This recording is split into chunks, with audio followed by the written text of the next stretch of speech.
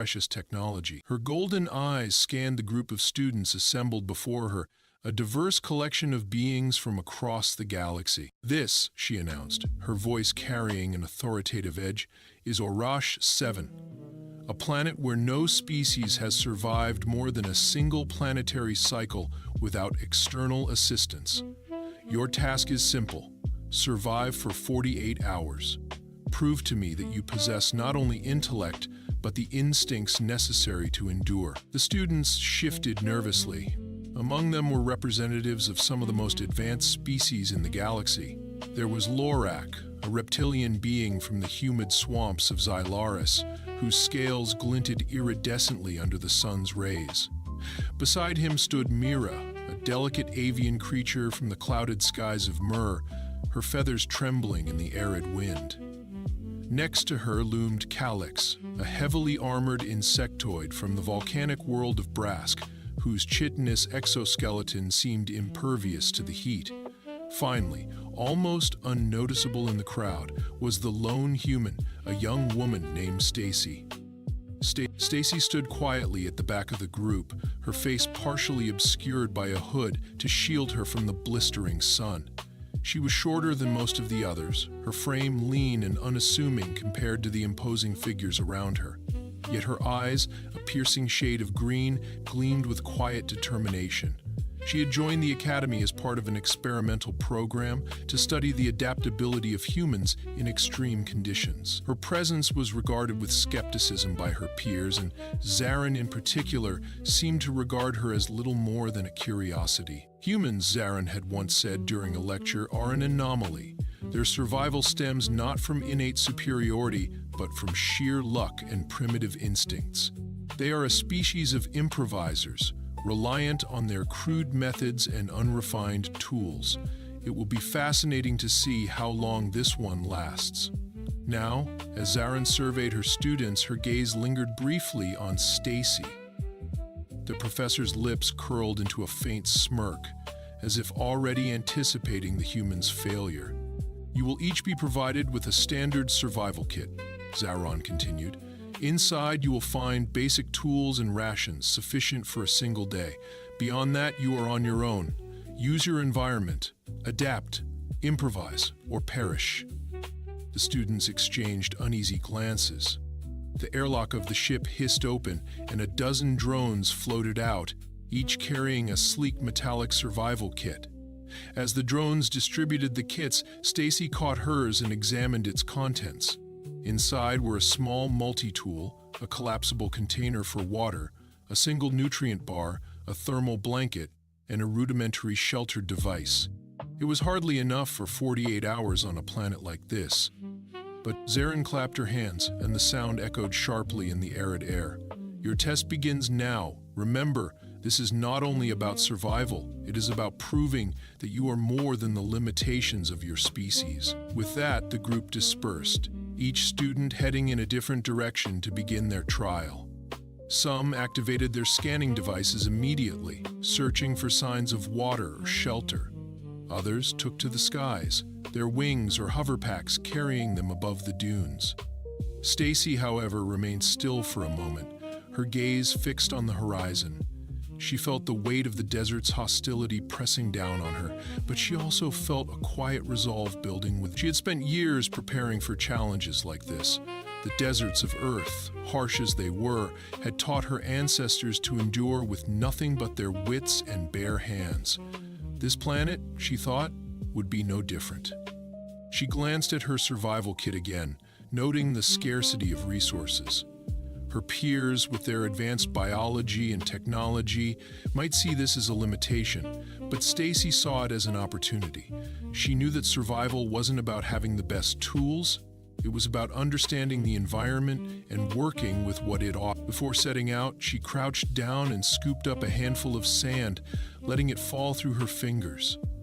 The grains were fine and dry, but as she sifted through them, she noticed tiny fragments of salt crystals glinting in the sunlight. Salt often indicated the presence of water, or at least the remnants of it. She smiled faintly, her first clue already in hand. As the other students raced off with their gadgets and scanners, Stacy began walking, her steps steady and purposeful. She had no advanced equipment, no protective exoskeleton, no wings to carry her above the searing dunes.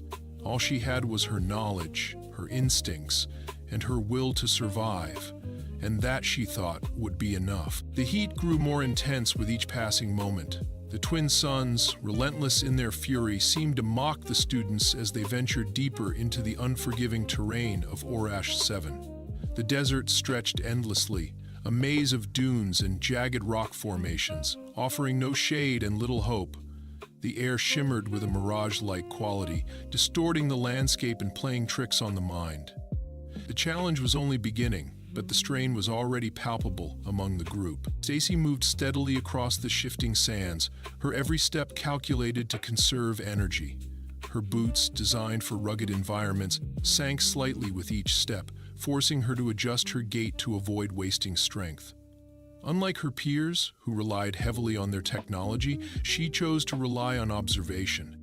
Her eyes scanned the horizon for landmarks, unusual rock formations, patches of vegetation, anything that might provide a clue to the location of water or shelter. She knew that the desert, as hostile as it appeared, often held subtle signs of life beneath its barren surface. Elsewhere, the other students were faring less gracefully.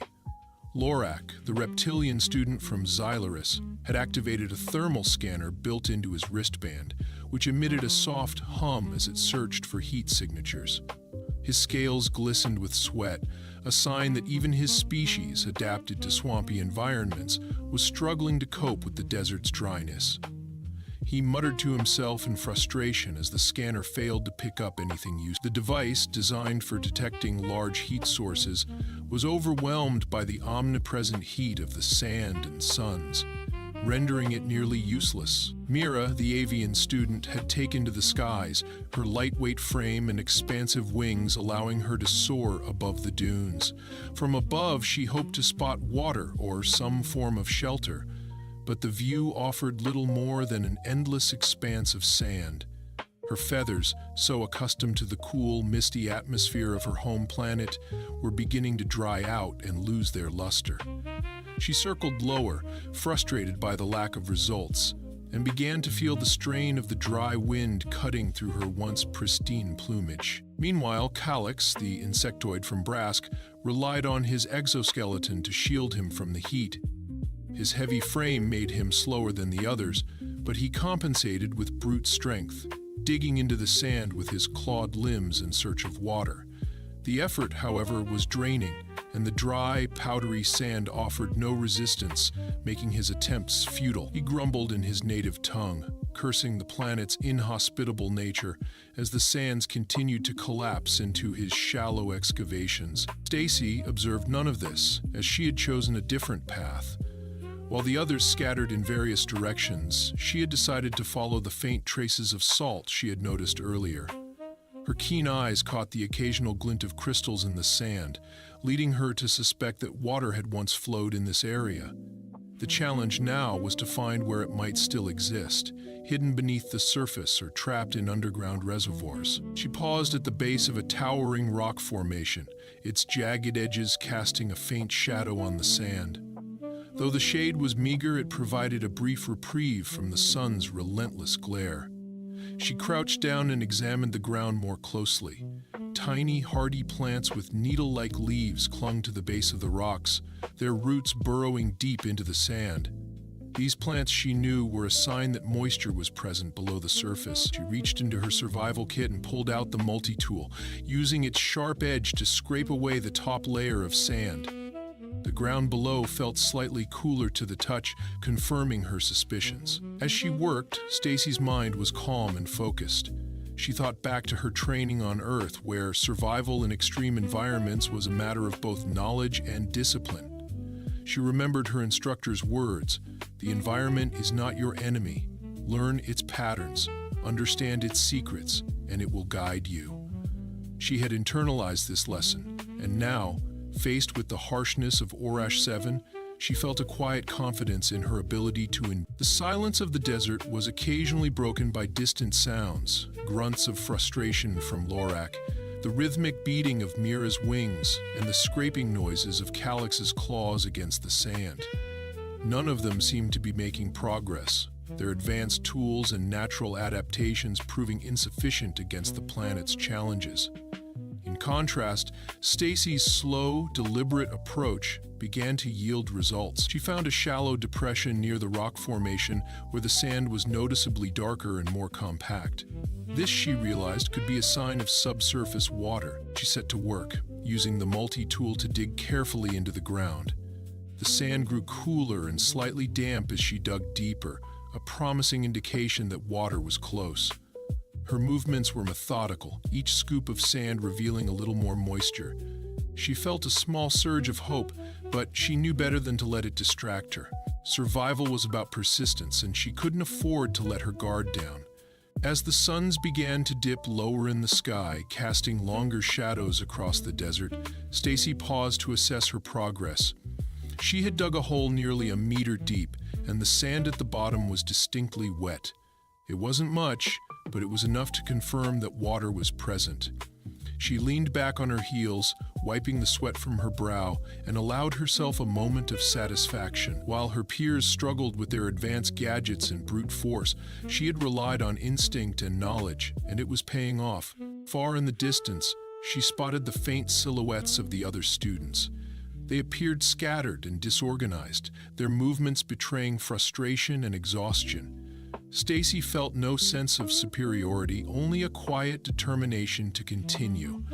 The desert was vast and unforgiving, and this small success was just the beginning. There was still much to do, and the challenge was far from over.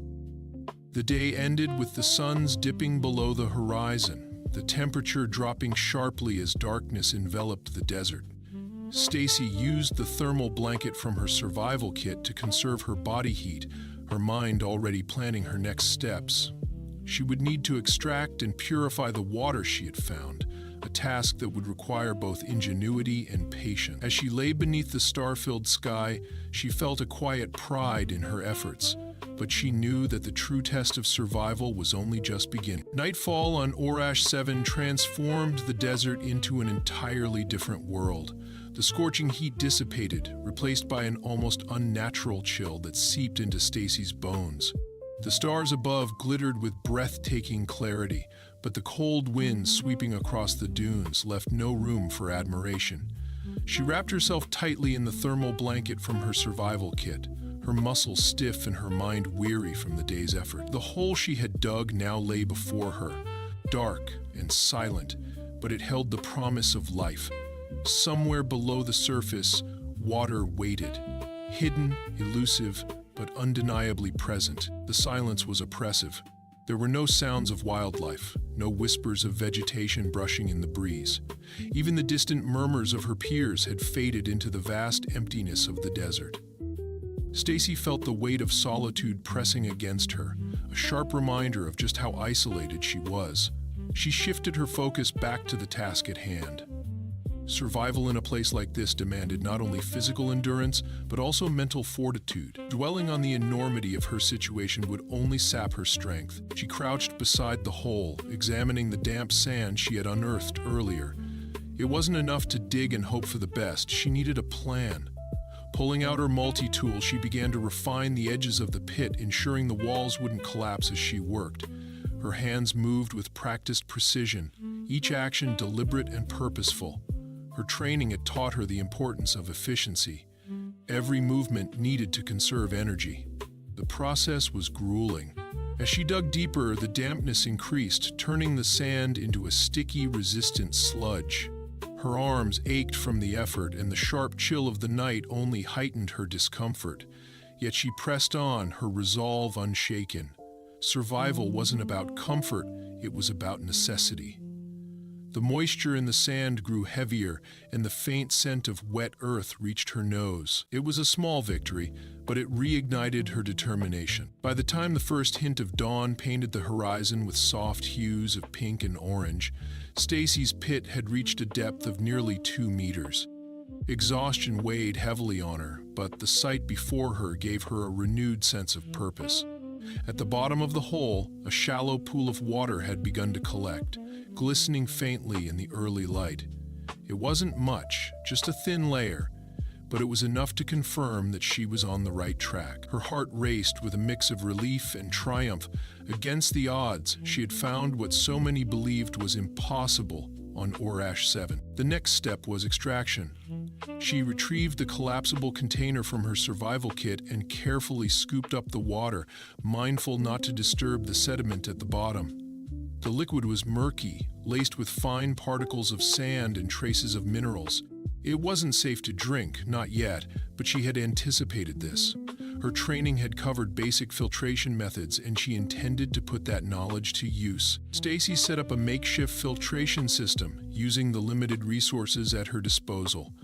She lined a small funnel with strips of fabric torn from the edge of her thermal blanket, creating a crude filter. Slowly, she poured the water through the funnel, watching as the fabric caught the larger particles. The process was painstakingly slow, but it was effective. With each pass, the water grew clearer until it finally resembled something drinkable.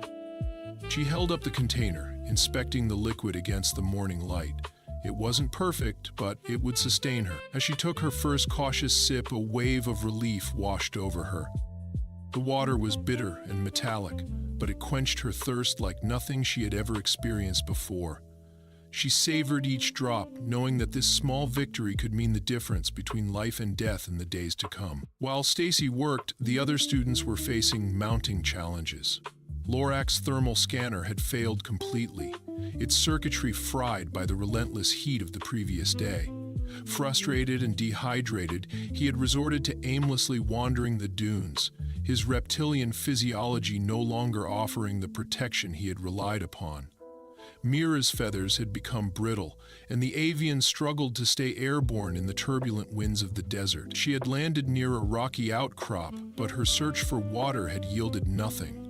Calyx, still determined to brute force his way to survival, had dug a series of shallow pits, each one collapsing in on itself and leaving him increasingly fatigued. The alien students had expected their advanced technology and unique adaptations to give them an edge. Yet Orash 7 had proven to be an equalizer, stripping them of their advantages and exposing their vulnerabilities. They had underestimated the planet's challenges, just as they had underestimated Stacy. Unaware of the struggles of her peers, Stacy focused on preparing for the next phase of her plan.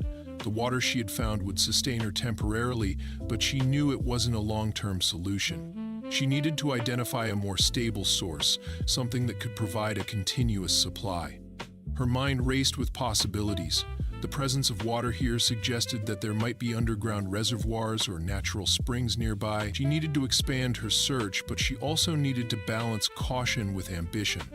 The desert was vast and unforgiving, and a single misstep could undo all her progress. As the day wore on, the heat returned with a vengeance.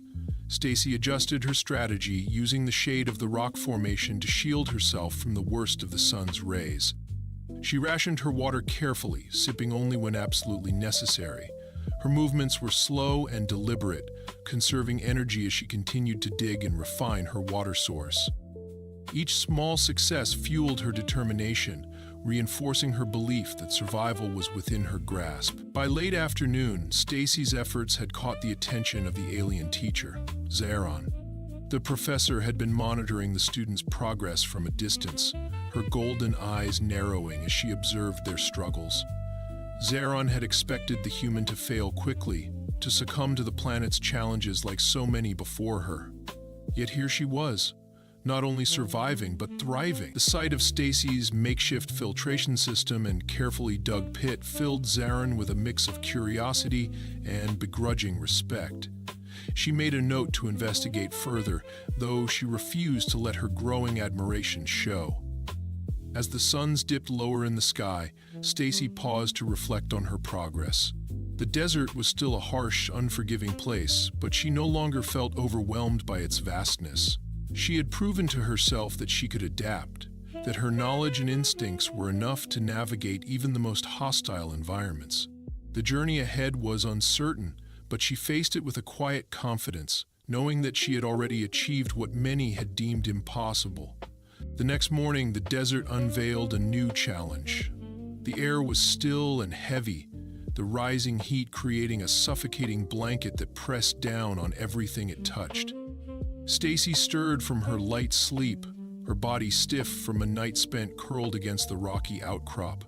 Her thermal blanket had provided some warmth against the chill, but the hard ground beneath her had done little to offer rest. Blinking against the harsh light of the twin suns, she stretched her aching limbs and began preparing for the day ahead. Her water supply was now minimal.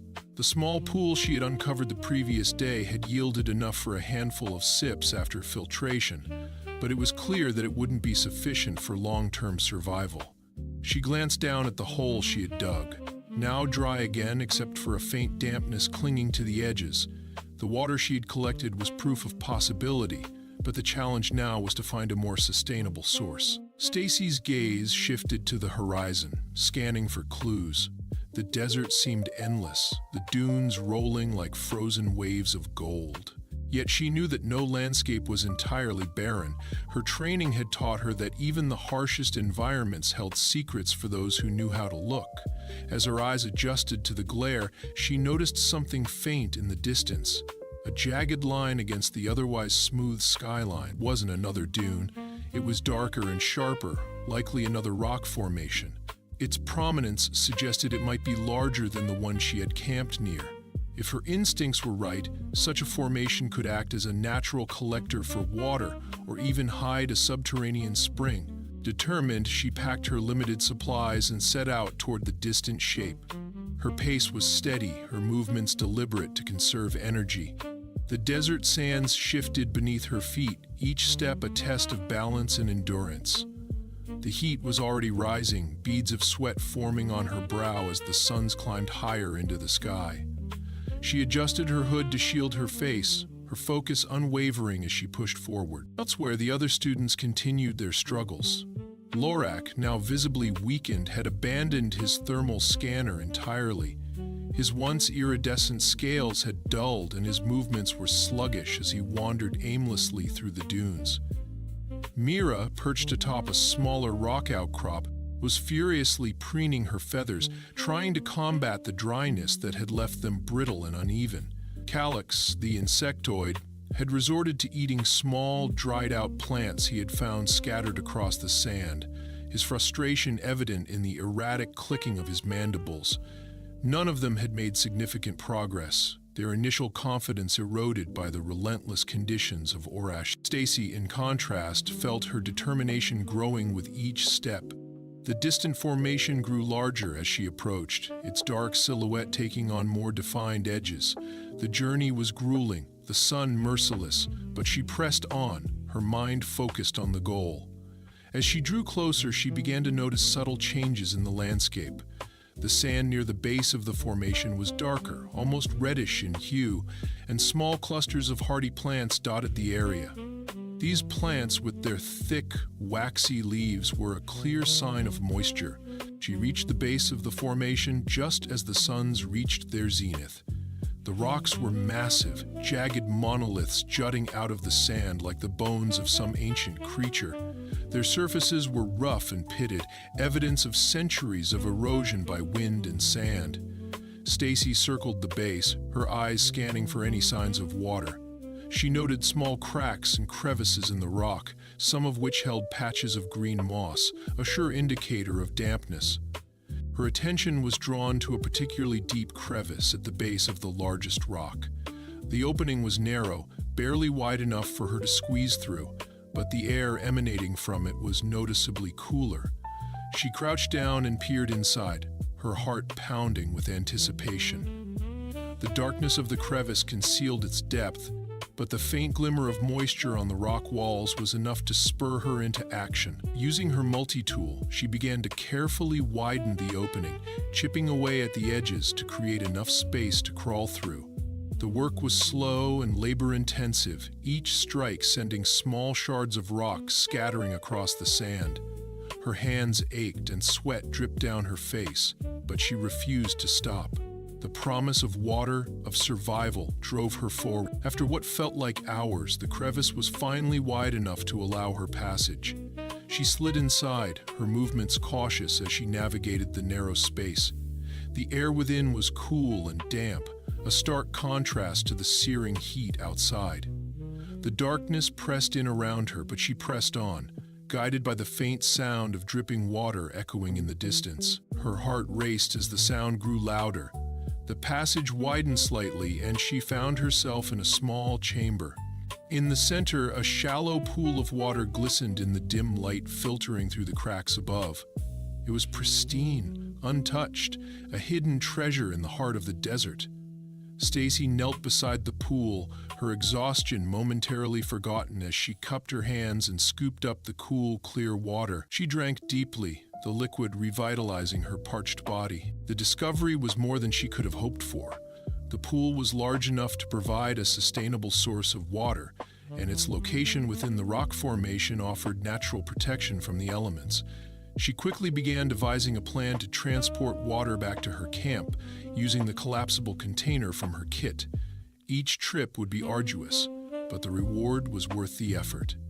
As she emerged from the crevice, the suns were beginning to dip lower in the sky, casting long shadows across the desert. Stacy felt a renewed sense of purpose as she made her way back to her camp, the container of water sloshing gently with each step. She knew that her success wasn't just a personal victory. While her peers had faltered, relying on technology and brute force, she had embraced the simplicity of observation and adaptation. The desert had tested her, and she had risen to the challenge. Back at her camp, she carefully stored the water and began preparing for the night. The desert's cold would return soon, and she needed to ensure her shelter was secure. As she worked, she couldn't help but feel a sense of pride in her accomplishments. She had proven that survival wasn't about having the best tools or the most advanced technology. It was about understanding the environment and working with it. Stacy sat by her small campfire, the stars once again illuminating the vast expanse above. The journey was far from over, but she felt ready to face whatever challenges lay ahead. She had discovered not just water, but a deep well of strength within herself, and she knew, without a doubt, that she would endure. The desert seemed quieter that morning, as if Orash 7 itself was waiting to see what would unfold. The twin suns had barely risen, their light creeping over the horizon and painting the dunes in hues of amber and gold. Stacy sat cross-legged at her camp, her back against the rock formation that had become her haven. The container of water she had carried back from the hidden pool was nearly full, resting beside. She sipped cautiously, savoring each drop. This water was her victory, a reminder of the balance she had struck between determination, knowledge, and adaptability. Yet, even as she allowed herself a moment of satisfaction, she knew the test wasn't over. Across the desert, the other students were nearing their limits. Lorak the reptilian stumbled across the sands, his once confident gait reduced to a slow, staggering shuffle. His scales were cracked and dull, his energy sapped by dehydration and frustration. Mira had abandoned her attempt to fly, her brittle feathers unable to withstand the dry, abrasive winds. She perched on a jagged outcrop, her head bowed as she tried to shield herself from the suns. Calyx, the insectoid, had burrowed shallow pits into the sand in a desperate bid for moisture, but his efforts had yielded nothing. Their initial pride and reliance on technology had betrayed them, leaving them vulnerable to the harsh realities of Orash 7. Stacy watched the horizon, her gaze calm and steady. She had spent the previous evening refining her plan, knowing that her survival wasn't enough to teach the others how to adapt. Her instinct wasn't to gloat or revel in their failures, but to extend the knowledge she had gained. This wasn't about competition. It was about understanding that survival required humility and a willingness to learn. She stood, adjusting her hood against the growing heat, and began preparing to leave her camp. The water from the pool had been a gift, but it wouldn't last forever. She needed to ensure the others could reach it as well, though the journey would test their endurance and willingness to listen. Slinging the container of water over her shoulder, she set out toward the general direction where she had last seen her peers. The trek was arduous, the suns climbing higher and burning away the early morning coolness. The sands shifted beneath her boots, the wind carrying faint whispers of desolation. Stacy moved with purpose, her eyes scanning for signs of her fellow students. She spotted the first of them, Lorak, half buried in the sand, his movements sluggish as he clawed weakly at the ground. His scanner had been abandoned beside him, its once sleek casing now coated in dust. She approached him carefully, her voice calm but firm. "You need to stop," she said, crouching beside him. "This isn't working." Lorak looked up, his yellow eyes dull and filled with exhaustion. I can't," he rasped. "There's nothing here." "There is," Stacy replied, her tone resolute. She unslung her container of water and held it out to him. "Drink." He hesitated, his pride warring with his desperation. Eventually he reached for the container, his clawed hand trembling as he brought it to his lips. The water seemed to revive him almost instantly, his scales regaining a faint sheen as he drank. When he lowered the container, his gaze shifted to Stacy, confusion and gratitude mingling in his expression. "How?" he asked, his voice hoarse. "I'll show you," she said simply. "But you have to trust me." Together, they continued toward the rock formation where the hidden pool awaited. Along the way, they encountered Mira and Calix, both of whom were in similarly dire straits. Mira's feathers had lost their luster entirely, and she seemed barely able to lift her head. Calix's usually powerful frame was hunched, his movements uncoordinated. Stacy offered them both water, urging them to follow her. Though their pride was evident in the way they avoided meeting her gaze, their survival instincts overruled their egos. The group's progress was slow but steady. Stacy led the way, her steps purposeful as she retraced her path toward the rock formation. She explained her observations as they walked, pointing out the subtle signs of moisture she had noticed, the color of the sand, the clusters of hardy plants, the faint scent of wet earth carried on the wind. Her voice was calm and patient, never condescending, as she shared what she had learned. By the time they reached the crevice, the suns were nearing their zenith. The others stared at the narrow opening, their expressions a mixture of disbelief and awe, as Stacy gestured for them to follow her inside. She led them through the cool, dark passage, the sound of dripping water growing louder with each step. When they emerged into the chamber, the sight of the shallow pool left them speechless. "This is how we survive," Stacy said, kneeling beside the water. "Not with scanners or brute force, but by understanding the environment and working with it." Lorak, Mira, and Calix took turns drinking from the pool, their earlier doubts replaced by quiet gratitude. The water revitalized them, giving them the strength to think clearly for the first time in days. They began to ask questions, their curiosity overcoming their initial skepticism. Stacy answered patiently, demonstrating how to set up a basic filtration system and how to recognize signs of water in the desert. As the group worked together, a figure appeared at the entrance to the chamber. Professor Zaron stood in the shadows, her golden eyes observing the scene with a mixture of surprise and respect. She had been monitoring the students from afar, expecting their struggles to teach them the harsh realities of survival.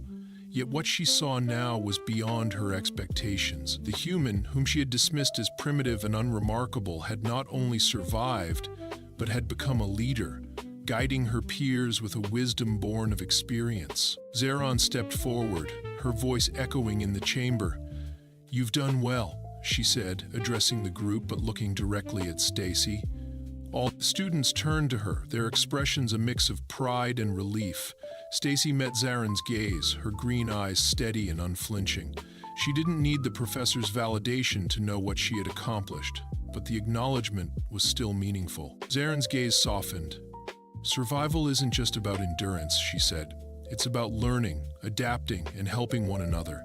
Today, you've proven that humanity's greatest strength lies in its ability to thrive where others falter." The group returned to the surface as the suns began to set. their silhouettes outlined against the golden light.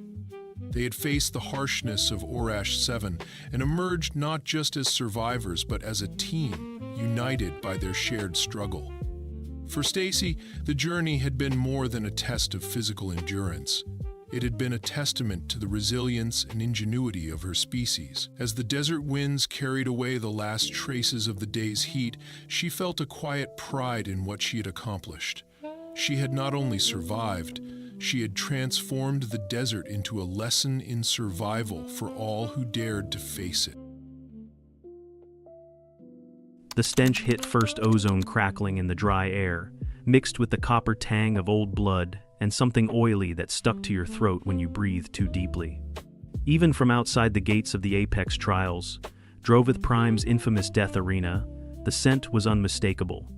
Eric adjusted his grip on the worn, metal-handled crate tucked under his arm and stepped into the main corridor. Lights flickered in the cracked ceiling above, where ancient plasma conduits buzzed and sputtered, barely holding back the dark. Signs in half a dozen alien scripts blinked erratically, advertising side bets, last-minute enhancements, and the rules of combat, which mostly boiled down to, don't interfere, don't complain, and don't bleed on the staff unless you're paying extra.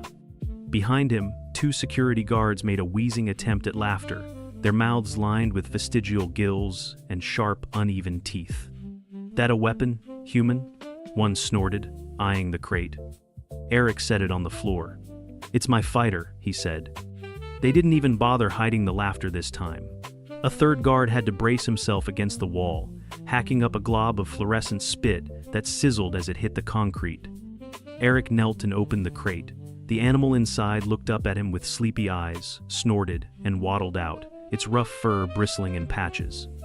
It sniffed once, yawned so wide it showed off a mouthful of yellowish teeth, then promptly flopped into the dirt floor of the corridor and began to dig. "What is that?" came a voice from the front of the betting booth queue, thick with contempt and barely restrained laughter. Eric didn't look over. A honey badger, Earth predator. The jeering hit like a wave. Some aliens doubled over, others wiped their eyes with the corners of their robes. The odds boards lit up instantly. Contestant number 16, Earthling's Rat, 9,999 to 1. No name, just the nickname it had been given on site. Even the display algorithm couldn't be bothered to ask what it was. The honey badger ignored the lights, the noise, the vibrations underfoot from the nearby pre-match brawls. It turned in a tight circle, flopped onto its side again, and licked at its own paw like it was waiting for a nap to finish downloading. Eric sighed, straightened up, and made his way to the registration kiosk. He offered up the datapad and got a brief retinal scan in return. "You sure this is your combatant?" the registrar asked, barely looking up from his console. "Final entries are binding. We charge a cleanup fee if it dies too fast." "I know. And if it doesn't qualify, then it dies." "I know." Behind him, an inebriated miner, pale, skinned, and glassy-eyed, was halfway through swiping his betting card when he misbalanced and face-planted into the terminal. It chirped cheerfully. "Bet confirmed. 500 credits. Earthling's Rat to win." The miner pushed himself upright, blinking at the screen. "Did I just bet on the dog?" Someone next to him howled. "You just gave your paycheck to the pit, friend." "I like his spirit," the miner said solemnly, then belched. Eric pressed his thumb to the fight schedule. He didn't expect much. The honey badger had been a shipping error, a misrouted specimen meant for an ecology class back at the Galactic University. The box had cost more to send back than to enter into the trials. He figured if it survived the first fight, maybe he could scavenge enough from its remains to get something back.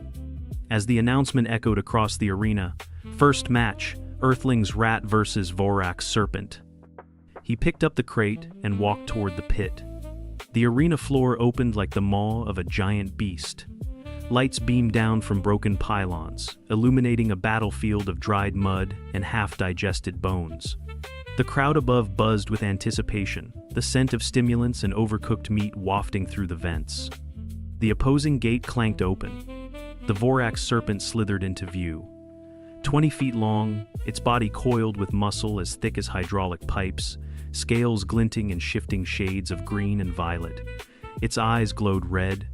Its fangs hissed, venom dripping in steady ropes from its lips. The honey badger waddled into the pit like it was hunting a shady patch to nap in. A gong sounded. The serpent struck instantly. A jet of toxin sprayed outward, catching the honey badger full in the face. It staggered.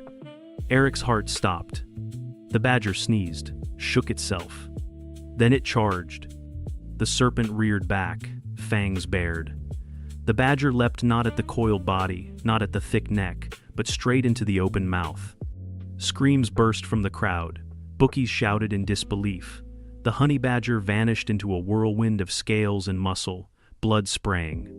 For a full 30 seconds, the serpent writhed, slammed its head into the ground, into walls, into its own tail, trying to dislodge whatever was inside. Then it began to slow. Then it collapsed. The honey badger crawled out of a shattered eye socket, panting, one ear torn, its nose crusted with drying venom and blood. It flopped onto the dirt beside the corpse and rolled. Silence fell. Then came a roar. The bookies scrambled to reset the odds screens. People aliens rushed the betting stations, screaming, demanding reevaluations. The miner, now being carried by two others, let out a wild whoop. Eric just stood at the edge of the pit, feeling the world shift under his feet. The medtechs came to verify the kill. 3 drones scanned the serpent's twitching corpse. Its brain had been shredded, its nervous system practically turned to jelly.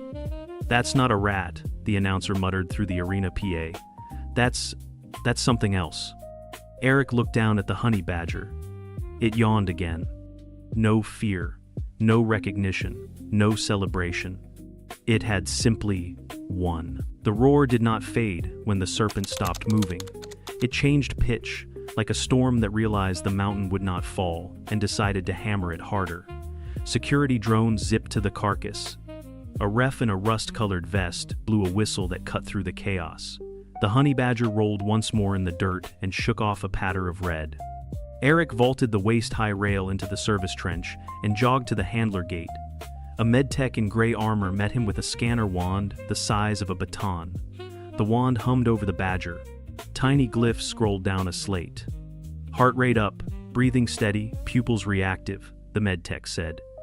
He spoke as if baffled that these words belonged to the same sentence. "Venom contact on facial fur and whiskers. No airway compromise. You can flush and clean." Eric knelt. He kept his movements slow and predictable. The badger bared its teeth at the wand, then lost interest. He twisted the cap off a squeeze bottle and rinsed the face with saline. He wiped away slime with gauze, careful around the eyes. The badger tolerated it as if he were brushing dust from a stubborn machine. One ear was ragged, where a fang had glanced it. Eric dabbed it with antiseptic and pressed a bit of gauze until the bleeding eased. "Vorax venom is mostly hemotoxic," the medtech offered, glancing at the readout. "Swells tissue, breaks vessels, nasty. Your animal does not seem to care." "Thick skin," Eric said. "If it stops breathing or starts staggering, that means the venom got through. It has not." The medtech raised his brows. "You talk like this happens often on your world." "Not often. Often enough to have protocols." The announcer in the tower cleared his throat into the system. The speakers crackled.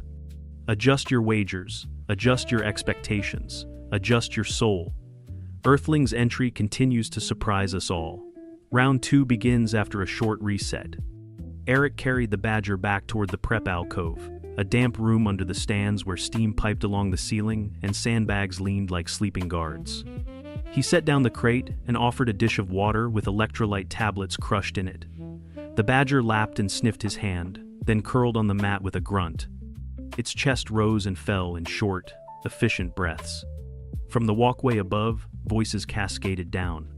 "That was a trick," an armored trader barked. "Let me see that thing's teeth." "Regulations forbid inspections," the registrar replied without looking up. "Owners submit profiles. We hazard recertifications if someone lies. It costs a lot." "It is cheating," the trader insisted, jabbing a finger toward Eric. "No creature that small should do that." "It is not cheating," said a soft-voiced engineer in a shimmer suit. "We misjudged its risk. That is on us." Beneath the railing, a face popped into view. The miner from earlier leaned over the edge, his cheeks flushed and his eyes wet with joy. "Hey, he called. Buddy, you hear the odds swing. It went from impossible to only very unlikely.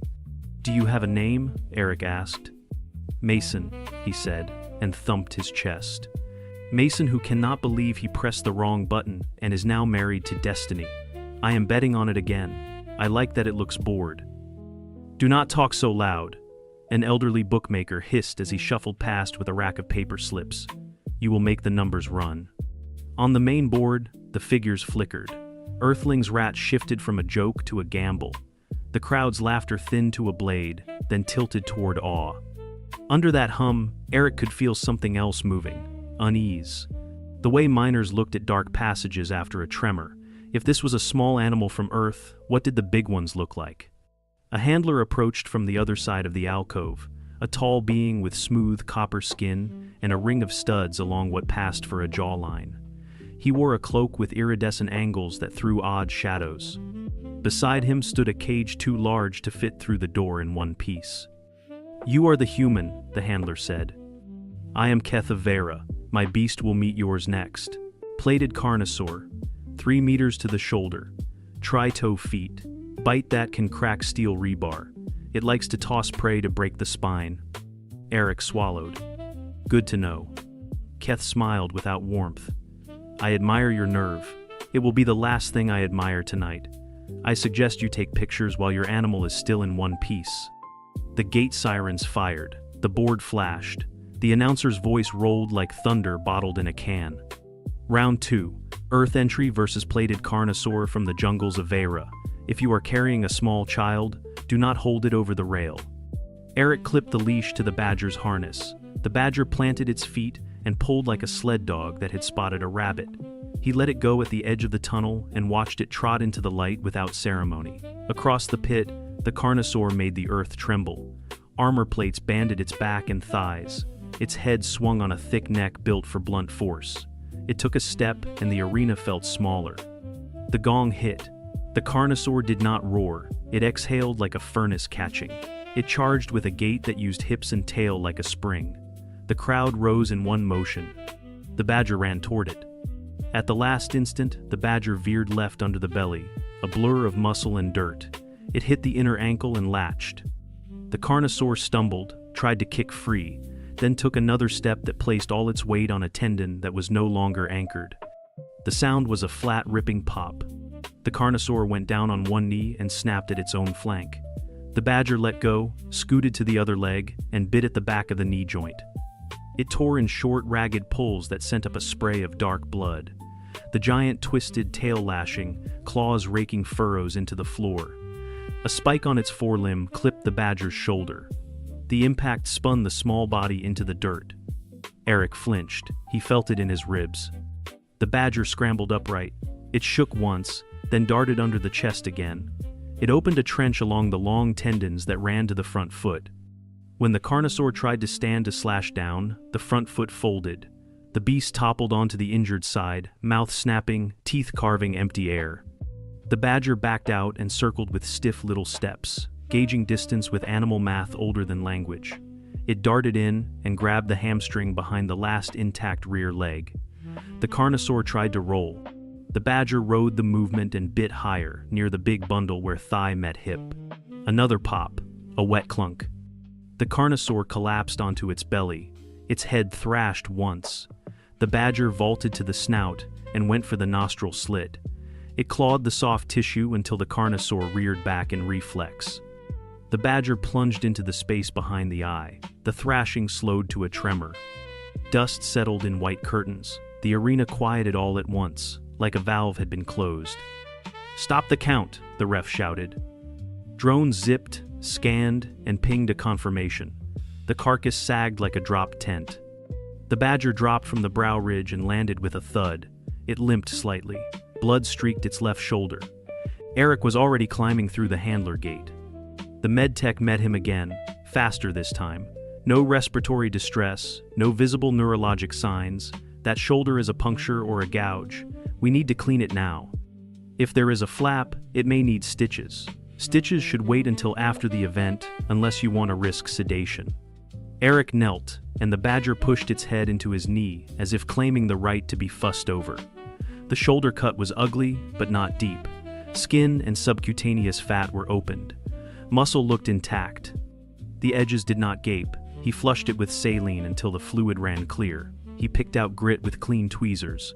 The badger growled at the tweezers but did not snap. Topical antibiotic, the medtech said, handing him a tube with a green cap. Keep it clean. Bandage lightly to prevent debris. If the cut opens wider, it will need sutures and a week to 10 days to heal well. Do not let it lick too much. Do not apply anything that burns. Eric nodded and smoothed the thin film across the wound. He pressed a gauze pad and wrapped it with a self-adhesive bandage that would not slip under fur. The badger licked his wrist between wraps and then sat, offended by the indignity. Kethavera stood at the rail, with both hands gripping the bar. His eyes had gone small. He looked at the ruin of his prize animal, with the stunned vacancy of a sailor watching a ship slide under a wave. That was not a fight, he said. That was theft. It attacked where legs work, the engineer in the shimmer suit said. He had drifted closer to watch. It cut scaffolds. That is what construction crews sabotage when they cannot get at the main column. Earth predator, someone whispered. What else? Ass. The announcer tried a joke and then decided against it. We take a 15-minute recovery before the next card. Betting counters are open. Bring a friend. Bring your questions about life choices. Mason appeared at Eric's elbow like a minor miracle at the worst time. He held 2 paper cones of steaming food and a metal cup that smelled like engine degreaser. He pushed 1 cone at Eric without waiting for approval. You need protein, Mason said. You fed the fighter, now feed you. I do not want you fainting, because I need you to keep this going until my payout buys me a freighter. Eric looked at the meat and spiced tubers and found he could eat. The food steadied his hands. My plan was to lose and go home, he said, mouth dry even with the drink. Now I have to keep an animal alive that has no fear of anything. There is not a home study course for that. Mason bumped his shoulder. You are doing fine. That bandage looks professional. You did the saline first. That is what my cousin did for a dog when a fence got it. Kept infection away. He changed the dressing twice a day for a week. No drama. The dog was running like new by the 2nd week. It will not have a week, Eric said. He stared at the badger. The little body had curled around the bandaged leg and fallen asleep. It has a few hours at best. From the upper decks came a rumor that moved like a cold front. A cluster of off-worlders in elegant robes began to ask each other simple questions in worried tones. If the small ground thing could dismantle plates and tendons, what could a larger animal from the same planet do? Was the ecology of Earth a collection of tools? Who taught it to go for joints? Did the animal learn by watching machines move?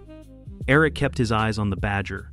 He had watched honey badgers on old Earth films as a kid, amazed that an animal could refuse to give up even when logic said it should. That stubbornness was not romantic.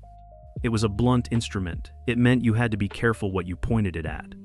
The announcer returned, more respectful now. Our interval extends another 10 minutes while the grounds crew scrapes and salts. If you are just joining us, you missed a lesson in anatomy performed by a creature that weighs as much as a water jug. Bookies hustled, rewriting odds with chalk on cracked slates in case the boards failed. Earthling's rat still lagged behind the champion on the numbers, but those numbers were no longer a punchline. A few brave souls moved to the line for the underdog. Mason stood there too, his tournament ticket tucked in his shirt like a holy relic. A security officer in matte black walked by with a dossier. He paused and glanced at Eric. If that thing of yours is toxic for handlers, we will require a specialized permit for exit. If it gets loose, we lock this city until we find it. It is not toxic for handlers, Eric said, rubbing the badger's ear with 2 fingers the way it liked. It is just unreasonable. The officer nodded and moved on. The shoulder bandage held. The badger woke, stretched, and put weight on the leg. It favored it but did not flinch. Eric kept a hand on its chest to feel the rhythm. Strong. Regular. He checked the gums for color. Pink. Good perfusion. He checked the pupils with a small light. Equal. Reactive. He offered water, and the badger drank without hesitation. He wiped the face again with a damp cloth to clear the last residue of venom from the fur. The announcer exhaled into the mic. Next on the slate, not yet our Earth marvel. The armored sand crab will face a grinder from the outer ring. Those of you looking ahead, you know what that means. If the sand crab advances, we will have a lesson in patience later tonight. The crowd buzzed at that. Patience. That favored Armor, or it favored the thing that refused to stop biting until Armor admitted it was still skin. Eric rested his head against the cool concrete of the alcove wall. He let himself breathe the way he taught students to breathe before examinations. In through the nose. Count 4. Out through the mouth. Count 6. He pictured how he would manage the next fight if it happened in an hour. He would rinse the bandage, check the edges of the wound for swelling or leaking, change pads if soaked, offer sugar water if the badger looked wobbly. If it tore the bandage off, he would not fight for it. He would protect the eyes with a cloth if the opponent spat acid or grit. He would say the same small words he said now. Good job. Easy. Hold still. Pain is information. We will learn to listen. Mason settled beside him on the floor, cross-legged, whistling something that had only 4 notes. You know what scares me most, Mason said. It is not that the little thing keeps winning, it is that it never celebrates. It just looks for the next problem to solve. That is how a lot of us are built, Eric said softly. We are not good at parties. We are good at finding the bolt that rattles and making it stop. Mason considered that. I am great at parties, but I know what you mean. Above them, the sand crab slammed into its opponent with a sound like cinder blocks grinding. The round took its time. The crowd shifted from foot to foot. Announcers tried to make patience sound like spectacle. People drifted away to eat and to complain about odds that no longer felt like gravity. Eric cleaned his gear. He refilled the saline bottle from a sterile pouch. He folded fresh gauze and taped 3 pads in a row so he could switch quickly without thinking. He ran a finger along the leash to test for weak stitching. He pressed his palm to the badger's back and felt the sleep shudder that meant pain was present but manageable. He did not kid himself about recovery time. A cut like that on a dog would be a week of rest and careful changes, 2 if the dog ran too hard. A human with a similar wound would have stitches and a clinic visit in 10 days, maybe 14, plus light duty. He would not ask more of the badger than the badger chose to give. He just knew the animal would choose to give everything, and his job was to keep up. When the sand crab finally finished its grinding method, the crew salted the floor again.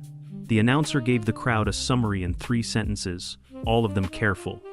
The board updated for the semifinal. Letters sharp and bright, numbers nudged by fear. Mason rose and clapped Eric on the shoulder. Time to collect more chaos, he said. Eric stood.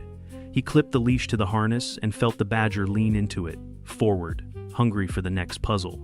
The shoulder wrap held under the pull. He looked up at the pit. The lights made a halo of dust. The city beyond the arena walls murmured like a sleeping beast. He whispered to the badger anyway. Easy. One more problem at a time. The badger flicked an ear and snorted. In the stands, someone began a chant that started as mockery and turned, mid-syllable, into respect. It ran around the bowl like fire finding oil. Eric felt the ground under him. He knew it would not stop shaking for a while. He led the badger toward the gate that would open again soon. Above, the bookies stacked fresh slips. The guards checked the locks twice. The engineer in the shimmer suit took a quiet note. Keth of Vera wrapped his cloak tighter as if the air had cooled. Mason blew on his fingers and told the terminal to be kind. The honey badger blinked at the light, bandage neat on its shoulder, eyes clear, breath even. It yawned once. Then it stared at the sand floor as if it already knew where the weak places waited. That was enough for now. The sirens pulsed a steady tone that set teeth on edge. Above the pit, the odds boards flared with a new spread that made even the loudest gamblers go quiet. Armored sand crab versus earthling entry. The announcer kept his voice level now. No jokes, no easy jabs. He asked those in the first 2 rows to step back from the rail in case something heavy threw shrapnel. Eric checked the bandage on the badger's shoulder again. No fresh bleed. The edge of the cut was pink, not angry. He pressed gently along the limb to feel for deep tenderness. The badger tolerated it, then pulled free and head-butted the crate as if to say that inspection time was over. He offered a shallow dish of water with a pinch of electrolyte salts. The badger drank, then licked a smear of soft meat from his fingers and went alert at the sound of chains above the tunnel. The gate across the way rose with a grinding complaint. The sand crab came on like a rolling boulder that had learned to walk. A dome of overlapping plates covered most of the body. The color was the pale yellow of old teeth. 2 forelimbs ended in chopping claws that could split a storage drum. Each step ground silica into powder. Heat wavered around its armored back, as if the plates kept a furnace inside. The announcer counted down without flourish. The gong sounded. The sand crab advanced in short bursts, claws up, moving in a rhythm that denied easy timing. The badger trotted toward the left side and nipped at the edge of a plate that shielded a joint. The crab snapped down and missed by inches. The bite left a scrape on keratin and nothing else. The crowd sighed as one animal. Slow fight, no glory. Eric gripped the rail and forced his jaw to unclench. This would be patience. The badger's strength was not blast force. It was a stubborn kind of geometry. It wanted to find joints and seams and pry. He whispered the plan at his own fear. Small cuts, small openings. Do not chase the big bite. The badger probed again.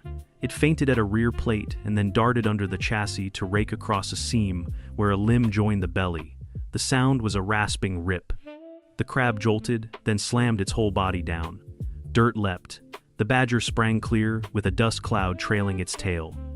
A slow chant started high in the stands. It had no words. It was a steady beat that trained lungs to hold. Mason's voice cut through when the beat flagged. He had found a hoarse register that carried, "Stay on the joints.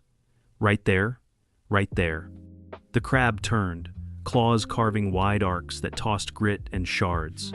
The badger kept the claws at its back, always circling to the place where an animal could not see well. It went at the same seam again, then again, opening the cut by less than a finger width each time. On the 4th pass, the badger dug its forepaws into the gap, held for a breath, and pulled. A plate lifted with a sick pop and then settled back. The crab shuddered and took a staggering step. The plate had been anchored to soft tissue. Anchors tore. The sand made a grinding squeal, and the crab rotated its whole mass to crush the spot where the badger had been. The badger had already slid free. It took a chop across the haunch that scored fur but did not open skin.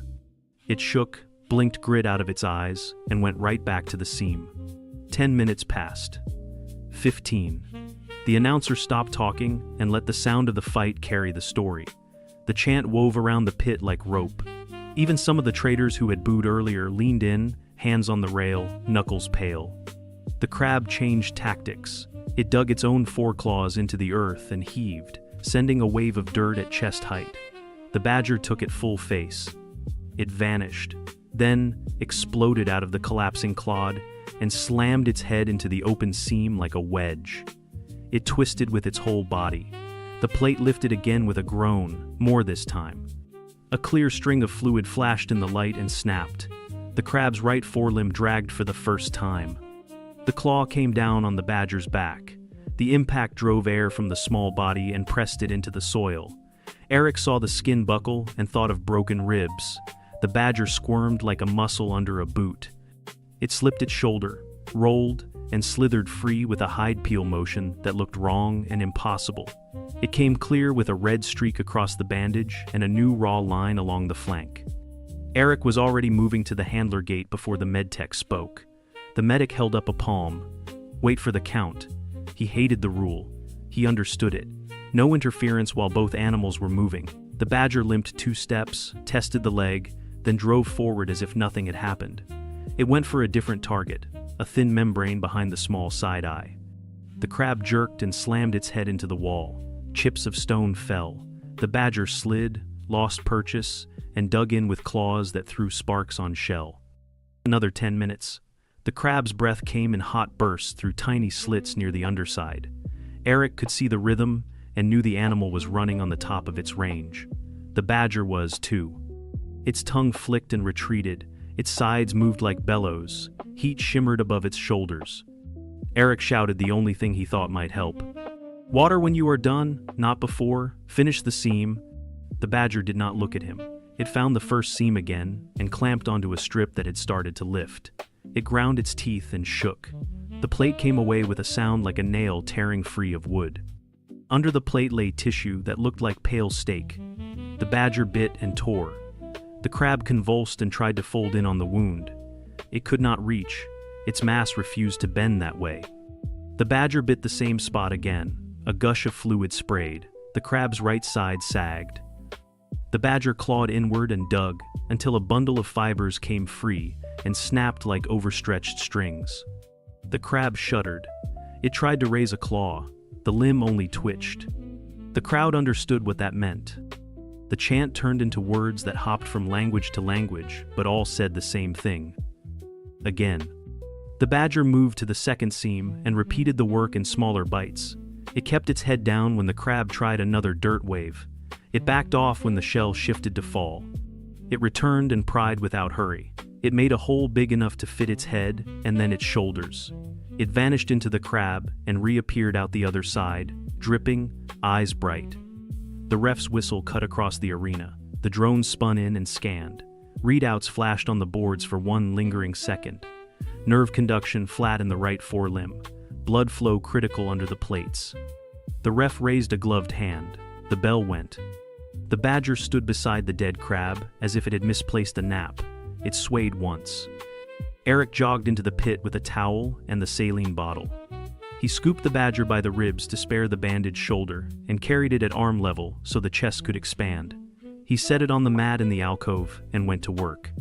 He rinsed the flank cut with steady pressure until the brown dirt turned to pink water and then ran clear. He blotted with clean gauze, tossed the soaked pads into a bin, and checked the depth. Superficial. No muscle exposed. He laid a thin film of antibiotic ointment and pressed a clean pad. The shoulder bandage had a fresh scuff and a little bleed at the corner. He peeled the edge, checked for gap, and added one strip of sterile tape to secure it. He cleaned the eyes with saline, wiping from the inner corner out with separate pads. He checked the gums again. Pink. Capillary refill under 2 seconds. He pinched the skin between the shoulders and watched it snap back. No dehydration. He offered water. The badger drank in short sets, then paused to breathe, then drank again. He put a little honey in a dish and the animal licked it with slow precision. Sugar would hit fast. Not too much, or it would upset the stomach. The medtech hovered at his shoulder with a small infrared thermometer. He aimed at the inner ear and forehead, elevated but within safe range for a short effort. The medic handed over a cool cloth. Eric draped it over the badger's neck and shoulders, careful not to wet the bandage. He used another cloth on the paws to remove sand that had embedded along the pads. One pad had a shallow slice. He cleaned it, dried it, and wrapped a thin layer of self-adhesive around it, snug but not tight. He would change that wrap as soon as the fight ended. Paw pad cuts can take a week to feel normal. The wrap would protect the cut long enough for one more fight. He knew that meant risk. He accepted it with a tight throat. Mason crouched just outside the alcove, his eyes wide and shining. He tried to speak and only managed a laugh that broke into something like a sob. He held out a chipped bottle from a cooler. Eric shook his head. He could not risk anything that dulled his focus. Mason nodded and tucked the bottle away like a contraband treasure. Keth of Vera did not come to the rail this time. He sat on a bench and stared at his hands. The engineer in the shimmer suit slid closer and lowered his voice. He had a small scanner held loose in one palm. He did not point it at the badger. He looked at Eric instead. "The way it pries plates," the engineer said. "It reminds me of how welders test old rivets. Wiggle the joint without breaking the whole seam, then pull only what must fail. Animals learn what works," Eric said. "We have the same lesson with jar lids and stuck bolts. Try steady twist first. If that fails, use a lever." The engineer smiled with quiet respect. "The razor horn will not offer joints that fail quietly. It is an engine that ends distance. It lives on one good charge and the mess that follows." Eric followed the engineer's gaze to the far gate, where handlers were grooming the champion with a brush the size of a broom. The razor horn's hide was a slate gray that caught light like wet stone. 2 long horns projected from its head in parallel, not curved like a herbivore, but set to split and lift. Spines lined its shoulders. Its legs were made for short sprints and violent shoves. The air around it seemed to narrow, so that every path in the room bent toward the horns. The boards pulsed with fresh figures. The odds were still in favor of the champion, but the gap had shrunk to a number that tasted like a dare. Arguments broke out in the aisles. Some wanted to recalibrate the entire ecology of Earth on the spot. Some called for a rule review. One heavy trader demanded a drug screening and was told to file a written protest and stop yelling at the techs. A lanky scholar asked if Earth had things larger than a honey badger. Eric told him yes, and kept his face polite when the scholar went pale. Mason came back from the betting line, clutching a new ticket and a fried pastry. He pressed the pastry into Eric's hand and nodded toward the boards. "I doubled down," he said. "I told the terminal, I love a story with a bad idea at the center. It beeped at me like an old dog that understands a word. We are committed." Eric forced a bite and felt the grounding weight of sugar and heat. His hands steadied. He adjusted the badger's harness to keep pressure off the bandaged shoulder. He loosened the chest strap by a notch so the lungs could do their full work. He checked the wrap on the paw again and changed it for a fresh strip when the old one took grit. He cleaned the ear that had been torn in the first round and dabbed a bit more ointment along the ragged edge. The badger grunted and leaned a little of its weight against his shin. That small truss set a hook in his chest that he tried hard to ignore. He spoke to the medtech in a lower voice. "If I throw the flag to stop the fight, how fast can we get him out?" 10 seconds to clear the other animal with drones, the medic said. "Then we go in, you lift, we cover. If ribs break, we will keep the chest supported. If a horn punctures the belly, we compress and run. I have fluids ready. I have a capsule with oxygen for short transport. I cannot promise anything if a horn finds the heart." Eric nodded. He looked at the razor horn and pictured angles. He pictured the way its head would need to drop to charge. He pictured the line to the eye and the way a small body could ride a crest of hide to a place where horns could not reach. He also pictured how fast a mistake could end everything.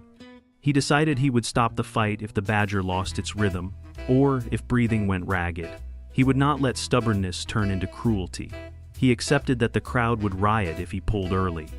He accepted that riot beats a dead animal. The announcer spoke again. He sounded like a man who had seen a storm climb a hill. "Final round in 30 minutes. The grounds crew will remove what remains of the sand crab. The rail teams will install extra barriers on the south and west edges. If you are here for the first time, this is your last chance to buy a blast shield.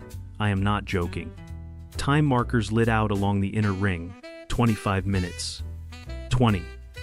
Eric used the window. He offered more water, small amounts spaced apart. He inspected the claws for chips. One was worn to a flat edge, but intact. He rubbed a dab of balm into the paw pads, then wiped away the excess so the wrap would hold. He watched the breathing slow. He counted to 12 between rises. He put a hand on the ribs and felt smooth work. He closed his eyes for 5 breaths and opened them again. The chatter on the walkway shifted from jokes to plans. A young broker told her partner they would sell the shop if Mason hit his number. A guard told a vendor to secure the vats. A child with silver flecks in his hair asked his father if Earth had cats that could do this. The father used a voice that did not carry and said that Earth had house cats that acted like kings, and a sea that ate ships, and storms that flattened cities, and that someone from that place could carry a ridiculous animal into a bad idea and make the whole room agree. It was the most important thing in the galaxy for one night. The badger slept for 10 minutes. Eric timed it. When it woke, it stood and shook off like a dog out of rain. The bandage held, the paw wrap held, the eye was clear. The medtech took another temperature reading and nodded. Elevated from effort, not danger. Eric swapped the towel for a fresh, cool one and let the badger sit with it draped like a tiny cape while the minutes clicked. When the call came to report to the tunnel, Eric rose and clipped the leash. He looked at the surrender flag on its hook and unclipped it. He folded it once and tucked it into the back of his belt, where his hand could find it without thought. He took one last look at the badger's gums and watched the pink flash back under his thumb. He whispered the plan once more. One problem at a time. Mason touched his shoulder and spoke without theatrics. "Stop it if you must. I will still buy you dinner when this is over." Eric managed a thin smile. "Hold me to it." They walked toward the light that made the dust glow. The crowd did not jeer now. It made a wide sound that felt like weather. Across the pit, the razor horn pawed at the dirt and tossed its head. It made a low bellow that vibrated the air without needing volume. The announcer kept it simple. Champion, challenger, final. The badger leaned forward until the harness took the strain. It blinked once in the light as if adjusting a lens. Eric steadied his breath and found his mark on the rail. He lifted his chin at the medtech. He touched the folded flag. He placed his other hand on the cool metal and felt it hum with the machine of the arena gearing up to send everything forward. That was enough for this moment. The fight would begin when the bell found them. The city held its breath, and for a quiet beat, even the bookies forgot their ledgers. The gong did not just sound, it split the air like a hammer strike on brittle glass. The crowd surged forward against the rails, their bodies pressed shoulder to shoulder, eyes locked on the pit. The razor horn pawed at the dirt once, twice, and dropped its head. Its horns glinted, both long as spears, polished by years of combat. The muscles across its shoulders bunched and quivered, ready to explode. The honey badger lowered itself too, not crouched in fear, but in a stance that looked like it had remembered something from long ago, an instinct that said charging headfirst at a nightmare was reasonable. Its tail bristled, ears pinned back. Eric's breath caught. Then they moved. The razor horn thundered forward, hooves tearing gouges in the dirt. Its bellow rattled the inner walls, sending dust cascading from cracked pylons. The badger sprinted to meet it, claws throwing grit behind it, body low, eyes fixed. Impact seemed inevitable until the badger dropped at the last instant.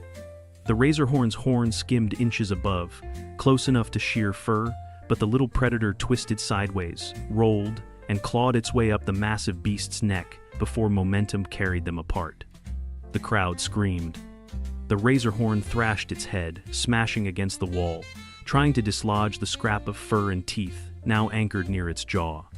The badger held, claws gouging into hide, jaws snapping for anything soft.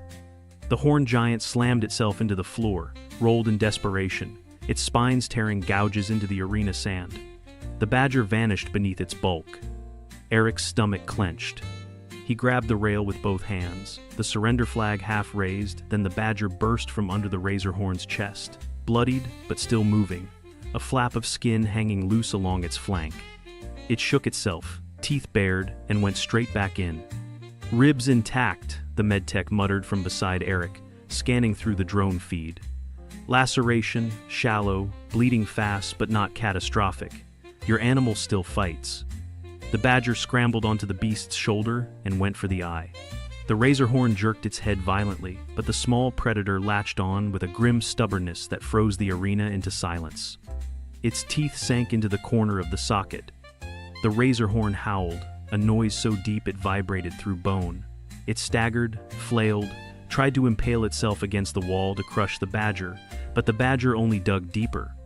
Its claws raked across tender tissue, blood sprayed, painting the arena floor black under the lights.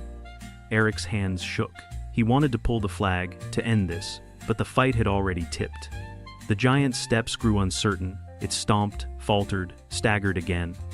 Each thrash became slower, more desperate.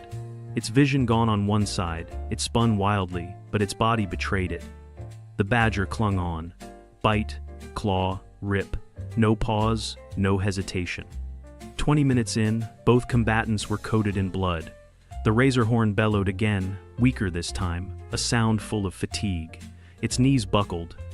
It collapsed to the side, the weight of its body shaking the arena like a quake. And still the badger held on. It was only when the giant beast rolled flat, breath coming in rattles, that the badger let go. It stood on the champion's skull, sides heaving, tongue lolling, fur matted into stiff spikes of red. It growled once, sharp and guttural, as if to remind everyone in the pit that it was not done until it chose to be. The announcer didn't speak. His mic crackled, feedback screaming. His voice finally broke through, hoarse, reverent. "The razor horn is down, the new champion," he swallowed. "Earth's honey badger." The crowd erupted. Some screamed in triumph, others in horror. Bookies collapsed behind their counters as odds tables glitched and credits transferred faster than the terminals could print receipts. The minor Mason screamed himself hoarse, waving his ticket until he dropped to his knees in disbelief. Eric vaulted the barrier and sprinted to the Badger, dropping to his knees in the gore-soaked dirt. The medtech was already there, with a field kit. Multiple lacerations, the medic rattled off. One along the flank, 3 centimeters, through dermis. Superficial fascia, intact. Ribs stable. No abdominal penetration. Bandage required. Paw wraps intact, no fresh damage. Hydration borderline, treat now. Eric flushed the flank wound with saline until the blood thinned.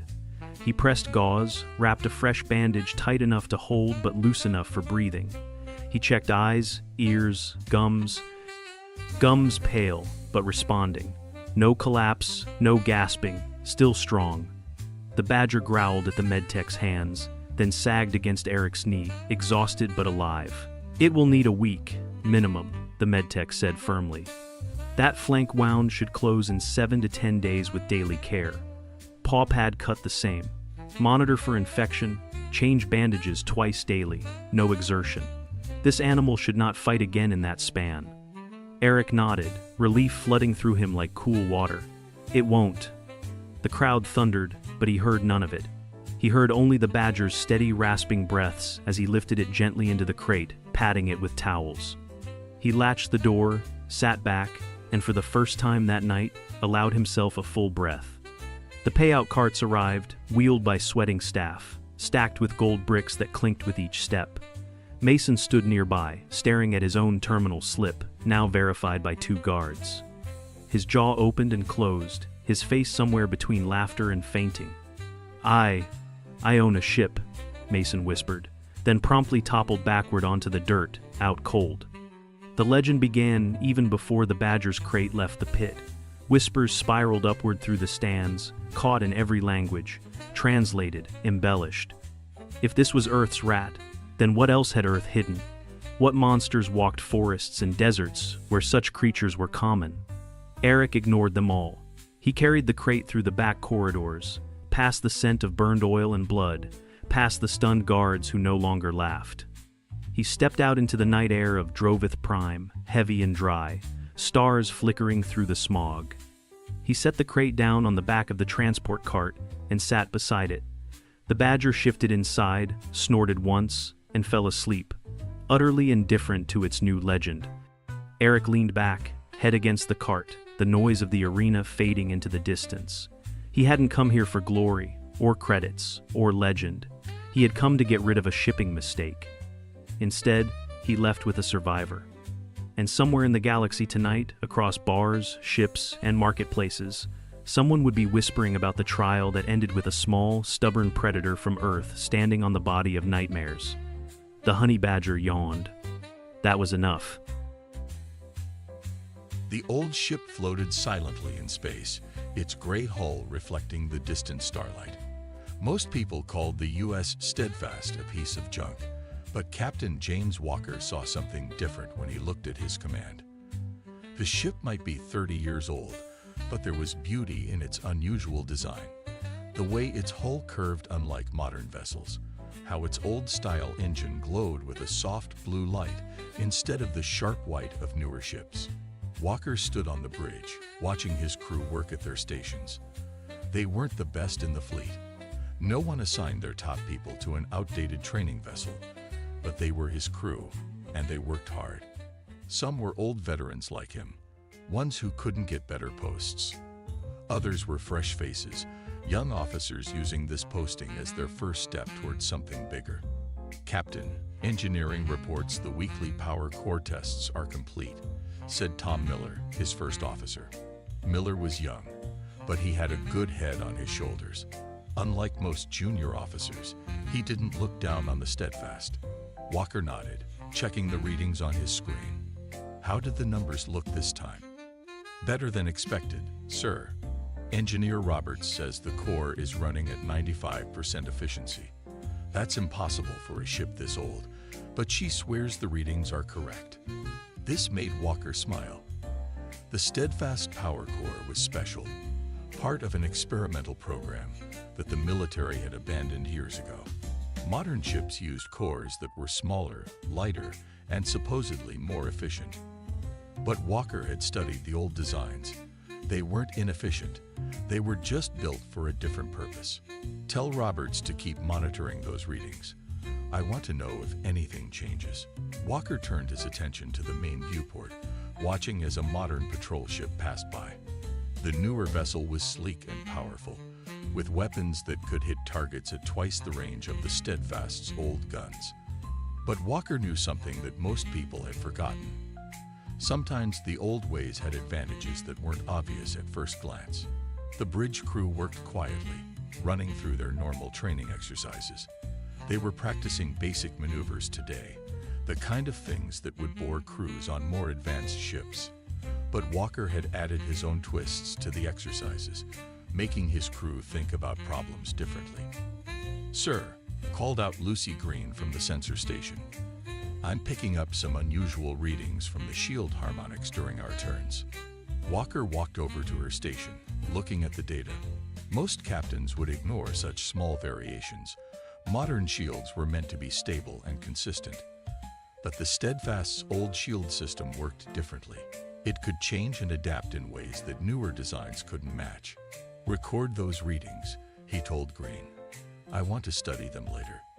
He had been collecting data like this for months, building a picture of what his ship could really do. The military thought ships like the Steadfast were too power-hungry, their systems too demanding to be useful. But Walker saw patterns in the data that told a different story. The day continued with more exercises. Walker watched as his crew practiced emergency procedures, power management, and basic combat drills. They weren't as fast as crews on modern ships, but they were thorough. They understood their ship's systems instead of relying on automatic controls to do everything. During the lunch break, Walker sat in his office, studying old technical manuals. The Steadfast was part of the Guardian-class experimental program, ships built to test new ideas about space combat. The program had been canceled when newer, supposedly better designs came along. But Walker had spent years piecing together why these ships had been built this way. The power core's massive size wasn't just inefficiency. It was built to handle energy in ways that modern cores couldn't match. The shield system's high power demand came from its ability to change frequency and strength in ways that newer shields had abandoned as unnecessary.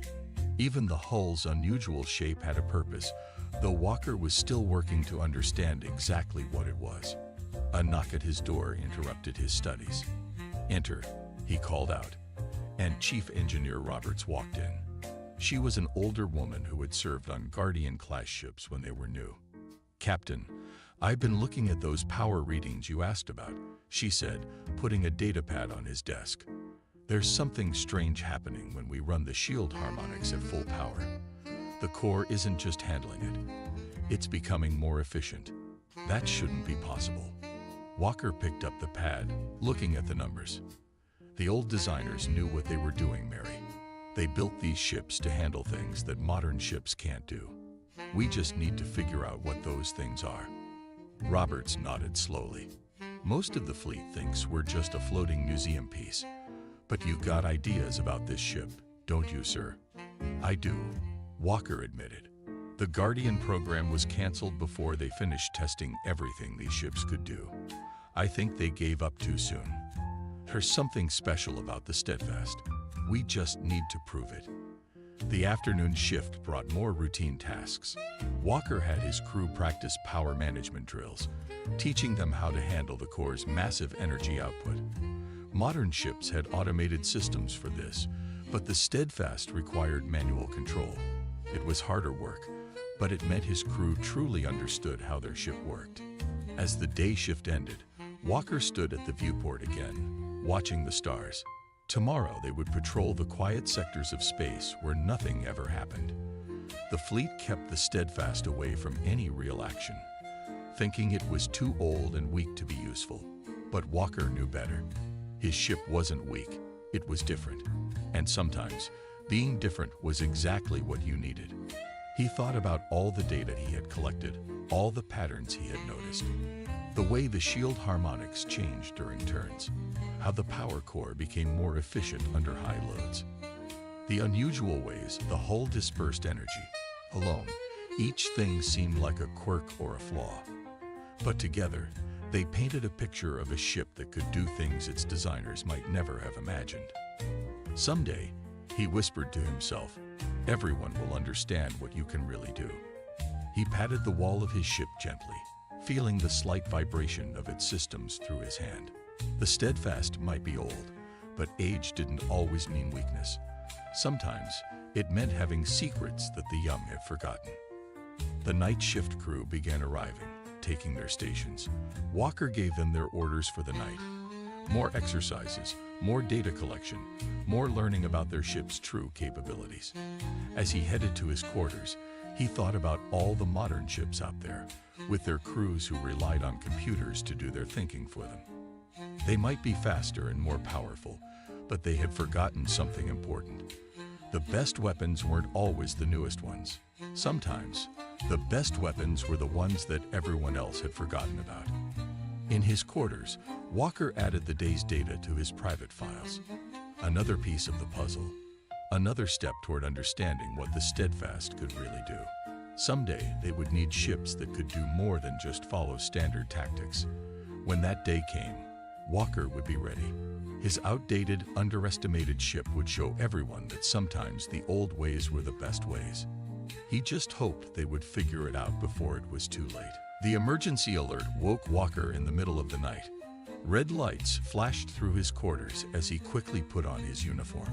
When he reached the bridge, his crew was already at their stations, faces tight with worry. "Report," Walker ordered, taking his seat. Tom Miller turned from his console, his face pale. "Sir, we're receiving emergency broadcasts from Fleet Command. Long-range sensors have detected a massive force entering human space. It's the Meridian Compact." Walker felt his stomach tighten. Everyone knew about the Meridian Compact, an alliance of alien species known for their advanced technology and aggressive expansion. Until now, they had stayed away from human territory, but there had always been rumors that they saw humanity as a threat. "Show me," Walker said. The main screen lit up with sensor data. Even from a distance, the numbers were frightening. Hundreds of ships, all of them more advanced than anything in Earth's fleet. Their energy readings were off the charts. "Orders from command, sir," Lucy Green called from communications. "All ships are to fall back to defensive positions. The Steadfast is ordered to begin evacuating civilian outposts in Sector 7. Walker nodded slowly. Of course, they wouldn't want his old ship in the fight. The Steadfast was considered too weak, too outdated to face modern warships. But something about the sensor readings caught his eye. "Ms. Green, zoom in on the enemy fleet's energy signatures." Walker studied the patterns carefully.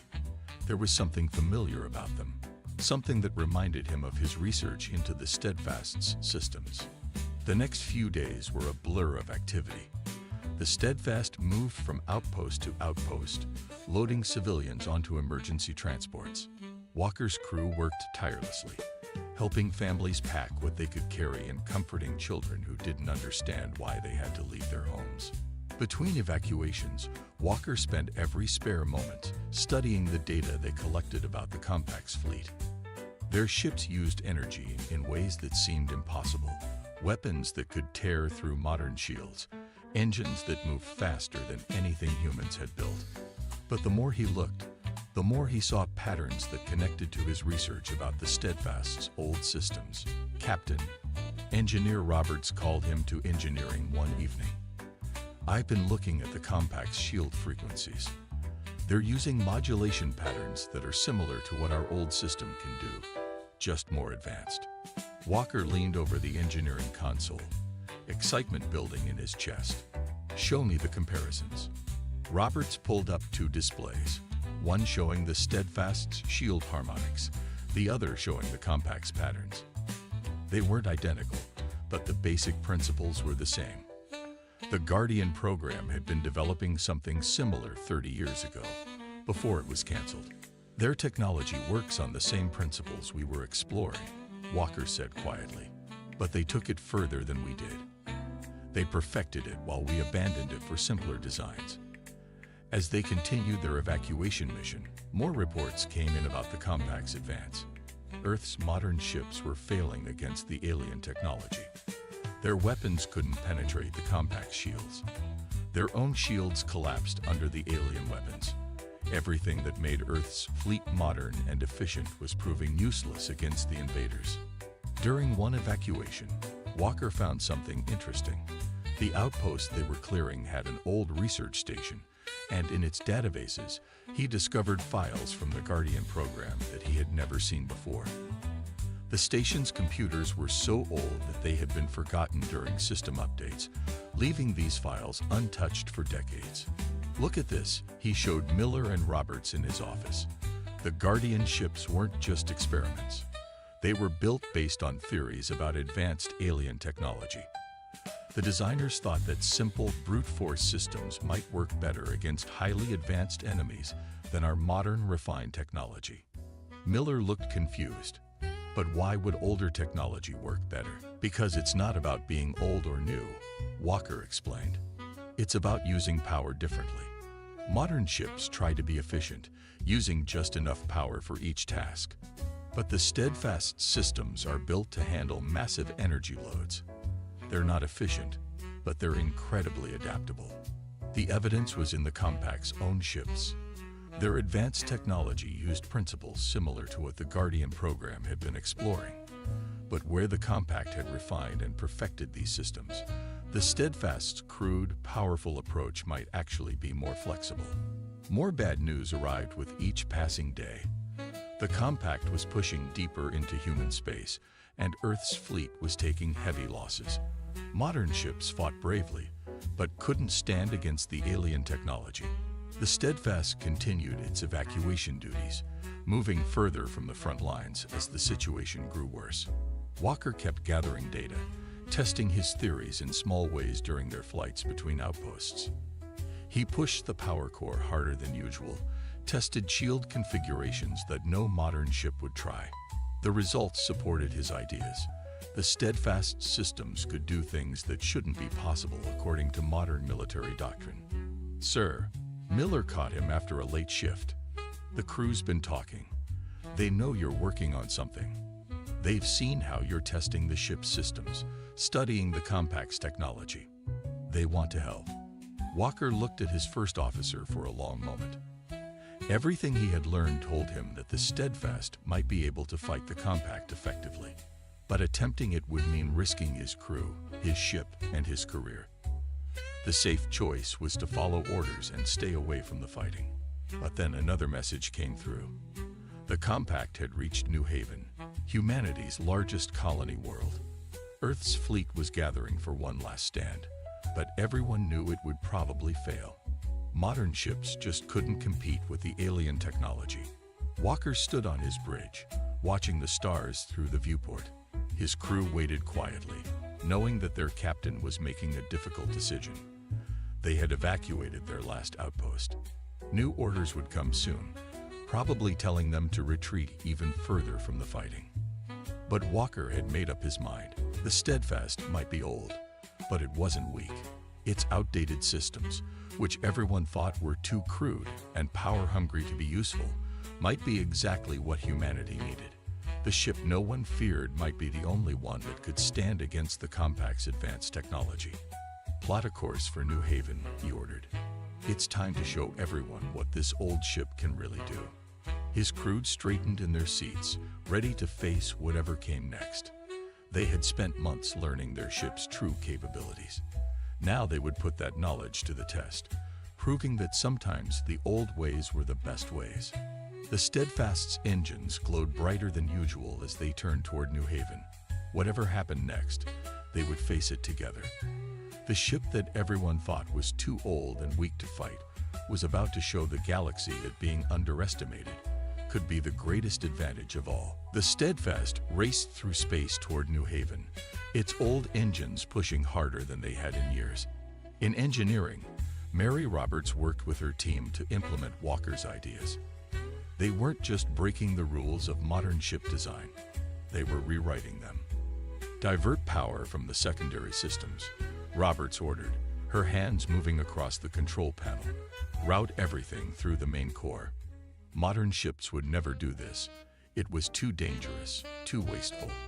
But the Steadfast's massive power core could handle loads that would burn out newer designs. On the bridge, Walker and Miller studied the latest data about the Compact's fleet. They had been collecting information during each encounter, watching how the alien ships fought. Their advanced technology had patterns that matched theories from the old Guardian program files. Look here, Walker pointed to a sensor reading. Their shields change frequency to match incoming fire. That's why our modern weapons can't hurt them. But the Steadfast's old shield system was built to do something similar. Miller leaned closer. Our shields can change frequency too. They can do more than that. Walker pulled up his research files. The Guardian program was developing shields that could absorb energy and redirect it. Modern ships abandoned the idea because it used too much power. But we have power to spare. Through the ship's intercom, Robert's voice came from engineering. Captain, we've finished the shield modifications, ready to test when you are. Walker looked at his crew. They were all watching, waiting. They had followed him this far, trusting that their captain knew what he was doing. Now it was time to prove that trust wasn't misplaced. Take us to the asteroid field, Walker ordered. They had passed a dense cluster of space rocks on their way to New Haven. It would be perfect for testing their ideas. The Steadfast moved carefully through the asteroid field. Walker had his weapons officer, Jack Thompson, target a medium-sized rock. Fire one torpedo, low yield. The torpedo shot out, hitting the asteroid. As expected, chunks of rock flew everywhere. But instead of bouncing off the Steadfast's shields, something different happened. The shields glowed brighter than usual, and the energy readings spiked. Engineering to bridge, Roberts called. Captain, the shields didn't just block the debris. They absorbed the kinetic energy. The power core is processing it, adding it to our reserves, just like you thought it could. Walker smiled. This was what the Guardian program had been working toward. Shields that didn't just protect, but turned enemy attacks into power. Modern ships couldn't do this because their power cores weren't strong enough. But the Steadfast's inefficient core was perfect for it. They spent the next few hours testing different configurations. Each test showed them something new about their ship's capabilities. The old power core could handle enormous energy loads. The shield system could be tuned to frequencies that modern sensors barely detected. Even the unusual hull design played a part, helping to channel and redirect energy in ways that newer ships couldn't match. It's like putting together a puzzle, Miller said, watching another successful test. All these old systems that everyone thought were obsolete, they were actually built to work together in ways we're just now understanding. Walker nodded. The Guardian program engineers were ahead of their time. They saw that highly advanced technology might not always be the answer. Sometimes you need systems that are simple but powerful, adaptable instead of efficient. As they worked, more reports came in about the battle at New Haven. Earth's fleet was fighting bravely, but they were losing. The Compact ships were too advanced, their weapons too powerful. Modern shields couldn't stop them, and modern weapons couldn't harm them. But Walker saw something in the reports that others had missed. The Compact ships were advanced, yes, but they were also predictable. They relied on their technology working in specific ways. They never expected to face something like the Steadfast, something that could turn their own power against them. Ms. Green, Walker called to his sensor officer. Show me the energy patterns from that last test. The display lit up with data. The Steadfast shields hadn't just absorbed the energy from their tests, they had amplified it. The power core was able to take that energy and make it stronger. Chief Roberts, Walker called engineering. Could we modify the shields to release stored energy in a controlled burst? There was a pause before Roberts answered. Yes, sir. The core can handle it, but the release would be massive, probably enough to overload any normal shield system in range. That was exactly what Walker wanted to hear. Modern shields were carefully tuned, precisely balanced, but the Compact used more advanced versions of the same technology. If the Steadfast could overload their shields the same way. One more test, Walker ordered. They set up a series of sensor buoys to simulate enemy ships. The Steadfast's modified shields absorbed energy from small weapons fire, held it, amplified it through the power core, and then released it in a massive burst.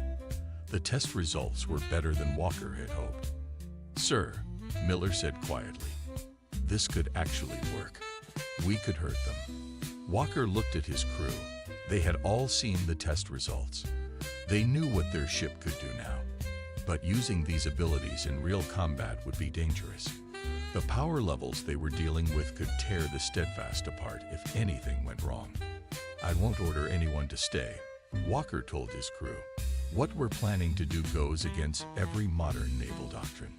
If it fails, we'll lose the ship and probably our lives. Anyone who wants to transfer off before we reach New Haven can do so." The bridge was quiet for a moment. Then Thompson spoke from his weapons station. "Sir, we've all seen what this ship can do. Modern ships are dying out there because they can't adapt. But the Steadfast, she's different. She's special." One by one, other crew members nodded. They had spent months learning their ship's true capabilities. They had seen the test results. They believed in their captain and in their ship. "Very well," Walker said. "Let's finish the modifications. When we reach New Haven, we'll show everyone why they should have paid more attention to this old ship." The Steadfast continued toward New Haven, its systems humming with more power than they had in years. The ship that everyone thought was too old and weak to fight had become something else, something that could stand against the most advanced fleet in known space. Walker stood at his viewport, watching the stars streak by. Soon, they would face the Compact's fleet. Soon, they would show the galaxy that sometimes the old ways, the forgotten ways, were exactly what you needed to win an impossible fight. The Steadfast dropped out of faster-than-light travel at the edge of the New Haven system. The view on the main screen made everyone on the bridge fall silent. Hundreds of ships filled space around the colony world. The sleek, purple-hulled vessels of the Meridian Compact facing off against Earth's white and gray fleet. "Status report," Walker ordered, his voice steady despite the scene before them. "Earth fleet is heavily damaged," Lucy Green reported from her sensor station. "They've lost 30% of their ships. The Compact's fleet is barely scratched. Their shields are holding against everything we throw at them." Walker watched the battle unfold. Earth's modern ships fought bravely, but their weapons splashed harmlessly against the Compact's advanced shields. When the alien ships fired back, their energy weapons cut through human shields like they weren't even there. "Engineering reports all systems ready," Miller said. "The power core is running at maximum capacity. Shields are configured according to your specifications." Walker nodded. They had spent the entire journey here preparing for this moment. The Steadfast systems were running in ways that would make any modern engineer scream in horror. Power readings that should have blown out their circuits were instead being channeled and controlled by the old ship's overbuilt systems. "Sir," Thompson called from weapons. "Fleet Command is ordering us to stay back. They're saying we're not equipped for this fight." Of course they would say that. Looking at the Steadfast's official specifications, no one would think this old training ship could make a difference. But Walker knew better. His crew knew better. "Send no reply," Walker ordered. "Cut our transmitters. From here on, we work alone." He studied the battle pattern, looking for the right moment to make their move. The Compact ships flew in perfect formation, their movements precise and coordinated. That precision would be their weakness. "Take us in," Walker ordered. "Full power to the engines. Plot a course straight through their line." The bridge crew looked at him in surprise, but they obeyed. The Steadfast's engines roared to life, pushing the old ship faster than it had moved in years. On the screen, They could see other human ships trying to warn them off, probably thinking the Steadfast's crew had lost their minds. The first alien ships noticed them coming. Their purple hulls gleamed as they turned to face this new threat. Walker could almost imagine their crews laughing at the sight of an outdated human vessel charging straight at them. Enemy ships powering weapons, Green reported. They're targeting us. Hold course, Walker said calmly. Wait for my signal. The compact ships opened fire. Their energy weapons, so deadly to modern human vessels, lashed out at the Steadfast. But instead of cutting through their shields, something different happened. The old ship's shields glowed bright blue, absorbing the energy of the attacks. Power core holding steady, Roberts reported from engineering. Shield energy levels rising. The absorption is working exactly like we planned. More alien ships joined the attack, probably confused by how this obsolete vessel was surviving their weapons. Each shot they fired just made the Steadfast's shields glow brighter. The power core hummed louder, taking in all that energy and storing it. Sir, Miller pointed at the tactical display. We've drawn their attention. 3 of their heavy cruisers are moving to cut us off. Perfect. The compact ships were reacting exactly as Walker had hoped. They were so confident in their advanced technology that they never considered it might be used against them. All hands, brace for maneuver, Walker ordered. The Steadfast's engines screamed as Walker ordered a turn that should have been impossible for a ship this size. But the old engines handled it, their excessive power pushing them through. Now they were surrounded. Compact ships on all sides, their weapons still firing. Earth's fleet watched in confusion as this old training vessel drove deeper into the enemy formation, its shields glowing brighter with each hit it took. Power levels at maximum, Roberts called. The core can't absorb any more energy. We have to release it now. Walker looked at his tactical display. The Steadfast was right where he wanted it, in the middle of the tightest concentration of enemy ships. Their precise formation, usually a strength, now worked against them. On my mark, Walker said, his hand hovering over his control panel. He waited 2 more seconds, letting 3 more shots hit their shields. Now, release all power through the shield grid. The Steadfast shields flared like a newborn star. All the energy they had absorbed, amplified by the massive power core, burst outward in a wave of blue-white fire. The blast caught the nearby compact ships completely by surprise. Their advanced shields, so perfectly tuned and efficient, couldn't handle this crude but overwhelming surge of power. Ship after ship went dark as the energy wave overloaded their systems. The most advanced fleet in known space was being beaten by technology they had considered primitive. Direct hit on enemy vessels, Thompson reported, his voice filled with amazement. Their shields are failing. I'm reading multiple hull breaches across their fleet. The Steadfast wasn't finished. Its power core was already building up another charge, drawing energy from the chaos around them. Walker had his ship turned tightly, presenting fresh shield sections to enemy fire, absorbing more energy for their next attack. Earth fleet is responding, Green called out. They're targeting the ships we've damaged. Walker allowed himself a small smile. Finally, the modern ships had targets they could hurt. While the Steadfast absorbed and redirected the compact's energy weapons, Earth's fleet could attack the weakened enemy vessels. The battle was far from over. The compact still had many ships, and they were already trying to adjust their tactics. But Walker had shown them something they never expected, that their advanced technology could be beaten by a ship they had thought too weak to matter. Keep us moving, Walker ordered. Don't let them predict our pattern. Every time they hit us, we get stronger. Show them why they should have feared this old ship from the start. The Steadfast moved through space like a dancer, its outdated engines pushing it through maneuvers that looked impossible. Each time the compact ships fired, the old vessel's shields absorbed their attacks. Each time the shields released their stored energy, more enemy ships went dark. The battle for New Haven had turned. The ship no one had believed in was proving that sometimes the old ways were the best ways. And Walker's crew, who had trusted in their captain and their ship, were showing the galaxy that being underestimated was the greatest advantage of all. The space around New Haven had become a battlefield unlike anything in human history. The Steadfast moved through the chaos like a ghost, its glowing shields absorbing every shot the compact ships fired. But the old ship was starting to show signs of strain. Hull stress increasing, Roberts reported from engineering. The power core is handling the load, but our structural integrity is at 80% and falling. Walker gripped his chair as another blast rocked the ship. The Compact's fleet had finally realized the true threat the Steadfast posed. Instead of dismissing it as an outdated relic, they now focused their attacks on the one ship that could hurt them. "Bring us around for another pass," Walker ordered. "Target their command ships this time." The Steadfast turned, its old engines groaning under the strain. The enemy had adapted their tactics, spreading their ships out to minimize the damage when the Steadfast released its stored energy. But Walker had expected this.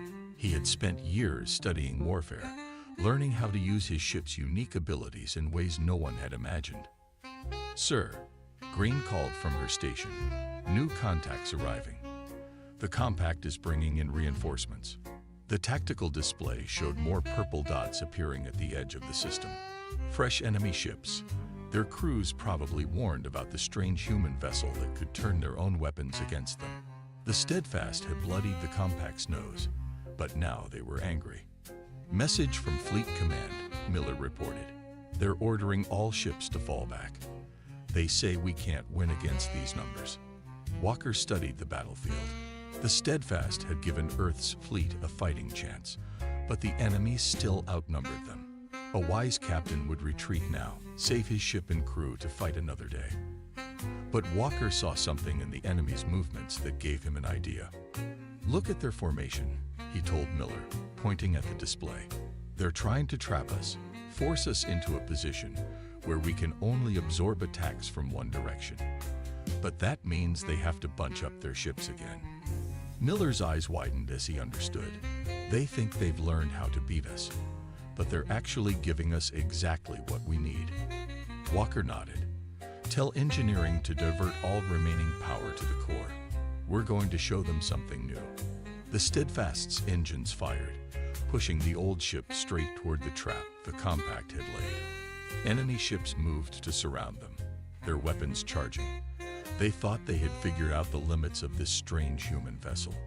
"Sir," Roberts called from engineering, "if we take hits from all sides at once, the power levels will be higher than anything we've tested.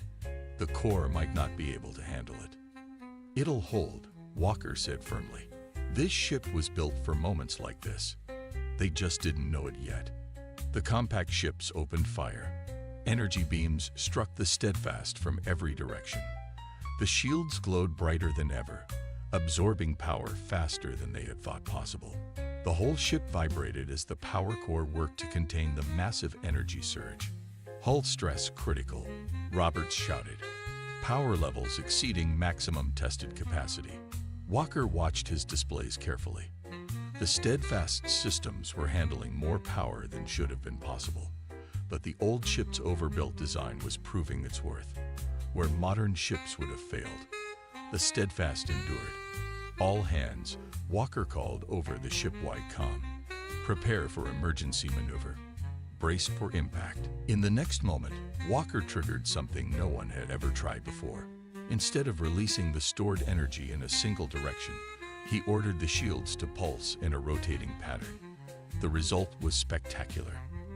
The Steadfast became the center of an expanding spiral of energy. The blast caught the enemy ships in waves, each pulse timed to hit them as their shields tried to recover from the previous hit. Ships that could have survived one blast fell to repeated hits that came too fast for their systems to handle. Enemy ships losing power across all sectors, Thompson reported. Their formations are breaking up. The Compact's careful trap had become their worst nightmare. Ships collided as they tried to escape the energy storm centered on the Steadfast. Others lost power completely. their advanced systems overwhelmed by the crude but overwhelming force being thrown at them. Earth fleet is advancing. Green called out. They're moving to support us. Finally understanding what the Steadfast could do, Earth's modern ships pressed the attack. They targeted enemy vessels whose shields had been overloaded, their weapons now effective against the previously invulnerable targets. But the Steadfast wasn't finished yet.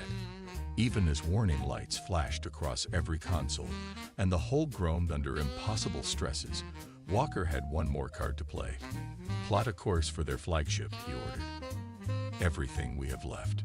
One final push. The old ship's engines burned bright as they drove toward the heart of the enemy fleet. The Compact's flagship, a massive vessel that dwarfed the Steadfast, tried to retreat. But Walker had studied their tactics too well.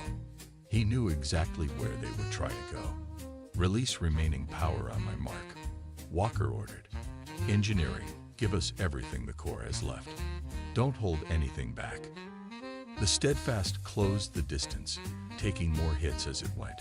Its shields were wavering now, the power core straining to contain the energy being forced into it. But Walker had timed it perfectly. Just as the enemy flagship began its escape maneuver, Walker gave the order.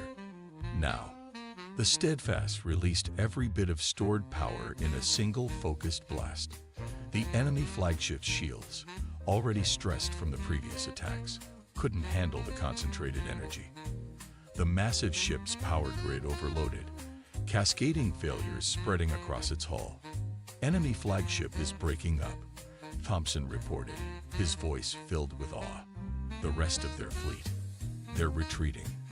The Compact's remaining ships, seeing their flagship destroyed by a vessel they had dismissed as obsolete, began jumping away from New Haven. The most advanced fleet in known space had been defeated by technology they had considered primitive. Walker looked around his bridge. Warning lights flashed everywhere. Smoke rose from overloaded circuits.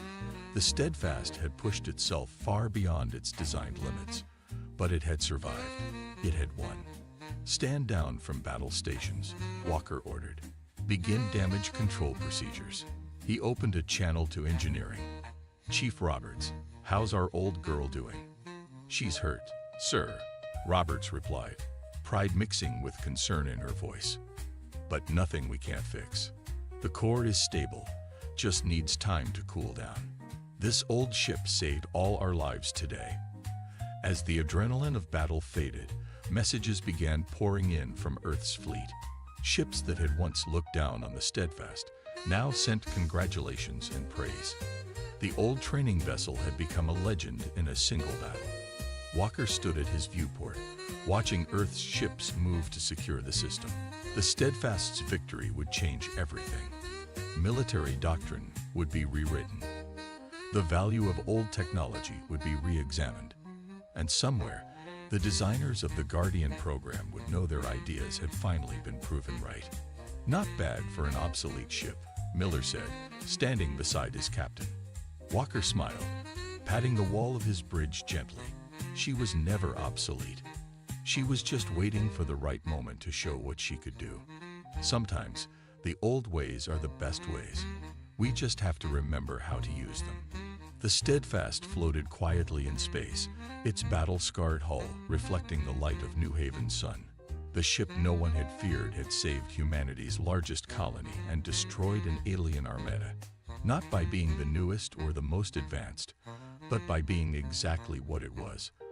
A well-built ship with a crew who believed in it, ready to prove that being underestimated was sometimes the greatest advantage of all. The sound of the shuttle docking reverberated through the station, a metallic groan that echoed down the pristine corridors of the Galactic Concorde's educational hub. To the untrained ear, it was nothing remarkable, just another transport unloading students, diplomats, and researchers. But to the group of Zalorian professors gathered in the observation lounge, this arrival was anything but ordinary. They watched with a mixture of fascination and trepidation as the shuttle door hissed open, revealing its passengers, the first delegation of Deathwelders to join the Intergalactic Exchange Program. Humans. the species that had single-handedly redefined the galactic lexicon of dangerous. For centuries, their planet, Earth, had been classified as a Class 12 death world, a label reserved for the most hostile environments known to science. It was a place where apex predators prowled, natural disasters struck with alarming frequency, and even the microorganisms seemed to have a vendetta against anything that breathed. Yet, against all odds, humans had not only survived but thrived. They'd built civilizations, developed technology, and eventually reached the stars. And now, here they were, stepping onto the polished floors of the educational hub with easy confidence, their expressions a mixture of curiosity and amusement. Leading the group was Captain Elena Voss, a woman whose reputation preceded her. She was flanked by two others, Dr. Malik Adebayo, a biologist whose groundbreaking work on adaptive ecosystems had earned him galactic acclaim, and Lieutenant Connor Hayes, a soldier-turned-diplomat with a knack for turning tense situations into cooperative endeavors. But it wasn't the humans themselves that caused the Zalorian professors to exchange uneasy glances. It was what followed them. A low growl rumbled through the air as a massive, wolf-like creature padded down the ramp, its silver fur shimmering under the station's artificial lights.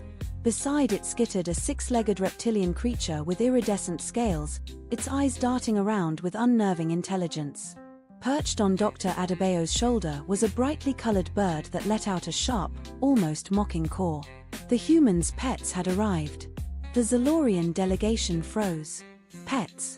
Of course, the humans had insisted on bringing their companion animals. It had been a point of contention during the program's negotiations, with the humans arguing that their pets were integral to their culture and well-being. The Galactic Concord had reluctantly agreed, not fully understanding what that entailed. Now, faced with the reality of Earth's fauna, the professors began to reconsider their decision. Are they safe? Professor Zylar asked, his fronds quivering with anxiety. He was a towering figure, his gelatinous form encased in a translucent exosuit that allowed him to maintain his shape in the station's low-gravity environment. His black eyes fixed on the wolf, which was currently sniffing the air with what appeared to be predatory interest. "Oh, absolutely," Captain Voss replied with a disarming smile. "Luna's a sweetheart. Aren't you, girl?" She scratched the wolf behind the ears, and the massive creature wagged its tail, the motion sending a gust of air through the corridor. Professor Zylar's fronds twitched again. "And the others?" Dr. Adebayo chuckled. "Archimedes here is more interested in puzzles than people." He gestured to the reptilian creature, which was now using its dexterous claws to dismantle a security drone that had wandered too close. "And Kiwi," he tilted his head toward the bird on his shoulder. "Well, she's more bark than bite. Isn't that right, Kiwi?" Kiwi responded with a piercing whistle that caused the professors to flinch. The group proceeded down the corridor, leaving the Zalorians to exchange wary looks before following at a cautious distance. As they entered the main hall, the humans' arrival did not go unnoticed. Representatives from dozens of species turned to stare, their expressions ranging from curiosity to outright alarm. Conversations hushed, and the gentle hum of the station seemed to amplify the humans' every step. Captain Voss ignored the stares, her focus on the figure approaching from the far end of the hall. High Chancellor Velrix, a member of the Avorian species, exuded an aura of calm authority. His feathered crest and elongated limbs gave him an almost regal appearance, and his piercing yellow eyes assessed the humans and their companions with a practiced neutrality. "Welcome to the Galactic Concord Educational Hub," Velrix said, his voice smooth and measured. "We are honored to host the first Deathworlder delegation. I trust your journey was uneventful." "Uneventful and smooth," Chancellor Voss replied. "We're grateful for the opportunity to participate in this exchange." Velrix's gaze shifted to the animals. "And these are our companions," Voss said. "Luna, Archimedes, and Kiwi. They're here to provide emotional support and assist in our research." Velrix's feathers ruffled slightly, a subtle sign of unease. "I see. I trust they will remain under control?" "Absolutely," Voss assured him. "They're highly trained." The Chancellor nodded, though his expression suggested he remained unconvinced. He gestured for the delegation to follow him, leading them to a spacious auditorium where students and faculty had gathered for the official welcome ceremony. As they entered, a murmur spread through the crowd. The humans' presence was already an anomaly, but their animals seemed to steal the spotlight. Taking their seats near the front, the humans exchanged subtle glances. They were used to being the center of attention, but even they could feel the tension in the room. It was as if every eye was trained not on them, but on their companions. Kiwi, oblivious to the scrutiny, began preening her feathers, while Archimedes settled into a crouch, its tail twitching rhythmically. Luna lay down beside Captain Voss, her head resting on her paws as she surveyed the room with calm detachment. The ceremony began with a series of speeches, each more florid than the last. Delegates from various species extolled the virtues of intergalactic cooperation, emphasizing the importance of understanding and tolerance. But despite the lofty rhetoric, the undercurrent of unease was palpable. The humans' reputation preceded them, and their animals only added another layer of unpredictability. Finally, it was Captain Voss's turn to speak. She rose from her seat and approached the podium, her confident stride silencing the murmurs. "Thank you, Chancellor Velrix, esteemed delegates, and students," she began.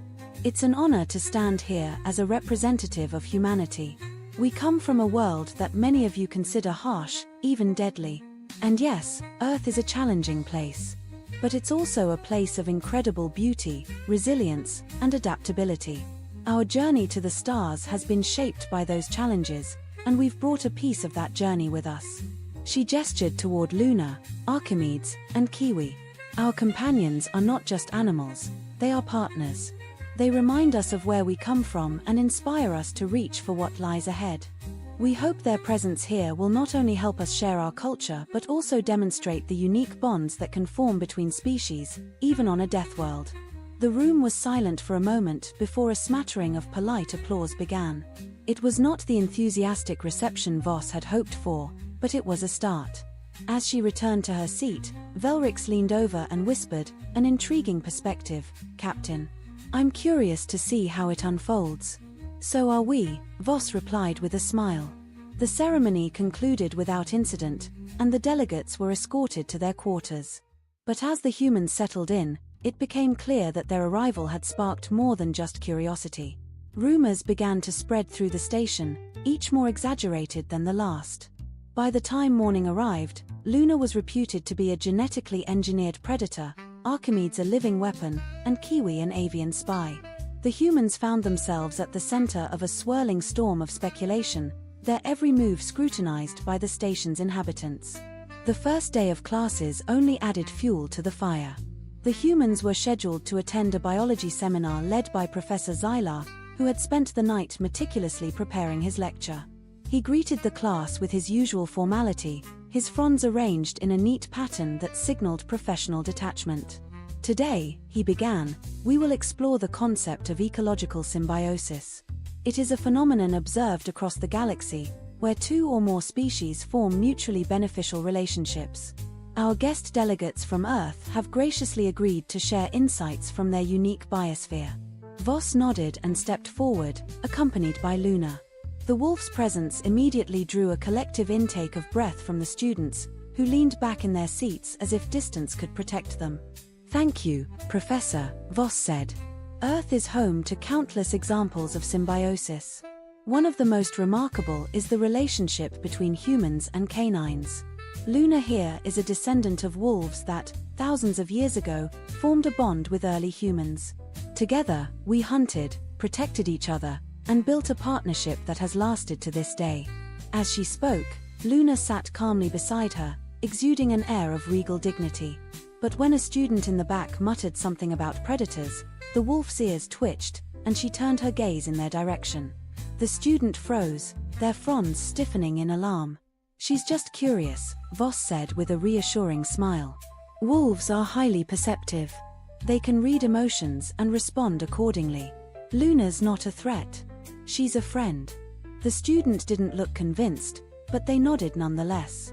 Voss continued her explanation, delving into the history of domestication and the unique traits that had made canines such invaluable companions.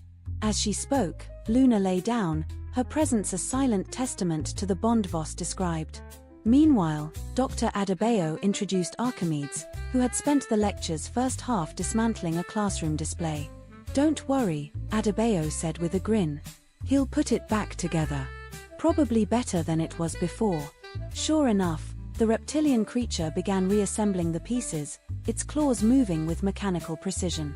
Kiwi, for her part, decided to explore the classroom, hopping from desk to desk and chirping loudly whenever she encountered something shiny. The students watched in a mixture of fear and fascination, their initial apprehension slowly giving way to curiosity. By the end of the seminar, a brave Zalorian student had even mustered the courage to approach Luna, who sniffed their outstretched frond before giving it a gentle lick. It was a small victory, but an important one. The humans knew they had a long way to go to earn the trust of their peers. But as they left the classroom, the spark of understanding in the students' eyes gave them hope. The journey had just begun, and they were ready for whatever challenges lay ahead. The station's artificial night cycle had barely begun when the first problem arose. It started with a low, keening sound that echoed through the human delegation's quarters, followed by a series of thuds and clatters. Captain Elena Voss groaned and threw an arm over her eyes, trying to ignore the noise. But when it escalated into a crash that shook the walls, she bolted upright. "What now?" she muttered, throwing on her jacket and stepping into the hallway. The sight that greeted her was both alarming and absurd.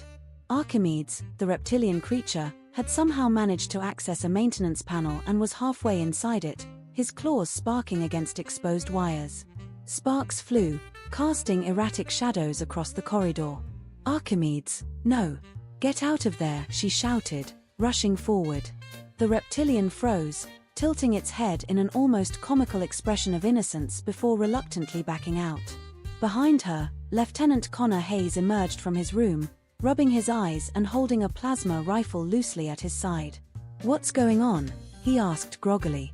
"Your genius lizard decided to rewire the station," Voss snapped, pointing at Archimedes, who now sat looking smug. "I told Adebayo this thing needs supervision." "You rang," came Dr. Malik Adebayo's voice as he appeared from the adjacent corridor, holding a tablet that displayed a holographic schematic of the station's systems. Kiwi perched on his shoulder, her feathers ruffled from the commotion. "What did he do this time?" "He's been playing electrician," Voss said dryly. "I'm pretty sure he just caused a power fluctuation on Deck 3. Adebayo said, crouching to inspect the panel. "Looks like he's trying to bypass a redundant circuit. Interesting. Must have found the original configuration inefficient." "Interesting?" Voss repeated incredulously. "It's sabotage. If the Zalorians find out." Her words were cut off by a sudden wail of alarms. The corridor lights flickered and then turned an ominous red as an automated voice announced, "Containment breach detected in the Xenobiology wing. All personnel, please evacuate immediately." The three humans froze, their eyes meeting in mutual alarm. Without another word, they sprinted toward the source of the alarm, Luna bounding alongside them. The wolf's ears were pinned back, her keen senses picking up on the tension in the air. When they arrived, the scene was chaotic. Zalorian security personnel were attempting to seal off the wing, their fronds trembling as they worked their control panels. Inside the containment zone, something massive and shadowy thrashed against the reinforced glass of its enclosure. "What are we looking at?" Voss demanded, skidding to a halt beside a Zalorian officer. "Specimen 17 has escaped its secondary containment field," the officer replied, his voice high-pitched and strained. "We are attempting to neutralize the threat, but it is resistant to all known sedatives." Voss's stomach sank. Specimen 17 was infamous even among the station's diverse collection of alien creatures. A hyperadaptive predator from a Class 10 death world, it was deemed too dangerous for direct study and had been kept in isolation. Now, it was loose. "What triggered the breach?" Adebayo asked, his voice sharp. "We're still investigating," the officer replied. "But there's no time for analysis. If it escapes into the station's main corridors," he didn't need to finish the sentence. The consequences were obvious. As if on cue, Specimen 17 rammed the glass again, creating a spiderweb of cracks. The creature's form was still indistinct, its adaptive camouflage blending seamlessly with its surroundings. All that was visible were its glowing eyes and the sharp, metallic sheen of its claws. "We can't let it get out," Voss said, her voice resolute. She turned to Hayes. "You got any non-lethal rounds on you?" "Always," Hayes replied, loading his rifle. "But non-lethal isn't gonna stop that thing for long." "It doesn't have to," Voss said. "Just long enough for us to figure out a way to contain it." Before they could act, Archimedes darted forward, skittering toward the control panel nearest the enclosure. "Archimedes, no!" Adebayo shouted, but the reptilian ignored him, its claws flying over the controls. The lights in the containment wing flickered again, and a low hum filled the air as the secondary containment field reactivated. The shimmering barrier formed around Specimen 17, forcing it back into the center of its enclosure. "What did he just do?" Voss asked, staring in disbelief. Adebayo grinned, a mixture of pride and relief. "Looks like he bypassed the damaged circuits and rerouted power to the containment field. Clever little guy. You mean to tell me your pet lizard just saved us from a station-wide catastrophe?" Hayes said, his tone equal parts incredulous and amused. "Seems that way," Adebayo replied, scooping up Archimedes, who chirped triumphantly. The Zalorian officer approached them, his fronds twitching in what could only be described as confusion. "Your companion has just demonstrated a level of intelligence that rivals our own engineers. How is this possible?" "Earth," Voss said simply, as if that explained everything. And in a way, it did. The situation seemed under control, but the incident had only heightened the station's unease about the humans and their companions. Whispers spread through the corridors, growing more outlandish with each retelling. By the next morning, Luna was rumored to have single-handedly subdued Specimen 17, while Kiwi was said to have orchestrated the entire containment breach as part of an elaborate test of the station's defenses. The humans tried to go about their day as usual, attending lectures and participating in group discussions. But the tension was palpable. Students and faculty gave them a wide berth, their curiosity overshadowed by fear. Even the Zalorian professors, who prided themselves on their open-mindedness, seemed reluctant to engage with them directly. The breaking point came during a joint seminar on interspecies cooperation. The topic was meant to foster understanding and collaboration, but it quickly devolved into a thinly veiled interrogation. Captain Voss, a student from the crystalline Quarak species, began, their voice a melodic chime. "Given the events of last night, how can we be certain that your companions are not a threat to the station's safety?" Voss took a steadying breath, her gaze sweeping the room. "I understand your concerns," she said. "But I'd like to point out that it was Archimedes who prevented a potential disaster.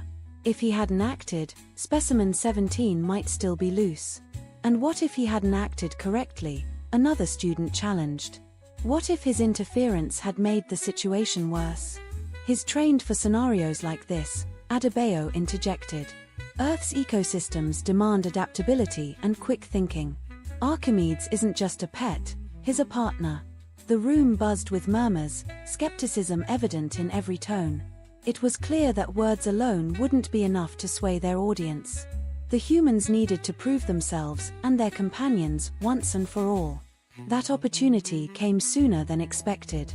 During a routine tour of the station's botanical gardens, an alarm blared through the intercom. "Structural breach detected in the Arboreal Research Wing. Evacuate immediately." Voss exchanged a look with her team. "We're not running this time," she said. "We're going to fix this." Together, they sprinted toward the source of the alarm, their companions close behind. This time, they weren't just fighting for survival. They were fighting to prove that humans and their so-called pets were more than the galaxy's latest curiosity. They were a force to be reckoned with. The Arboreal Research Wing was a marvel of engineering and biology, a sprawling greenhouse that mimicked dozens of planetary ecosystems. Its centerpiece was the Unity Tree, a massive, bioluminescent organism engineered from the genetic material of multiple species. Normally, the wing was a serene haven of scientific discovery. But as the humans approached, they found it in chaos. Thick vines snaked across the floor, moving with an unnatural, almost predatory intent. Researchers and security personnel were trapped behind hastily erected barriers, their faces pale with fear. In the center of the room, a massive breach in the Unity tree's trunk leaked glowing sap that pooled like molten silver on the ground. Hovering over the tree was the source of the disturbance, a swarm of insectoid creatures, each the size of a human head, their translucent wings buzzing with a sound that set teeth on edge. "What the hell are those?" Lieutenant Connor Hayes muttered, raising his plasma rifle. "Xylarian root wasps," Dr. Malik Adebayo replied grimly, his eyes scanning the scene. "They're symbiotic pollinators for the Unity tree, but they're supposed to stay dormant unless the tree's ecosystem is severely disrupted." "Disrupted how?" Captain Elena Voss asked, her tone sharp. "Oh, I don't know," Adebayo said, gesturing at the massive breach in the tree. "Maybe someone or something decided to play lumberjack." Kiwi, perched on Adebayo's shoulder, let out a series of sharp squawks that sounded suspiciously like laughter. Voss ignored the bird and turned to the Zalorian security chief, who was cowering behind a console. "What happened?" she demanded. The security chief's fronds quivered. We don't know. The tree's containment protocols failed, and then the wasps woke up. They've been attacking anyone who gets too close." "Attacking with what?" Hayes asked. As if in answer, one of the wasps dove toward a fleeing researcher, its stinger glowing with a sickly green light. The researcher screamed as the stinger made contact, collapsing to the ground in convulsions. "Neurotoxin," Adebayo said grimly. "Fast-acting and lethal without treatment. We've got to contain this now." "Suggestions?" Voss asked, her mind racing. "We need to repair the breach in the tree," Adebayo said.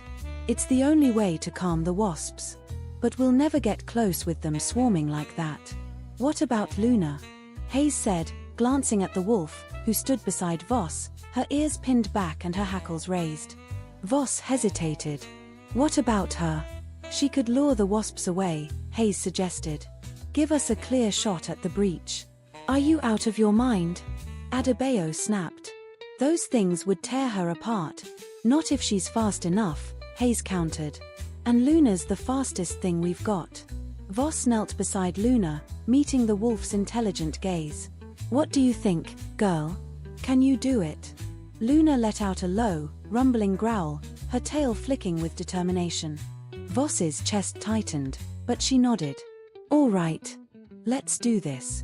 Hayes rigged a small device to Luna's harness, a beacon that emitted a high-pitched frequency designed to attract the wasps. As soon as it was activated, the swarm's attention shifted. Hundreds of glowing eyes fixed on Luna, and the air filled with the deafening buzz of their wings. "Go, Luna!" Voss shouted. The wolf bolted, her powerful legs propelling her across the room in a blur of silver fur. The wasps pursued her, their formation tightening into a deadly vortex. Luna weaved through the arboretum with agility born of countless hunts, leaping over barriers and dodging the snapping vines that reached for her. "That's our opening," Voss said. "Adebayo, get to the breach. Hayes, cover him. I'll keep an eye on Luna." They moved as a unit, each step choreographed through years of training. Adebayo reached the base of the Unity tree and began deploying a biopolymer patch from his field kit. The material spread across the breach like liquid glass, hardening on contact. Hayes fired his rifle in controlled bursts, keeping the few straggling wasps at bay. One of them got too close, its stinger aimed at Adebayo, but Kiwi swooped down from above, pecking at the creature's wings and sending it spiraling to the ground. "Good bird," Adebayo muttered, not looking up from his work. Meanwhile, Voss tracked Luna's movements, her heart pounding with every leap and dodge. The wolf was holding her own, but the swarm was relentless, and Voss knew she couldn't keep this up forever. "How much longer, Adebayo?" she called. "Almost there," he replied, his hands moving with practiced precision. A sudden yelp from Luna drew Voss's attention. One of the wasps had grazed her flank, leaving a trail of glowing venom. The wolf stumbled but kept running, her determination unshaken. Voss's chest tightened with a mix of fear and pride. "Hurry, Malik," she urged. "Done," Adebayo shouted, stepping back from the tree. The biopolymer patch glowed briefly before fading, indicating a successful seal. The effect was immediate. The wasps' buzzing faltered, and their erratic movements slowed. One by one, they began to return to the Unity Tree, their stingers retracting as they resumed their dormant state. Luna collapsed near the edge of the room, her sides heaving. Voss was at her side in an instant, checking the wound. The venom's glow was already fading, neutralized by the wolf's robust physiology. "You did good, girl," Voss whispered, stroking Luna's fur. "You did real good." The aftermath was a whirlwind of activity. Researchers scrambled to assess the damage, while Zalorian engineers worked to reinforce the Unity Tree's containment protocols. The humans, however, were given a wide berth. Despite their role in resolving the crisis, the other species couldn't seem to decide whether they were saviors or harbingers of chaos. High Chancellor Velrix arrived shortly after, his feathered crest flaring with agitation. "Captain Voss," he said, his voice tight. "I must commend your team's swift action, but this incident raises serious questions about the presence of your companions." "With all due respect, Chancellor," Voss replied, her tone steady, "if it weren't for our companions, this incident could have been catastrophic. Luna, Archimedes, and Kiwi are part of our team. They're not just pets, they're partners." Velrix's yellow eyes studied her for a long moment before he nodded. "Very well. But understand this. The Galactic Concord values order above all else. If your presence disrupts that order again, there will be consequences." "Understood," Voss said, meeting his gaze. As the Chancellor departed, Hayes let out a low whistle. "Well, that could have gone worse. Could have gone better, too," Adebayo muttered, scratching Archimedes under the chin. The reptilian chirped contentedly, oblivious to the tension. Voss looked down at Luna, who was now resting peacefully. "We're not here to make friends," she said quietly. "We're here to prove that humanity belongs in this galaxy. And we're not going to stop until we do." The station's artificial morning cycle began with a soft golden glow, a stark contrast to the chaos of the previous days. Captain Elena Voss stood on the observation deck, gazing out at the vast expanse of stars. Her reflection in the glass showed the fatigue etched into her features, but there was also a flicker of quiet resolve. Behind her, the faint hum of activity signaled that life on the station was returning to normal, or at least as normal as it could be with humanity's delegation at its heart. Luna lay at her feet, her wound neatly bandaged and her tail thumping softly against the floor. Archimedes perched on a nearby console, his clawed hands deftly dismantling and reassembling a communication device. Kiwi fluttered between them, chirping occasionally as if offering commentary. Voss couldn't help but smile at the odd little family they'd become. The quiet moment was interrupted by the arrival of High Chancellor Velrix. His feathered crest was lowered in what Voss had come to recognize as a gesture of contemplation. He approached without his usual retinue, a sign that this was not an official visit. "Captain Voss," Velrix began, his voice uncharacteristically soft. "May I join you?" Voss gestured to the seat across from her. "Of course, Chancellor. To what do I owe the pleasure?" Velrix settled into the chair, his elongated limbs folding neatly. For a moment, he simply watched the stars, as if searching for the right words. "The events of the past days have given me much to consider," he said finally. "Your presence here has been disruptive, but also enlightening." Voss raised an eyebrow. "Enlightening?" Velrix's yellow eyes met hers. "Your team and your companions have demonstrated qualities that many in the Galactic Concord find difficult to understand. Resilience, adaptability, and a willingness to act in the face of uncertainty. These traits are not unique to humans, but the way you embody them is distinctive." "Earth has a way of shaping its people," Voss replied. "It's not an easy world to live on, but it's taught us to face challenges head-on. And it's taught us the value of connection, whether it's with our own species or with others." She glanced down at Luna, who gazed back with quiet understanding. Velrix followed her gaze. "Your companions are a testament to that connection. When we first learned of humanity's bonds with other species, many of us dismissed it as primitive sentimentality. But I see now that it is something far more profound. It is a strength, not a weakness." For a moment, neither of them spoke. The silence was comfortable, filled with the unspoken understanding that they were standing on the precipice of something new. Finally, Velrix rose. The Galactic Council will convene later today to discuss the continuation of the interspecies exchange program. I will advocate for your delegation to remain. I believe there is much we can learn from each other. Voss stood as well, extending a hand. Velrix hesitated for only a moment before grasping it with one of his slender digits. Thank you, Chancellor. I won't let you down. As Velrix departed, Voss turned back to the stars, feeling the weight of the moment settle into her bones. This was more than a victory for her team, it was a step forward for humanity's place in the galaxy. The day's proceedings unfolded smoothly.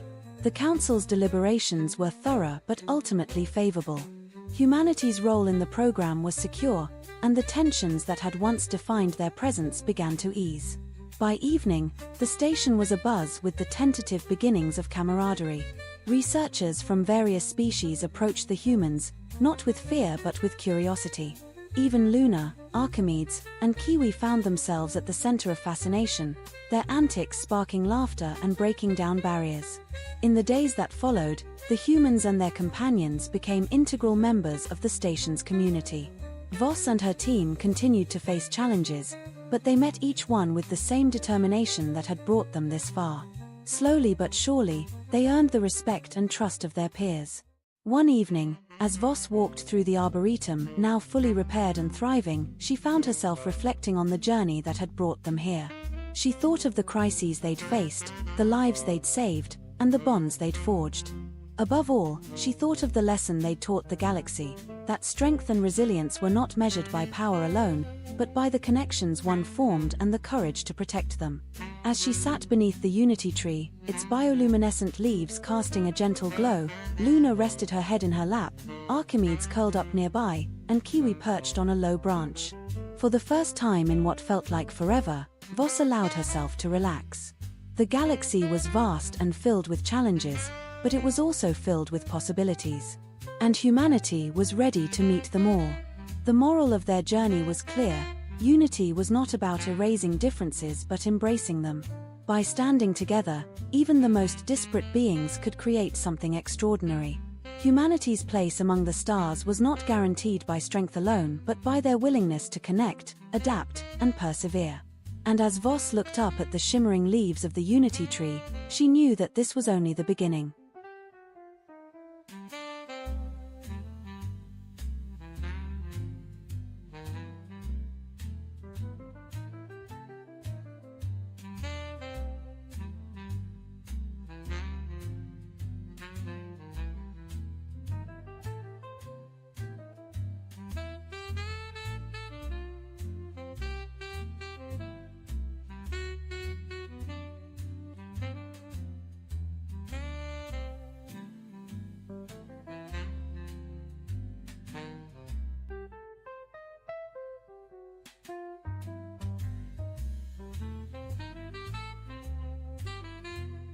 The massive screen in Earth Defense Command lit up with an alien transmission. Admiral James Stone stood straight, his weathered face reflecting the blue glow of the display. Around him, the command center fell silent as the first clear contact from an alien civilization began. People of Earth, the alien figure spoke in perfect English, its purple-skinned face looking down at them with obvious disdain. We are the Galactic Dominion, rulers of 300 star systems.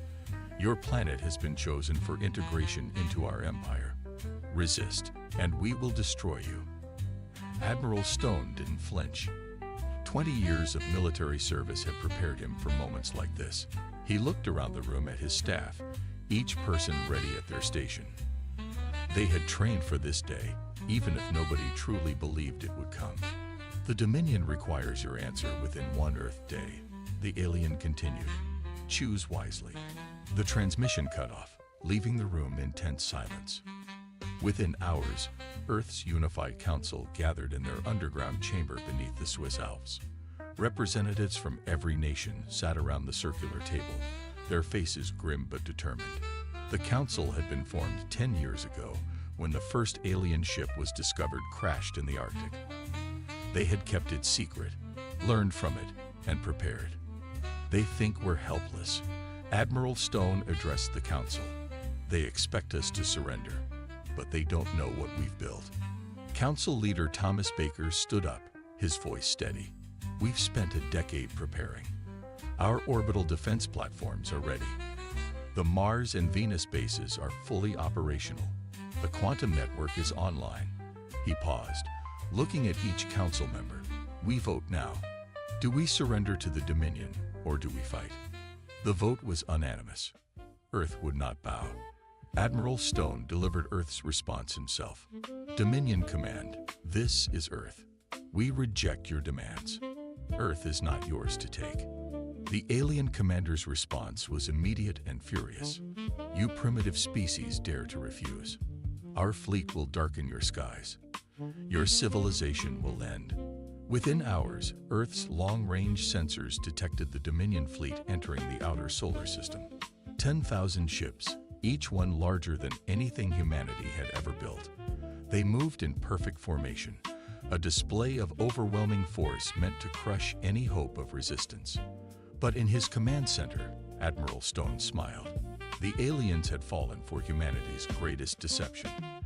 They saw what they expected to see. A primitive world with basic space capabilities, a few satellites, and some defensive installations. They couldn't detect the quantum-shielded bases hidden across the solar system.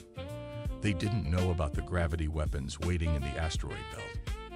They had no idea that their own crashed ship had given Earth the keys to understanding their technology. All commands. This is Stone.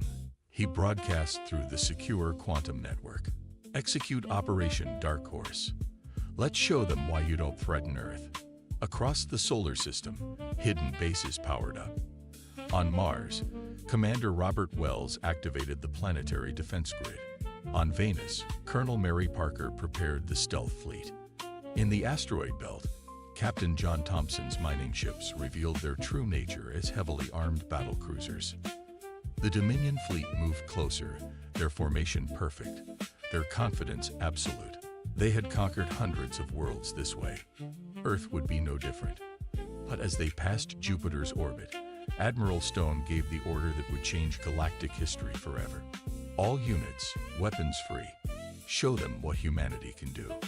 The battle for Earth was about to begin. The Dominion would learn that their greatest mistake wasn't attacking Earth. It was giving humanity time to prepare. In their arrogance, they never questioned why Earth's response to first contact was so calm. They never wondered why a primitive planet would dare to defy them. They never suspected that their perfect fleet was flying into a trap 10 years in the making. As Admiral Stone watched the Dominion fleet approach, he knew humanity was ready. Let them come, he whispered. Let them all come. The greatest fleet in the galaxy was about to learn a harsh lesson about underestimating humanity. Deep beneath the Rocky Mountains, in a facility unknown to the approaching Dominion fleet, Commander Michael Reed walked through rows of Earth's secret weapons. The underground chamber stretched for miles, filled with technology that would shock the invaders. Status report. He called out to his team as red warning lights flashed overhead. The Dominion fleet had just passed Mars orbit. Quantum shields at full power, replied Lieutenant Jack Wilson from his station. The enemy still can't detect us. The chamber housed Earth's greatest secret, working prototypes reverse-engineered from the crashed alien ship found a decade ago. But humanity hadn't just copied the alien technology. They had improved it. Reed stopped at the centerpiece of Earth's defense, the gravity manipulation engine. While the Dominion used standard propulsion systems, Earth had discovered how to bend space itself. The aliens' crashed ship had given them the basics, but human creativity had turned it into something new. All teams, final checks, Reed ordered. They'll be in range in 6 hours. The facility hummed with activity. Scientists and soldiers worked side by side, preparing weapons that merged human ingenuity with alien technology. They had plasma cannons powered by Earth's unique approach to fusion, shields that used quantum entanglement in ways the Dominion had never imagined. Above ground, the world appeared normal. A few orbital satellites, some defensive installations, nothing that would worry the mighty Dominion. But underground bases like Reed's existed on every continent. The whole planet was a carefully crafted illusion. "Sir," called out Technical Officer Lisa Brown. "Look at this." She pointed to her screen, showing the Dominion fleet's formation. They're using standard attack patterns, exactly like the data from the crashed ship predicted. Reed smiled. The Dominion's greatest weakness was their predictability. Thousands of years of easy victories had made them arrogant and inflexible. They hadn't faced a real challenge in centuries. "Send the activation codes to all bases," Reed ordered. "Time to wake up our sleeping giant." Across Earth, hidden facilities powered up. In the Pacific Ocean, underwater bases activated their gravity wells. In the Sahara, buried energy collectors began gathering power. In Antarctica, the quantum communication hub linked all of Earth's defenses into one network. "Sir," Wilson called out. "Message from Admiral Stone. The Dominion fleet has passed the final warning line. They're committed to their attack run." Reed walked to the main control platform. Around him, screens showed Earth's true defensive capability. 10,000 Dominion ships were about to face humanity's greatest achievement, a planetary defense system unlike anything in the galaxy. "Begin power-up sequence for the gravity web," Reed commanded. This was humanity's trump card. While the Dominion relied on brute force, Earth had developed a way to turn space itself into a weapon. The facility's walls vibrated as enormous generators came online. Similar vibrations echoed from bases worldwide as Earth's true power awakened. The planet might look defenseless, but it was about to become the deadliest trap in galactic history. "Message from all bases," Brown reported. "Everyone is ready, waiting for your command." Reed looked at the tactical display. The Dominion fleet was arranging itself for their standard orbital bombardment pattern. They had no idea they were flying into carefully planned killing zones. "Send word to Admiral Stone," Reed ordered. "Tell him the gravity web is ready. We can begin Phase 2 whenever he gives the order." As the message went out, Reed thought about how far humanity had come. 10 years ago, they had found a crashed alien ship. Instead of panicking, they had learned. Instead of fighting among themselves, they had united. Instead of copying alien technology, they had revolutionized it. "Sir," Wilson called out. "New message from the Dominion fleet. They're demanding our surrender again." Reed shook his head. Even now, the aliens couldn't imagine that their prey might be more dangerous than they were. Their arrogance would be their downfall. "Send no reply," he ordered. "Let them come closer. Let them think we're paralyzed with fear." He watched the fleet's approach on the main screen. They want to see Earth's true power. Well, they're about to get their wish. The trap was set. The defenders were ready. The greatest space battle in human history was about to begin. The Dominion fleet filled Earth's sky like artificial stars, their massive ships blocking out the natural starlight. In Earth Defense Command, Admiral Stone watched as the enemy took position for their attack. "They're launching their first wave," reported Tactical Officer David Miller. 500 ships moving into bombardment formation. The alien ships moved with mechanical precision, each vessel taking its predetermined place. They had used this same attack pattern for centuries, crushing hundreds of civilizations with overwhelming force. "Let them get closer," Stone ordered. His calm voice betrayed none of the tension in the command center. "Wait for my signal." On the main screen, the Dominion ships entered low orbit. Their weapon ports opened, energy building for the first strike. They expected to face minimal resistance, perhaps a few missiles, some primitive energy weapons. "Dominion ships charging weapons," Miller announced. "Impact in 30 seconds." Stone pressed a button on his command console. "Commander Reed, activate the gravity web." Deep underground, Reed's team sprang into action. The gravity manipulation engines powered up, their effect invisible but devastating. Across the solar system, Hidden generators created a complex web of altered space. The first Dominion ship fired. Its energy beams streaked toward Earth, and then bent impossibly to the side, missing completely. More ships fired, and more shots went wild, twisted away by the invisible distortions in space. What trickery is this? The Dominion commander's voice boomed through the command channel. How dare you? Now, Stone ordered, show them what Earth can do. The Mars base revealed itself first. Hidden gun ports opened in what the Dominion had thought were normal craters. Quantum-enhanced plasma beams lanced out, each shot striking with perfect accuracy. 20 Dominion ships exploded before they could react. Venus base, you're clear to engage, Stone commanded. The clouds of Venus parted as Earth's stealth fleet emerged. These ships were smaller than the Dominion's vessels, but far more maneuverable. They darted between the enemy ships, their gravity drives letting them ignore normal physics. Impossible, the Dominion commander shouted. Your species cannot have this technology. You should have checked our planet more carefully, Stone replied calmly. Gravity web at full power. Spring the trap. The space around the Dominion fleet suddenly shifted. Ships that had been in perfect formation found themselves pulled in different directions. Their rigid battle plan fell apart as Earth's gravity weapons created zones of chaos in space itself. Multiple enemy ships colliding, Miller reported with satisfaction. Their formation is breaking. The Dominion tried to adapt, but centuries of doing things one way had left them inflexible. Their ships crashed into each other as Earth's gravity web turned space itself against them. Launch our fighters, Stone ordered. From hidden bases across Earth, small but deadly ships rose into space.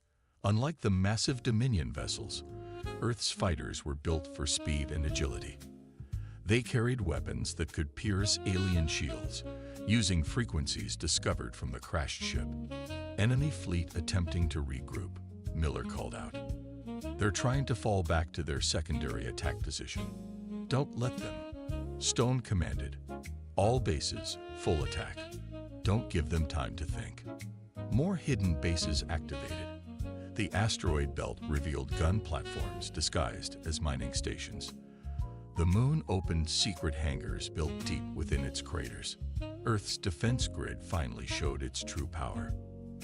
The Dominion's first wave was caught in a killing zone. Earth's gravity weapons trapped them while fighters and fixed defenses tore them apart. Of the 500 ships that began the attack, over 300 were destroyed in the first 10 minutes. Enemy fleet retreating, Miller announced triumphantly. They're falling back to their main force. Stone nodded. This was just the beginning, but humanity had proven something crucial. The mighty Dominion could be beaten. Their technology could be matched. Their tactics could be countered. Send word to all commands, Stone ordered. Phase 1 successful. Prepare for their main assault. They won't underestimate us again. The first battle was over. Earth had won, but everyone knew the real war was just beginning. The Dominion would return with their full force, and this time, they would be angry. Lieutenant Anna Miller led her stealth squadron through the debris of destroyed Dominion ships. Her fighter, sleek and black, moved silently through space. Behind her, 20 of Earth's best pilots followed in perfect formation. Ghost Squadron, stay tight, she commanded. Remember your training. These aren't simulations anymore. The main Dominion fleet was regrouping after their first wave's destruction. 9,000 ships still remained, but now they moved more cautiously. Their easy confidence was gone, replaced by uncertainty. Enemy fleet launching fighters, her tactical officer reported. Lots of them. At least 1,000 incoming. Anna smiled inside her helmet. The Dominion fighters were fast and powerful, but they lacked Earth's special advantage. Her squadron carried the new quantum entanglement missiles, weapons that ignored shields completely. All pilots, weapons free, she ordered. Show them what Earth's best can do. The battle erupted in silence. In space, there was no sound as the fighters clashed. The Dominion pilots flew with perfect textbook maneuvers. Anna's pilots flew like humans, unpredictable, creative, and deadly. Target locked, one of her pilots called, firing quantum missiles. The new weapons looked simple, small silver projectiles that seemed harmless, but they contained paired quantum particles. One half stayed in the launcher, the other half passed through enemy shields as if they weren't there. The results were devastating. Dominion fighters exploded silently in space. Their shields, designed to stop energy and physical impacts, could do nothing against weapons that ignored normal physics. "Keep pushing," Anna commanded. "Drive them back to their capital ships." Her squadron cut through the enemy fighters like a knife. The Dominion pilots had never faced weapons they couldn't block. Their confusion turned to panic as Earth's fighters proved impossible to defend against. Back on Earth, Admiral Stone watched the battle with satisfaction. "Launch the second wave," he ordered. "Let's show them everything we have." More fighters rose from Earth, Mars, and Venus. Each carried different weapons: gravity disruptors, phase cannons, quantum missiles. Earth had spent 10 years preparing not just one solution, but hundreds. The Dominion fleet commanders tried to adapt. They changed formations, adjusted shields, launched more fighters. But they were fighting an enemy that had studied them for years, that knew their tactics better than they did. Enemy flagship detected, Anna's tactical officer reported. "They're pulling back their fighters to protect it." All squadrons, Stone's voice came through the command channel. "Target that flagship. Show them nowhere is safe." Anna led the attack herself. Her squadron dove through waves of enemy fire, their small ships dancing between energy beams. The Dominion flagship grew larger in their view, a massive vessel that dwarfed everything around it. "Ghost Squadron, follow my lead," Anna ordered. "Pattern Delta, just like we practiced." Her fighters split into pairs, each approaching from a different angle. The flagship's defenses tracked them, energy weapons firing continuously. But Earth's ships were too small, too fast, and too well piloted to hit. "Fire everything," Anna commanded. All weapons, full spread. Quantum missiles, gravity torpedoes, and phase charges launched simultaneously. The flagship's magnificent shields flickered against weapons they were never designed to stop. Explosions blossomed across its hull as quantum-paired particles appeared inside their defensive bubble. "Direct hits confirmed," her tactical officer reported. "Enemy flagship is heavily damaged." The mighty vessel, pride of the Dominion fleet, began to list in space. Secondary explosions cascaded along its length as quantum weapons continued to bypass its defenses. "All ships, clear the area," Anna ordered. "That thing's about to go critical." Her squadron pulled back just as the flagship's power core detonated. The explosion lit up space like a new sun, temporarily blinding sensors across the battlefield. When the light faded, the message was clear. Humanity wasn't just defending, they were winning. The Dominion's technological advantage had been not just matched, but surpassed. "Good work, Ghost Squadron," Admiral Stone's voice came through. "Return to base for rearm. The real battle's about to begin."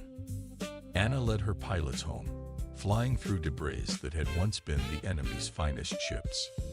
The Dominion had thought Earth would be an easy conquest. Instead, they had found something they'd never expected, an enemy who could not only fight back, but win. The counterattack had succeeded.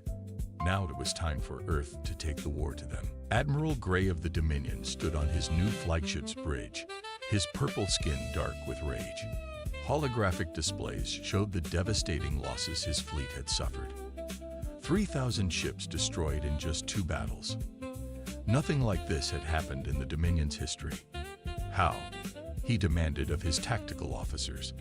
"How can these primitives defeat us?" Before anyone could answer, the ship shook violently. Earth's forces had launched another attack, this time targeting their supply lines.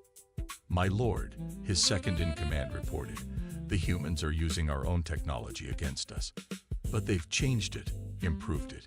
Their weapons ignore our defenses. Gray watched as another group of his ships disappeared from the tactical display.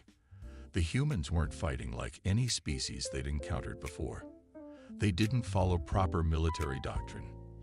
Their attacks came from everywhere, using tactics that changed constantly. Send word to the homeworld. Gray ordered. Request reinforcements. We must not lose to these barbarians. But even as he gave the order, Earth's quantum jammers activated. All communication with the Dominion home system went dead. They were alone. In Earth's command center, Admiral Stone watched the Dominion fleet's disarray with grim satisfaction. Begin Phase 3, he ordered. Let's end this. Hidden bases across the solar system activated their main weapons. The gravity web, already restricting Dominion movement, began to tighten. Space itself became a weapon, crushing enemy ships together or tearing them apart. The enemy fleet is splitting up, reported Tactical Officer Miller. They're breaking formation. Stone nodded. The Dominion's rigid command structure was falling apart. Without clear orders, without their usual tactics working, their fleet was becoming disorganized. On his new flagship, Admiral Gray watched in horror as his perfect military machine began to crumble. Ships acted independently, abandoning their positions, trying different tactics that only made them easier targets. Order them back in formation, he shouted. We must maintain discipline. They're not responding, my lord, his second-in-command said. Earth's weapons are everywhere. Our standard tactics are failing. Another blast rocked the ship. Earth's gravity weapons were creating zones of intense distortion around them. Ships that strayed into these zones were torn apart by forces they couldn't resist. In her fighter, Lieutenant Anna Miller led another attack run. Ghost Squadron, target their command ships. Don't let them reorganize. Her fighters struck like lightning, quantum missiles passing through Dominion shields as if they weren't there. More command ships exploded, leaving their squadrons leaderless. Enemy fleet showing signs of panic, Miller reported to Stone. They're starting to fire on each other in the confusion. Stone watched as the mighty Dominion fleet, terror of 1,000 worlds, began to destroy itself. Ships trying to escape the gravity web crashed into each other. Confused commanders gave contradicting orders. The perfect military machine was breaking down. Admiral Gray felt something he'd never experienced before. Fear. Launch all remaining fighters. He ordered. Full attack on Earth. We must. His words were cut off as a quantum missile appeared inside his bridge. There was no warning, no chance to react. One moment he was giving orders, the next. Enemy flagship destroyed, Miller announced. Their fleet is completely disorganized. Stone stood at his command station, watching the greatest space battle in human history reach its climax. The Dominion fleet, once so proud and mighty, was now a scattered, broken force.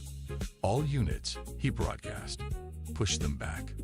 Drive them out of our solar system. Earth's forces moved as one. Fighters, capital ships, and fixed defenses coordinated their attacks perfectly. The remaining Dominion ships, leaderless and terrified, began to retreat. They're running, Miller reported, unable to keep the pride from his voice. Stone nodded. Let them go.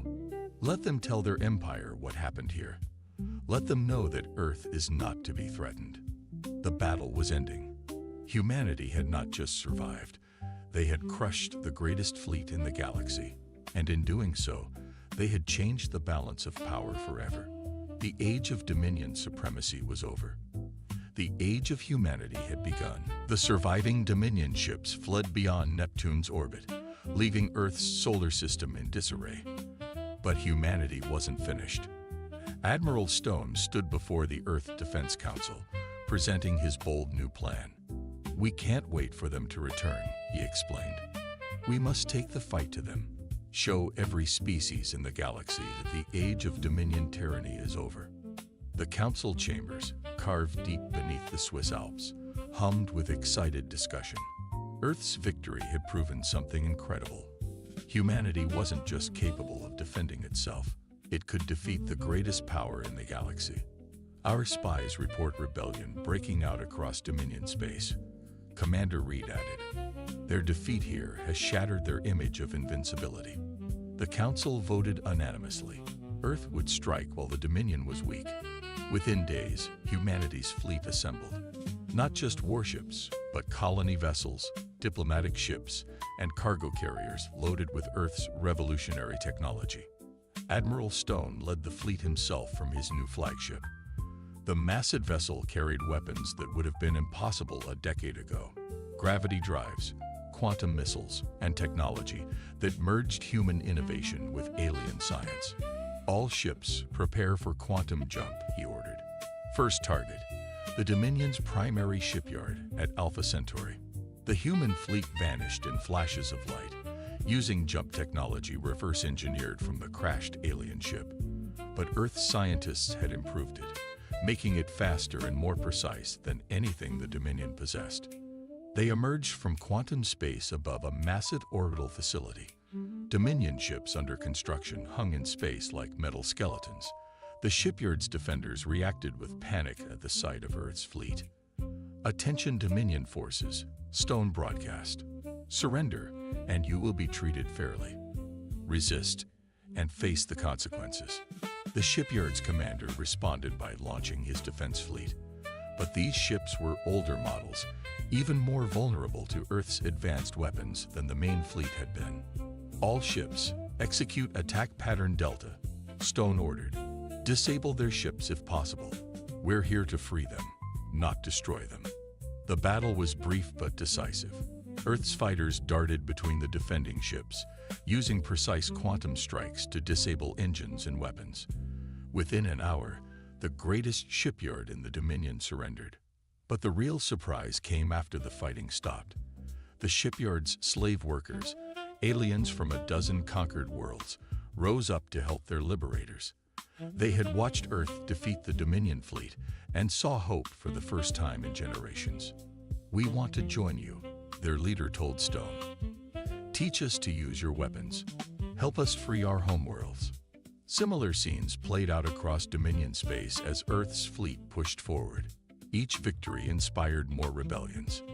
Each freed world joined humanity's cause. The Dominion's empire, built on fear and oppression, began to crumble. My lord, a Dominion commander reported to their emperor, we've lost contact with 30 systems. The humans, they're not just defeating our forces, they're showing our subjects how to fight back. The emperor, watching his realm collapse, finally understood his empire's fatal mistake. They had spent centuries perfecting their military might, but never considered that a younger species might think differently, fight differently, and inspire others to do the same. Back on the flagship, Stone received reports from across the galaxy. Another sector has declared independence, his communications officer announced. The Dominion fleet there joined the rebellion. Even their own soldiers were deserting now. The Dominion's rigid hierarchy was breaking down as more of their forces saw a better way. Earth's way of freedom, innovation, and cooperation. Send word to Earth, Stone ordered. Tell them to prepare diplomatic teams. We're not here to create our own empire. We're here to help these worlds build something new. The revolution spread like wildfire through the galaxy. Earth's technology, freely shared with their allies, gave former slave worlds the power to defend themselves. The Dominion's grip on power weakened with each passing day. What had started as an invasion of Earth had become something much more. The end of an empire and the birth of a new age in the galaxy. And humanity, the species that the Dominion had thought primitive, was leading the way. The stars themselves seemed brighter as freedom spread across the galaxy, one world at a time. 3 months after Earth's first victory, the Dominion Emperor stood in Earth's Defense Council chamber. His once proud purple skin had turned pale with the shame of defeat. Before him, representatives from Earth and 100 freed worlds watched as he signed the surrender document. The Dominion, he spoke in a tired voice, acknowledges its defeat. We surrender unconditionally to Earth and its allies. Admiral Stone, who had led humanity's forces to victory, stepped forward. We accept your surrender, he said firmly. But this isn't just Earth's victory. This belongs to every species that fought for freedom. The chamber erupted in cheers.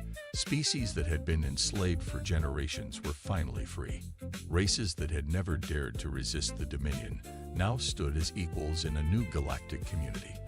Let today mark the beginning of the Solar Federation, Council Leader Baker announced. Not an empire ruled by force, but an alliance of free worlds working together. The first act of the new Federation showed how different it would be from the Dominion. Instead of punishing their defeated enemies, Earth offered them membership as equals. Worlds that had been part of the Dominion could join the Federation, sharing in its technology and protection. "We're not here to rule," Stone explained to the gathered representatives. "We're here to help everyone build something better." Earth's technology spread rapidly across the galaxy. The quantum communications network linked distant worlds instantly. Gravity drive ships made travel between stars easier than ever. But most importantly, Earth shared its greatest secret, the ability to innovate, to think differently, to improve on existing ideas. Commander Reed, now leading the Federation Science Division, worked with scientists from 100 worlds. The Dominion stopped advancing because they thought they knew everything. He told his diverse team, "We'll never make that mistake. There's always more to learn." Lieutenant Miller, promoted to fleet commander, trained pilots from every species. Her Ghost Squadron techniques became the foundation of the Federation's defense forces.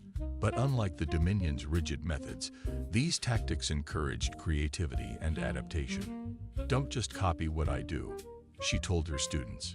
"Improve it. Make it your own. That's the human way. And now it's your way too." The former Dominion worlds transformed rapidly. Without the Empire's restrictions, they rediscovered their own cultures and innovations. Trade flourished between worlds that had once been forbidden to communicate.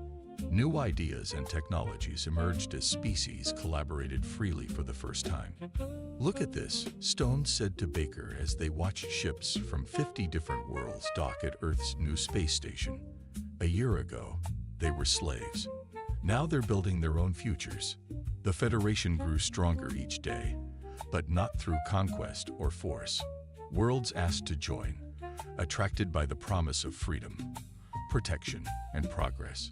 Earth's defense technology ensured peace, while their spirit of innovation drove advancement.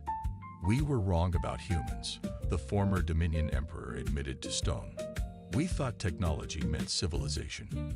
You showed us that true civilization comes from how you use that technology." A year after the surrender, the galaxy had changed completely. The Federation's quantum network linked thousands of worlds. Ships with gravity drives explored new regions of space. Former enemies worked together, sharing knowledge and resources. "What's our next challenge?" Baker asked Stone as they stood in the council chamber. Stone looked at the galactic map, now showing the Federation's peaceful expansion. "We keep exploring," he answered. "Keep learning. Keep helping others do the same. That's what humanity does best. We never stop moving forward." The greatest fleet in the galaxy had attacked Earth, thinking they would find an easy conquest. Instead, they had found the species that would transform the galaxy, not through force or fear, but through innovation, cooperation, and the simple human desire to make things better. As Stone looked out at the stars from Earth's orbital station, he smiled. Humanity had not just survived, they had shown the galaxy a better way. The age of empires was over. The age of exploration, innovation, and cooperation had begun. And somewhere out there, new adventures waited for humanity and their allies. Together, they would face whatever challenges the universe held, not as conquerors, but as explorers, innovators, and friends. The stars beckoned, and the Federation was ready to answer their call. Look, I'm not saying humans are the best species in the galaxy at handling other species' offspring. That would be bragging, and we try to stay modest about our various talents. I'm just saying that when Ambassador Krill of the Vrexthier Dominion came storming into Starbase 247's premier interspecies care center demanding to know my qualifications, I might have been a bit too honest. I once successfully babysat a litter of Terran wolverines, I said, adjusting my name tag that read Parker Maxwell, Chief Assistant Caretaker, and I still have all my fingers. The ambassador's secondary mouth twitched, which I'd learned was either a sign of amusement or imminent violence with their species. Given that all 4 of their arms were currently crossed, I was betting on the latter. You consider this. Relevant experience. The universal translator couldn't quite capture the mix of incredulity and disdain in their voice, but their spinal ridges were doing that peculiar ripple thing that basically screamed, "You absolute moron." I shrugged. A gesture that I'd discovered was wonderfully ambiguous across most species. Well, they were particularly grumpy wolverines. Had to bottle feed them every 2 hours. They tried to eat my face 3 times before breakfast, but we worked through our trust issues. Behind the ambassador, my boss, the esteemed Dr. Nix L.A., a centaurian with far too many degrees in xenopediatrics, was making their equivalent of a face palm. All 6 of their eye stalks were curled in what I'd come to recognize as mortified embarrassment. But here's the thing about humans that most species don't quite get: we have this incredibly useful ability to be completely truthful while simultaneously underselling and overselling ourselves. It's a talent born from millennia of dealing with job interviews and first dates. Besides, I continued, gesturing to the playpen where I'd successfully managed to get a baby Jovian gas floater to share its favorite hydrogen snacks with a young Martian crystal crawler. I'm pretty good at improvising. Did you know that Arcturian slug tots really love bubble wrap? Keeps them entertained for hours. We just have to make sure they don't try to eat it. The ambassador's upper set of eyes narrowed while their lower set widened, a classic Vrexthier expression of confused calculation. I could practically see them running risk assessments in their head. Their species was notorious for being protective of their young, to the point where this was the first time in recorded history they were even considering leaving their cubs with non-Vrexthier caregivers. And what they finally asked, mandibles clicking in what I assumed was suppressed anxiety, "Makes you think you could handle Vrexthier cubs? We are apex predators. Our young can bite through titanium alloy before they learn to walk." I grinned, reaching into my pocket and pulling out my special emergency snack, a protein bar that could survive a nuclear blast and probably predated the formation of several small stars. Good thing I always carried titanium-grade teething toys then, and snacks that could double as building materials if we ever need to construct an emergency shelter. That got me another mandible click, but this time it was accompanied by that weird chirping sound that meant either they were amused or planning my imminent demise. In my experience, there was usually about a 50-50 chance either way. Dr. Nix L.A. had finally recovered enough to glide forward, probably to try and salvage the situation with actual professional credentials and statistical safety records. But before they could speak, one of the ambassador's cubs, who had been suspiciously quiet until now, launched itself from its hiding spot behind their parents' ceremonial robes directly at my face. Now, most species would flinch. It's a natural reaction when 8 pounds of razor-sharp claws and teeth are hurtling toward your relatively soft and puncturable head. But anyone who spent time around Terran cats knows exactly what to do in this situation. I caught the cub mid-leap, redirected its momentum into a gentle spin, and ended up with an armful of purring Vrexthier youngling, who was now trying to groom my hair with its secondary tongue. "Oh yeah," I said casually, scratching under the cub's chin with my free hand. "I also used to volunteer at a big cat sanctuary. You should see my lion-whispering credentials." And that, my friends, is how I ended up responsible for the first Vrexthier cubs ever entrusted to non-Vrexthier care. Though in retrospect, maybe I should have mentioned the wolverines had actually been stuffed animals, and my cat sanctuary experience was mainly cleaning litter boxes. But hey, how much trouble could a few apex predator cubs really be? Narrators note the answer, as it turns out, was quite a lot of trouble indeed. Remember how I said Vrexthier cubs can bite through titanium alloy before they learn to walk? Well, it turns out that's not just proud parent bragging, it's actually a massive understatement. By the end of my first hour with the triplets, I'd gone through 14 indestructible toys, 3 reinforced play mats, and 1 very unfortunate maintenance droid that made the mistake of beeping too aggressively in their general direction. "Okay, kids," I said, watching as little Trix systematically dismantled what had previously been an industrial-grade climbing frame. "Let's try something different." Vex and Rix, the other 2 cubs, paused their game of who can headbutt the hardest to stare at me with all 4 of their eyes. I'd quickly learned that this level of focused attention from Vrexthier cubs usually preceded either a brilliant moment of interspecies bonding or complete chaos. The odds were about 10 to 90 in favor of chaos. I reached into my emergency kit, which by now resembled a doomsday prepper's panic room, and pulled out my secret weapon, a roll of bubble wrap. The cub's head frills perked up immediately. "Now I know what you're thinking," I said, slowly unrolling the precious cargo. "This looks suspiciously like that boring force field material your parent wrapped around her transport pod. But watch this." I popped one bubble. The reaction was instantaneous. All three cubs froze, their sensory whiskers vibrating at what I'm pretty sure was the exact frequency of pure joy. Their secondary mouths dropped open in perfect synchronized amazement. Yeah, I grinned, popping another bubble. That's right. Each one makes its own unique sound. It's like a puzzle and a snack wrapper combined. Of course, that's when Ambassador Krill decided to make their surprise inspection visit. They burst through the door in full diplomatic regalia, probably expecting to catch me failing miserably at handling their precious offspring. Instead, they found their cubs sitting in a circle, taking turns carefully popping bubbles with their claws while I taught them how to make different pitch sounds by varying the pressure. We'd even worked out the first few notes of Twinkle, Twinkle, Little Star. Though our version sounded more like a garbage compactor having an existential crisis. The ambassador's mandibles did that weird twitchy thing again. "What exactly are you doing with my cubs?" "Teaching them the basics of acoustic physics through interactive play," I replied smoothly. "Thank you, 3 years of working in retail, I could now BS with the best of them. It helps develop fine motor control and promotes cooperative learning behaviors." I carefully didn't mention that I'd discovered this technique by accident when I was unpacking some new equipment, and the cubs went absolutely bonkers over the sound.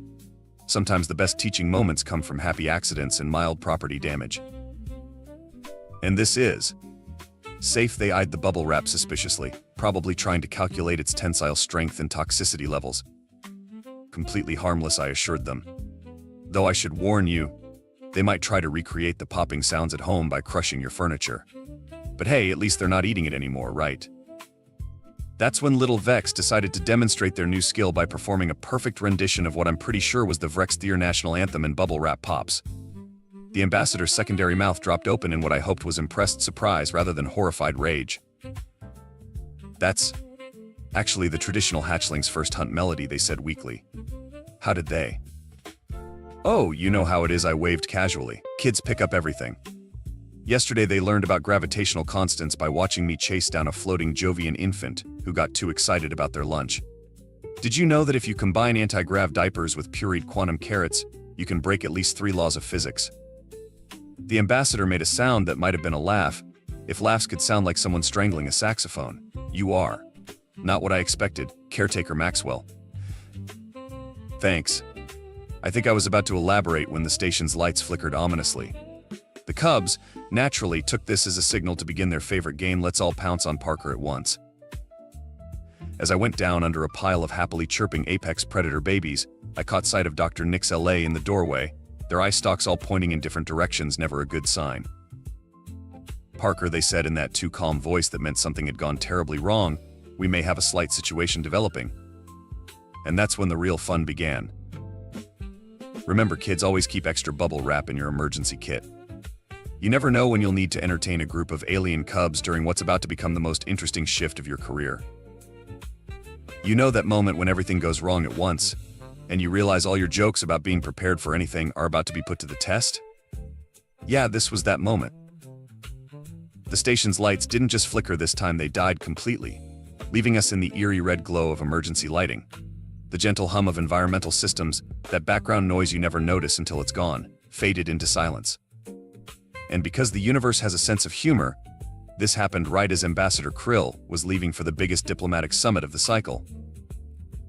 "The backup systems will engage momentarily," Dr. Nix LA assured everyone, their eye stalks swiveling independently to monitor all corners of the room. Though I noticed they were slowly backing away from the door, which was never a good sign. They were right about the backup systems engaging. They were wrong about it helping. The ventilation kicked in with a wheeze that sounded like a chain-smoking elephant trying to play a kazoo. The air that began circulating had a distinctly wrong quality to it, not immediately dangerous, but definitely not the carefully maintained atmospheric mix our various species needed. I watched as the environmental readout on my wrist display, standard issue for all caregivers dealing with multi-species children, began showing numbers that made absolutely no sense. The temperature was fluctuating wildly, humidity was doing things that defied several laws of physics, and the atmospheric composition was starting to resemble a bad day on Venus. This is suboptimal, I said, using what Dr. Nix LA called my suspiciously calm human voice. The Vrextheer cubs, who had been contentedly shredding their 15th set of unbreakable toys, suddenly went still. Their sensory whiskers began vibrating in that way that meant they were picking up something the rest of us couldn't yet detect. Given that Vrextheer evolved as apex predators on a death world that made Australia look like a petting zoo, this was concerning. The Summit Chamber Ambassador Krill's voice crackled through the emergency comm system, appears to be sealed, with all of us inside it. By all of us, they meant every adult Vrextheer on the station, along with about 24 other species diplomatic representatives, which explained why the cubs' whiskers were doing their best impression of seismographs during an earthquake. They could sense their parents' growing anxiety. The environmental systems in the Summit Chamber are struggling, the ambassador continued, their voice carrying that special tone that meant I'm trying very hard not to panic but seriously considering it as an option. That's when I noticed the temperature was dropping. Not in the gentle someone left the window open way, but in the who ordered liquid nitrogen for breakfast way. The cubs huddled closer together, their scales beginning to dull, a sure sign they were getting too cold. Dr. Nix LA's eye stalks all curved into what I recognized as their were completely screwed position.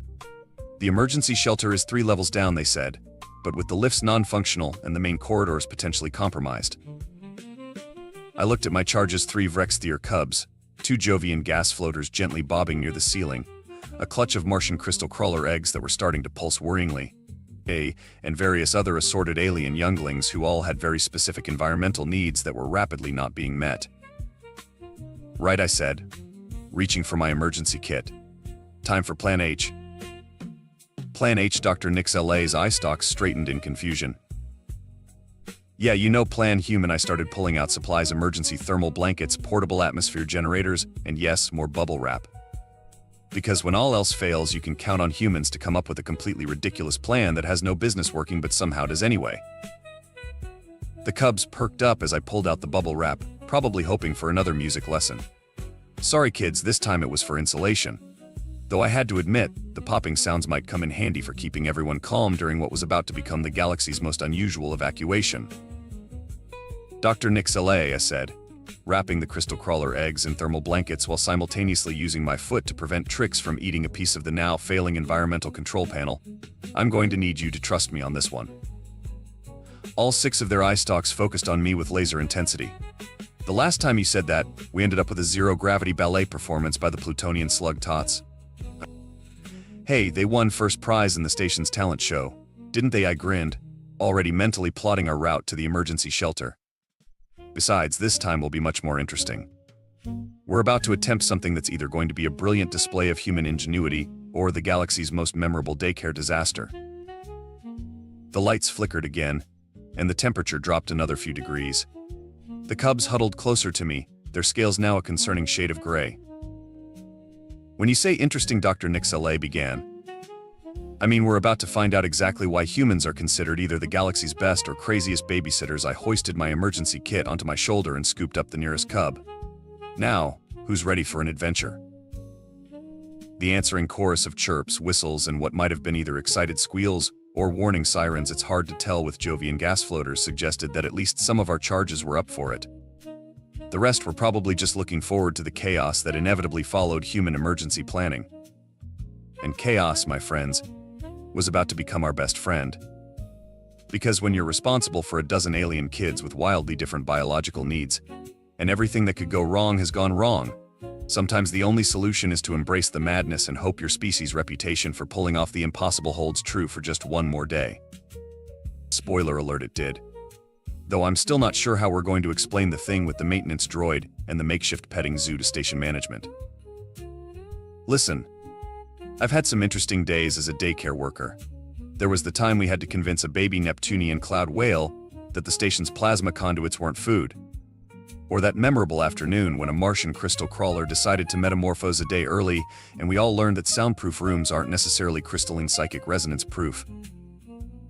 But leading a parade of alien children through failing station corridors while juggling environmental needs that contradicted several laws of physics? That was definitely going in my top 5. Everyone stay together, I called out, checking my wrist display for the umpteenth time. Jovian floaters, remember your buddy system. No tricks. The wall panels are not snacks, I don't care how shiny they are. Dr. Nixalay glided alongside me, all 6 eye stalks swiveling in different directions like the world's most anxious surveillance system. The atmospheric pressure is becoming problematic. That was an understatement.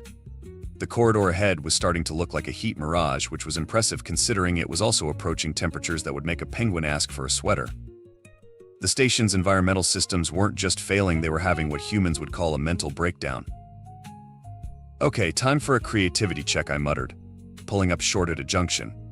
The cubs, who had been surprisingly well behaved, only 3 attempted escapes and 1 half-hearted attempt to eat a light fixture, clustered around my legs. We've got 3 possible routes to the emergency shelter. One's too hot, one's too cold, and one's got gravity fluctuations that would make a roller coaster jealous. Perhaps we should, Dr. Nixalay began, but they were interrupted by a distant sound that reminded me of a garbage disposal trying to digest a metal chair.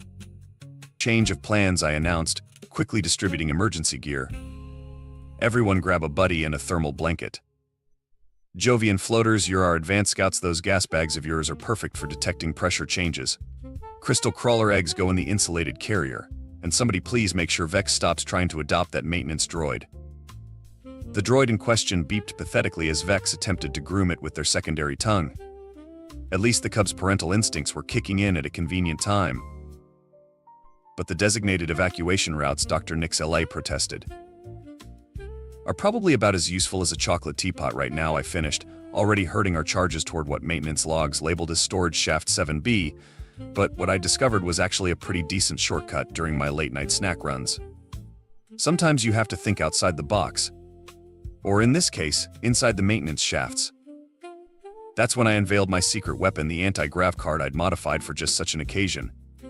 Well, technically I'd modified it for moving heavy supplies, but I'd always suspected it might come in handy for an impromptu evacuation. All aboard the HMS, please don't let this plan fail, I announced with more cheer than the situation probably warranted.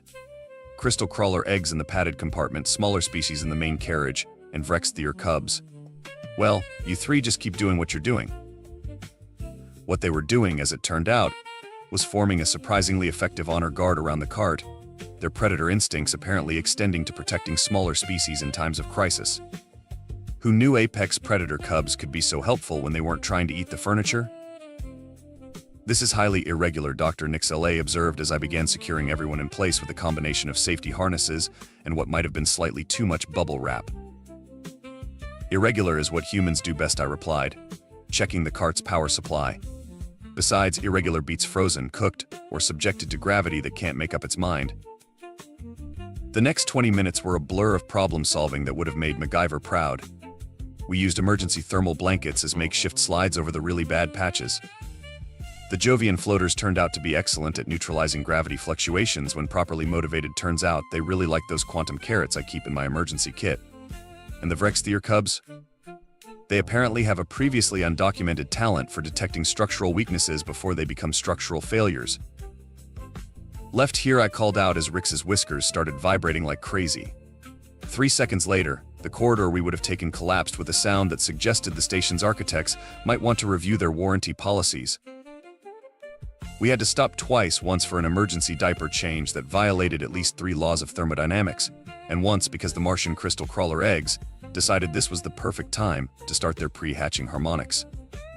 Do you know how hard it is to maintain a stable resonance field with makeshift equipment, while also preventing 3 overexcited Vrextheer cubs from investigating what they probably thought was the world's most interesting sound toy? But the real challenge came when we reached the final stretch. The emergency shelter was just ahead, through a section of corridor that was alternating between sauna and deep freeze every 30 seconds. Well, I said, looking at my charges who were all displaying various species-appropriate signs of either excitement or terror with some species, it's really hard to tell the difference, who's ready to learn about human timing. Dr. Nixalay's eye stalks all curved in that way that meant they were calculating the odds of survival and not liking the results. Please tell me you're not planning what I think you're planning. I grinned, pulling out my last emergency thermal blanket and what was definitely not supposed to be a repurposed plasma conduit regulator. Doctor, let me introduce you to a time-honored human tradition, the running grid ball play.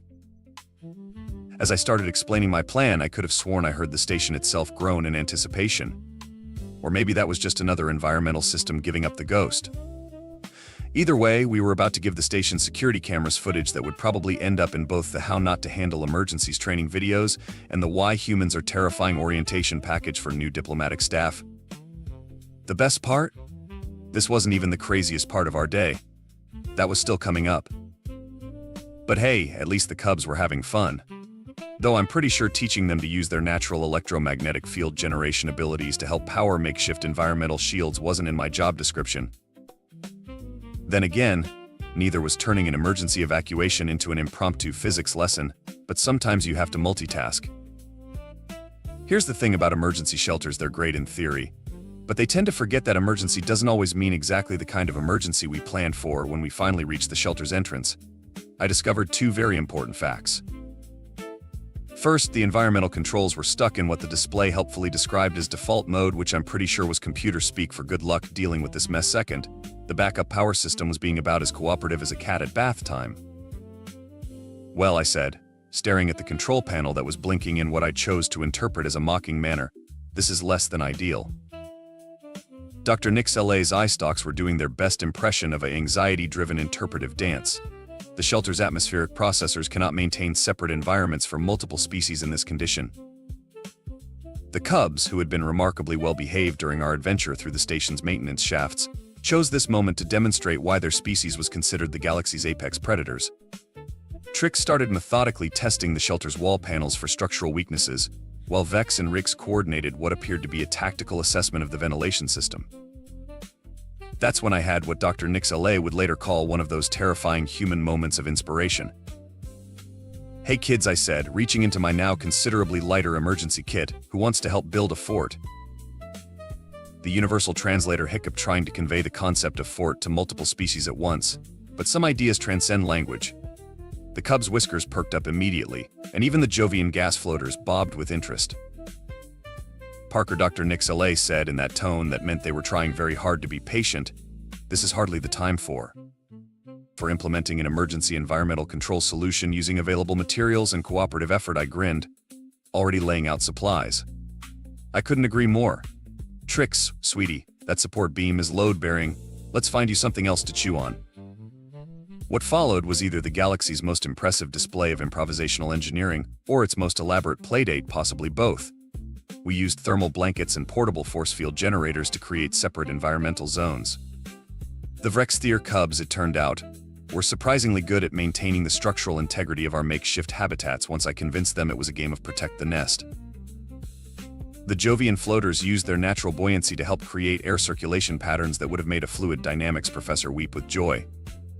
The crystal crawler eggs, which had finally decided to start their hatching sequence, actually helped stabilize the temperature gradients with their crystalline resonance. This is Dr. Nix LA observed as our shelter within a shelter took shape, actually working. "Never underestimate the combined power of desperate humans and cooperative children," I replied, using bubble wrap and emergency sealant to reinforce a particularly tricky corner. "Besides, this isn't even the craziest thing I've built with daycare supplies. Remember the great glitter incident of last month? We had unanimously agreed never to speak of that again. The real breakthrough came when little Rix, who had been watching me jury rig a pressure regulator, suddenly chittered in what I recognized as their "I have an idea" sound. Before anyone could react, they had gathered their siblings and positioned them around the main environmental control unit. Of course, I snapped my fingers, probably a bit too enthusiastically given how it made the Martian crystal crawlers vibrate. Vrexthier natural electromagnetic field generation.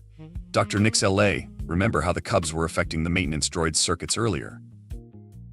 All 6 eye stalks widened in comprehension. "You can't possibly mean to use the Cubs' natural abilities to help stabilize the shelter's power systems." "That's exactly what I mean." I knelt down to eye level with the Cubs. "What do you say, kids? Want to help save the day?" Their answer was to immediately begin generating an electromagnetic field that made my hair stand on end and the shelter's systems light up like a Christmas tree, having an existential crisis. Careful with the harmonics, I coached, watching the power reading stabilize. "That's it, just like the bubble wrap music. Nice and steady." The next few minutes were a blur of adjustments, improvisations, and what might have technically been several violations of physics as we understood it. The crystal crawler eggs hatched at exactly the right moment to create a resonance pattern that helped stabilize the cub's electromagnetic field. The Jovian floaters instinctively positioned themselves to optimize air circulation. Even the maintenance droid Vex had adopted got in on the act, its partially rewired systems somehow contributing to our jerry-rigged environmental controls. Parker Dr. Nix LA said quietly as we watched our various charges work together in what could only be described as a symphony of cooperative chaos. I believe you may have accidentally invented a new form of xenotechnology. Nah, I waved dismissively, even as I made a mental note to write this up for the Xenopediatrics journal later. This is just classic human emergency improvisation combined with good old-fashioned teamwork. Speaking of which, the shelter's main display, which had been showing various alert messages in at least 12 different languages, suddenly cleared. The power reading stabilized. The environmental controls stopped their impression of a malfunctioning disco and settled into a steady hum. And that's when the shelter's door chimed, announcing the arrival of some very worried alien parents who were about to discover their children had just helped save the day through the power of cooperative fort building. So I said to the cubs, who were looking entirely too pleased with themselves, who's ready to show their parents what they learned about emergency management and environmental engineering. The answering chorus of happy chirps was probably audible 3 decks away, though that might have been because they had figured out how to amplify their vocalizations using the shelter's acoustic systems. Who says you can't combine childcare with advanced xenotechnology? Fun fact, trying to explain to a room full of diplomatic representatives how their children helped save the day through the power of fort building and improvisational engineering is exactly as challenging as it sounds. Especially when half your audience consists of apex predators who are still trying to process the fact that their cubs learned to play musical bubble wrap. So you see, I concluded, standing before the hastily convened emergency session of the station's diplomatic council, the environmental crisis actually provided an unexpected opportunity for practical education in xenobiology, cooperative problem-solving, and emergency management. Ambassador Krill's mandibles were doing that thing again, but this time I was pretty sure it was amusement. Probably. I mean, they hadn't eaten me yet, which I took as a positive sign.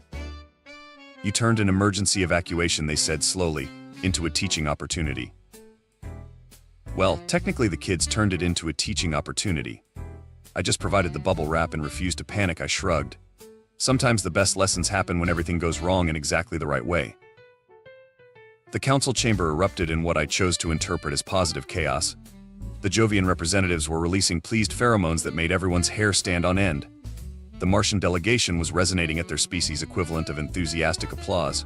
And the Vrextheer. Well, they were doing something with their secondary mouths that looked either very approving or deeply threatening. Furthermore, Dr.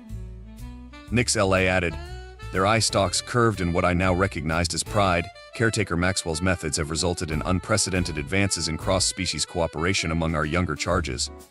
The crystal crawler hatchlings have formed a symbiotic relationship with the Vrextheer cubs. And the Jovian floaters are showing remarkable progress in their spatial awareness training. They're using the cubs' electromagnetic fields as navigation beacons, I explained. Turns out apex predator babies make excellent teaching assistants when they're not trying to eat the furniture. That's when Ambassador Krill did something unprecedented in the history of human Vrextheer relations. They laughed. Not the usual predatory chuckle that made most species check their evacuation routes, but a genuine laugh that sounded like a combination of purring and wind chimes. The Vrextheer Dominion, they announced, mandibles still twitching with amusement, would like to formally request that Caretaker Maxwell be appointed as the official guardian for all Vrextheer young on this station. The silence that followed was broken only by the sound of Dr. Nix LA's eye stalks all swiveling to stare at me at once. Thank you, I managed, trying not to show how much I was internally freaking out. Though I should probably mention that my lion-whispering credentials might have been slightly exaggerated. You maintained the safety and well-being of our cubs during a station-wide crisis, Ambassador Krill replied. You taught them valuable skills through what I'm told is the human concept of play, and most importantly, you showed them how to cooperate with other species without compromising their predatory instincts. They paused, all 4 eyes glinting. The fact that you did this while apparently making up most of your plan as you went along only makes it more impressive. That's kind of our species' specialty, I admitted. We call it winging it with style. And that, believe it or not, is how I became the first human officially entrusted with the care of Vrextheer young. It's also how the station's daycare center ended up with a permanent emergency fort building supplies. section, and why the Xenopediatrics Manual now includes a chapter on innovative cross-species cooperation techniques, Human Edition. The Cubs? They're doing great. We've moved on from bubble wrap music to what I'm calling synchronized electromagnetic resonance art. The maintenance droid that Vex adopted is now our official classroom assistant, though it still beeps nervously whenever anyone mentions the evacuation incident. Dr. Nix LA has stopped having anxiety attacks every time I announce I have an idea, though they do keep an emergency response team on standby, just in case.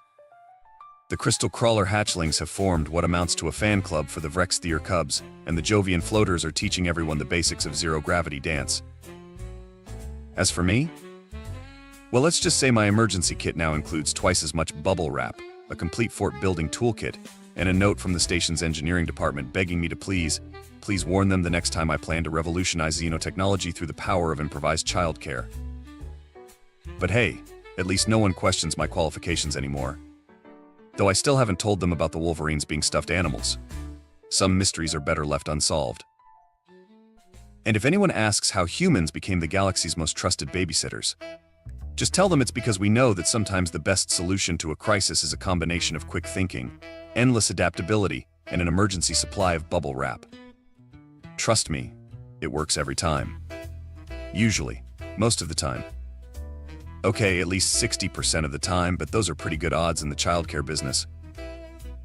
End note: the station's safety protocols now include a section titled The Maxwell Protocols for Unexpected Cross-Species Cooperation. I'm trying not to let it go to my head, but the Cubs did make me a crown out of spare parts and bubble wrap, so I think a little pride is justified. You know, when I signed up for the Galactic Exchange student program, I thought the hardest part would be learning to breathe methane, or figuring out alien toilet etiquette.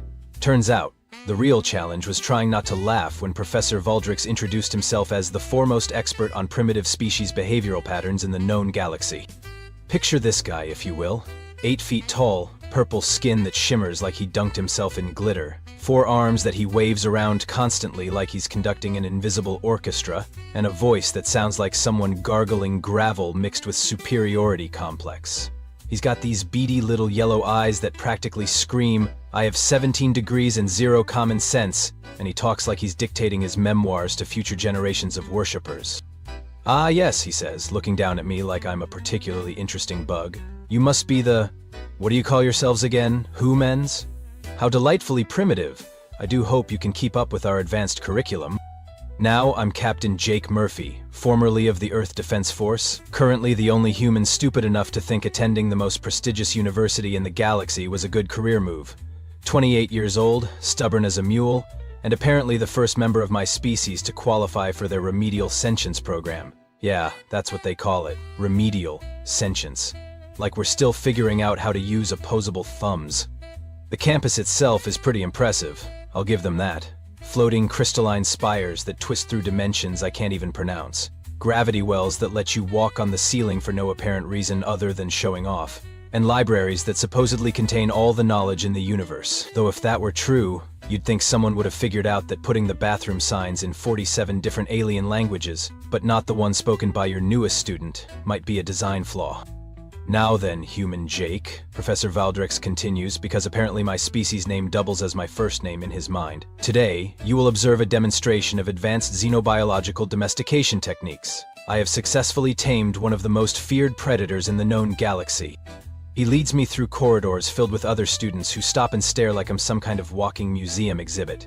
There's a group of crystal beings who literally ring like wind chimes when they move, a few gas cloud entities floating in containment suits, and something that looks like a cross between a spider and a disco ball.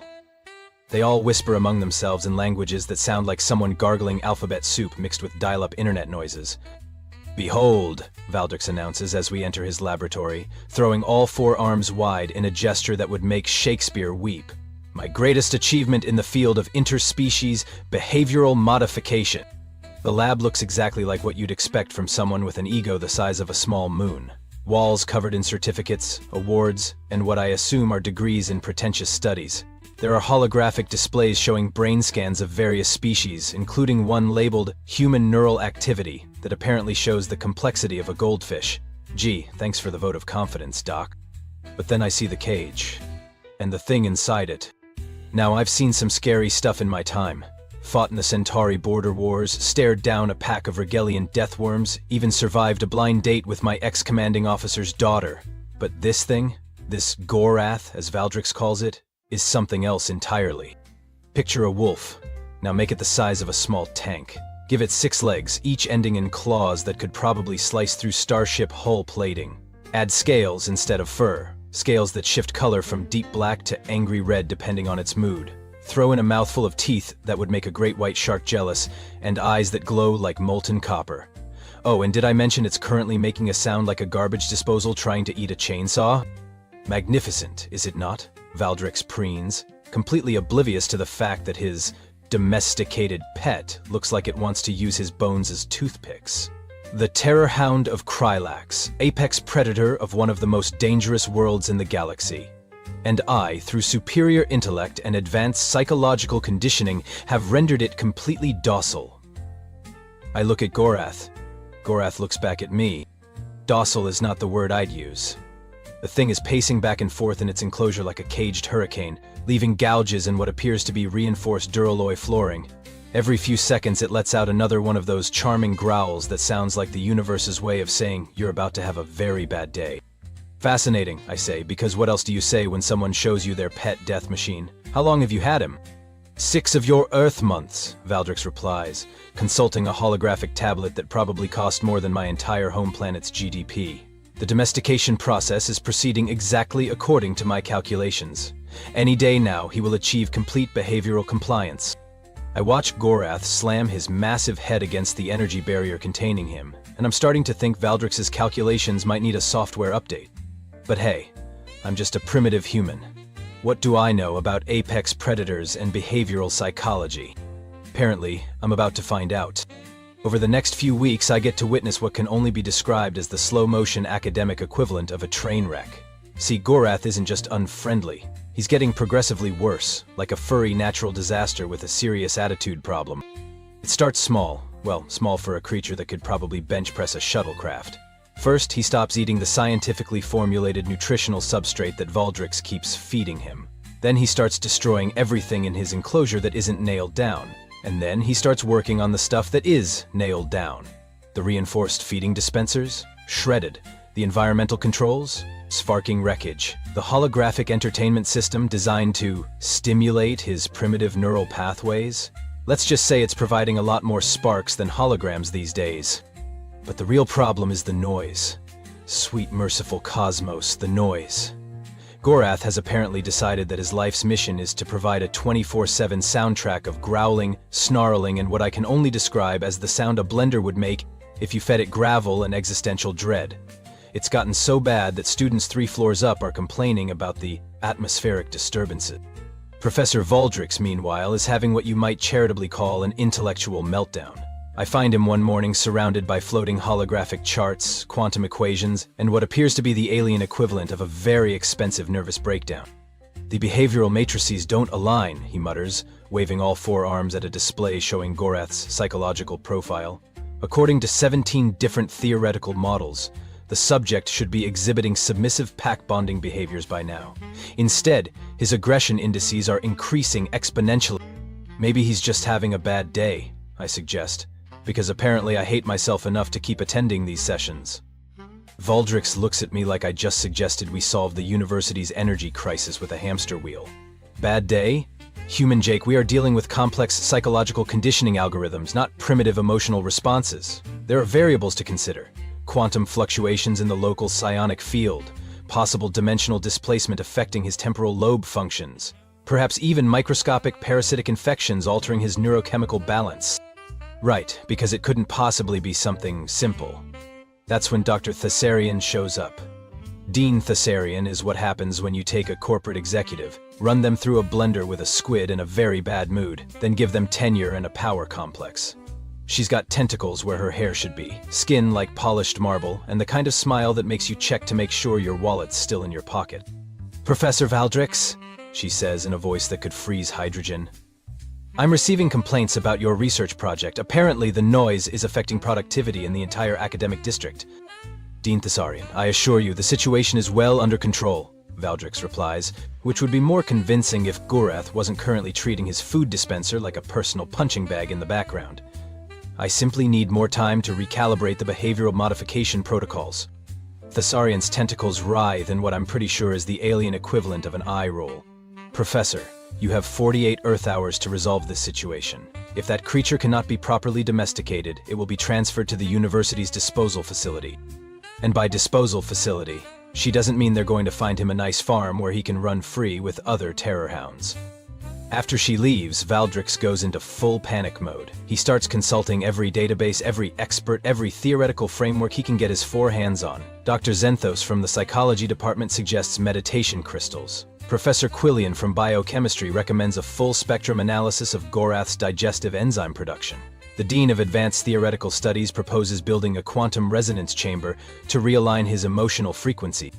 Each suggestion is more ridiculous than the last, and each one completely ignores what seems pretty obvious to me. But hey, I'm just a primitive human whose species apparently hasn't figured out which end of a stick is the pointy one, so what do I know? I watch them all debate and theorize and overcomplicate what should be a simple problem, and I start to understand why Gorath looks so frustrated. If I had to listen to this much academic babble while stuck in a cage, I'd probably start eating the furniture too. The clock is ticking, the terror hound is getting more aggressive by the hour, and the so-called smartest beings in the galaxy are about to let a magnificent creature get put down because they can't figure out something that any dog owner back on Earth would spot in about 5 minutes. But like I said, I'm just a human. What could I possibly know about handling dangerous animals? Turns out quite a bit more than I thought. The next day, I walk into Valdrix's lab to find what can only be described as organized chaos with a PhD. There are at least a dozen alien academics crowded around Gorath's enclosure, each one armed with enough scanning equipment to terraform a small moon. The air is thick with the kind of intellectual panic that happens when really smart people realize they might actually be really stupid. "Ah, human Jake," Valdrix calls out, sounding like a man whose entire worldview is slowly crumbling around him. "Perhaps you would like to observe as the galaxy's finest minds tackle this complex behavioral anomaly." I look at the galaxy's finest minds. Dr. Zenthos is waving what appears to be a glowing crystal the size of a watermelon at Gorath, while chanting something that sounds like a washing machine having an existential crisis. Professor Quillian is taking readings with a device that's beeping more frantically than a smoke detector at a barbecue convention. And Dr. Vexthari from the Department of Applied Theoretical Physics is trying to explain how Gorath's aggression might be caused by quantum emotional displacement in the fifth-dimensional matrix. Meanwhile, Gorath looks like he's about ready to quantum displace his way through the energy barrier and introduce everyone to some very practical fourth-dimensional physics involving his teeth. "You know," I say, because apparently I'm a glutton for punishment, "maybe the problem isn't that complicated. Maybe he's just lonely." The entire room goes silent. Not the good kind of silent, like when someone's about to reveal the meaning of life. The bad kind of silent, like when you've just suggested that gravity might be optional. Dr. Zenthos stops mid-chant and stares at me. "Lonely? Human Jake, we are dealing with an apex predator from one of the most hostile environments in known space. Loneliness is a primitive emotional construct that requires advanced social cognition." "Right," I say, "and terror hounds are pack hunters, aren't they? Social creatures who live in family groups?" Valdrix waves one of his arms dismissively. "Certainly, but that is merely instinctual behavior. We have moved beyond such simplistic analysis. The psychological frameworks involved here require consideration of multidimensional variables." I watch Gorath pace back and forth, and I swear the poor guy looks like every shelter dog I've ever seen. That restless energy, the way he keeps looking toward the lab entrance, like he's waiting for someone to come back. The dejected slump to his massive shoulders when nobody pays attention to him except to poke him with another scanning device. "Have you tried just, spending time with him?" I ask. "Talking to him? Maybe some basic socialization?" Professor Quillian nearly drops his scanner. "Socialization? Human Jake, this creature's brain operates on entirely different neurochemical principles than ours. Communication would require establishing quantum entanglement between cognitive matrices, not simple verbal interaction. Or, I suggest, you could try scratching behind his ears." The silence this time is so profound, I think I can actually hear the universe questioning its life choices. Dr. Vexthari clears what I assume is her throat, though it sounds more like a malfunctioning air conditioner. "Human Jake, while we appreciate your quaint, primitive insights. This situation requires the application of advanced scientific methodologies, not the crude trial and error approaches of lesser evolved species. Lesser evolved, I repeat, watching them prepare to attach what looks like a helmet made of Christmas lights to Gorath's head. Right, because clearly the advanced approach is working so well. That's when Valdrix pulls me aside, all forearms gesticulating like he's trying to flag down aircraft. Human Jake, I understand that your species has a certain intuitive relationship with animal behavior given your recent evolutionary emergence from a primitive hunter-gatherer society. But we are dealing with forces and principles that require millions of years of advanced cognitive development to comprehend. Forces and principles, I say, watching Gorath try to bite through an energy barrier while Dr. Zinthos waves his crystal harder. Like maybe the force of being a social animal stuck in solitary confinement, and the principle that most creatures get cranky when they're isolated and bored? Valdrix blinks his yellow eyes at me. But the psychological conditioning algorithms clearly indicate that isolation increases behavioral compliance in territorial species. Maybe your algorithms are wrong. I might as well have suggested that mathematics was just a really elaborate practical joke. The entire room turns to stare at me like I've just announced my intention to marry a black hole. Wrong? Dr. Zenthos sputtered, his crystal now glowing bright enough to serve as a small sun. These algorithms represent thousands of years of accumulated knowledge from the most advanced civilizations in the galaxy. Yeah, I say, and they're about to get a magnificent creature killed, because none of you will consider the possibility that sometimes the simple answer is the right answer. That's when Gorath lets out a roar that rattles equipment 3 labs over, and I realize we're running out of time for academic debates. Time to see if human stupidity can triumph over alien intelligence. Again, you know what they say about the best-laid plans of mice and men? Well, apparently they don't say anything about the plans of terror hounds, because Gorath decides to take matters into his own 6-legged paws. It happens during what Dr. Vexteri calls a critical recalibration phase of her quantum emotional displacement theory. She's got poor Gorath hooked up to enough monitoring equipment to staff a small space station, and she's explaining to everyone how the readings prove that his aggression is caused by interdimensional psychological feedback loops. When the feedback loop decides it's had enough, Gorath lets out a roar that I swear makes the lights dim, and then he does something that apparently wasn't in any of their advanced behavioral prediction models. He breaks out. Not through the energy barrier, mind you. That would be too simple. No, Gorath goes full clever girl on them and smashes through the reinforced floor of his enclosure, coming up through what used to be the lab's main computer terminal in an explosion of sparks, twisted metal, and very surprised alien academics. Chaos doesn't begin to describe what happens next. Dr. Zenthos drops his crystal, which promptly explodes into what I can only describe as a small supernova of sparkles. Professor Quillian starts shrieking in a frequency that makes my teeth ache. Dr. Vextari activates some kind of personal force field that immediately shorts out from all the ambient energy discharge, leaving her looking like she stuck her tentacles in a light socket. And Valdrix? Valdrix does what any rational, highly educated, super-intelligent alien academic does when faced with a crisis. He faints. All 4 arms just go limp and he drops like a sack of purple potatoes, leaving me standing there as the only conscious being between a very angry apex predator and a room full of panicking academics who are discovering that all their theoretical knowledge doesn't mean much when 600 pounds of scaled fury is giving them a practical demonstration in applied terror. Gorath stands in the middle of the destruction, scales shifting from black to that angry red color, and for a moment, I think I'm about to become a very educational example of why humans shouldn't have been admitted to this university in the first place. But then he looks at me.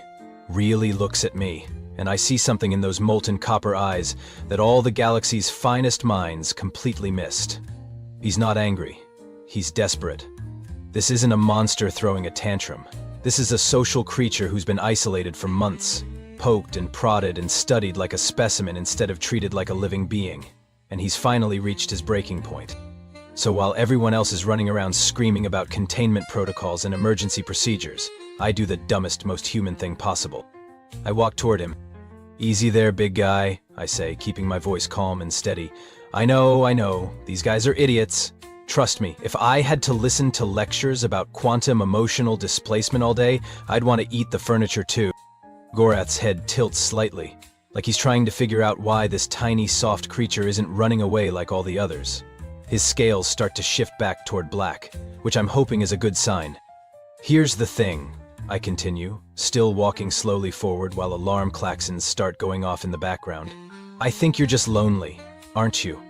All those theories about behavioral modification and psychological conditioning, and nobody bothered to consider that maybe you just need a friend. I'm close enough now that I can see my reflection in his copper eyes, close enough that he could turn me into organic paste without breaking a sweat. The smart thing, the rational thing, the thing any sane person would do is run. Instead, I reach out and scratch behind his ears. You know that moment in old Earth movies, when the music swells and everything goes into slow motion? This is like that, except instead of violins, there's the sound of emergency sirens. And instead of a romantic sunset, there's a laboratory that looks like it got hit by a very localized and very angry natural disaster. Gorath goes completely still for about 3 seconds. Then, and I swear this is true, this 600-pound apex predator from one of the most dangerous worlds in the galaxy starts making a sound like a diesel engine purring. The effect on the room is immediate. The screaming stops, the running around stops, even the alarm klaxons seem to get confused and trail off uncertainly. Gorath leans into my scratching, his massive head tilting to give me better access to what are apparently very itchy spots behind his ears. His tail, which I hadn't even noticed before because it was pressed flat against his body in stress, starts doing something that can only be described as wagging. Dr. Vexthari, still looking like she went 10 rounds with a lightning storm, stares at us with an expression of complete bewilderment. That's impossible. The quantum matrices clearly indicated that direct physical contact would result in immediate aggressive response patterns. Yeah, well, I say, still scratching while Gorath makes happy rumbling noises that sound like a freight train being tickled. Maybe your quantum matrices need to account for the fact that sometimes a lonely dog is just a lonely dog, no matter how many teeth it has. Professor Valdrix, who's apparently regained consciousness just in time to see his entire worldview get demolished by basic animal psychology, sits up and stares at us like we've just violated several fundamental laws of physics. Which, come to think of it, we probably have. The aftermath of what I'm now calling the Great Ear-Scratching Incident of 2387 is something to behold.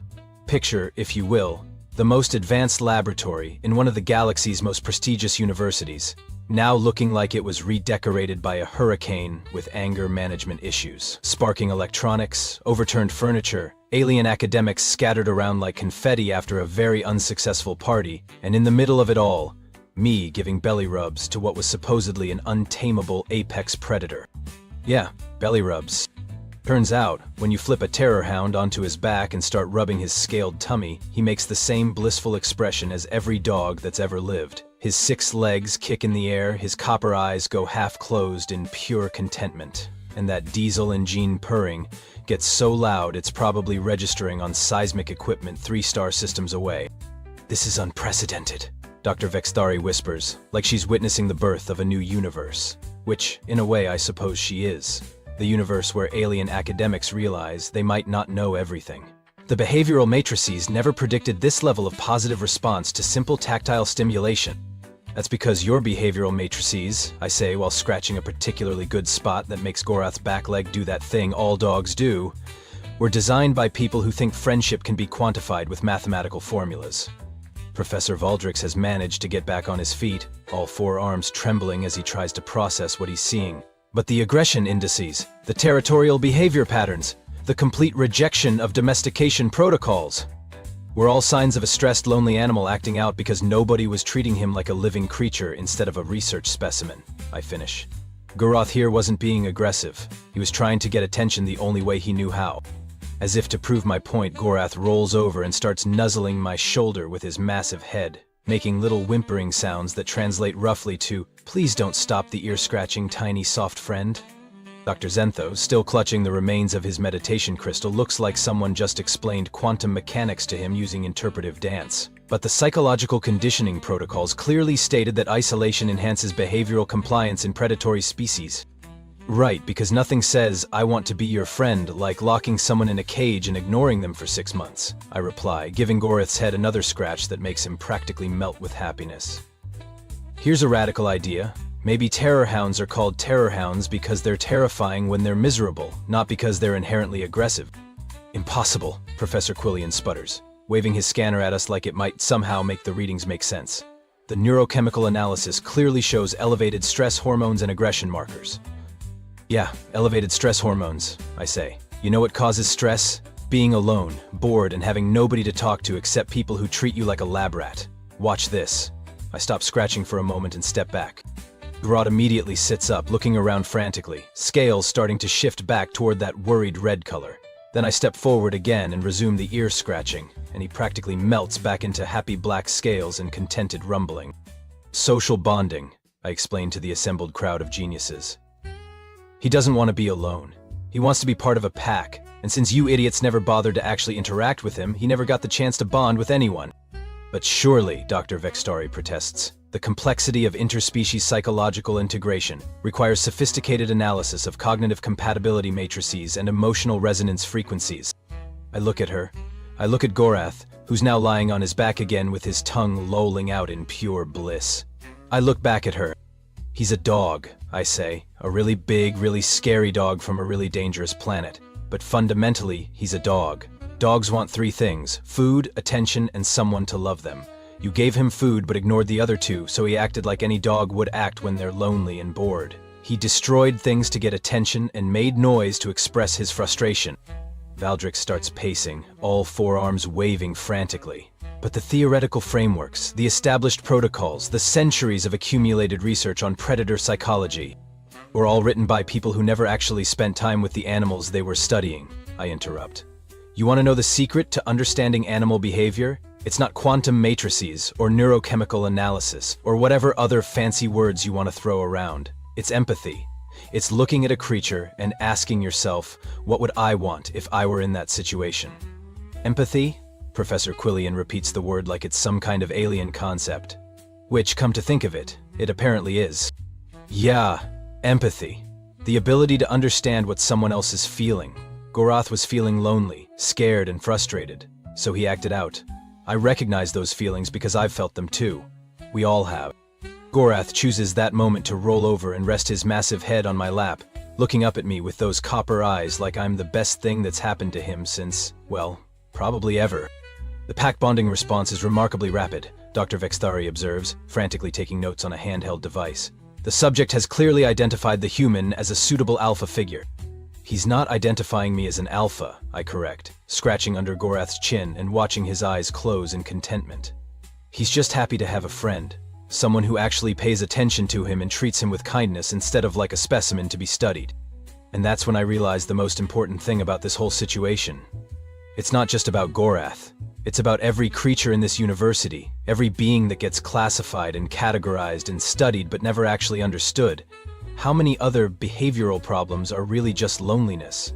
How many aggressive specimens are just scared and want someone to care about them? You know what the really funny part is? I say to the room full of supposedly superior intellects. If any of you had bothered to read basic Earth animal psychology texts, you'd have figured this out in about 5 minutes. Dogs have been humanity's companions for thousands of years. We know how pack bonding works. We know what social isolation does to intelligent creatures. We've known this stuff since before we figured out fire. The silence that follows is the kind that happens when really smart people realize they've been really stupid about something really obvious. But hey, at least they're learning. Even if it took a primitive human and a lonely terrorhound to teach them the most basic lesson in the universe. Sometimes, everyone just needs a friend. 3 weeks later, I'm walking across the campus quad with my new best friend trotting beside me like the galaxy's most intimidating golden retriever. Word is spread about what happened in Valdrix's lab, and let me tell you, the university rumor mill works faster than a quantum communicator. The story has grown in the telling, as stories do. Depending on who you ask, I either tamed the savage beast through mystical human magic, or am some kind of interspecies communications savant, or I've secretly been trained as an elite animal handler by Earth's military forces. The truth, that I just treated a lonely creature with basic kindness, is apparently too simple for most people to believe. But the results speak for themselves. Gorath has become the campus's unofficial mascot and my constant companion. He follows me to lectures, where he curls up beside my chair and occasionally provides commentary in the form of rumbling growls when professors say something particularly stupid. Which, let me tell you, happens more often than you'd think. Professor Valdrix has undergone what you might charitably call a complete philosophical transformation. Gone is the pompous academic who lectured about primitive species and superior intellect. In his place is someone who's discovered that maybe, just maybe, intelligence comes in forms that can't be measured by the number of degrees on your wall. Human Jake, he says, approaching us as we cross the crystalline plaza where students gather between classes. He's carrying a stack of Earth publications, actual paper books that must have cost him a fortune to import. I've been studying your species' literature on animal behavior and psychology. Fascinating work. This researcher, Pavlov, his theories on behavioral conditioning are quite revolutionary. Valdrix, I say, trying not to laugh. Ivan Pavlov died about 400 years ago. We've learned a lot since then. His yellow eyes widen with something that might be excitement or terror. It's hard to tell. You mean there's more? Advanced techniques beyond even these groundbreaking methodologies? Oh, buddy, I say, scratching behind Gorath's ears as he leans against my leg. You have no idea. Wait until you discover clicker training. The change in campus dynamics has been remarkable to watch. Students who used to give me a wide berth now approach cautiously, fascinated by the human who walks around with an apex predator like it's the most natural thing in the galaxy. Some of them are brave enough to ask questions. Is it true, whispers a crystalline being whose name sounds like wind chimes in a hurricane, that you can communicate telepathically with dangerous creatures? No telepathy involved, I assure her, watching as Gorath spots a group of gas cloud entities playing some kind of sport and wags his tail with interest. Just paying attention to body language and treating him like he has feelings. Feelings, she chimes, literally. But the psychological literature clearly states that non-sapient species operate purely on instinct-based behavioral programming. Before I can answer, Gorath demonstrates exactly how non-sapient he is by gently approaching one of the gas cloud students who dropped their study materials. He carefully picks up their datapad in his massive jaws and brings it back to them, tail wagging the entire time. Very instinct-based, I say dryly, as the gas cloud entity thanks Gorath in what I can only assume is their version of baby talk. But the real changes have been happening in other parts of the university. Word of the human method of animal handling has spread, and suddenly I'm getting requests from other departments. The Agricultural Sciences Division wants me to look at their uncooperative livestock specimens. The Xenobiology Department has a few creatures that have been exhibiting problematic behaviors. Even the Dean of Advanced Studies has quietly asked if I might take a look at the campus groundskeeping creatures, which have apparently been less than enthusiastic about their assigned duties. My first stop was the Agricultural Division, where Professor Clintar, a being who looks like a cross between a praying mantis and a filing cabinet, shows me their prize-breeding specimens, a herd of creatures that look like purple cattle if cattle were the size of small buildings and had tentacles instead of legs. The Morvanian nutrition beasts have become increasingly difficult to manage, Professor Clintar explains, clicking and buzzing in what I assume is frustration. They refuse to enter the feeding areas. They've been damaging containment structures, and their nutritional output has decreased by 37%. I look at the feeding areas, which are basically sterile metal boxes barely large enough for the creatures to stand in. The containment structures are energy barriers that prevent the animals from moving more than a few feet in any direction. And the nutritional output apparently refers to some kind of milk production, though calling it nutrition seems generous, when the creatures producing it look miserable.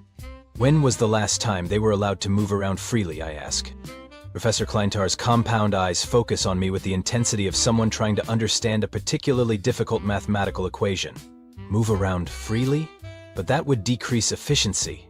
The optimal nutrition production occurs when energy expenditure is minimized through restricted movement protocols. Right, I say, watching one of the Morvanian beasts press against its energy barrier, trying to reach another beast just a few feet away. And I bet their output started decreasing right around the time you implemented those protocols. It takes 3 hours of patient explanation and demonstration, but eventually Professor Clintar agrees to a trial run of expanded containment areas and social interaction time. The results are immediate and dramatic. The creatures perk up, start communicating with each other in low harmonic sounds, and within a week their nutritional output has increased by 50%. Remarkable, Professor Clintar buzzes, watching the beasts graze in their expanded enclosures while their young play together nearby. The correlation between psychological well-being and physiological productivity was not accounted for in our efficiency models. Funny how that works, I say, scratching Gorath behind the ears as he watches the young Morvanian beasts with what I swear is a paternal expression. The Xenobiology Department provides even more dramatic results. Dr. Zek Samira, who looks like someone tried to build a dragon out of spare spaceship parts, has been struggling with a collection of creatures she calls rainbow serpents from the cloud forests of Altair 7. Beautiful creatures about the size of earth pythons but with scales that shift through every color in the spectrum. They've been refusing to eat and showing signs of what she calls cognitive deterioration. It takes me about 30 seconds to figure out the problem.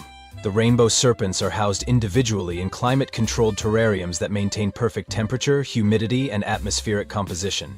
They have everything they need for physical survival and absolutely nothing they need for psychological well-being. They're social creatures, I explained to Dr. Zexmir as we watched the serpents through their transparent enclosures. They're all pressed against the sides, facing each other, scales shifting through muted, sad colors. Look at how they're trying to get to each other. They're not declining because of disease or malnutrition. They're dying of loneliness. But the scientific literature clearly indicates that serpentine species are primarily solitary. Dr. Zixmira protests, her metallic scales clanking as she gestures. Social interaction should be unnecessary for their psychological stability. The scientific literature was probably written by people who never bothered to observe how they actually behave in their natural environment, I point out. Or by researchers who assumed that just because they look like earth snakes, they must behave like earth snakes. When we combine the rainbow serpents into a larger, communal habitat, the transformation is immediate. Their scales brighten to brilliant, joyful colors. They begin intertwining with each other in complex patterns that are clearly some form of social interaction. Within days, they're eating again. And within a week, they're exhibiting behaviors that Dr. Zexamir has never seen before. What appears to be play behavior, including games that involve rapid color changes and coordinated movement patterns. They're talking. Dr. Zexamir whispers in amazement, watching the serpents create complex light shows with their shifting scales. They're actually talking to each other through chromatic communication. We never knew they were capable of such sophisticated social interaction. You never knew because you never gave them the chance, I say, watching Gorath's tail wag as he observes the rainbow serpent's light show with obvious delight. But the most rewarding case comes from an unexpected source. Dean Thessarium herself approaches me one afternoon as I'm leaving the library, her tentacles writhing in what I've learned to recognize as embarrassment. "Human Jake," she says, her marble-like features showing more emotion than I've ever seen from her. "I have a personal request. It concerns my office companion." It turns out that Dean Thessarian has had what she calls a prestige pet for the past 2 years, a creature called a crystal wing from the diamond caves of Vega 9. Beautiful creatures that look like a cross between a butterfly and a living gemstone. Crystal wings are apparently status symbols among high-ranking academics. They're supposed to be elegant, graceful, and quiet. Thessarian's crystal wing is none of those things. For the past 6 months, it's been what she describes as increasingly problematic, refusing to display its wings, making distressing sounds, and showing signs of what appears to be severe stress. When she takes me to her office, I see the problem immediately. The crystal wing, which should be a creature of stunning beauty, is huddled in the corner of an ornate but tiny cage, its crystalline wings folded tightly against its body. The cage is positioned on Thessarian's desk like a decorative object, surrounded by official documents and academic awards. "When was the last time you let him out of the cage?" I ask. Thessarian's tentacles coil with what might be confusion. "Out of the cage? But crystal wings are display creatures. They're meant to be observed, not interacted with." I look at the creature, notice how its faceted eyes track every movement in the room, how it perks up slightly when we approach. This isn't a display piece. This is an intelligent being that's been treated like living jewelry. "D. Thessarian," I say carefully, "I think your crystal wing is bored out of his mind." It takes considerable persuasion, but eventually Thessarian agrees to let me open the cage. The crystal wing doesn't immediately fly out as I expected. Instead, it cautiously extends one wing, then the other, as if testing to make sure this isn't some kind of trick. Then, slowly, it begins to glow.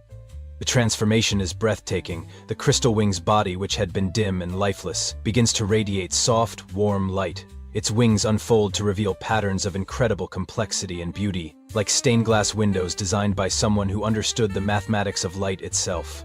It rises from the cage in a spiral of luminescence, circling the room in a display of pure joy that brings tears to my eyes. "Magnificent," Thessarian whispers, and for the first time since I've known her, she sounds genuinely moved. "I had no idea they were capable of such beauty." They're not just capable of it, I explain as the crystal wing settles on my shoulder, its warm glow pulsing in what feels like gratitude. They need it. The light displays aren't just pretty decorations, they're how crystal wings communicate, how they express emotion, how they connect with the world around them. Keeping him in a cage was like keeping a musician from ever hearing sound. The crystal wing spends the next hour exploring Thessarian's office, investigating everything with obvious curiosity, occasionally returning to us to share its discoveries in pulses of colored light. When it finally settles on Thessarian's desk, it's not hiding in the corner. It's positioned where it can see everything, wings partially spread in what I recognize as a relaxed, comfortable posture. I never realized, Thessarian says quietly, watching her companion glow contentedly in the afternoon light streaming through her office windows, that intelligence could take so many different forms. As Gorath and I walk home that evening, past students who now wave and greet us by name, past professors who nod respectfully instead of looking down their noses, I realize that something fundamental has changed at this university. It's not just about better animal care, though that's certainly part of it. It's about recognition, a recognition that intelligence doesn't always look like what we expect, that sentience comes in forms we might not immediately understand, and that sometimes the most profound wisdom comes from the simplest acts of kindness. My first year at Galactic University is almost over, and I've learned more than I ever expected. Not about advanced physics or interdimensional mathematics, or any of the subjects I came here to study. I've learned about the value of approaching the unknown with humility instead of arrogance, about the importance of listening instead of assuming, and about the universal need for connection and understanding. And I've learned that sometimes the most important discoveries happen not in laboratories or lecture halls, but in quiet moments of empathy between beings who are willing to see past their differences and recognize their shared need for companionship. As we reach my dormitory, Gorath settles down beside my door with a contented rumble, his scaled head resting on his massive paws. Tomorrow, we'll probably get called to look at another behavioral problem somewhere on campus. Another creature that's been misunderstood, categorized and studied, but never truly seen. And we'll help, because that's what friends do. They help each other find their way home. Even if home is just a scratch behind the ears and the simple knowledge that someone cares enough to pay attention. Especially then. Esteemed members of the Grand Galactic Council, Kazvarel announced, his forearms trembling slightly as he adjusted his ceremonial robes. I regret to inform you that our first contact with the species known as humans has been less than optimal. The council chamber erupted in murmurs, the crystalline walls reflecting the concerned whispers of the galaxy's most powerful beings. High Counselor Ra Tech raised one of their sensory appendages, immediately silencing the chamber. Less than optimal Ra Tech's voice boomed through the chamber, each word dripping with barely concealed annoyance. You were supposed to establish diplomatic relations with a primitive species barely capable of reaching their own moon. How difficult could that possibly be? Kazvarel cleared his throat, a habit he had unfortunately picked up during his brief stay on Earth. Well, Your Excellence, it seems our initial assessment of their technological capabilities was somewhat flawed. The memory of his first meeting with the humans played vividly in his mind. He had arrived in a grand diplomatic vessel, expecting to find a civilization that would bow in awe at their superior technology. Instead, he found himself face to face with Admiral Sarah Bennett of the United Earth Defense Force, who took one look at his ship and asked if he needed a software update for his outdated propulsion system. You see, Kazvarel continued, his secondary hearts beating erratically, when we arrived at their space station to present our terms of surrender and incorporation into the Galactic Alliance, they laughed. What the question came from Council Member Pax Nara, her bioluminescent patterns flashing in confusion. They laughed, Your Excellence. Then their ambassador, a rather intimidating woman named Alexandra Morgan, patted me on the back and said, and I quote, "That's adorable. Would you like some coffee while we discuss why that's not going to happen?"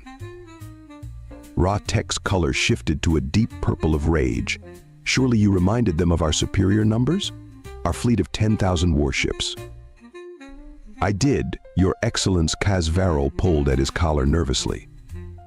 Their response was to bring up their historical archives and show me something called World War II, where they fought on multiple fronts across their entire planet. Ambassador Morgan suggested that if we wanted a war, they would be happy to oblige, but recommended we first study something called The Art of War by Sun Tzu. The chamber fell silent. Council member Zarkax, known for his military expertise, leaned forward. And what happened when you presented our advanced weaponry? Kaz Viral's third heart nearly stopped. They offered to help us upgrade it. Apparently they found our plasma cannon designs, and I quote, charmingly retro. Impossible Raw Tech slammed their appendage against the council table. They are primitives. Their civilization still argues about political ideologies on their global information network. Yes, Your Excellence. But they also have something called memes, which they claim have won more battles than any weapon in their history. I'm still trying to understand the strategic importance of something called a Rickroll. The council chamber descended into chaos. Representatives from 100 worlds all speaking at once, some demanding immediate military action, others suggesting diplomatic retreat. Through it all, Kaz Viral stood there, remembering the knowing smirk on Ambassador Morgan's face as she had handed him a cup of coffee. There's one more thing, Kaz Viral added, his voice barely audible above the commotion. The room gradually quieted, all eyes turning back to him. When I mentioned our intention to demonstrate our power by destroying one of their smaller moons, they offered to sell us tickets to watch. Apparently they have a betting pool on whether our weapons would even scratch the surface of what they call their Level 1 planetary defense systems. Raw Tech's color drained to a pale blue of despair. Level 1. Yes, Your Excellence. Ambassador Morgan mentioned it was cute that we thought they would reveal their actual defensive capabilities to a potential hostile force. She then invited us to, and I quote, find out and around narrator if we were feeling particularly adventurous. The Grand Council Chamber's holoscreen flickered to life, displaying the face of Ambassador Alexandra Morgan. Her silver-streaked black hair was pulled back in a neat bun, and her smile carried the same unsettling confidence that had haunted Kaz Viral's dreams for the past 3 cycles. Greetings, esteemed members of the Galactic Council, she said, her voice carrying a warmth that somehow made her words even more threatening. I understand you've been discussing our recent diplomatic exchange. I thought it might be helpful if I clarified a few points personally. Raw Tech straightened their posture, attempting to project authority. Ambassador Morgan, your species' defiance of galactic law cannot be tolerated. We demand immediate compliance, or we will be forced to. To what Morgan interrupted, raising an eyebrow. To send another fleet, like the one currently hiding behind your moon. The one with the adorable cloaking technology that our kindergartners cracked last week. The council members exchanged alarmed glances. That fleet was supposed to be undetectable. Oh yes, we know all about that, Morgan continued, taking a sip from her coffee mug. Commander Thomas over at Luna Base 3 has been using their energy signatures as a teaching tool for our junior defense analysts. He says thank you, by the way. It's been very educational. Zarkax rose from his seat, his warrior crests flaring. You dare mock the combined might of the Galactic Council? Our smallest battleship could reduce your cities to ash. Morgan's laugh echoed through the chamber. Could it, though? She pressed a button, and the holoscreen split to show a second feed. Because right now, one of your battleships is trying to intimidate our Pluto defense station. Would you like to see how that's going? The Council watched in horror as their most advanced warship, the Pride of Zarkax, hung motionless in space, wrapped in what appeared to be glowing strings of light. What have you done to my ship? Zarkax demanded. Oh, that Morgan smiled. That's just some surplus containment tech from our research division. The staff at Pluto Station thought it would be more polite than our actual defensive measures. They're quite proud of themselves for handling it without waking up the station's primary AI. Surplus tech. Raw Tech's voice quavered.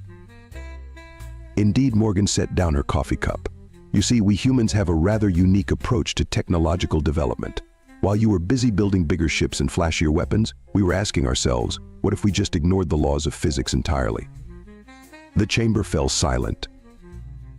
That's not possible, one of the junior council members whispered. Really? Morgan raised an eyebrow. Tell that to Dr. Amanda Blackwood over at the Quantum Manipulation Division. She'd love to have that debate. Again. Last time someone told her something was impossible, she accidentally invented a way to knit space-time. The sweater she made is quite lovely. Raw Tech slumped in their chair. What do you want? Want? Morgan looked genuinely surprised. Oh, we don't want anything from you. We were perfectly happy exploring our solar system, making scientific breakthroughs, and posting cat videos on our global information network. You're the ones who showed up demanding our surrender. She leaned forward, her expression becoming serious. But since you're asking, how about we start over? This time without the threats and demands. We humans have a saying, you catch more flies with honey than with vinegar. Though personally, I never understood why anyone would want to catch flies in the first place. And if we refuse Zarkax challenged, though his warrior crests had deflated considerably. Morgan shrugged. Then nothing happens. We go back to our research, our cat videos, and occasionally using your ships for target practice when they stray too close. But you should know. Our head of defense has been asking permission to test our new gravity manipulation systems. Something about wanting to turn a gas giant into a disco ball. I've been telling her no, but she's very persistent. Kaz Varal, who had been trying to make himself as small as possible, suddenly found his voice. Ambassador, if I may, what did you mean earlier about level 1 defenses? Oh, that Morgan grinned. That's just what we tell our 5-year-olds so they don't worry about space monsters. Our actual defense systems, she winked. Well, let's just say we hope we never have to find out what they can do. Now, who's ready to discuss actual diplomatic relations? I brought enough coffee for everyone. This is madness, Kazvarl protested, watching as the council prepared their test fleet. We've already seen what they can do. Why are we provoking them further? Ra-Tech's sensory appendages twitched with determination. Because, dear Kazvarl, no species can be as advanced as they claim. Their bravado must be a bluff, a carefully orchestrated deception. We will expose their true capabilities with a precise, calculated strike. 3 days later, Kazvarl stood on the observation deck of the Council's flagship, wondering if he should have updated his will before this mission. Below them, Earth's moon glowed serenely against the backdrop of space. Alert the humans that we are conducting routine military exercises, Ra-Tech commanded. Nothing threatening, just standard fleet maneuvers. The response came almost immediately. A holographic projection materialized in the center of the bridge, showing a man with salt and pepper hair and a weathered face lined with laugh wrinkles. His uniform bore the insignia of the United Earth Defense Force. This is Admiral James Blackwood, he announced, grinning like someone who had just heard a particularly good joke. I understand you folks want to play war games? Mind if we join in? Ra-Tech's color shifted to a confident green. Admiral Blackwood, we are merely conducting standard fleet maneuvers. Yes, I got the memo, Blackwood interrupted, checking something off screen. Tell you what, since you came all this way, how about we make this interesting? My crew's been dying to test our new training protocols. Zarkax, who had insisted on personally commanding this mission, stepped forward. Training protocols? You dare to treat this as a training exercise? Well, what else would it be? Blackwood's eyes twinkled. Unless you're actually planning to attack, in which case I should warn you, my first officer just made coffee, and she gets really cranky if she doesn't finish her cup. Before Zarkax could respond, alarms blared across the flagship. Sir, one of the sensor operators called out. We're detecting multiple small objects approaching from the lunar surface. Blackwood nodded. That would be Cadet Squad 7. They're practicing their zero-G maneuvers today. Don't mind them. The council members watched in horror as what appeared to be human teenagers in powered armor suits zipped between their ships, occasionally stopping to take what looked suspiciously like selfies with the alien vessels as backgrounds. This is an outrage, Zarkax roared. You send children to mock us. Mock you? Blackwood looked offended. Not at all. They're studying your ship designs. It's part of their ancient technology appreciation course. Ra-Tech's color drained to a pale yellow of disbelief. Ancient. Now, Blackwood said soothingly. There's nothing wrong with classic designs. Very robust. Built to last. Speaking of which, he glanced at another screen. You might want to power down your primary weapons systems. They're showing some concerning power fluctuations. Zarkax slammed his fist on the console. Enough. Launch the attack squadrons. Show these humans the true might of. He never finished the sentence. every light on the flagship suddenly turned pink. The mighty engines, capable of pushing the massive vessel through hyperspace, began playing what sounded suspiciously like Earth dance music. Oh dear, Blackwood sighed. I should mention that Cadet Lucy Martinez gets a bit creative when she's bored. She probably shouldn't have hacked your systems, but you know how teenagers are with their pranks. Impossible, the Council's top security expert, Telvac, rushed to a console. Our cybersecurity is impenetrable. Our quantum encryption is adorable, a young female voice interrupted as another hologram appeared, showing a grinning cadet who couldn't have been more than 16. But you really should update your firmware. There's a patch for that vulnerability from like 100 years ago. Blackwood cleared his throat. Cadet Martinez, what have we said about hijacking alien vessels without permission? Sorry, sir, she replied, not looking sorry at all. But their system architecture was practically begging to be improved. I even left them a digital maintenance manual in 17 languages. By now, half the Council fleet was blasting various Earth music genres, their weapons systems completely offline. The other half appeared to be engaged in what could only be described as an impromptu dance party, their navigation systems locked into synchronized movements. Don't worry about the light show, Blackwood assured them. The cadets are just practicing their ship-to-ship coordination.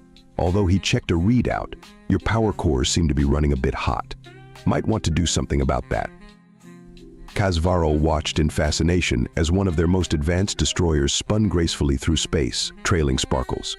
Are those space fireworks? Oh good, you can see those, Blackwood beamed. Cadet Martinez was worried the quantum particle effects might not be visible to your species. She'll be so pleased. Raw Tech, their color now cycling through various shades of distress, finally found their voice. Admiral Blackwood, what exactly are you trying to prove here? The Admiral's expression softened.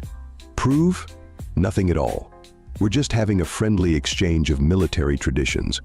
By the way, you might want to check your cargo holds. Our maintenance bots got a bit enthusiastic and took the liberty of upgrading some of your more outdated systems. Free of charge. Of course. We believe in good neighborly relations. You upgraded our ship's Zarkax, looked like he might faint. Just the critical systems, Blackwood assured him. Life support, navigation, safety protocols. Oh, and we took the liberty of installing content filters on your entertainment systems. You wouldn't believe the stuff that gets through on the standard galactic frequencies. Not at all suitable for the younger crew members. The bridge fell silent, except for the continuing beats of Earth music echoing through the halls. Finally, Raw Tech spoke, their voice barely a whisper. Admiral Blackwood, what would have happened if this had been a real attack? Real attack, Blackwood's smile remained friendly, but his eyes turned serious. Let's just say these cadets are part of our remedial training program, the ones who needed extra practice with the basic stuff. He paused. You really don't want to meet our regular forces. The Grand Council's emergency session had been going for 6 hours when Ambassador Priya Patel walked in carrying what appeared to be an enormous pizza box. I heard you skipped lunch, she announced to the startled assembly. And in my experience, no good diplomatic solution ever came from hangry negotiators. Casvarral watched in fascination as the composed diplomat, dressed in an elegant blue sari embroidered with what looked like mathematical equations, began distributing slices of the Earth delicacy to bewildered council members. Ambassador Patel, Raw Tech began formally, this is hardly the time for ensuring basic nutritional needs are met during crucial negotiations. Priya raised an eyebrow. I respectfully disagree. Besides, I added extra cheese. Everyone loves cheese. But the Protocols Council member Telvac protested weakly, even as they sniffed curiously at the slice before them. Oh, the protocols, Priya laughed, pulling up a holoscreen. Let's talk about those. Did you know your standard first contact protocols were written by a species that communicates through interpretive dance? That explains so much about the mandatory 7-hour greeting ceremony. Several council members choked on their pizza. You mean we've been Casvarral's secondary hearts skipped a beat? Dancing your hellos for the past 3 centuries, Priya nodded. It's actually quite lovely, though your hip movements could use some work. No offense. Raw Tech, who had unconsciously taken a bite of pizza, froze mid-chew. This is outrageous. our entire diplomatic framework.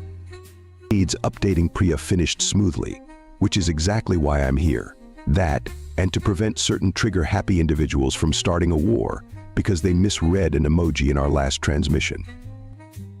Zarkax bristled. That smiling face was clearly a threat. It was a winky face, Priya corrected, and it meant Ambassador Morgan was joking about turning Jupiter into a disco ball. Though technically we could do that. Our party planning committee has some wild ideas. She pulled out a tablet and began scrolling. Now, about these trade agreements. We noticed you're still using binary code for your base level computations. Have you considered quantum neural networks? Much more efficient. We'd be happy to share the technology, though fair warning, it does have a tendency to develop a sense of humor. Share technology. Telvac leaned forward, pizza forgotten. But our laws strictly prohibit the exchange of advanced technology between council members. Yes, Priya nodded. But we're not council members, are we?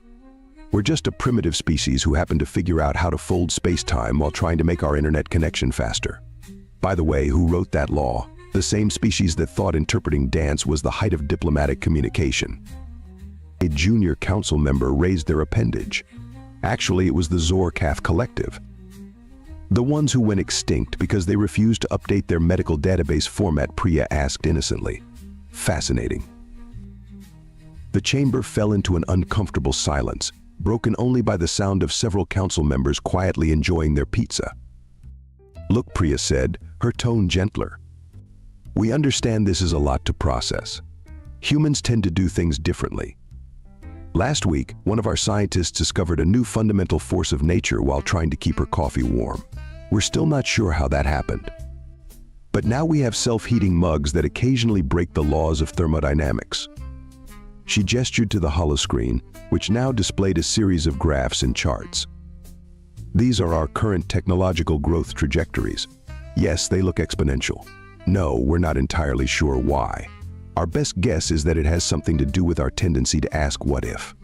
Followed by hold my beer.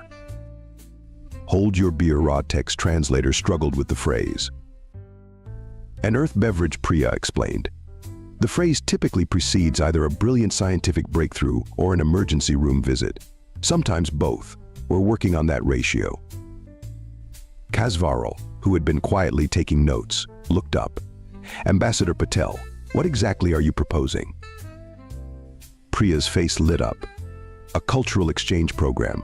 We send some of our scientists to help upgrade your systems. You send some of your people to learn our methods. We get to satisfy our curiosity about alien cultures. You get to understand why letting humans get bored is a terrible idea. And if we refuse, Zarkax asked, though Kasvarl noticed he was reaching for a second slice of pizza. Then nothing changes, Priya shrugged. Except maybe the frequency of mysterious technological breakthroughs in your territory. Our scientists can get quite enthusiastic about sharing knowledge, especially when told they're not supposed to. Just last month, someone uploaded the complete works of Shakespeare to your network, translated into all known galactic languages. The AI did the translations as a hobby. Raw text color shifted to a thoughtful blue. You're saying we don't have a choice? Oh no, Priya corrected, pulling out a box of garlic bread. You absolutely have a choice. We're just suggesting that working with us might be more fun than working against us.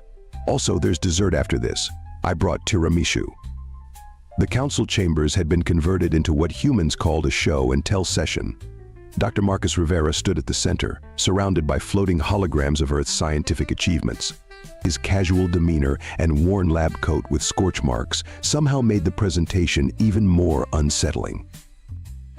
So you see, he explained, gesturing to a complex diagram, we actually achieved faster than light travel by accident.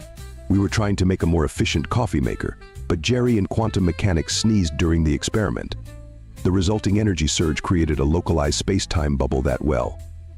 Long story short, we now have coffee makers that can brew your morning cup yesterday.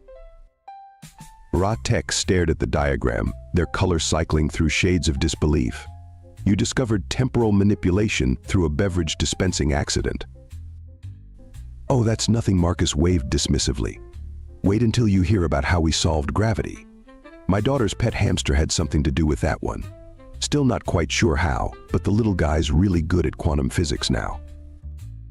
Kaz Viral, who had been furiously taking notes, dropped his datapad. Your pet animals understand quantum physics. Just the one hamster, Marcus clarified. Though my neighbor's cat might have achieved sentience last week, she's been solving complex mathematical equations, but we think she's just doing it to show off.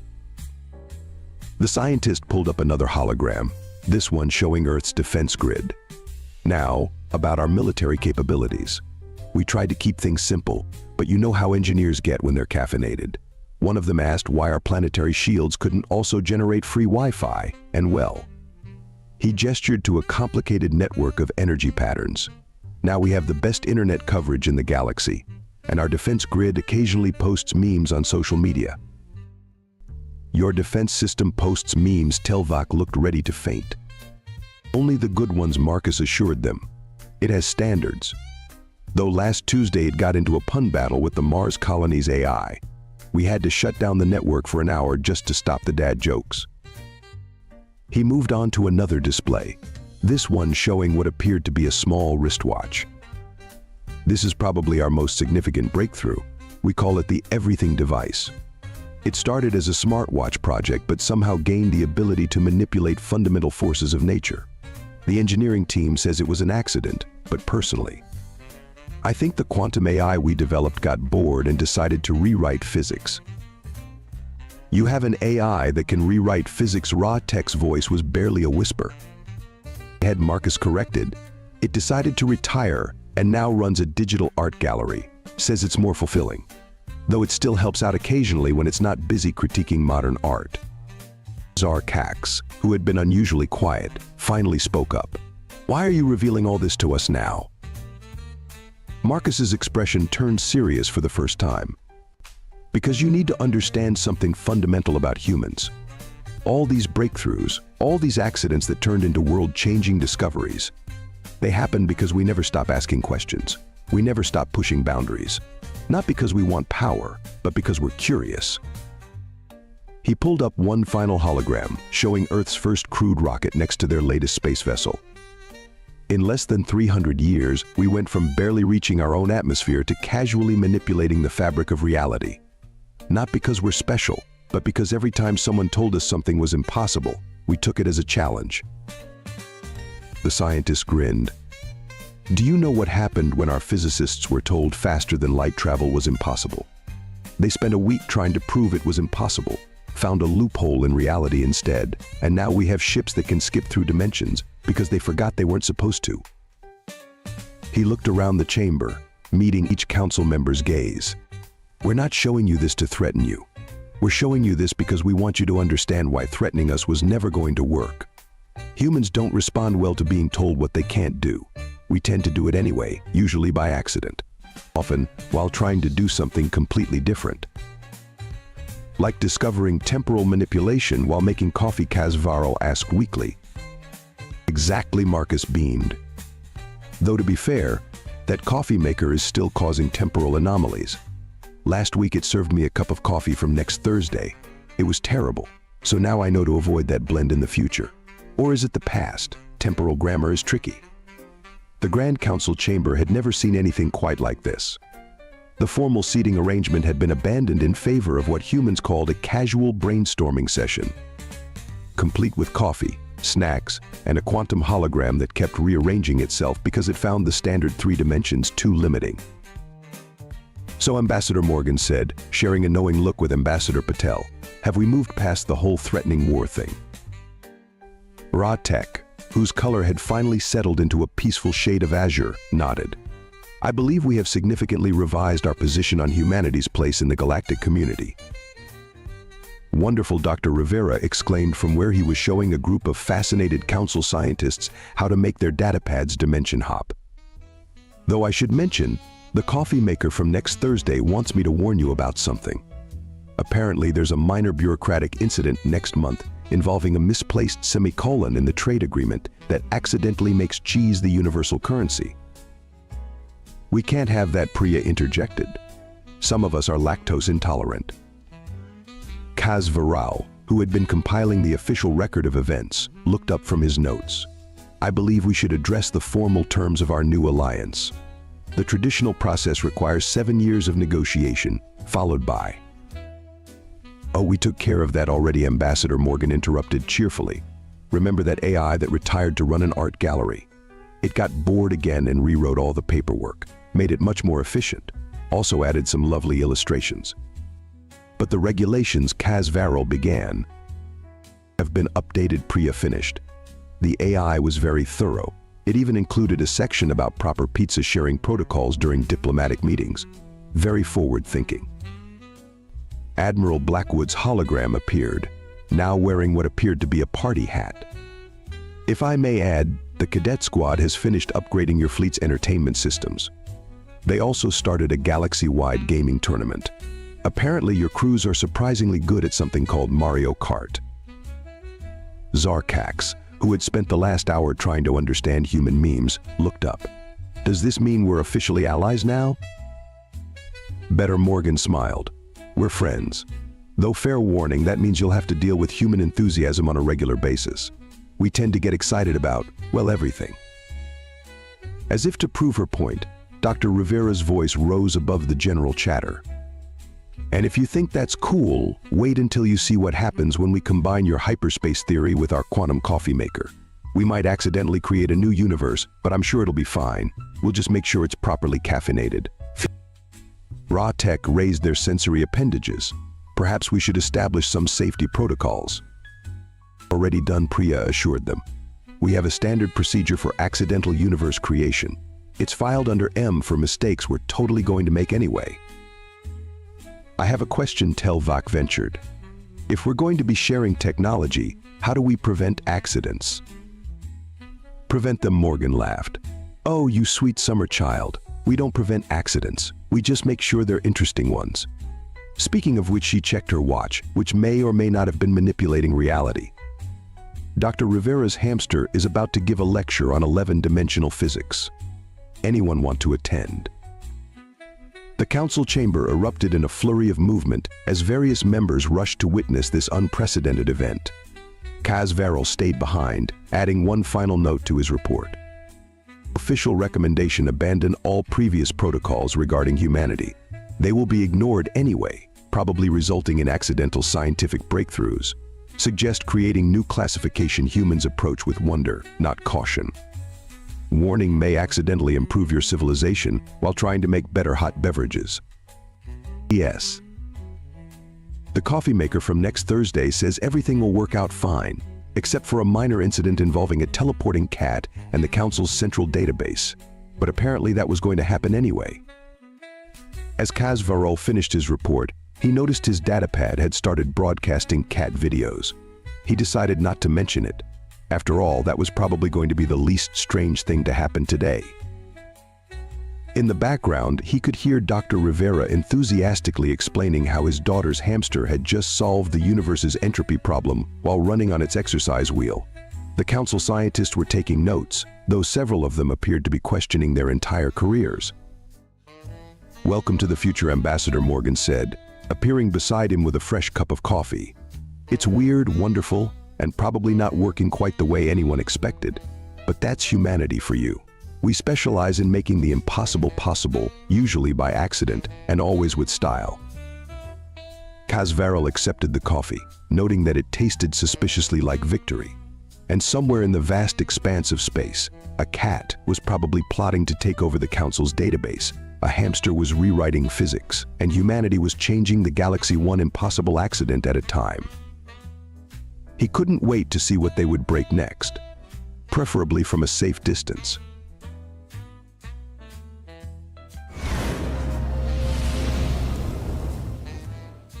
Hey, welcome to Starbound. I'm Daniel Pierce, and I'm going to be your narrator today. You know, nearly 500 supporters get early access to our stories. That's including Sunspire Academy and Frarian and Rimiki. If you would like to unlock early access and support our new episodes and series, tap join below and become a Starbound member today. Now, let's get into today's story. Ambassador Jules Reagan hadn't slept in 42 hours, 17 minutes, and some number of seconds. She'd stopped counting. Galactic diplomacy with the Death World Alliance would do that to a person, especially when Earth's entire future hinged on not screwing up.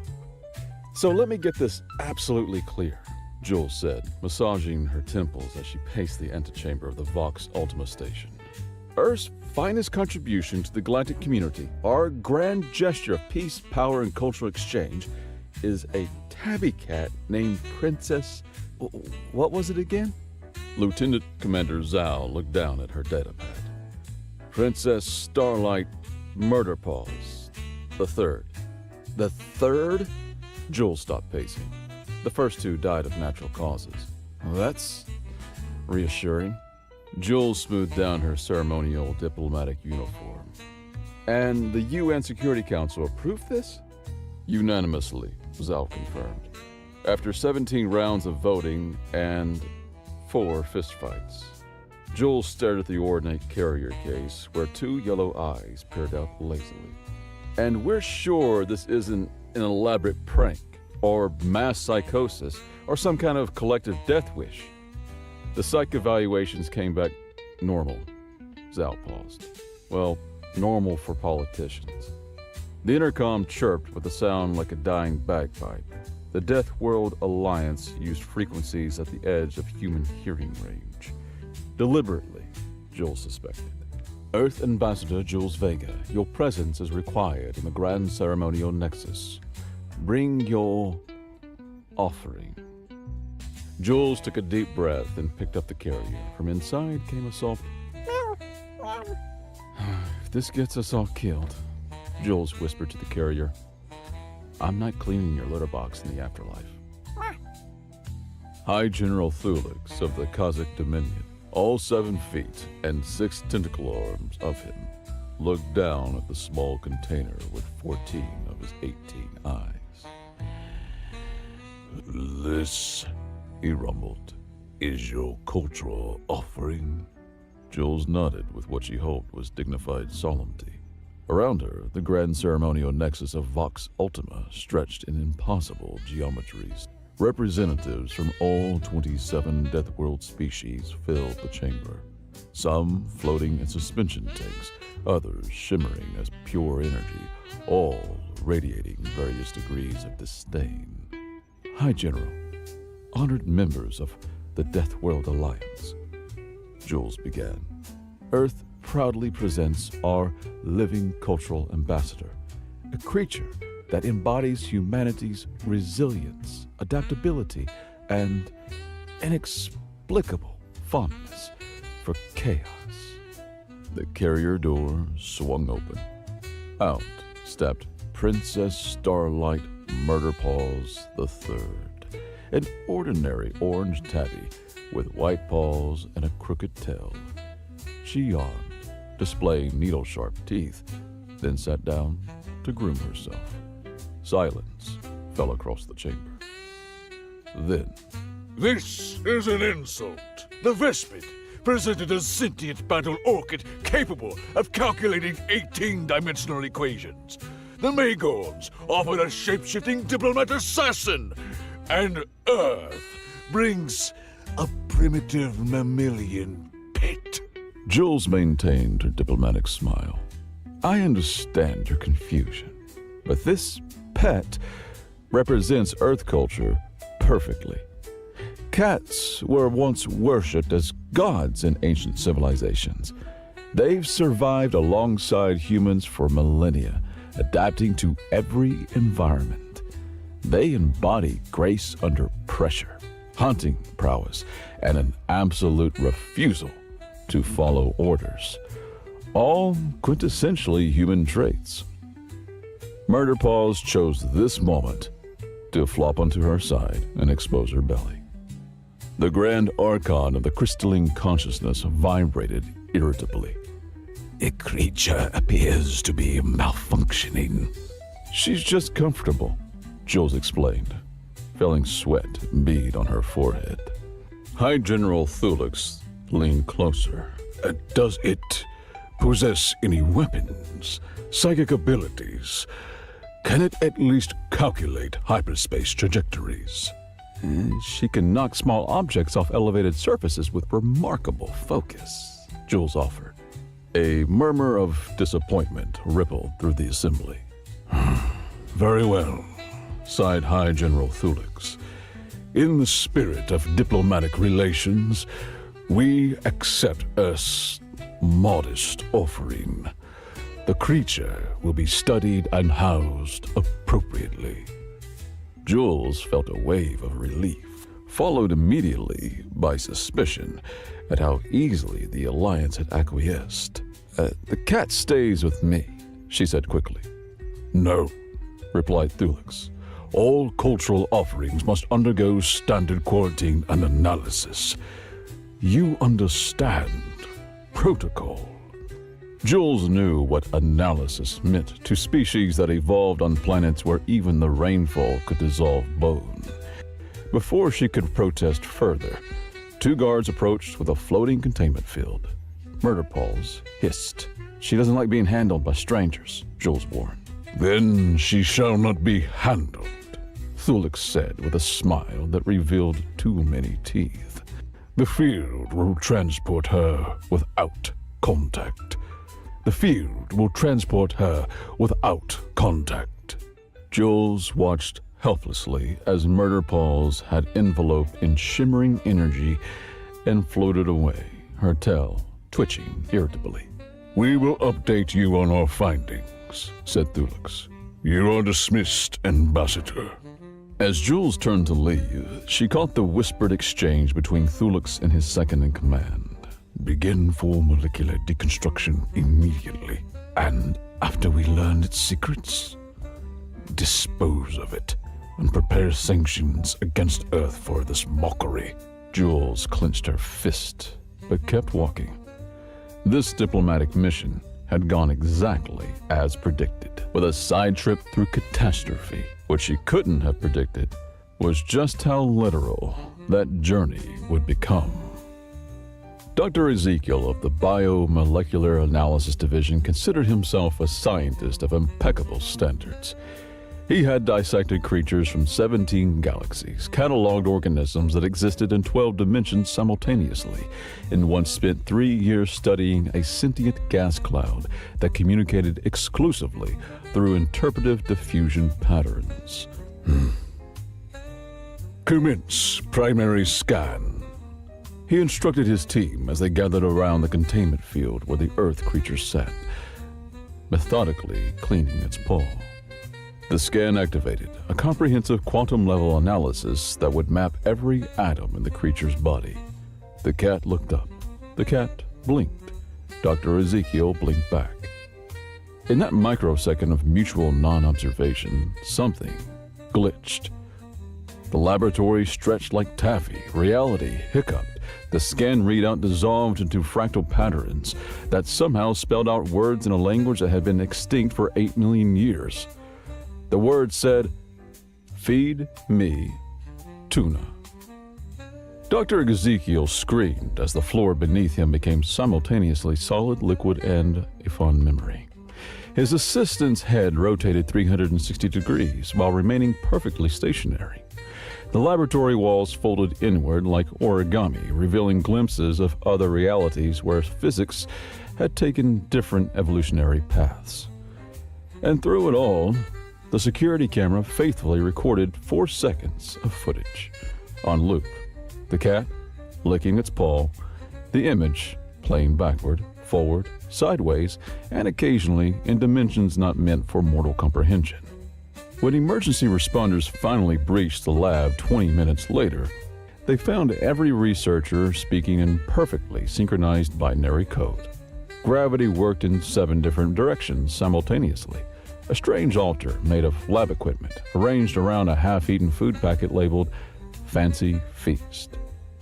The cat curled up asleep, perfectly normal.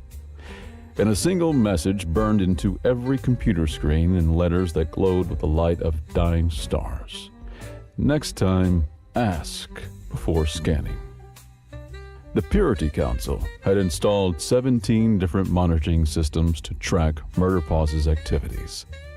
Most of them stopped working after approximately 27 minutes. The rest showed footage that was, to put it mildly, inconsistent with conventional understandings of feline behavior. Security feed Alpha 7 captured Murderpaw's batting at a small red dot on the floor of her containment habitat. Standard cat behavior, except the red dot was actually a miniature black hole that Murderpaw's had apparently manifested for entertainment purposes. Each time she smacked it with her paw, it emitted a sound like a cosmic giggle and moved to another location. Is that safe? Asked Junior Technician Viz, watching the feed with mounting anxiety. Define safe, Replied Senior Technician Rick, who hadn't slept in 72 hours and was now experiencing what he believed might be religious enlightenment. The creature's playing with collapsed space-time like it's yarn. On feed Beta 3, Murderpaw's appeared to be taking a bath.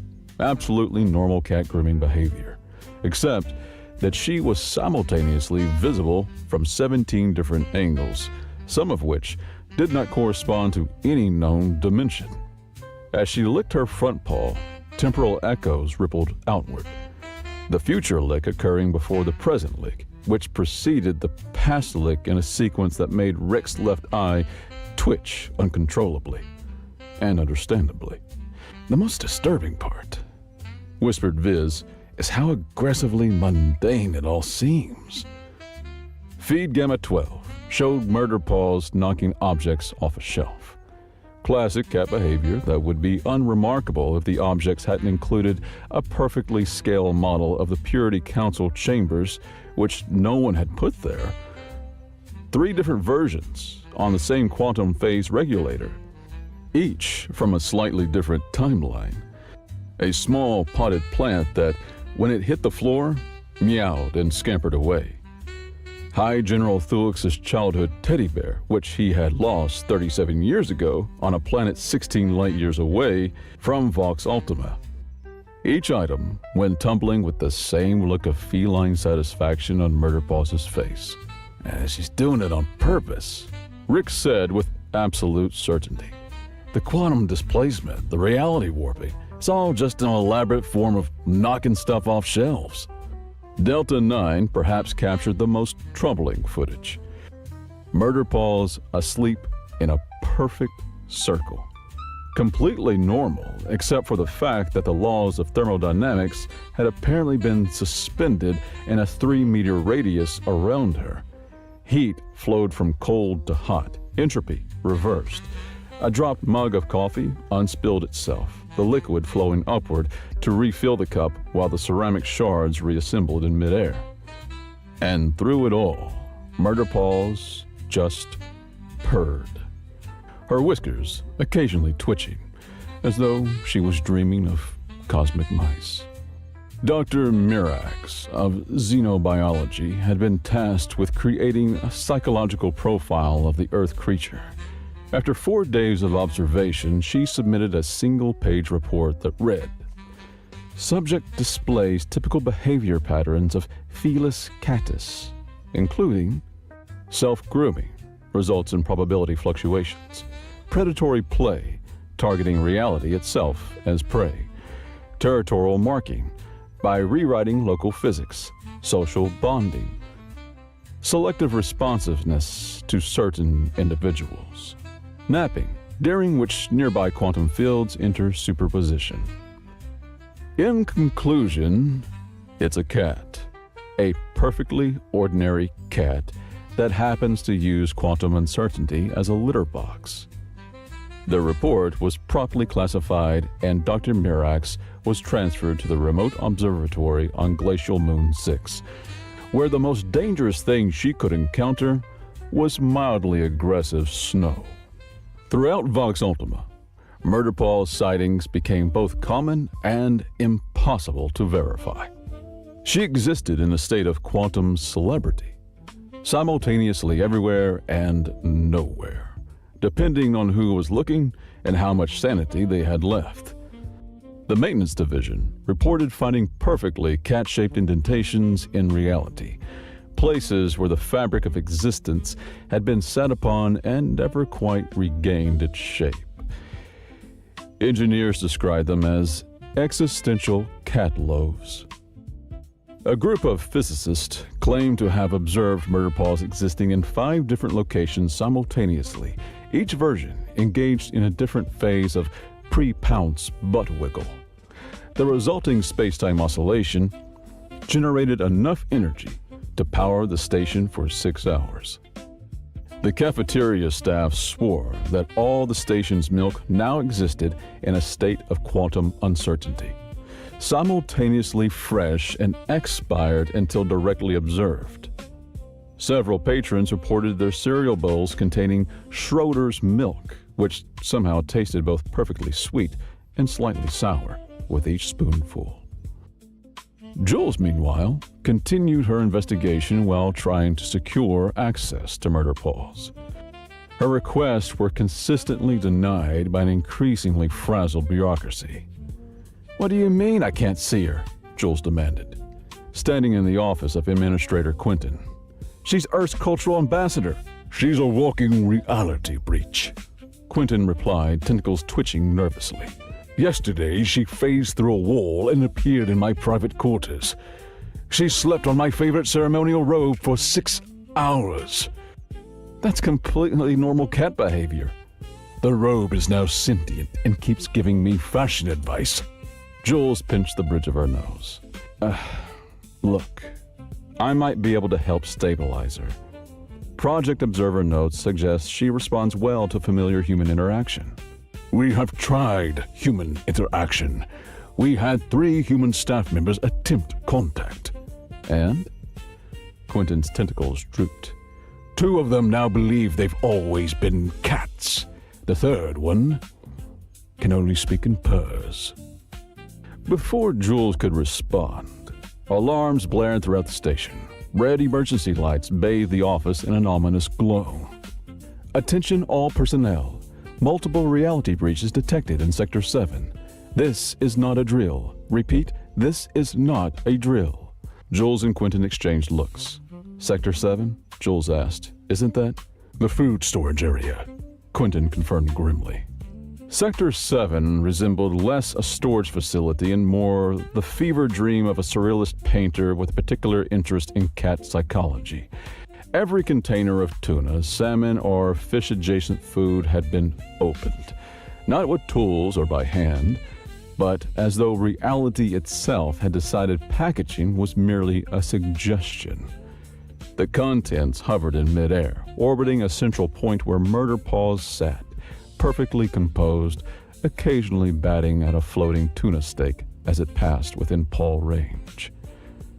Around her, physics had taken a holiday.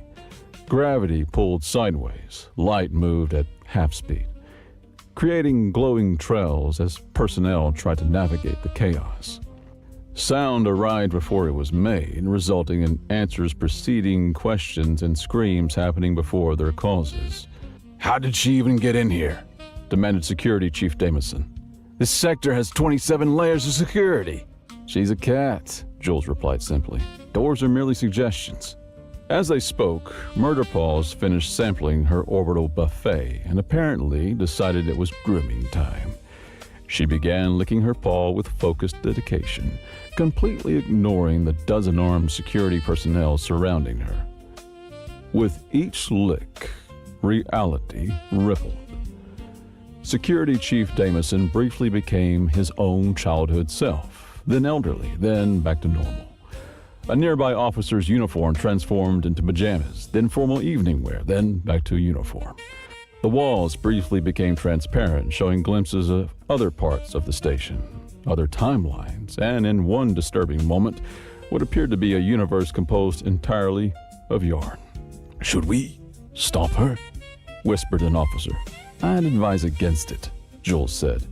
"She's in the post-meal grooming phase. Interrupting a cat during statutory grooming time is inadvisable." As if to emphasize this point, Murder Paws paused her grooming to make direct eye contact with the officer who had spoken.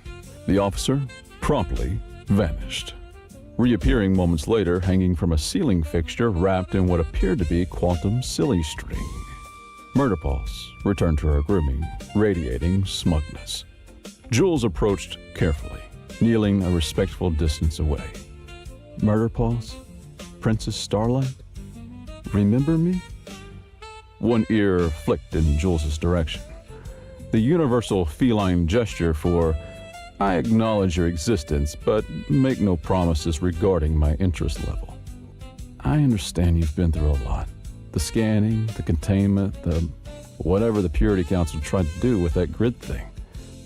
The ear twitched again. Murderpause continued grooming, but her tail, the most expressive part of any cat, swished once, suggesting attentiveness beneath the performance of indifference. And I understand the food rate. Completely reasonable response. They've been keeping you on standardized synthesized protein, haven't they? No cat of distinction would accept that. This earned Jules a direct look, followed by a slow blink. The cat equivalent of, you're not entirely contemptible. Jules reached slowly into her pocket and pulled out a small silver package. I smuggled this from the diplomatic kitchen. Real earth salmon, vacuum sealed, not synthesized. Murderpause's grooming paused. Her whiskers twitched forward with interest. Jules carefully opened the package, releasing the aroma of genuine earth fish. Around them, reality seemed to stabilize slightly, as though Murderpause's attention had shifted from cosmic mischief to more immediate concerns. That's it, Jules said softly. Just regular cat priorities, right? Food first, unraveling the fabric of existence second. Murderpause stretched, stood, and walked toward Jules with deliberate dignity. The hovering fish products around her gently descended to the floor as her focus shifted. She approached the salmon in Jules's hand, sniffed it thoroughly, then delicately took a bite. As she ate, the laws of physics gradually reasserted themselves. Gravity returned to its proper orientation, light and sound synchronized. The officer dangling from the ceiling fixture was gently lowered to the ground, the quantum silly string dissolving into ordinary particles. Security Chief Damison watched in astonishment. It's calming down. She, Jules corrected, is enjoying her meal. Like anyone else on this station, she just wants decent food, comfortable surroundings, and not to be treated like a lab experiment. Murderpause finished the salmon, then proceeded to groom her whiskers, this time without causing reality fluctuations. When she was done, she looked up at Jules, blinked slowly again, then did something unexpected. She climbed onto her lap and began kneading her uniform with prickly paws. The assembled security team collectively held their breath. "What's it doing now?" whispered Damison. "Making biscuits." Jules replied with a small smile. "It's a sign of contentment, completely normal cat behavior." "But the reality distortions seem to correlate with her emotional state. She's not a weapon or cosmic horror. She's a cat with quantum abilities who's been scared, isolated, and mistreated." As if to demonstrate this point, Murderpause began to purr, a perfectly ordinary sound that nevertheless caused the lights to flicker in rhythm, and the station's translation system to temporarily convert all announcements into meows. "See," Jules said, "practically normal." That afternoon, the Purity Council convened in an emergency session with Jules and representatives from the Neutral Bureau. Murderpause attended as well, curled up on a cushion that Jules had insisted upon, occasionally grooming or shifting positions with feline disinterest in the proceedings. "The creature is a threat to station security," insisted Counselor Vesh. "It can walk through walls." "So can anyone with a phase shifter," Jules pointed out. "It can manipulate reality." "So can your recreational virtual reality chambers." "It turned my ceremonial headdress into a ball of yarn during yesterday's processional." To this, Jules had no rebuttal. She glanced at Murderpaws, who was studiously cleansing her hind leg, the picture of innocence. Look, Jules said, I've been reviewing the Project Observer files. Murderpaws was stable for years while living as a pet. She only started causing incidents when your scientists tried to dissect her. Unreasonable scientific procedure, Huffed another counselor. Not to her, it wasn't, and not to Earth either. You accepted our cultural ambassador, then immediately tried to take her apart. The counselors exchanged uncomfortable glances. Ambassador Reagan makes a valid point, Admitted High General Thulix, who had been uncharacteristically quiet. We may have mishandled the situation. During this exchange, no one was directly observing Murderpaws. This proved to be a tactical error. In the moment of inattention, Murderpaws decided that the grand conference table, covered in important documents, data tablets, and ceremonial objects, looked like an excellent place for a stroll. She leapt from her cushion and landed precisely in the center of the table. Every counselor froze. Murderpaws surveyed her new domain with regal satisfaction. She walked with deliberate slowness across the table's surface, pausing occasionally to sniff an object or document. When she reached Counselor Vesh's prized ceremonial scepter, she made direct eye contact with him, then slowly, deliberately, pushed it off the edge of the table. It fell with a clatter. Vesh whimpered, but didn't move. Satisfied with this demonstration of dominance, Murderpaws continued her inspection tour. She approached a data tablet displaying classified security protocols, sat down directly on it, and began grooming as though it were the most comfortable spot in the galaxy. Your cultural ambassador, Thulix said dryly to Jules. is sitting on our defense strategies. Yes, Jules replied. Standard cat procedure. If it's important to you, she must sit on it. It's a sign of respect, really. This was a complete fabrication, but the counselors nodded as though Jules had imparted profound cultural wisdom. After thoroughly warming the tablet with her hindquarters, Murderpaws stood, stretched luxuriously, and did something truly alarming. She began to vibrate. Not metaphorically, but literally. Her outline blurred as she purred at a frequency that caused small objects to levitate and the air to shimmer with probability distortions. What's happening? Vesh asked in panic. Is it preparing an attack? No, Jules said, trying to keep her voice calm. She's just happy. That's happiness? Demanded another counselor. For a quantum cat? Yeah. The vibrating intensified, reality hiccuped. For approximately 2.7 seconds, everyone in the room experienced themselves as someone else. Thulix found himself thinking with Vesh's mind. Vesh experienced life as Jules. Jules briefly knew what it was to be a crystalline consciousness. Then Murderpaws stopped vibrating. She yawned, displaying needle-sharp teeth, and jumped down from the table, landing with perfect feline grace. She walked over to Jules and rubbed against her leg, leaving behind a faint trail of quantum particles that briefly formed the pattern of a middle finger before dissolving. I believe, said Jules, fighting back a smile, that she's made her position clear. The cult of the Observer continued to grow despite official disapproval. They now occupied 3 full residential sections of Vox Ultima, converting them into elaborate temples dedicated to Murderpaws' worship. High Priest Zendar had developed an extensive theology based entirely on observed cat behaviors.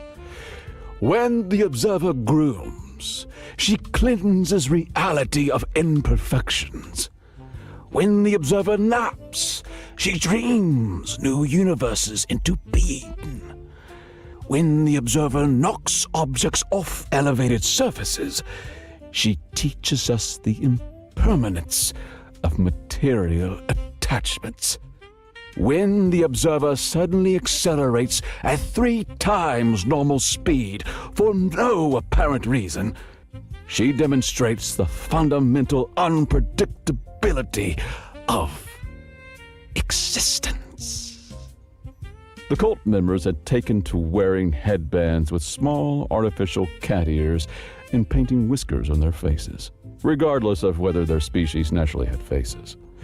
They practiced sacred behaviors, including spontaneous sprinting, knocking things over while maintaining eye contact, demanding food and then walking away from it. And the most sacred ritual of all, the Great Ignoring, in which they collectively pretended not to notice someone desperately trying to get their attention. What made the cult particularly troubling to station authorities was their worship seemed to produce tangible results. Offerings left at Murderpaw's shrines disappeared, even from sealed chambers. Cultists who performed the sacred nap reported prophetic dreams often involving fish.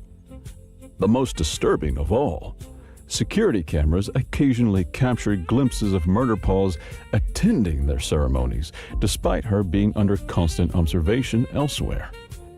Jules learned of this during a brief with Security Chief Damison, who showed her footage of Murderpaw simultaneously napping in her habitat and sitting on a cult altar receiving offerings of synthetic tuna. How is this possible? Damison demanded. We have her under constant surveillance. Jules studied the footage.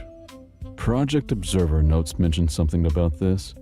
They called it quantum bilocation. When she's particularly relaxed, parts of her consciousness can project elsewhere. So, which is the real cat? Both. Neither. It's quantum. Damison's facial appendages twitched in frustration. That's not an answer. Welcome to cat ownership, Jules replied. Nothing is ever straightforward.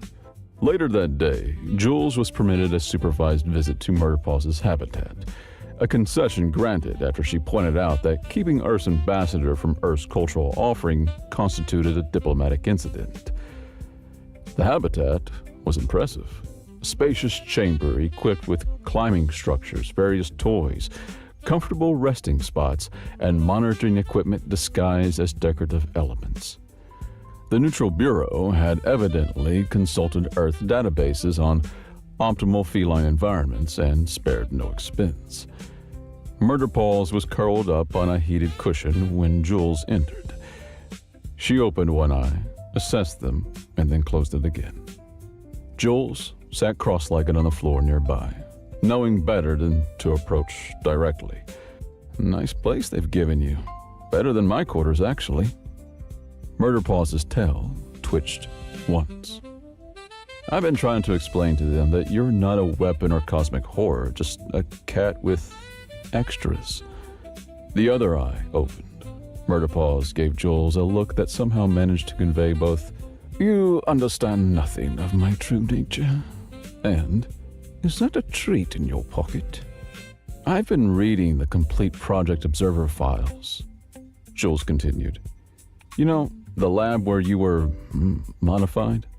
Both eyes were open now, attentive. They never actually completed the procedure on you. According to the records, the quantum enhancement failed. They were going to terminate you, but an intern named Kylie smuggled you out. At the name Kylie, Murderpaw's ears perked forward. She stretched and sat up, suddenly focused on Jules with unsettling intensity. You remember her, don't you? She took you home, gave you a ridiculous name, probably let you sleep on her pillow, and fed you under the table. Murderpaw stood and walked toward Jules, her movements deliberately casual yet purposeful. When she reached Jules, she sniffed her hand and did something unexpected. She placed one paw directly on Jules's knee and stared into her eyes. In that moment of connection, Jules felt something. Not words, not images, but impressions. Warmth, safety, comfort. A A small apartment filled with sunlight, gentle hands offering treats, a soft voice saying, "Princess Starlight Murderpaws, you are the most ridiculous cat in the universe, and I love you for it." Then something darker. Confusion, fear, strange people in uniforms, a carrier, unfamiliar smells, the terror of scanning chamber, the rage of violation. The contact broke as Murderpaws removed her paw and sat down, resuming her grooming as though nothing had happened. Jules blinked, disoriented. "Did you just share memories with me?" Murderpaws continued grooming, offering no acknowledgement. "You miss her, Kylie. You miss your person."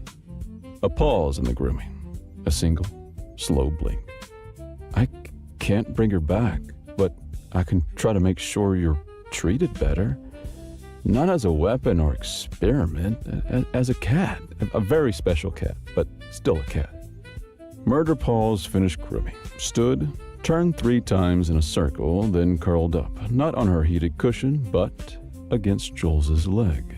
A small, ordinary gesture of trust that felt more significant than all the reality distortions combined. As Murderpaws began to purr, Jules noticed something strange. For the first time since arriving on Vox Ultima, the purr was just a purr. No quantum fluctuations, no reality hiccups, no probability waves, just the simple rhythmic sound of a contented cat. Then Murderpaws' eyes drifted closed, and she fell asleep, her small body warm against Jules's leg. On the far side of the habitat, her toys began to float and orbit each other in perfect harmony, like a tiny, multicolored solar system. Jules smiled. "Almost normal," she whispered. "We're getting there." It was, of course, too much to hope that the moment of peace would last. The next morning, alarms blared throughout Vox Ultima. Jules was summoned to an emergency meeting of the Alliance High Command, where they found chaos in progress. "The Purity Council has lost their minds," High General Thulux informed Jules grimly. "They've authorized deployment of the observation grid." Jules felt her blood run cold. "The what?" "A theoretical weapon designed to collapse quantum uncertainty fields. Never been field tested. Potentially catastrophic side effects. They plan to use it on your cat." That's insane. Where are they now? Containment Section Alpha. They've already begun the setup. Jules was running before Thulux finished speaking, dashing through corridors toward Murderpaws' habitat, cursing the bureaucratic stupidity that had led to this moment. Behind them, reality was already beginning to fray at the edges. The corridors stretched and contracted like breathing lungs. Gravity fluctuated with each step. The station's AI announced in 17 simultaneous voices, "Warning, reality coherence at 62% and falling. Please avoid thinking about paradoxes." Through it all, Jules ran, hoping she wasn't too late to prevent the Purity Council from making the worst mistake in the history of interspecies relations, trying to force a quantum cat into a single state of being. Because if there was one thing no power in the universe could make a cat do, it was behave according to someone else's rules. Jules burst into the containment area just as the observation grid powered up. The massive apparatus surrounded Murderpaws' habitat, a gleaming technological cage of sensors, emitters, and the probability compressors designed to force quantum uncertainty into a single stable state. It was the kind of device that would make the Schrödinger wake up screaming. "Stop this immediately!" Jules shouted, shoving past 2 Vespid guards. "You're making a catastrophic mistake!" High General Thulux turned 14 of his 18 eyes, narrating simultaneously. Ambassador Reagan, this is a restricted operation. Your presence is unauthorized and unwelcome.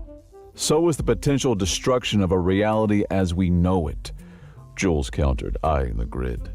The machine was never meant to be used on conscious beings. The Earth creature has compromised station security, disrupted Alliance protocols, and turned Counselor Vesh's personal chef into a potted fern. The fern makes better soufflés, muttered a nearby technician before being silenced by a glare. In the center of the grid, Murder Paws sat calmly, grooming her tail, seemingly oblivious to the existential threat surrounding her. But Jules noticed the subtle twitching of her whiskers, a telltale sign of feline awareness. General, listen to me, Jules pleaded. Project Observer was shut down because they couldn't control the quantum effects. Forcing Murder Paws into a single state won't work. It'll just trigger a massive probability cascade. Our scientists disagree, Thulux replied, gesturing to a team of nervous-looking researchers who were notably standing behind radiation shields. Your scientists haven't spent the last 10,000 years living with cats, Jules snapped. We have. Thulux paused, all 18 eyes blinking in sequence. Explain. Jules took a deep breath. Humans have coexisted with domestic cats for millennia. We didn't just tame them. We formed a partnership. One where they choose to be with us while maintaining their independence. Relevance? Thulux prompted. Cats domesticated themselves, General. They chose humans because it benefited them. They entered our homes on their terms. For 10,000 years, we've been in a relationship with creatures that are simultaneously pets and wild, dependent and autonomous, loving and aloof. A fascinating anthropological footnote, but... It's not a footnote. Jules stepped closer, lowering her voice. Don't you see? We're the only species in the Alliance with experience handling creatures that exist in paradoxical states. Cats have always been quantum beings. Murder Paws just makes it obvious. From within the grid, Murder Paws yawned. The action briefly caused gravity to invert in a 3-meter radius around her. Thulux's tentacles twisted nervously. The grid activates in 60 seconds. Stand back, Ambassador. Jules changed tactics. Your best xenobiologist and quantum physicist are baffled by her. But do you know who isn't? Cat owners. Regular humans who understand that you don't control cats. You build relationships with them. A soft snort came from a junior technician. Relationship with a pet? That's primitive sentimentality. Jules fixed them with a level stare. That primitive sentimentality is exactly why Earth has never experienced a reality breach from our quantum cats. We don't try to control them. We respect their independence. The good owners do anyway. Thulux hesitated, his uppermost eyes swiveling toward Murder Paws, who had begun delicately cleaning between her toes with extraordinary focus. 30 seconds to grid activation, announced an automated voice. Jules played her final card. General, let me talk to her. Person to cat. The way humans have been doing since before we had written language. Talk to it? To her, as a being worthy of respect. Something shifted in Thulux's posture. A subtle release of tension that Jules recognized from countless diplomatic negotiations as the moment when certainty began to crack. 20 seconds. If I fail, Jules promised, you can activate your grid. But if 10,000 years of human-feline diplomacy works, we might save your station and give the Alliance something valuable in return. Which is? Jules smiled. A new way of thinking about consciousness itself. Thulix stared at Jules for an impregnated moment, then raised a tentacle. Pause countdown. Give the human 5 minutes. The technicians exchanged nervous glances, but complied. Jules approached the grid's containment field. There was an access port, designed for inserting testing equipment, not humans, but it would have to do. They squeezed through, ignoring the warning shouts from the technicians. Inside, the habitat had been stripped of its comforts. No cushions, no toys, or climbing structures remained.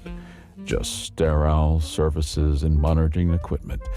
In the center sat Murderpaws, looking somehow smaller and more ordinary than Jules remembered. Jules knelt a respectful distance away. "Hey there, Princess." One ear flicked. "Sorry about all this. Bureaucracy moves slowly, even when reality is unraveling." Jules settled cross-legged on the floor. "They're afraid of you." Murderpaws blinked slowly, radiating smug satisfaction. "Can't really blame them. You've been causing quite the cosmic ruckus." Outside the grid, the Alliance personnel watched in baffled silence as Jules appeared to have a casual conversation with a small mammal. "I've been thinking about Kylie," Jules continued softly. "About why you were stable with her. It wasn't just affection, was it? It was recognition. She saw you not as a weapon or an experiment or even a regular cat. She saw you as you." Murderpaw's ears perked forward. Her tail ceased its irritated twitching. "These people," Jules gestured toward the watching scientist, "they've been trying to measure you, categorize you, force you into their understanding of reality. No wonder you've been rewriting physics in protest." A small, chirping sound emerged from Murderpaws, the noise cats make when they spot birds through windows. "Yeah, exactly. They're clueless." Jules smiled. "But humans, we've had practice. 10,000 years of living with creatures who operate by their own logic, who see things we can't, who slip between states of wild and tame, distant and intimate." Murderpaws stood, stretched in that perfect feline arch, and took a deliberate step towards Jules. Outside, several scientists gasped. The monitoring equipment displayed rapidly changing readings, quantum fluctuations increasing but somehow harmonizing. Another step closer. Around Murderpaws, reality rippled like heat waves, but the distortions were smoothing out, becoming rhythmic, almost musical. In ancient Egypt, cats were worshipped as gods. In the Middle Ages, they were feared as demons. In modern times, they're Instagram celebrities and beloved companions. Jules laughed softly. Maybe humans are the only species in the galaxy weird enough to look at creatures that defy categorization and say, "Meh, perfect. Would you like some tuna?" Murderpaws was close enough now that Jules could feel the strange, quantum warmth radiating from her small body. The heat of probability itself, of multiple states of existence overlapping. "I can't offer you what Kylie did. I can't take you back to that apartment with the sunny windowsills. But I can offer you a partnership where you're neither controlled nor feared." Thulix's voice came through the communication system. 2 minutes remaining, Ambassador. Jules ignored him, maintaining eye contact with Murderpaws. "What do you say, Princess? Humans and cats against the cosmos? Like it's been for thousands of years?" Murderpaws tilted her head, studying Jules with eyes that reflected starlight that wasn't there. Then, with deliberate dignity, she closed the final distance and placed one paw directly on Jules's outstretched hand. The contact point glowed, not with light, but with possibility. Reality shuddered, flexed, and then settled. Ambassador, Called a technician. the quantum readings are... they're harmonizing. Jules didn't respond. They were there experiencing something extraordinary. Through the point of contact with Murder Paws, Jules wasn't just feeling the cat's paw. They were experiencing fragments of feline consciousness itself, not in words or even coherent images, but in sensations. The exhilaration of existing in multiple states simultaneously. The freedom of walking between dimensions as easily as walking between rooms. The profound annoyance. The freedom of walking between dimensions as easily as walking between rooms. The profound annoyance at having one's quantum nature poked and prodded by beings who couldn't comprehend it. And underneath it all, a deep, vibrating purr of recognition. Yes, human, I choose you, as we have always chosen your kind, not as masters, but as worthy companions in the face of cosmic indifference.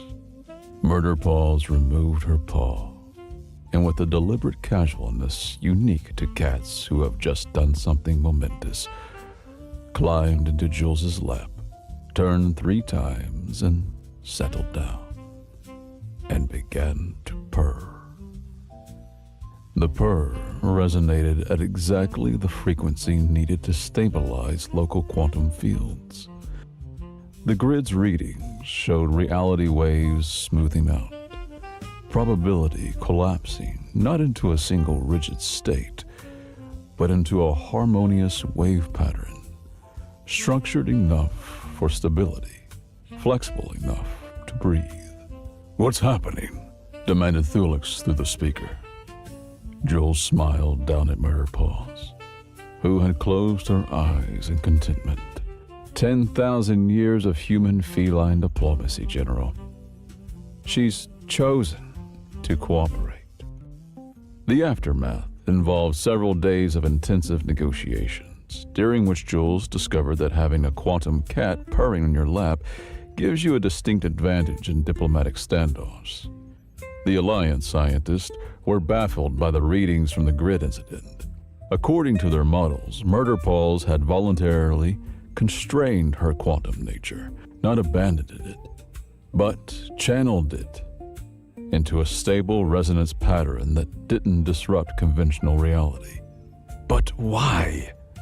Asked Dr. Nizstif, the newly appointed head of xenobiology. Dr. Mirax having been quietly reinstated after her accurate assessment proved correct. Why would a being with near infinite quantum potential choose limitation? Jules, stroking Murder Paws as she dozed on the conference table, directly on top of the most important documents naturally, considered the question. For the same reason cats chose domestication thousands of years ago. It's not limitation, it's selective expression. Cats have never been truly tame, Doctor. They're collaborative. Collaborative? Thulix echoed. Cats entered human settlements because it benefited them. Steady food, protection, warmth, but they never sacrificed their essential nature. They hunt when they want to. They maintain independence within relationship. Jules smiled at Murder Paws, rolled onto her back, exposing a fluffy belly that everyone knew better than to touch. That's not pets in the way dogs are pets. They're roommates who sometimes pay rent by killing mice. The Alliance representatives exchanged puzzled glances. And these relate to quantum physics how exactly? asked Counselor Prim. Murderpaws isn't choosing to be just a cat or just a quantum anomaly, Jules explained. She's choosing to express both natures in balance, just as cats have always existed in the balance between wild and domestic. High General Thulix leaned forward, his voice uncharacteristically thoughtful.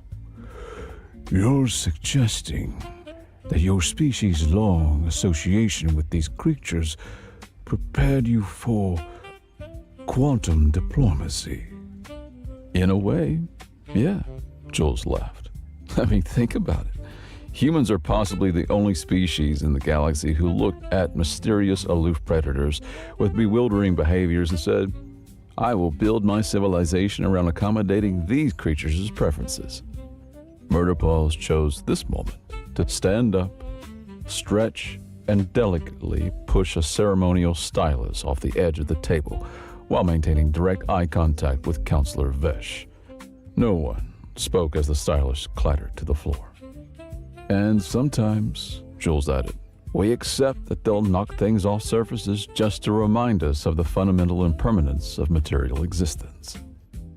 A week later, the Death World Alliance formally revised Earth's status from Level 7 threat culture to Level 9 enigmatic partner species.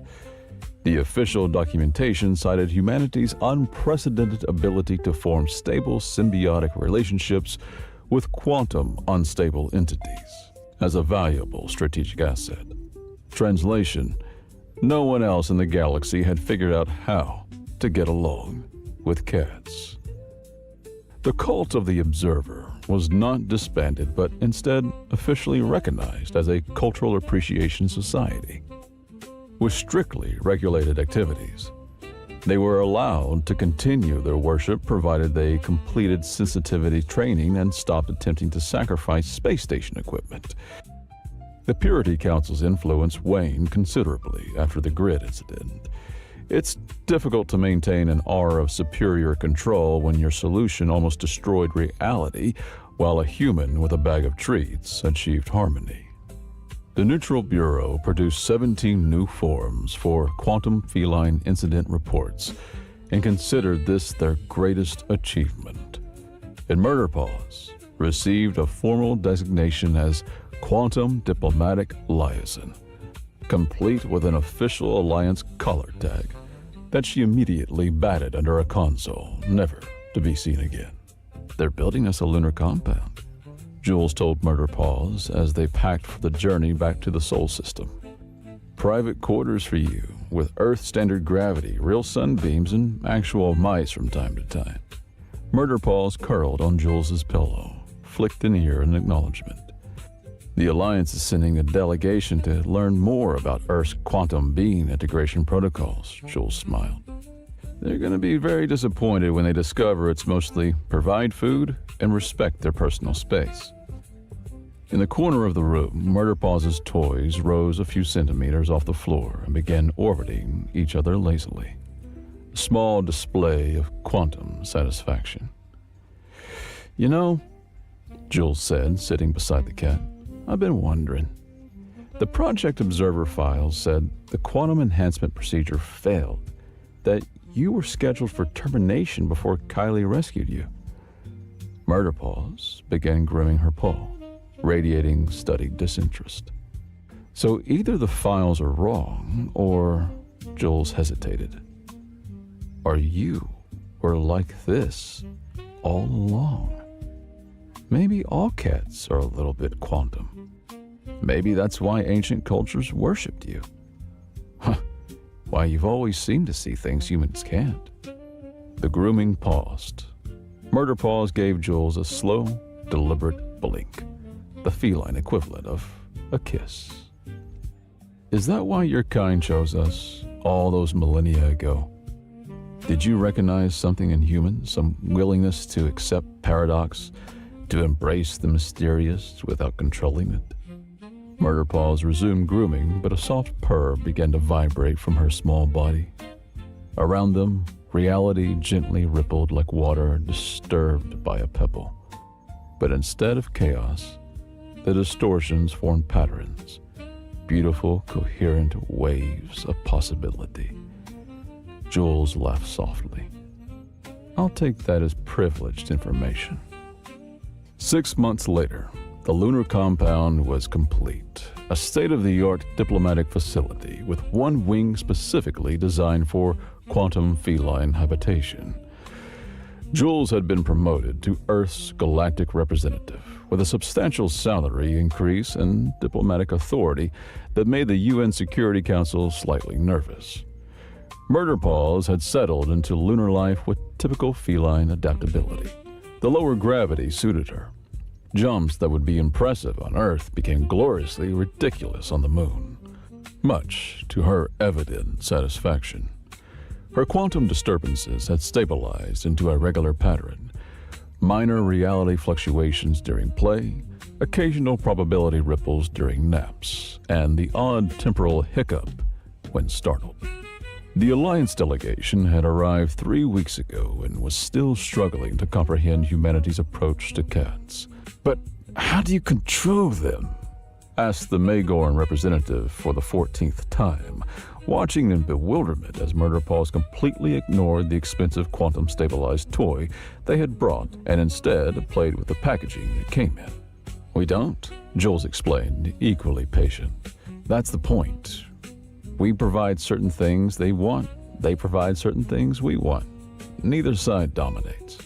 But they're not sentient by Alliance standards, protested the Vespid diplomat.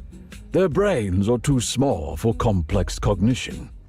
Jules glanced at Murder Paws, who had abandoned the packaging and was now staring intently at a blank section of the wall, or perhaps at something moving between dimensions that only she could perceive. Perhaps your definition of sentience is too narrow, Jules suggested. Cats experience the world differently than we do. They perceive things we can't. Maybe consciousness isn't just about logic and language. Maybe it's also about experiencing reality in ways beyond our comprehension. The crystalline consciousness representative vibrated thoughtfully. The human has a point. Our definitions of sentience are based on mind patterns similar to our own. We may be overlooking entire categories of awareness. This philosophical discussion was interrupted when Murder Paws suddenly rocketed across the room at improbable speed, skidded onto the smooth floor, crashed into a potted plant, and sat down to groom as though this had been her intention all along. Was that a quantum event? Asked the Magorn anxiously, checking readings on a monitoring device. No, Jules laughed. That was just a cat being a cat. It's what we call zoomies. Fascinating, murmured the crystalline consciousness. So, some behaviors mimic quantum uncertainty, even without actual quantum properties. Or maybe, Jules suggested, cats have always been quantum beings, and we humans just adapted to it without realizing. Maybe that's humanity's greatest strength, our ability to form relationships with the inexplicable. That night, as the Earth hung blue and beautiful in the lunar sky, Jules sat in the observation dome with Murder Paws curled on her lap. The cat was purring contentedly, her small body warm and solid and somehow simultaneously ordinary and miraculous. You know, Jules said softly, before all this, I never had a pet. My diplomatic career kept me too busy, too mobile. Murder Paws' ear twitched, but her eyes remained closed. I never understood the appeal, why humans throughout history have shared their homes, their food, their lives with animals that don't share our language or thoughts. The purring deepened. But I get it now. The connection to something outside our human experience. Something that reminds us the universe is bigger and stranger than we can comprehend. I get it. Murder Paws stretched, yawned, and then settled back down, her paws tucked neatly beneath her body. The Alliance thinks Earth has some secret quantum technology or special scientific understanding. They don't get that our secret is 10,000 years of learning to respect beings that don't think like us.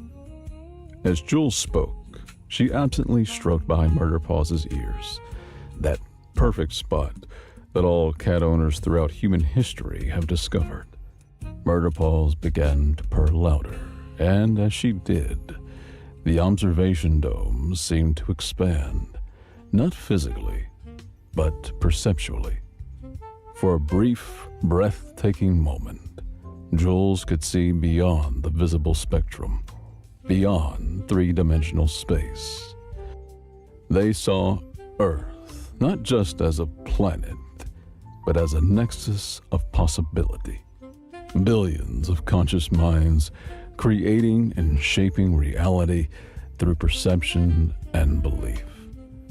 She saw the quantum fabric that underlay physical existence, vibrating in patterns that mirrored the rhythms of life itself.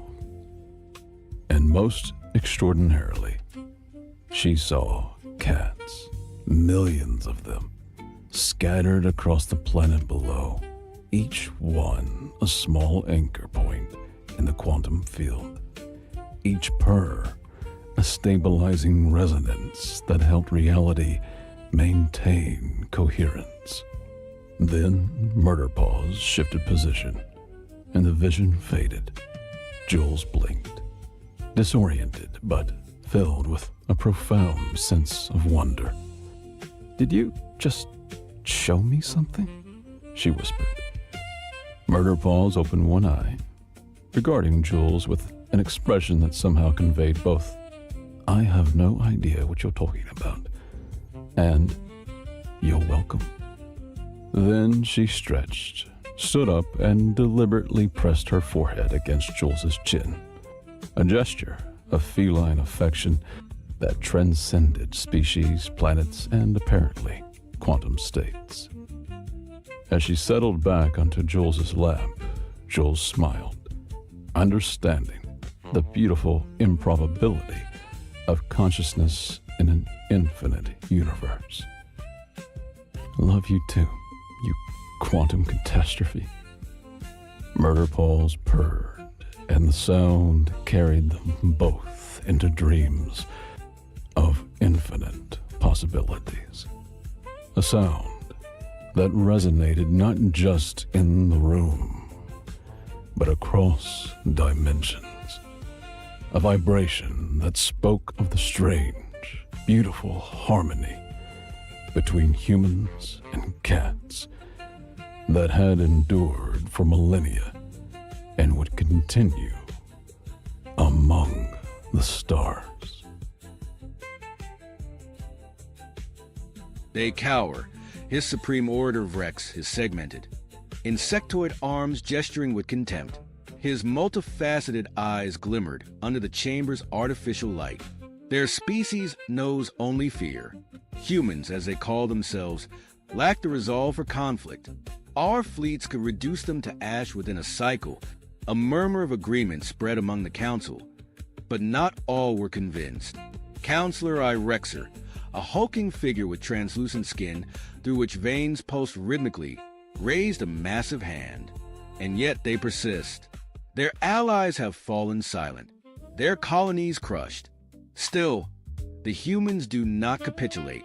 His voice was a deep rumble, resonating with caution. There is something unnatural in their endurance. Vrex's mandibles clattered in irritation. Superstition. They are scavengers, incapable of real resistance. We end this charade by decapitating their leadership. The room grew quiet as a shadow passed over the hollow display. An unfamiliar name, spoken in hushed tones by nervous delegates, rippled through the assembly. The Boogeyman. What are the rumors? A sharp voice cut through the silence. The assassin? Vrex leaned forward, his eyes narrowing. A myth concocted to instill fear. Even their legends lack substance. But outside the chamber, in the depths of space, reality unfolded to challenge their hubris. Ronald Alexanderson adjusted his gloves, the supple leather creaking faintly as he secured them over calloused hands. In the dim confines of the Phantom, a stealth vessel bristling with classified Earth technology, he stood motionless, his gaze fixed on the mission briefing scrolling across a holographic panel. The light from the screen cast sharp shadows across his angular features, features that seemed hewn from granite, each scar and line a testament to survival in a galaxy that had tried to erase him countless times. Your primary target came the calm, almost soothing voice of Alpha, the ship's onboard AI, Commander Soren of Groneth. Eliminating him will disrupt critical supply chains to the Empire's outer fleets. Proceed with caution. Soren's fortress is heavily guarded, and he has a reputation for detecting intruders before they act. Ronald's lips curled into a faint smile, devoid of warmth. Reputation means nothing when you're dead. The AI hesitated, a rare pause in its typically fluid responses. Ronald, the Council is amplifying its efforts. They've labeled you an intergalactic terrorist. You are being hunted. Nothing new, Ronald replied, pulling a sleek, matte black weapon from the wall mount. The weapon hummed softly as it synchronized with his biometrics. Let them hunt. They'll find nothing but shadows. Alpha's tone grew softer, almost concerned. You've pushed your body to its limits. Missions like this, one mistake, and it's over. Ronald glanced at a small photo tucked into the corner of the console. A woman and a child both smiling, their faces untouched by the weight of war. His expression darkened. It's already over, Alpha. They just don't know it yet. The ship shuddered faintly as it slipped into the orbit of Groneth, its cloaking systems rendering it a ghost in the void. Ronald moved with practiced efficiency, securing his gear and checking the seals on his advanced infiltration suit. It melded seamlessly with his environment, an adaptive camouflage that made him little more than a flicker of distortion in the air. As he approached the airlock, Alpha's voice followed him. Insertion point secured. Groneth's atmospheric scans won't detect your presence, but their patrols are erratic. Stay alert. Ronald stepped into the airlock, feeling the familiar pull of tension settle over him like a second skin. The hum of the ship faded as the hatch hissed open, revealing the swirling haze of Groneth's polluted skies. Far below, the industrial planet sprawled like a tumor, its surface dotted with towering smokestacks and sprawling complexes that belched fire and ash into the air. He descended silently, the suit's thrusters guiding him through the thick smog. The target loomed ahead, a fortress of jagged metal and stone perched atop a sheer cliff, its spires glowing with the eerie light of alien energy sources. Ronald landed without a sound, his boots absorbing the impact as he crouched low against the rocky terrain.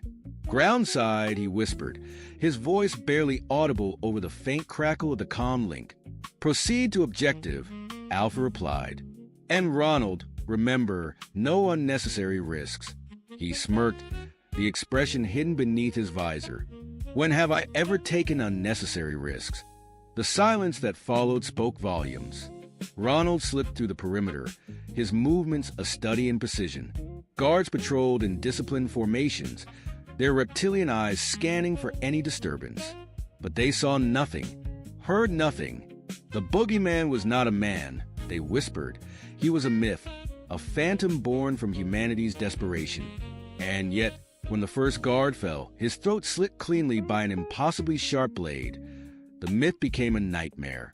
Ronald moved like a wraith, each step measured, each action deliberate.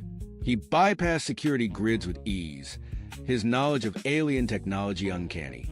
A lifetime of war had turned him into something more than human, something cold and efficient. The guards fell in silence, their bodies hidden in the shadows. Fortress entry ahead, Alpha reported. You're on schedule. Ronald approached the main structure, his breathing steady despite the adrenaline coursing through his veins. The fortress doors loomed above him, their intricate carvings depicting scenes of alien triumph. He placed a small device against the control panel, watching as it pulsed with blue light, before the doors slid open without a sound. Inside, the air was cooler, the oppressive heat of the planet's surface replaced by a sterile chill. The halls were lined with alien banners and trophies of war, grim reminders of the Empire's conquests. Ronald's eyes flicked over them without pause. He wasn't here to admire their victories. Soren's chamber is 3 levels up, Alpha guided. Minimal resistance expected until you reach the central hall.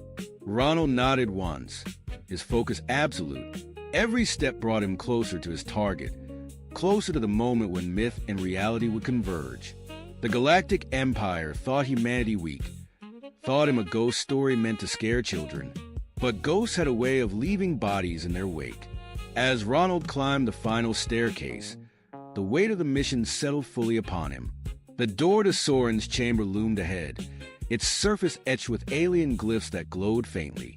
He paused, hand hovering over the activation panel, and exhaled slowly. "Ready, Alpha?" he murmured. The AI's response was soft, almost human. "Always." Ronald pressed the panel, and the door slid open. The room beyond was dark, the only light emanating from a massive tank of bioluminescent liquid at its center. Inside floated Commander Soren, his amphibious form twisting lazily in the fluid. His eyes snapped open, fixing on Ronald with a predatory glare. "So," Soren hissed, his voice amplified through unseen speakers, "the boogeyman comes for me. Let us see if the legends are true." Ronald stepped forward, his blade gleaming in the dim light. "Legends are born from truth, Soren. And the truth is, you're already dead." The air on Groneth was heavier than Ronald Alexanderson had anticipated, thick with the acrid stench of burning metal and sulfur. It clung to his skin, even through the filters in his suit, a constant reminder that this planet was a monument to the Galactic Empire's disregard for anything but its own progress. The landscape around him was a wasteland of jagged, blackened stone and molten rivers that glowed faintly under the dull, blood-red sky. He crouched behind a protruding rock, his eyes fixed on the massive fortress ahead.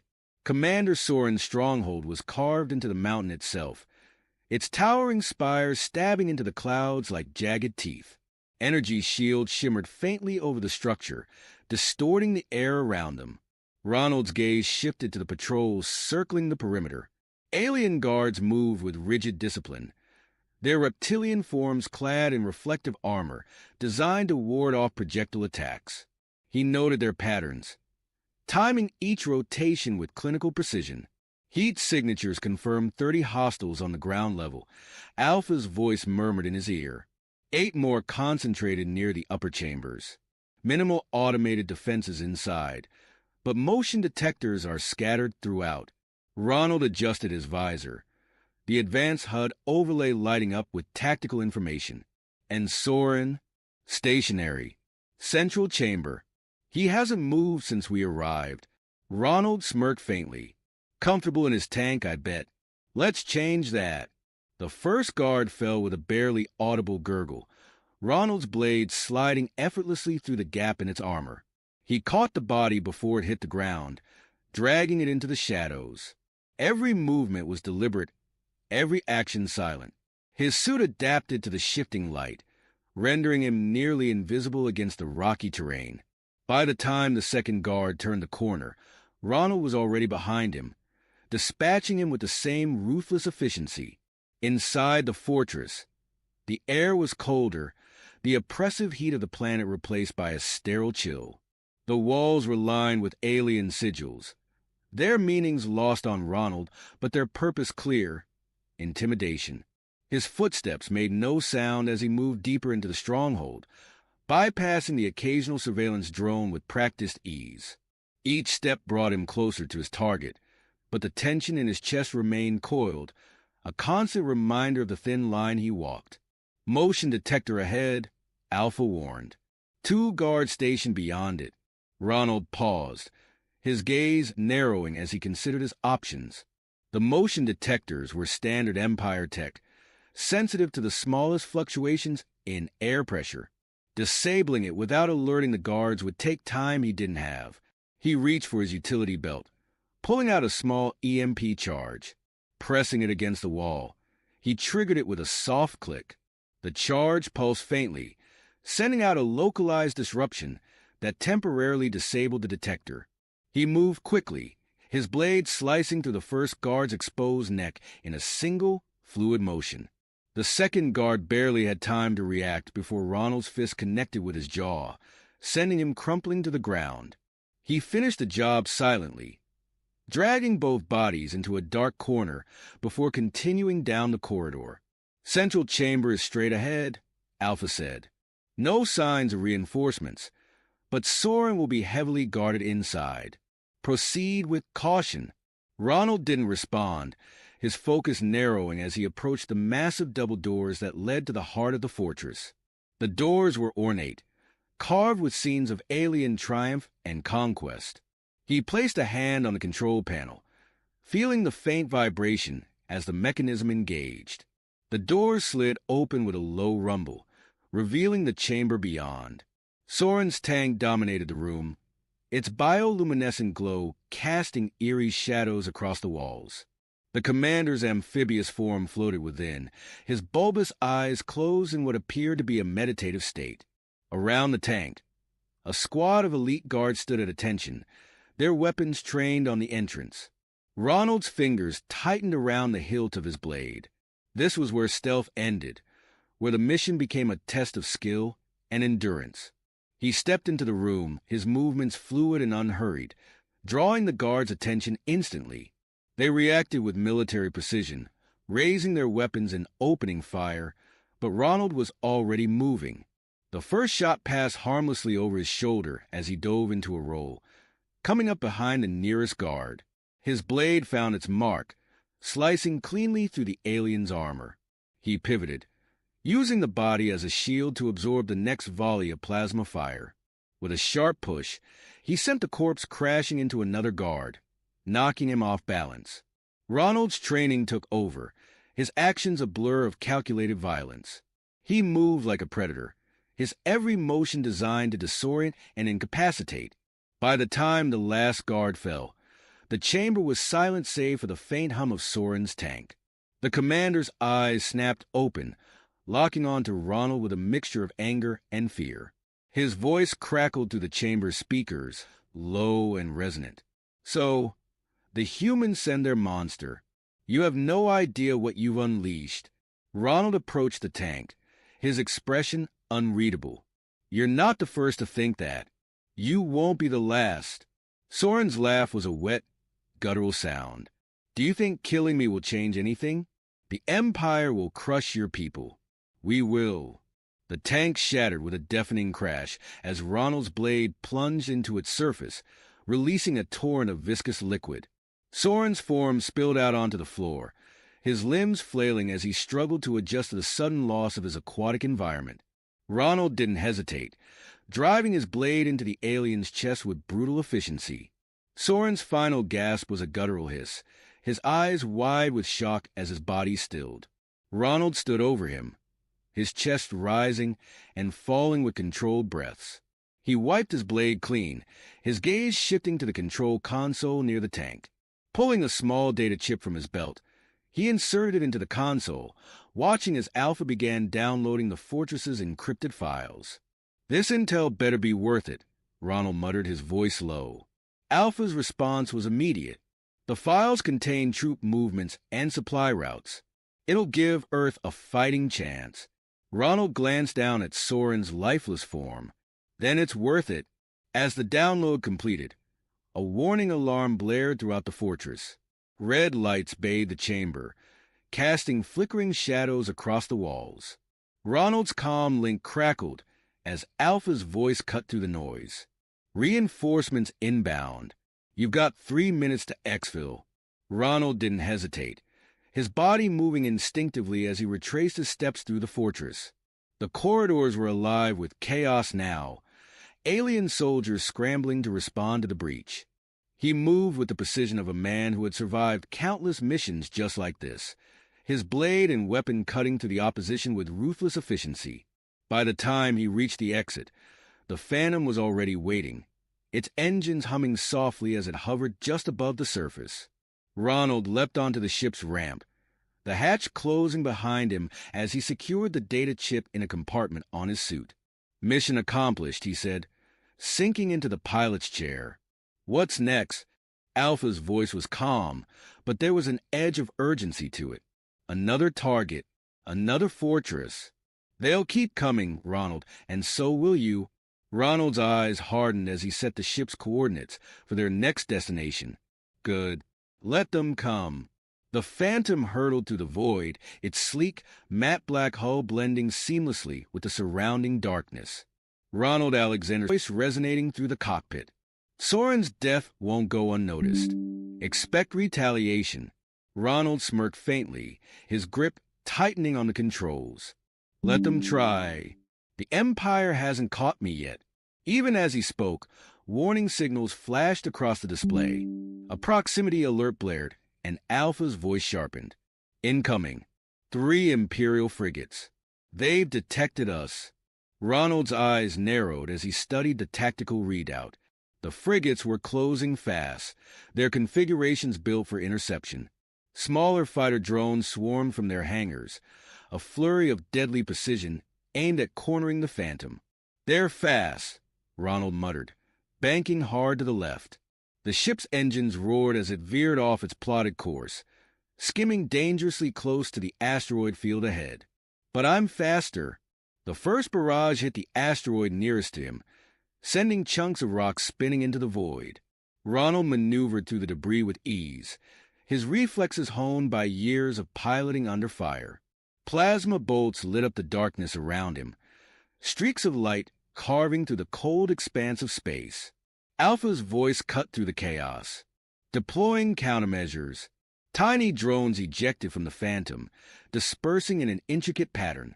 Each emitted an energy signature identical to the ship, creating a web of false targets that confused the pursuing fighters. Ronald used a momentary distraction to cut his engines, letting inertia carry him silently into the shadow of a massive asteroid. The ship's cloaking field shimmered, rendering it invisible against the rocky surface. Status? Ronald asked, his voice low and calm. They're scanning, Alpha replied. But their search grid is inefficient. They're expecting you to run. Ronald's lips curved into a grim smile. Then they don't know me very well. He powered down all non-essential systems, the ship falling into a near-dead state. Outside, the fighters swarmed, their scanners sweeping the asteroid field like a pack of hunting predators. Ronald watched them, his hand resting lightly on the weapon's control. His heartbeat remained steady, his breathing controlled, as he waited for the perfect moment. One of the fighters strayed too close. The faint distortion of its thrusters rippled across the asteroid's surface. Ronald's hand moved in a blur, activating the ship's pulse cannon with surgical precision. A single, silent shot pierced the void, striking the drone squarely in its power core. It exploded in a blinding flash, the debris scattering like shattered glass. The remaining fighters immediately turned toward the disturbance, their formation tightening. Ronald didn't wait for them to regroup. He powered up the Phantom in a single motion, the engines roaring to life as the ship shot out from its hiding place. The pursuing ship scrambled to react, their plasma fire streaking harmlessly behind him. They're recalibrating, Alpha said. Frigates are locking onto your position. You need to create more distance. Ronald's eyes flicked to the navigational display. The asteroid field was dense, its chaotic terrain a dangerous maze of rotating rocks and gravitational eddies. It was a gamble, but he didn't hesitate. He angled the ship sharply, diving deeper into the field. The frigates followed, their larger frames struggling to maneuver through the tight spaces. Plasma bolts ricocheted off nearby asteroids, sending fragments spiraling through the void. Ronald pushed the Phantom to its limits, weaving through the chaos with an almost preternatural sense of timing. Every turn was calculated, every movement precise. The frigates lagged behind, their pilots forced to slow their pursuit to avoid collision. They're bottlenecked, Alpha observed, but the fighters are adapting. They're trying to flank you. Ronald glanced at the readout, noting the fighters closing in from both sides. He adjusted the ship's trajectory, leading them toward a massive asteroid with a hollowed-out core. As the fighters closed the gap, he fired a series of mines behind him, their magnetic fields latching onto the nearest ships. The explosions lit up the asteroid's surface, sending shockwaves rippling through the void.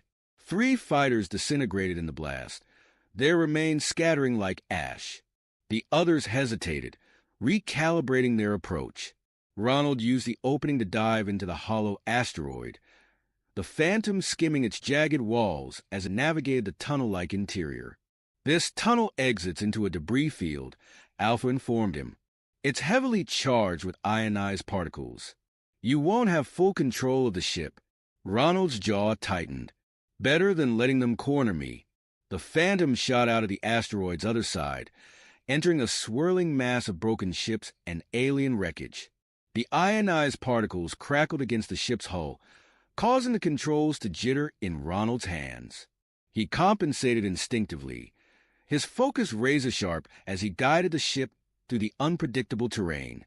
The fighters hesitated at the edge of the debris field, their systems struggling to adjust to the interference. Ronald didn't wait for them to adapt. He powered up the ship's main cannon, firing a concentrated burst into a nearby wreck. The explosion sent a shockwave through the field, destabilizing the fragile equilibrium of the surrounding debris. Chunks of metal and rock spiraled outward, colliding with the pursuing ships. One by one, the fighters fell, their shields overwhelmed by the chaos. The frigates, unable to maneuver through the dense field, pulled back, their pilots unwilling to risk further losses. Ronald exhaled slowly, his muscles unwinding as the Phantom emerged from the debris field. The stars stretched out before him, vast and indifferent. The proximity alarms fell silent, and the ship systems returned to normal. "Status?" he asked, his voice steady despite the adrenaline still coursing through him. "Pursuers eliminated," Alpha reported. "No signs of reinforcements." "We're clear." Ronald leaned back in his seat, his gaze fixed on the endless expanse of space. The tension in his chest eased slightly, but the weight of the mission remained. Soren was dead, but the Empire's reach was vast, its resources nearly infinite. There would be more battles, more enemies, and more sacrifices. "Set course for the next rendezvous," he said, his tone resolute. "Let's keep them guessing." As the Phantom slipped into hyperspace, the faint glow of Earth's distant sun flickered on the horizon, a reminder of what was at stake. Ronald Alexanderson was a hunted man, a ghost in the galaxy, but he was far from finished. The Empire might have declared war on humanity, but humanity had sent its answer, and Ronald was ready to deliver it, one target at a time.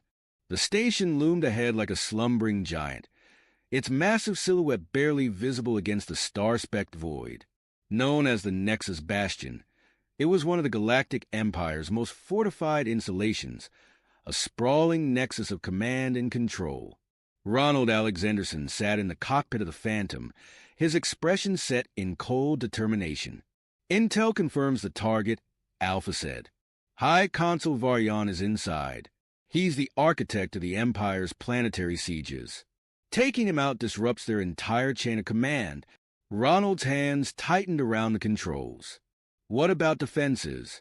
"The Bastion's shields are nearly impenetrable," Alpha replied. "But I've identified a weak point, a small maintenance hatch on the lower tier. It'll give you direct access to the station's central core." Ronald nodded, already calculating his approach. He adjusted the ship's trajectory, the engines humming softly as the Phantom slipped into the station's blind spot. The proximity alarms remained silent, a testament to the ship's advanced stealth systems. As the station grew larger in the viewport, Ronald rose from the pilot's chair, strapping his combat blade and sidearm to his gear. His suit adjusted to the dim lighting, the adaptive material blending seamlessly with the shadows. "Once I'm inside, I'll need a distraction," he said, his tone even. "Leave that to me," Alpha responded.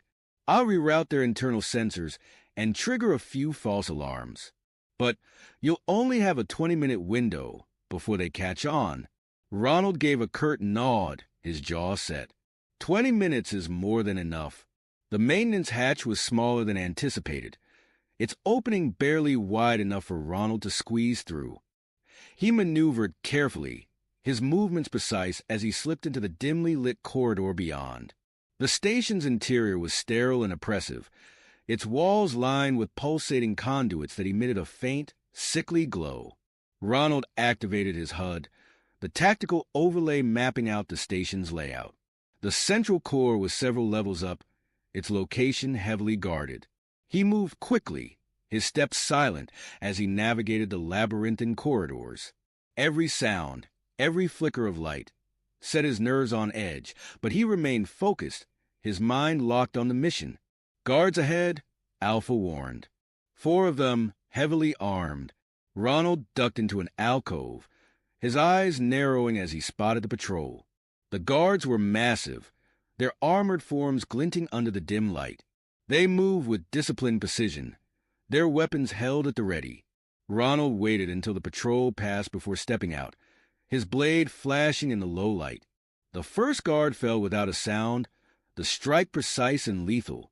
The second turned just in time to see Ronald's shadow descending upon him, but his shout was cut short by the hilt of Ronald's blade crashing into his temple.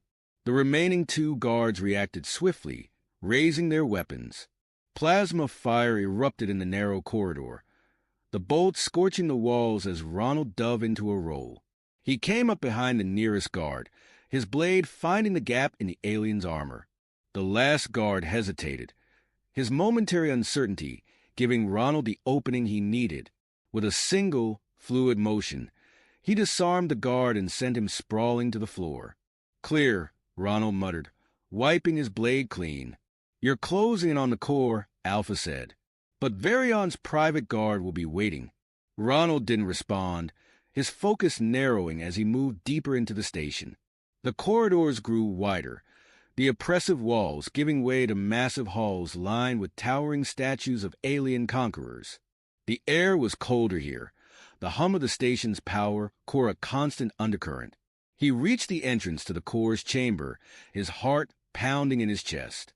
The massive doors were flanked by 2 sentries, their imposing forms a stark reminder of the Empire's might. Ronald took a deep breath, his mind sharpening as he prepared for the confrontation. The sentries fell swiftly, their massive size no match for Ronald's speed and precision. He stepped over their lifeless forms, his gaze locking onto the doors as they slid open with a hiss. The chamber beyond was vast, its centerpiece a towering structure of crystalline machinery.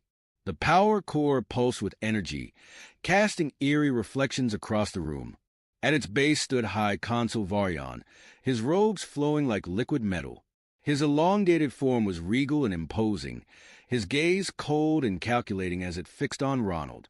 "So," Varion said, his voice resonating through the chamber, "the humans send their most infamous assassin. I've heard much about you, Ronald Alexanderson." Ronald stepped forward, his blade gleaming under the core's light. "Then you know why I'm here."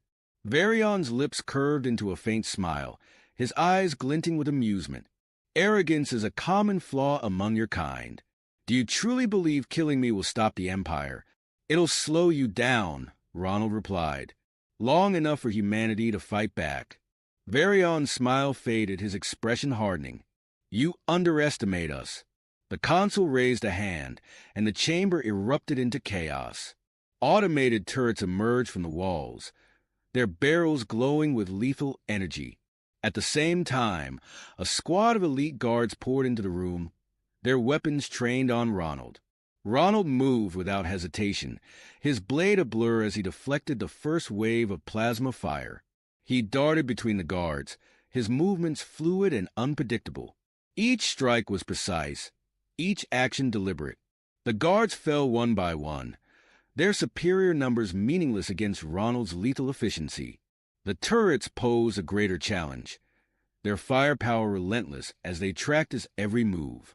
Ronald activated a cluster of EMP charges, throwing them toward the nearest turret. The charges detonated with a sharp crack, the resulting pulse disabling the turrets in a shower of sparks. Varion watched the carnage with a calm, almost detached demeanor. When Ronald finally stood before him, the last of the guards dispatched, the consul tilted his head in a gesture of mock respect. "You are formidable," Varion said, But you are only one man. Ronald didn't reply, his blade raised as he closed the distance between them. Varion's robe shimmered as he moved, the metallic fabric hardening into a protective exoskeleton. The consul's speed was startling, his long limbs lashing out with unnatural precision. The clash was brutal, a test of skill and endurance. Ronald's strikes were calculated, his movements honed by years of combat. But Varian was no ordinary opponent. The consul's strength was inhuman, his blows sending shockwaves through the chamber. Ronald's mind raced as he searched for an opening, his body moving on instinct. The battle was relentless, each strike met with equal force. Blood dripped from a gash on Ronald's arm, but he ignored the pain, his focus unyielding. Finally, he saw his chance. Varian overextended, his arrogance leaving him vulnerable. Ronald lunged, his blade piercing the exoskeleton and driving deep into the consul's chest. Varion's eyes widened, his expression a mixture of shock and rage. "You cannot win," Varian gasped, his voice faltering. Ronald twisted the blade, his gaze unflinching. "We already have." The consul's body went limp, his form collapsing as Ronald withdrew his blade. The chamber was silent now. The power cores hummed the only sound. Ronald wiped the blood from his weapon, his breathing heavy but steady. "Alpha," he said, his voice low. "Status. System disruption complete," Alpha replied. "The Bastion's command network is offline. We've bought humanity some time." Ronald nodded, his gaze lingering on Varion's lifeless form. The mission was complete, but the war was far from over. He turned, his steps deliberate as he exited the chamber.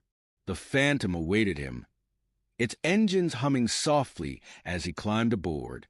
As the ship slipped into hyperspace, Ronald allowed himself a brief moment of relief. The galaxy was vast, the Empire relentless, but he would continue to fight. Humanity had sent its answer, and Ronald Alexanderson would make sure it was heard. Jake Murphy sat in the back row of advanced xenological problem solving, trying not to let his smirk show too obviously. 3 months into his exchange program at the Galactic University of Centauri Prime, and he was already getting tired of the condescending looks from his alien classmates. Sure, humans were the new kids on the cosmic block, but did everyone have to act like they'd just discovered fire last week?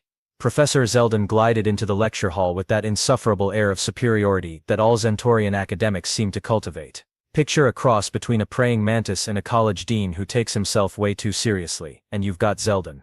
His forearms gestured dramatically as he began his usual spiel about the intellectual superiority of elder civilizations. "Today, my primitive pupils," Zeldin announced, his translator giving his voice that nasally, know-it-all tone that made Jake want to throw something, "we shall examine a puzzle that has challenged the greatest minds across 17 star systems for over 2 millennia. Jake rolled his eyes. Here we go again with the whole "you baby species couldn't possibly understand" routine. The professor activated a holographic display, revealing an intricate 3-dimensional maze of symbols, geometric patterns, and what looked like mathematical equations having a nervous breakdown. Behold, the Millennium Maze, 1,000 steps of progressive complexity, each building upon the last. No species has ever completed it in under 50 years of dedicated study. A ripple of respectful murmurs went through the class. Jake just leaned back in his chair. 50 years, please. These aliens clearly hadn't met a species that grew up with video games and IKEA furniture assembly. The Zentorians managed 734 steps before admitting defeat, Zeldin continued proudly. The Vorthan Empire reached 812. Even the notoriously persistent Crystalline Collective abandoned their attempt at step 893. Jake raised his hand. "What's the prize for finishing it?" Zeldin's mandibles clicked in what Jake had learned was the Zentorian equivalent of amused condescension. "Prize, young human. The privilege of intellectual advancement is its own reward. Though I suppose your species requires more tangible motivations." The alien students tittered. Jake felt his competitive streak flare up like a rocket engine. "Right. So if I solve this thing, what happens?" "If you solve it." Zeldin's translator practically dripped sarcasm. "My dear primitive mammal species with brain capacities 3 times your own have failed. But very well. Should you, against all probability and logic, complete the Millennium Maze, I shall personally recommend you for advancement to the doctoral program. Jake grinned. Deal. Jake strolled into the university's puzzle laboratory the next morning with all the confidence of someone who'd beaten Dark Souls without dying. How hard could it be, really? He'd grown up solving Rubik's Cubes, Sudoku puzzles, and escape rooms. This was just another brain teaser with fancy alien graphics. The first 50 steps were almost insulting in their simplicity. Pattern recognition, basic mathematical sequences, some geometric transformations that reminded him of high school calculus. Jake breezed through them in about 2 hours, occasionally pausing to crack his knuckles and wonder if this was some kind of joke. Wow, you're really going for it, came a cheerful voice behind him. Jake turned to see Pip, a blob-like Glorbonian, who'd been surprisingly friendly since Jake's arrival. Pip looked like someone had crossed a golden retriever with a sentient puddle and had about the same level of boundless enthusiasm. Yeah, well, someone's got to show these uptight academics what human ingenuity looks like, Jake said, gesturing at the holographic display. I'm already at step 53. At this rate, I'll be done by next week. Pip's eye stalks drooped slightly. Oh, Jake. You might want to pace yourself. Professor Zeldin has a reputation for designing tests that start easy, and then, Pip made a sound that Jake's translator rendered as become absolutely soul-crushing. Come on, Pip. Have a little faith in your study buddy here. By hour 4, Jake was starting to understand what Pip meant. Step 78 involved what appeared to be a 4-dimensional chess problem combined with quantum probability calculations. Step 85 required him to solve a riddle written in 3 different extinct languages, simultaneously. And Step 92, well, Step 92 made Jake question whether the universe had a personal vendetta against him. A small crowd of alien students had gathered to watch the human attempt the impossible. Jake could hear them placing bets in various alien currencies, and from the excited chittering, he was pretty sure the odds weren't in his favor. 10 credits says he gives up before Step 100, whispered a crystalline student, her voice sounding like wind chimes in a hurricane. I'll take that bet, replied a Vorthan, his tentacles writhing with amusement. I say he breaks down crying at Step 75. Jake gritted his teeth and dove back into the puzzle. Fine, let them watch. He'd show them what happens when you underestimate a species that invented both nuclear weapons and reality television. But as he struggled through Step 98, watching the holographic symbols rearrange themselves into increasingly complex patterns, Jake began to suspect that maybe, just maybe, he'd bitten off more than he could chew. The patterns were starting to hurt his brain, like trying to solve calculus while someone played death metal directly into his skull. Step 100 loomed ahead of him like a mathematical mountain, and for the first time since accepting Zeldin's challenge, Jake Murphy felt the cold touch of doubt. What followed could only be described as Jake Murphy's descent into academic madness. He'd officially entered what Pip cheerfully called the grind zone, though Jake preferred to think of it as that special circle of hell reserved for people who thought they were smarter than ancient alien civilizations. Steps 100 through 200 took him 3 days. 3 entire days. Jake had covered every available surface in his dorm room, with notes, diagrams, and what appeared to be the mathematical equivalent of conspiracy theory string boards. His roommate, a sensible Aquarian named Blub, had requested a transfer after finding Jake at 3 in the morning, muttering about recursive geometric progressions while eating cereal with a fork. Jake, buddy, you might want to take a break, Pip suggested on day 4, watching Jake attack Step 215 with the desperate intensity of someone trying to defuse a bomb using only interpretive dance. Can't stop now, Jake mumbled through a mouthful of energy bar. I'm starting to see the pattern. It's all connected, Pip. The mathematical sequences from the first 100 steps are feeding into the geometric transformations, which are modifying the linguistic puzzles, which are. Jake gestured wildly at his wall of notes, looking like a madman explaining why cats are secretly controlling the economy. The alien student audience had grown considerably. Word had spread throughout the university that a human was actually attempting the Millennium Maze, and apparently this was the most entertainment the campus had seen since the great food fight of Stardate 2387. They'd started bringing snacks. Day 6, and the human subject appears to be developing what we call puzzle psychosis, observed Dr. Crix, a Zentaurian psychology professor who'd begun documenting Jake's mental deterioration for academic purposes. Note the wild hair, the constant muttering, and the disturbing relationship he's developed with that holographic display. Is he talking to it? Asked a student. Oh yes, he's named it Gerald. Jake had indeed begun addressing the puzzle display as Gerald, mainly to complain about its unreasonable expectations and poor life choices. Come on, Gerald, we've been through this. If the third-dimensional matrix shifts counterclockwise, the probability cascade should resolve to positive integers, not whatever that abomination is supposed to be. Step 300 was a breakthrough. Jake solved it in only 4 hours, then did a victory dance that involved what could generously be called interpretive movement, and what was more accurately described as a human having some kind of episode. Steps 301 through 400 were a blur of caffeine, determination, and increasingly creative profanity. Jake had developed his own notation system, created color-coded charts that would make NASA jealous, and started wearing the same lucky shirt for 6 days straight because he'd been wearing it when he cracked step 300. By step 500, Jake was a legend. Not necessarily a good legend, but definitely a memorable one. Alien students were skipping their own classes to watch the humans slow spiral into puzzle-induced madness. Some had started a support group called Beings Concerned about Jake's mental health, though their meetings mainly consisted of betting on whether he'd solve the next 10 steps or finally snap completely.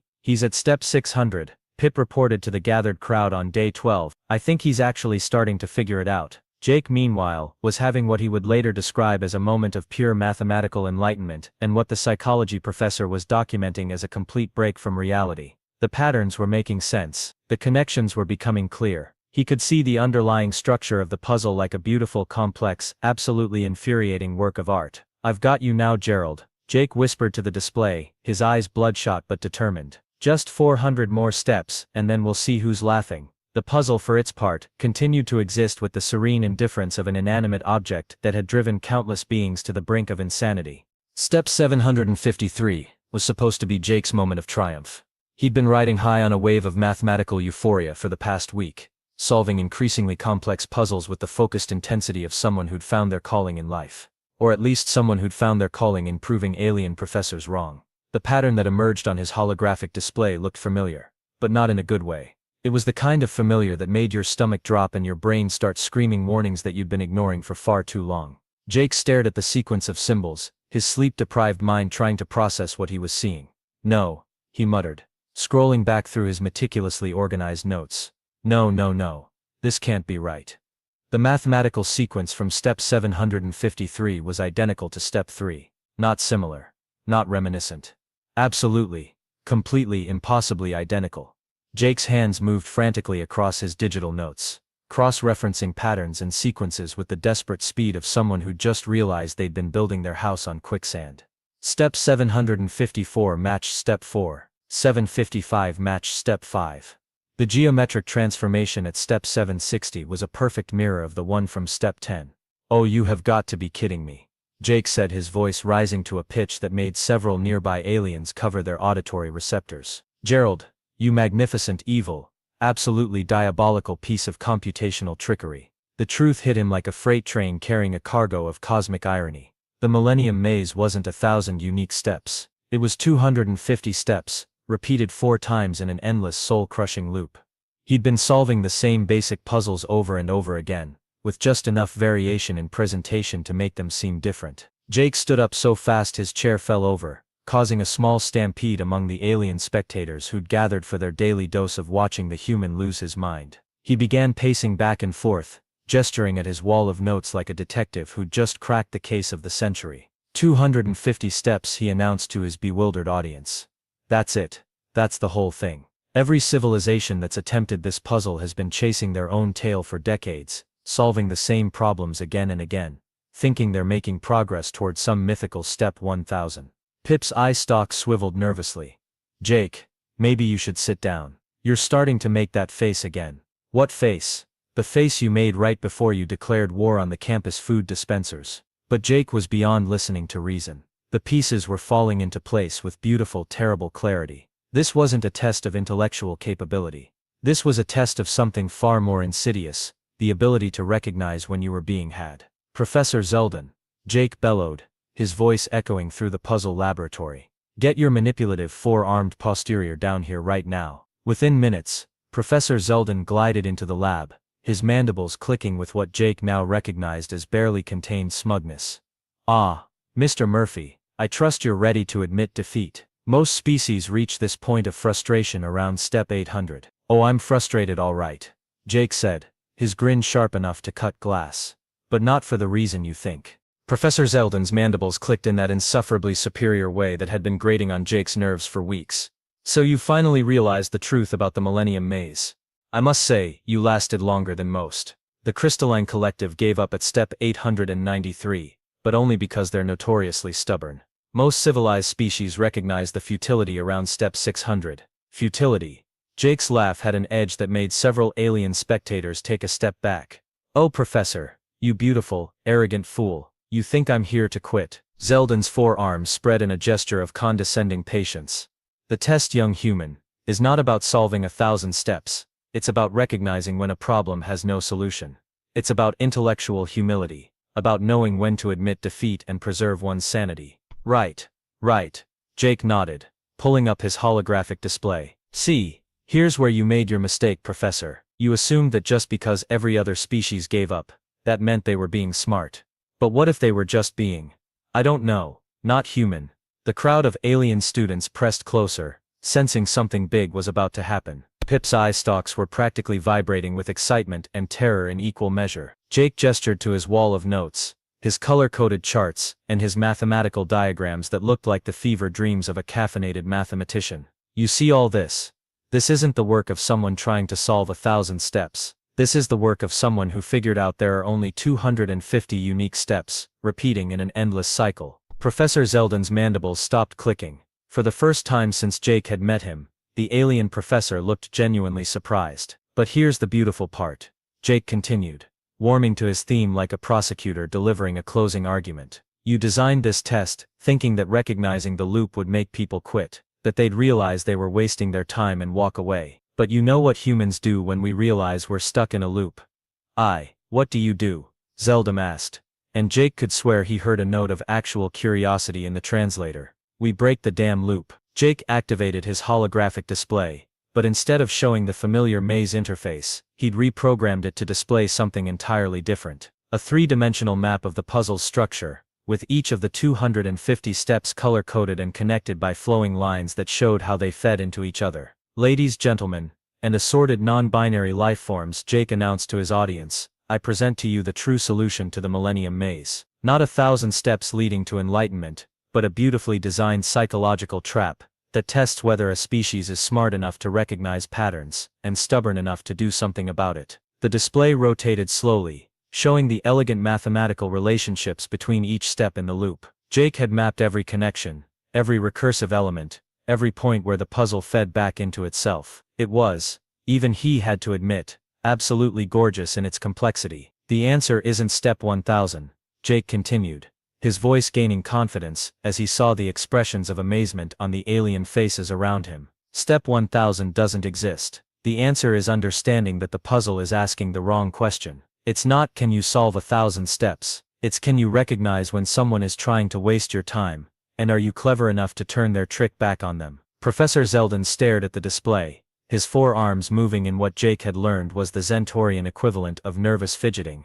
This is unprecedented. No species has ever mapped the complete structure before. Most simply recognize the repetition and abandon the exercise. Yeah, well, Jake said, crossing his arms with satisfaction. Most species probably didn't grow up with older siblings who thought putting their homework in an endless loop was the height of comedy. I've seen this trick before, Professor. The only difference is the scale. The alien audience erupted in excited chatter, their various translators creating a symphony of amazement, confusion, and what sounded like several different species placing new bets on outcomes they hadn't previously considered possible. Pip bounced excitedly. So what happens now? Did you solve it? Did you win?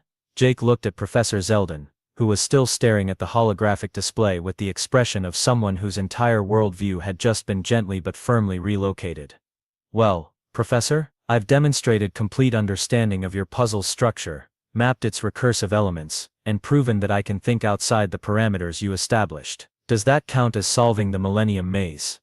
Zeldin's mandibles clicked slowly, thoughtfully. Mr. Murphy, in 3 centuries of academic life, I have never encountered a species that responded to intellectual entrapment by turning it into a teaching tool. Is that a yes? Professor Zeldin's forearms gestured in what Jake had learned to recognize as the Zentorian equivalent of throwing up your hands in defeat. The alien professor stared at Jake's holographic masterpiece for a full 30 seconds before his mandibles began clicking in a pattern Jake had never heard before. "Mr. Murphy," Zeldin said slowly, his translator struggling with what sounded like genuine emotion. "In the 347 years I have been administering this test, across 42 different species and countless individual attempts, you are the first being to not only recognize the loop but to treat it as a problem to be solved rather than a frustration to be endured." The crowd of alien students had gone completely silent, which Jake was pretty sure was the galactic equivalent of holding your breath. Even Pip had stopped bouncing, his eye stalks focused intently on the exchange between human and professor. Jake couldn't resist the opportunity for a little dramatic flair. "So what you're telling me, Professor, is that the answer to your Millennium Maze is that there is no Step 1000. The puzzle is designed to test whether a species will recognize futility and quit, or keep grinding away forever in an endless loop of intellectual masturbation." Several aliens made choking sounds that their translators rendered as shocked gasps. Apparently, intellectual masturbation was considered quite vulgar in several galactic languages.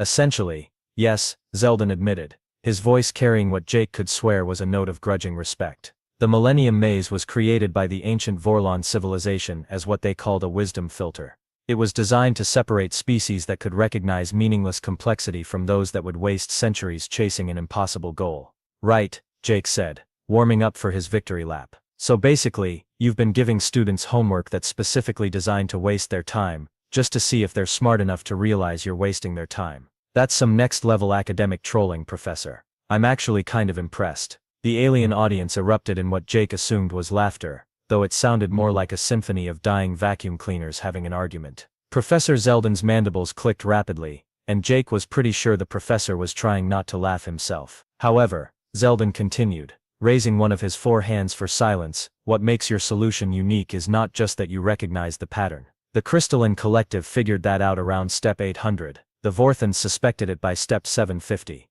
What makes your approach distinctly human is that instead of accepting the loop as a reason to quit, you treated it as a new puzzle to be solved." Jake shrugged with the casual confidence of someone who'd just pulled off the academic equivalent of a mic drop. "Yeah, well, we're kind of stubborn that way. You tell a human that something can't be done, and we'll either prove you wrong or die trying. Sometimes both." And that, Zeldin said, his forearms spreading in what Jake recognized as a gesture of formal acknowledgement, "is precisely why I am not only recommending you for advancement to the doctoral program, but also suggesting to the university administration that we retire the Millennium Maze as a standard assessment tool." The alien students exploded into chaos. Jake caught fragments of excited chatter through the various translators, something about unprecedented outcomes, paradigm shifts, and what sounded like several species asking if they could audit Jake's future classes. Pip bounced over, practically vibrating with excitement. "Jake, you did it. You actually did it. You solved the unsolvable puzzle."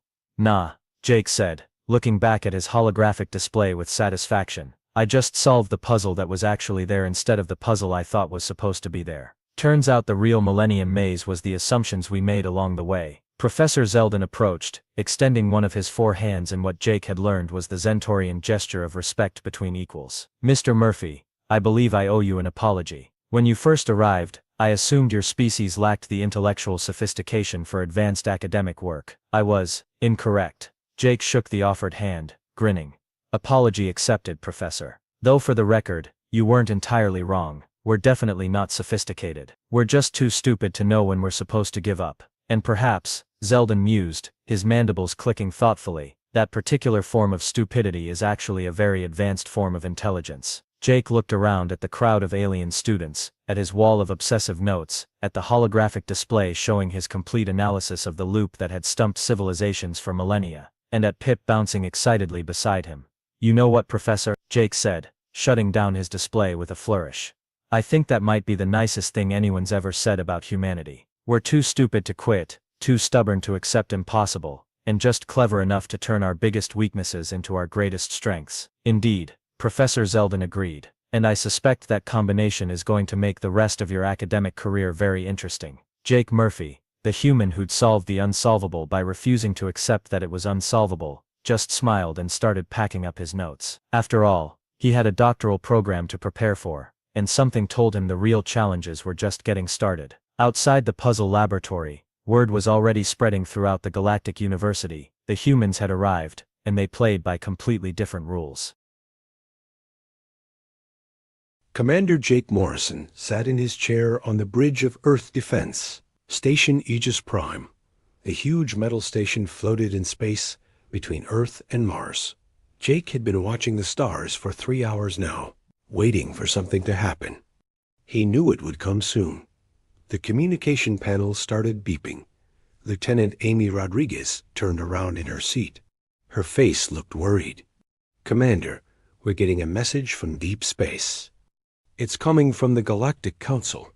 Jake stood up and walked over to Amy's station. The Galactic Council was made up of 7 different alien races. They had been watching humans for the last 50 years. Most of the time, they left humans alone. But lately, things had been changing. "Put it on the main screen," Jake said. The big screen at the front of the bridge turned on. A tall, blue-skinned alien appeared. Jake recognized him right away. It was Admiral Vorthik from the Zephyrian Empire. The Zephyrians were the strongest military force in the galaxy. At least, that's what they thought. Vorthik's voice was deep and scary. "Attention, primitive humans. I am Admiral Vorthik of the Zephyrian Imperial Fleet. The Galactic Council has made a decision about your species." Jake felt his hands make fists. He had been expecting this day for a long time. Amy looked back at him with wide eyes. The other crew members on the bridge stopped what they were doing to listen. "Your species has spread to 12 star systems without permission," Vorthik continued. "You have built colonies and mining stations in space that belongs to the Galactic Council. This cannot continue." The alien's face came closer to the camera. His yellow eyes looked angry. "You have exactly 72 hours to remove all humans from these systems. If you do not obey, we will remove you ourselves. Your primitive weapons and slow ships cannot stop us." Jake wanted to laugh, but he kept his face serious. If only this alien knew the truth about human weapons and ships. But that was the whole point. The aliens were supposed to think humans were weak and stupid. "We have 847 warships ready to attack your colonies," Vorthik said. "Each one of our ships is bigger and stronger than your largest vessel. Our plasma cannons can destroy your metal hulls in seconds. Our quantum shields can stop any weapon you have." The message ended. The screen went black. The bridge was quiet. For a moment, Amy turned to Jake. "Commander, what do we do?" Jake smiled a little. "We follow the plan. Send a message to Earth Command. Tell them the aliens have taken the bait." While Amy sent the message, Jake thought about the last 50 years. When humans first met the aliens, they had made a smart choice. Instead of showing their real technology, they had pretended to be much weaker than they really were. Every time aliens watched human military exercises, they saw old and slow weapons. Every time aliens looked at human ships, they saw simple designs that looked weak, but it was all fake. The real human military was hidden away, waiting for the right moment. On Earth, Admiral Kevin Blake was sitting in a meeting with President Linda Carter. The president was a strong woman who had been planning for this day since she took office. Defense Secretary Ryan Hughes was also there, along with several other important people. "The message from Vorthik just came in," Blake said. "They're demanding we leave 12 star systems. They think we're too scared to fight back." President Carter nodded. "How long do we have?" 72 hours, Blake answered. "But we don't need that long. Our ships are already in position." The president looked out the window at the city below. Millions of people were living their normal lives, not knowing that the biggest moment in human history was about to happen. "Are you sure our plan will work?" she asked. Blake smiled. "Madam President, the aliens have been watching us for 50 years. In all that time, they've never seen our real military. They think our best weapons are simple missiles and laser guns. They have no idea what we can really do." Back in space, Captain Lisa Grant was on her patrol ship, the Defiant. She was near the edge of human space, close to one of the colonies the aliens wanted humans to leave. Lisa had been a military pilot for 15 years, but she had never been in a real battle. Her radar officer, Lieutenant Mike Stevens, called out, "Captain, I'm seeing 3 alien ships approaching. They're Zephyrian scouts." Lisa looked at the screen. The alien ships were beautiful, with smooth curves and bright blue lights. They moved through space like graceful dancers. But Lisa knew they were also very dangerous. "They're scanning our mining platform," Mike said. "Wait, they're powering up weapons." Lisa watched as the alien ships fired blue beams at the mining platform. The beams hit the platform's shields and made them flicker. But the aliens weren't trying to destroy it. They were just showing off their power. "Captain, they're sending U.S. a message," the communication officer said. "Put it through," Lisa ordered. A Zephyrian voice came through the speakers. "Human vessel, you have witnessed our power. Your shields are weak. Your weapons are primitive. Leave this system now, or we will disable your ship too." Lisa wanted to fire back, but she had her orders. She had to act scared and weak. We understand. We're leaving now." The alien ships watched as the Defiance slowly moved away. Lisa hated acting like a coward, but she knew it was important. The aliens needed to think humans were easy to defeat. As her ship flew back toward Earth, Lisa smiled. In less than 3 days, these same aliens would learn the truth about human military power, and it would be a lesson they would never forget. Colonel Sam Porter walked through the long metal hallway deep under the Colorado mountains. The walls were thick and strong, built to keep secrets safe. He had been walking for 10 minutes, going deeper and deeper into the mountain. Finally, he reached a heavy door marked with warning signs. Sam put his hand on a scanner. The machine beeped, and the door opened with a soft hiss. Inside, Dr. Helen Murphy was waiting for him. She was a small woman with gray hair and smart eyes. She had been working on secret projects for the government for 20 years. "Hello, Sam," Helen said. "Are you ready to see what we've been hiding from the aliens?" Sam nodded. "The Zephyrians gave us their ultimatum this morning. 72 hours to leave 12 star systems. It's time to show them what humans can really do." Helen smiled and led him to a large window. Below them was a huge room filled with computers and screens. Hundreds of people were working at their stations, all of them part of a project called Masquerade. "For 50 years, we've been lying to the aliens," Helen said. "Every time they watched our military exercises, we made sure they saw weak weapons and slow ships. Every time they studied our technology, we showed them things that were 30 years out of date." Sam looked at the screens showing alien ships moving through space, and they believed it all. "Why wouldn't they?" Helen asked. "When they first met us, humans had just learned how to travel between stars. To them, we looked like children playing with toys. They never thought we could learn and grow so fast." Helen walked to another window. This one showed a different room where engineers were working on strange machines. "The aliens think our best weapons are simple missiles and laser guns. They have no idea that we've been building plasma cannons and particle beams for decades." Sam stared at the machines. They looked nothing like the weapons the aliens had seen in human military parades. These were smooth and deadly, with power sources that could light up whole cities. "What about our ships?" Sam asked. Helen laughed. "That's the best part. The aliens think our fastest ships can barely reach half the speed of light. They don't know about our antimatter engines. They've never seen our real warships." She pressed a button on her tablet. The screen changed to show a view of space near Titan, one of Saturn's moons. At first, Sam couldn't see anything. Then, slowly, shapes began to appear. They looked like ghosts becoming solid. Stealth technology, Helen explained. We've been hiding our real fleet inside asteroid fields and gas giant atmospheres.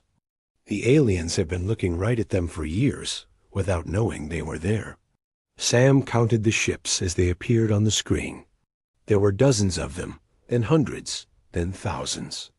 Each one was bigger than anything the aliens had ever seen from humans. How many ships do we have? Sam asked. More than the aliens can imagine, Helen said. We've been building them in secret factories throughout the solar system. Some are hidden in the asteroid belt. Others are built inside hollowed-out moons. The aliens think we have maybe 100 warships. We actually have over 3,000. On Titan, Captain Tony Richards was watching his own screens. He commanded the secret human base hidden under the moon's ice. For 10 years, he had been waiting for this moment. Now, finally, it was time to wake up the sleeping fleet. All ships, this is Titan Base. Tony spoke into his microphone. Operation Masquerade is ending. Repeat, Operation Masquerade is ending. All stealth ships, prepare for combat status. Around the solar system, thousands of human ships began to stir. They had been floating in space like sleeping giants, invisible to alien sensors. Now they were waking up, and soon they would show the galaxy what humans could really do. Back in the mountain, Helen was showing Sam more secrets. The aliens think we're stupid because we use primitive kinetic weapons. They prefer energy weapons like plasma cannons and laser beams. But they don't understand that our kinetic weapons are actually railguns that can punch through any armor. Sam looked at the designs on Helen's screen. The weapons looked simple, but the math behind them was incredible. How fast do these projectiles move? Fast enough to crack a planet, Helen said. The aliens' quantum shields can stop energy weapons, but they can't stop a piece of metal moving at 90% the speed of light. Helen pulled up another file. And speaking of shields, the aliens think our defensive systems are weak. They've seen us use simple energy barriers that flicker and fail. They don't know about our real shields. The screen showed a new type of protection system. Instead of just stopping attacks, it could bend them around a ship or even send them back at the attacker. We learned this technology from the ruins on Mars, Helen explained. The aliens know we found some old buildings there, but they think we just took a few metal tools and art objects. They have no idea we found working computers and weapon designs. Sam remembered the Mars discovery. 20 years ago, human archaeologists had found the remains of an ancient civilization buried under the red planet's surface. The aliens had been told it was just old pottery and wall paintings. The truth was much more exciting. The beings who lived on Mars were more advanced than any current galactic civilization, Helen continued. Their technology was thousands of years ahead of what the aliens have now. And we've been studying it, learning from it, and improving it. Meanwhile, in space, the Zephyrian fleet was moving toward human colonies. Admiral Vorthik was confident that the humans would surrender without a fight. His ships were the pride of the Zephyrian military, each one capable of destroying a human city. But Vorthik had made a mistake. He had believed everything the humans wanted him to believe. He thought human weapons were weak and human ships were slow. He had no idea that every piece of information he had about human military power was carefully crafted lies. On his flagship, Vorthik was talking to his officers. The humans have not responded to our ultimatum, he said. They are probably too frightened to even send a message. When we arrive at their colonies, they will surrender immediately. His tactical officer, a young Zephyrian named Kresh, looked at the star charts. Admiral, should we prepare for battle? Vorthik laughed. Battle? Against humans? We could defeat their entire fleet with one ship. No, Kresh, this will not be a battle. This will be a demonstration of why primitives should not play with technology. They don't understand. Back on Earth, President Carter was meeting with her top advisors. General Kate Williams, the head of strategic planning, was explaining the final details of the plan. The aliens will reach our colonies in 18 hours. Kate said, "Our ships are already in position. The moment they attack, we drop the masquerade and show them what we can really do." President Carter looked around the room at her advisors. These people had been planning this moment for decades. Are we sure this is the right choice? Once we reveal our true power, there's no going back. Admiral Blake nodded. Madam President, the aliens have been treating us like children for 50 years. They've demanded we stay in certain areas of space. They've told us what technology we can and cannot use. They've made it clear that they see us as inferior beings. But after tomorrow, General Williams added, they'll know the truth. Humans are not the weakest species in the galaxy. We might just be the strongest. President Carter made her decision. Do it. Send the signal to all our hidden fleets. It's time to show the galaxy who we really are. The human colony of New Haven was a peaceful place. It had farms, schools, and small cities where 50,000 people lived normal lives. The planet had blue skies and green fields, just like Earth. Children played in the parks while their parents worked in offices and factories. But today was different. Today, the Zephyrian fleet was coming. Captain Dan Sullivan stood on the bridge of his ship, the Retribution. To anyone watching, it looked like a normal human cruiser. It was about half the size of a Zephyrian warship, with simple gray armor and basic weapons. The aliens had seen ships like this many times before, and they always thought they were weak. But the Retribution was not what it seemed.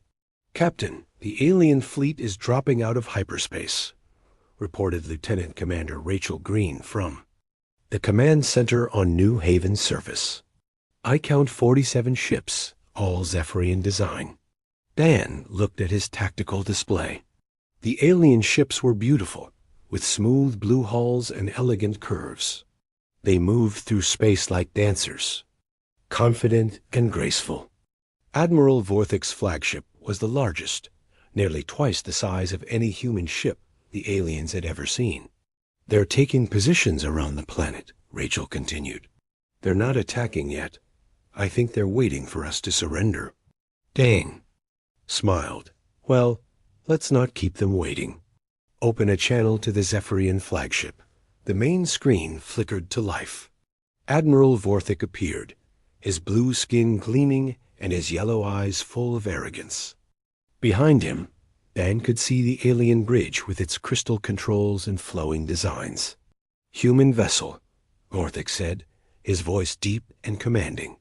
"I am Admiral Vorthic of the Zephyrian Imperial Fleet. You are in violation of Galactic Council law. Surrender immediately, and we will allow your people to evacuate peacefully." Dan stepped forward. He was a tall man with gray hair and calm eyes. He had been waiting for this moment for 15 years. "Admiral Vorthic, I am Captain Dan Sullivan of the human ship Retribution. Before we talk about surrender, I have a question." "For you?" Vorthic looked surprised. Humans usually begged for mercy when faced with Zephyrian power. "What question?" "Did you do your homework?" The alien admiral's face showed confusion. "Homework? What is this word?" Dan's smile grew wider. "It means studying and learning before you act. You've been watching humans for 50 years, Vorthic. But you never really learned anything about us, did you?" Vorthic's expression changed to anger. "I have learned that humans are primitive. Your weapons are weak. Your ships are slow. You cannot stand against the might of the Zephyrian Empire." "That's what we wanted you to think," Dan said quietly. Before Vorthic could respond, Dan gave a signal to his crew. "Drop the masquerade." The Retribution began to change. The simple gray armor plating slid away, revealing gleaming metal underneath. The ship's hull expanded as hidden sections unfolded.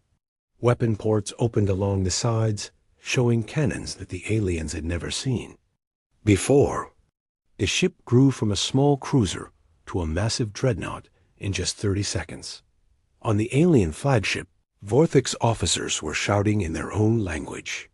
Their sensors were going crazy, showing energy readings that should have been impossible. "What? What is this?" Vorthic whispered. "This is a human warship," Dan replied. "The real thing. Not the toys we've been showing you for 50 years. The Retribution's weapons powered up. Energy flowed through systems that used technology far beyond anything the Zephyrians had. The ship's shields activated, creating a barrier that made the air around it shimmer like water. Impossible, Vorthic said. Our intelligence reports say humans have primitive technology. Your weapons cannot penetrate our quantum shields. Your intelligence reports are wrong, Dan said. We wrote them. The first shot came from the Retribution's main cannon. It was not the simple laser beam the aliens expected. Instead, it was a concentrated stream of particles moving at incredible speed. The beam struck Vorthic's flagship directly in the center. The Zephyrian quantum shields, which had never failed before, lasted exactly 2 seconds. The beam punched through them like they were made of paper. It tore through the ship's hull, causing explosions all along its length. Return fire. Vorthic screamed. All ships, attack the human vessel. The Zephyrian fleet opened fire with everything they had. Plasma cannons sent streams of superheated gas toward the Retribution. Energy beams tried to slice through its armor. Quantum torpedoes exploded around it in brilliant flashes of light, but nothing worked. The human ship's shields absorbed every attack. Weapons that could destroy cities barely made the shields flicker. How is this possible?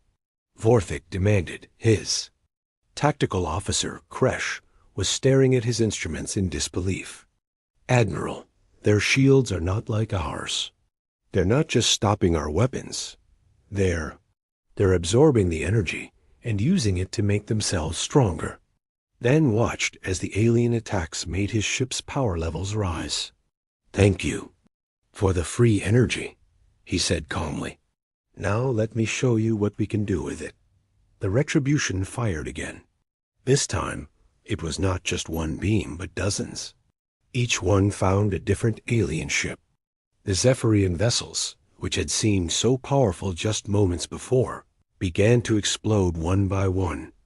On New Haven's surface, Rachel was coordinating the battle from her command bunker. Captain Sullivan were detecting more alien ships jumping into the system. It looks like Vorthic called for backup. How many? Dan asked. 200 more ships, all different species. I see Keltheron Republic cruisers, Vorthan destroyers, and Nexus battleships. They're all coming to help the Zephyrians. Done. Nodded. Good. The more the better. It's time to show the entire galaxy what humans can really do. High above the planet, space began to change. The area around New Haven, which had seemed empty just moments before, suddenly filled with ships. They appeared out of nowhere, as if they had been invisible. Steve Parker was flying one of the human fighters that had just dropped its stealth field.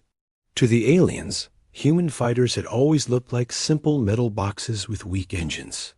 But Steve's fighter was nothing like that. It moved through space like a living thing, turning and spinning in ways that should have been impossible. This is Pilot Steve Parker to all human fighters, he said into his radio. The masquerade is over. Show them what our ships can really do. The human fighters began to dance through space, moving in patterns that made the alien pilots dizzy. Just watching them, they could turn completely around while still flying forward. They could stop in the middle of space and then accelerate to incredible speeds in an instant. How are they doing that? Kresh asked, watching the human fighters on his screen. Gravity manipulation, Dan answered from the Retribution. We learned it from the ruins on Mars. We can control gravity the same way you control your plasma cannons. The battle was turning into a disaster for the aliens. Their weapons could not penetrate human shields. Their ships could not match human speed and maneuverability. And more human vessels kept appearing, each one more advanced than anything the aliens had ever seen. Admiral Vorthic's flagship was dying. Explosions rocked the ship as its systems failed one by one. The bridge was filled with smoke and sparks. "Admiral," Kresh said, "we have to retreat. We cannot win this battle." But Vorthic was not listening. He was staring at the tactical display, watching his fleet being destroyed by humans he had thought were primitives. "This cannot be happening," he whispered. "This is happening," Dan said, "from the Retribution. And it's happening because you made the same mistake that every bully makes. You thought being bigger and louder made you stronger. But you were wrong. The Retribution fired one final shot. This one was different from the others. Instead of destroying Vorthic's ship, it disabled all of its systems. The great Zephyrian flagship went dark, floating helplessly in space. "Admiral Vorthic," Dan said, "you have one chance to save what's left of your fleet. Surrender now, and we'll let you go home. But if you ever threaten humans again, we'll finish what we started today." Vorthic looked around his ruined bridge. Half of his fleet was gone. The other half was retreating as fast as they could. In less than an hour, the mighty Zephyrian Empire had been humbled by a species they had thought was weak.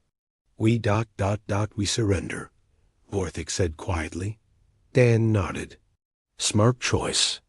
Now go home and tell your people what you learned here today. Tell them that humans are not primitives. Tell them that we've been hiding our true strength for 50 years. And tell them that the next time someone threatens us, we won't be so merciful." As the surviving alien ships limped away from New Haven, Dan looked out at the stars. The masquerade was over. The galaxy would never see humans the same way again. The news traveled fast across the galaxy. Within hours, every alien civilization knew what had happened at New Haven. The Zephyrian Empire, the strongest military force in known space, had been defeated by humans in less than 1 hour at first. Many aliens did not believe the reports. Humans were supposed to be primitive. Their weapons were weak and their ships were slow. How could they possibly defeat the mighty Zephyrian fleet? But the proof was undeniable. Admiral Vorthic himself had sent the message to the Galactic Council. His voice was shaking as he spoke. "The humans have been hiding their true strength. They are not primitives. They are apex predators. We have made a terrible mistake." On the planet Kelthar, Admiral Vyzes of the Keltharan Republic was meeting with her war council. The Keltharians were tall, thin beings with silver skin and large, black eyes. They had been allies of the Zephyrians for 300 years. "This has to be some kind of trick," Admiral Vyzes said. "The humans could not have defeated Vorthic's fleet. Our intelligence about their military capabilities is very detailed." Her chief intelligence officer, a nervous Keltharian named Vex, was looking at his reports. "Admiral, we have been monitoring human military exercises for decades. We have recorded their weapons tests and ship specifications. According to our data, they should not have been able to win this battle." "Then explain what happened," Vyzes demanded. Vex's large eyes grew even wider. "Admiral, what if the humans have been lying to us? What if everything we think we know about their military is false?" Before Vyzes could answer, her communications officer announced an incoming message. "Admiral, we have a transmission from the human fleet. They are requesting permission to enter our star system." Vyzes stood up quickly. "How many ships?" "One, Admiral." "A single human vessel." Vyzes relaxed slightly. One human ship was not a threat, even if the reports about their new weapons were true. "Let them approach, but keep our defense fleet ready." 20 minutes later, A human ship appeared at the edge of the Keltharian system. It looked like a normal human cruiser, similar to the ones the Keltharians had seen many times before. But after what happened at New Haven, Thyses was not taking any chances. "This is Captain Maria Santos of the human ship Liberator," came a voice from the approaching vessel. "I am requesting permission to demonstrate something to your government." Thyses opened a communication channel. "This is Admiral Thyses of the Keltharian Republic. State your intentions, human." "I'm here to show you the same thing we showed the Zephyrians," Maria replied. "The truth about human military power." Thyses felt a chill run down her spine. "You have one ship, Captain Santos. We have over 200 vessels protecting this system. Are you threatening us?" Maria's voice was calm and friendly. "I'm not threatening anyone, Admiral. I'm just offering a demonstration. Your defense grid is very impressive." "I'm sure it would. Take hours for a normal fleet to break through it." "It would take days," Thyses said proudly. "Our quantum barriers and plasma networks are the strongest in the galaxy." "That's what I thought," Maria said. "Shall we begin?"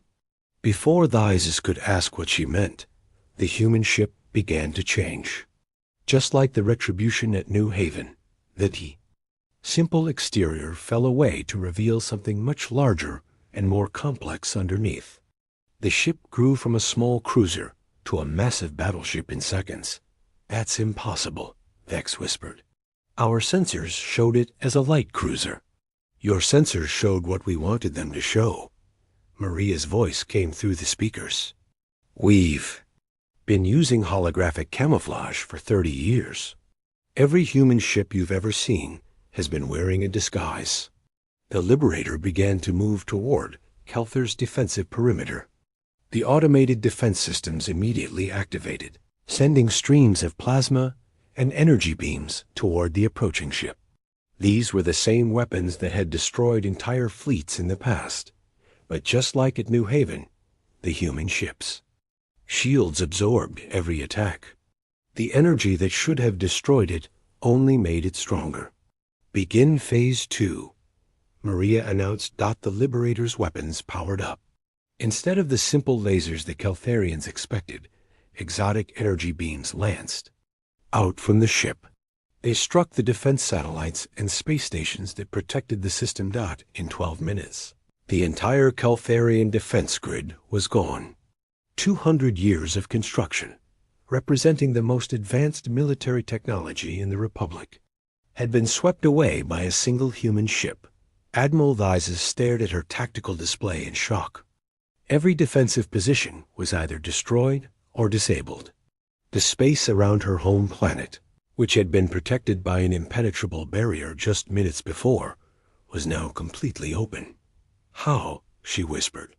"The same way we did everything else," Maria replied. "We studied your defenses for decades. We learned how your quantum barriers work. We figured out how to get past your plasma networks. And then we built weapons specifically designed to defeat them." On Earth, President Linda Carter was addressing the planet. She stood behind a podium in the White House, with Admiral Blake and General Williams beside her. The speech was being broadcast to every human colony and every alien government. "My fellow humans," she began, "today marks the end of an era. For 50 years, we have allowed other species to believe that we were weak and primitive. We did this not because we were afraid, but because we were smart." She looked directly into the camera. "We knew that if the galaxy understood our true capabilities, they would have united against us. So we chose to hide our strength while we studied their weaknesses." The president activated a holographic display that showed the human fleet emerging from hiding places throughout the galaxy. Ships appeared from asteroid fields, gas giant atmospheres, and empty space where nothing had been visible before. "The human fleet consists of over 3,000 warships," she continued. "Each one is more advanced than anything any other species has ever built.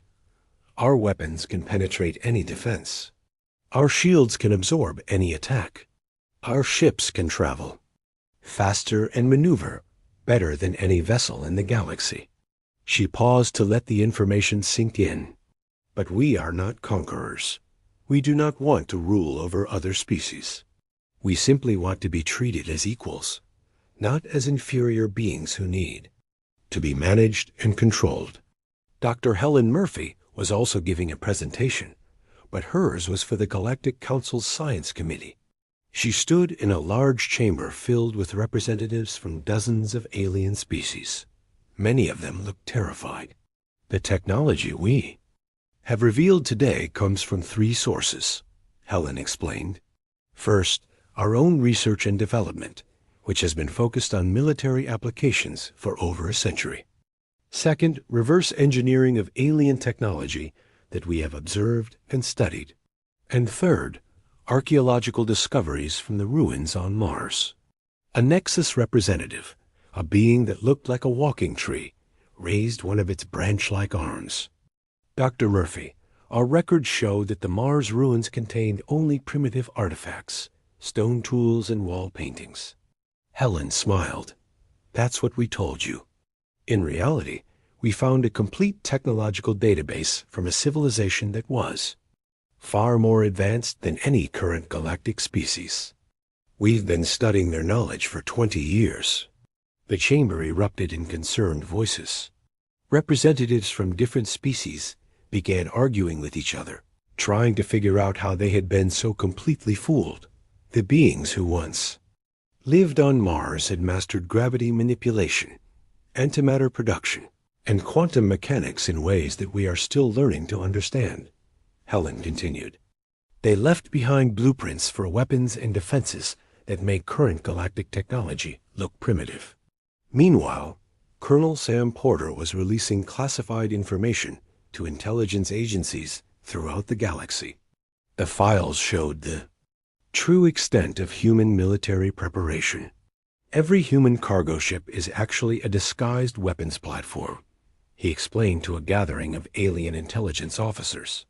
Every human mining operation is actually a weapons factory. Every human research station is actually a military listening post. He activated a holographic map of human space.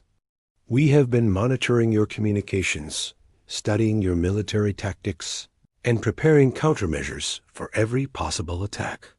We know the location of every alien military base, the specifications of every alien warship, and the weaknesses of every alien defense system. The aliens in the room looked at each other with growing fear. They had thought they were the ones doing the spying. They had never imagined that humans were watching them just as carefully. The human philosophy is simple, Porter continued. We prepare for war so that we can have peace. We build weapons so that we never have to use them. And we study our potential enemies so that we can defeat them if they force us to fight. Back on Kelthar, Admiral Vyzes was trying to understand what had happened to her defense grid. Her chief engineer, a young Keltharian named Zara, was examining the wreckage of the wreckage. Destroyed satellites. Admiral, Zara reported, the human weapons were unlike anything we've ever seen. They didn't just destroy our equipment. They seemed to understand exactly how our technology worked and targeted the most vulnerable points. Vyzes looked at the tactical display showing the human ship still floating near her planet. Can we rebuild our defenses? Not against weapons like these, Zara said sadly. The humans have found ways to defeat every defensive system we know how to build. If they wanted tea. The Galactic Council chamber was chaos. Representatives from dozens of alien species were shouting at each other in languages that filled the air with clicks, whistles, and roars. The great hall that had once been a symbol of order and cooperation now looked like a battlefield. Admiral Kevin Blake walked into the chamber with a small group of human delegates. Behind him came Commodore Lisa Grant, who had been promoted after her brave actions during the crisis. Colonel Sam Porter followed, carrying data files that contained information the aliens never thought they would see. The moment the humans entered, the chamber fell silent. Every alien eye turned to look at them. Some showed fear, others anger, and a few showed something that might have been respect. Blake walked to the center of the chamber where a speaking platform waited. The platform was designed for much taller beings than humans, but Blake climbed the steps without hesitation. When he reached the top, his voice carried clearly through the chamber speakers. "Representatives of the Galactic Council," he began. "I am Admiral Kevin Blake of the Human Defense Force. I come here today not as a conqueror, but as someone who wants to discuss the future. A tall, insect-like being from the Nexus Collective clicked its mandibles together angrily. "Human, your species has deceived us for 50 years. You have made fools of us all." Blake nodded calmly. "Yes, we did. And we had good reasons for doing so." He activated a holographic display that showed the galaxy as it had been 50 years ago. "When we first met your civilizations, we were indeed primitive compared to you. Our technology was basic. Our ships were slow, and our weapons were simple. We knew that if we showed you how quickly we could learn and grow, you would see us as a threat." The display changed to show human space over the last 5 decades. So we made a choice. We would let you think we were weak while we studied your technologies, learned from your mistakes, and built defenses against your weapons. A representative from the Vorthan Empire, a being covered in gray scales, hissed through his translator. "You spied on us. You stole our secrets. We observed you," Blake corrected. "Everything we learned came from watching your public demonstrations, studying your commercial technology, and analyzing the ships you sent to our space. We never hacked your computers or infiltrated your governments. We simply paid attention." Blake pressed another control, and the display showed the true size of the human fleet. Thousands of ships appeared on the hologram, each one larger and more advanced than anything the aliens had expected. "The result of our 50-year project is simple," Blake continued. "Humanity is now the strongest military force in the galaxy. Our ships are faster than yours. Our weapons are more powerful than yours. Our defenses are better than yours." The chamber erupted in angry voices again. Representatives demanded to know how this was possible. Some accused the humans of using illegal technology. Others called for immediate action against the human threat. Blake waited for the noise to die down before speaking again. "But here's what you need to understand. We don't want to conquer anyone. We don't want to rule the galaxy. We just want to be treated as equals." President Linda Carter's image appeared on screens throughout the chamber. She was speaking from Earth, addressing the entire Galactic Council. "For 50 years, the president said, your civilizations have treated humanity like children. You've told us where we can and cannot go in space. You've decided what technology we're allowed to use. You've made it clear that you see us as inferior, beings who need to be managed." She paused, looking directly into the camera. "That ends today. From now on, humanity will be treated as an equal partner in galactic affairs, or we will go our own way. The choice is yours." In the Zephyrian home system, the remains of Admiral Vorthic's fleet were limping back to port.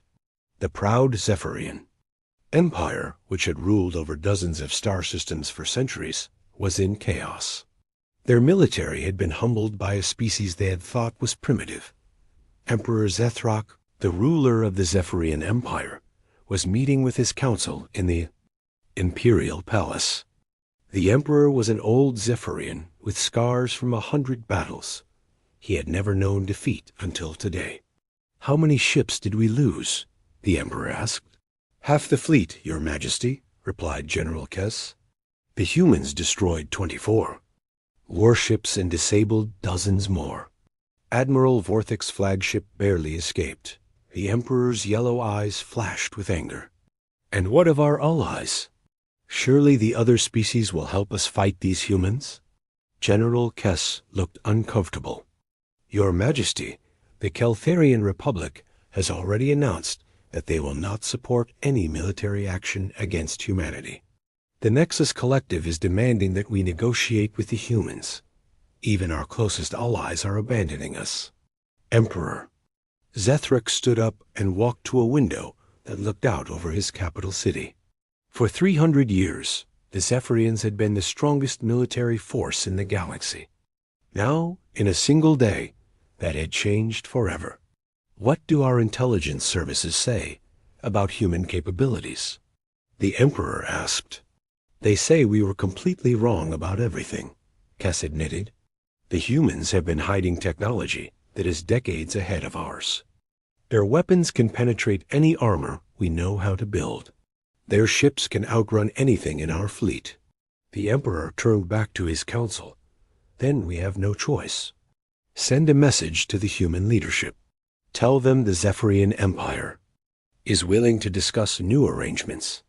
Back on Earth, Admiral Blake was meeting with President Carter and her advisors. The response from the galaxy had been mixed, but the message was clear. Humanity was now a major power that could not be ignored. The Zephyrians want to negotiate, Blake reported. So do the Caltharians and most of the smaller species. The Nexus Collective is demanding that we share our advanced technology with everyone. President Carter smiled. And what did you tell them? I told them that we're willing to discuss trade agreements and mutual defense treaties, Blake said. But our military technology stays with us. We've learned too much about galactic politics to give away our advantages. General Kate Williams, who had been monitoring alien communications, added her own report. Madam President, we're seeing significant changes in how other species view us. The fear is there, but so is respect. Several governments are already reaching out through diplomatic channels. What about the species that refuse to accept the new situation? The president asked. Blake's expression grew serious. There are a few. The hegemony of Arcturus is talking about forming a coalition to contain the human threat. Some of the smaller empires think they can band together and challenge us. Then we'll have to convince them otherwise, the president said. But we'll do it the same way we have done everything else. We'll be smart about it. 6 months later, the galaxy had settled into a new normal. The Galactic Council had been restructured to give humanity an equal voice in galactic affairs. Trade agreements were signed between human colonies and alien worlds. The threat of war had been replaced by the promise of cooperation. But the most important change was in how aliens looked at humans. No longer were they seen as primitive beings who had stumbled into space travel by accident. They were recognized as a species that could think strategically, plan for the long term, and execute complex deceptions that lasted for decades. Captain Dan Sullivan, now promoted to Admiral, was commanding the human fleet's patrol operations. His job was to make sure that the new peace was maintained and that no one forgot the lessons of the past year. He was standing on the bridge of his new flagship, the Retribution 2, when his communications officer announced an incoming message. From a Nexus exploration ship. Admiral, the alien captain said, we have discovered some unusual readings in the Centauri Nebula. Our scientists believe there may be artifacts from an unknown civilization. We would like to request human assistance in investigating. Sullivan smiled. A year ago, no alien species would have asked humans for help with anything important. Now, they recognized that human analytical skills and advanced technology made them valuable partners. We'll send a science vessel to assist you, Sullivan replied. Thank you for including us in the discovery. As the communication ended, Sullivan looked out at the stars. The galaxy was a different place now. Humans were no longer pretending to be weak. Aliens were no longer treating them like children. And for the first time in 50 years, there was real peace between the species. The moment when humans unveiled their true military power had changed everything. But more importantly, it had shown the galaxy that the most dangerous species was not necessarily the one with the biggest guns or the fastest ships. Sometimes, the most dangerous species was the one that was smart enough to hide its true strength until the perfect moment to reveal it. Sullivan thought about all the years of careful planning, patient waiting, and strategic deception that had led to this moment. Humanity had played the longest game in galactic history, and they had won. Now came the even bigger challenge, using their power wisely and building a future where all species could thrive together. But if there was one thing humans had proven, it was that they were very good at thinking ahead and planning for the long term. The galaxy would never underestimate humanity again. And that, Sullivan thought, was exactly how it should be.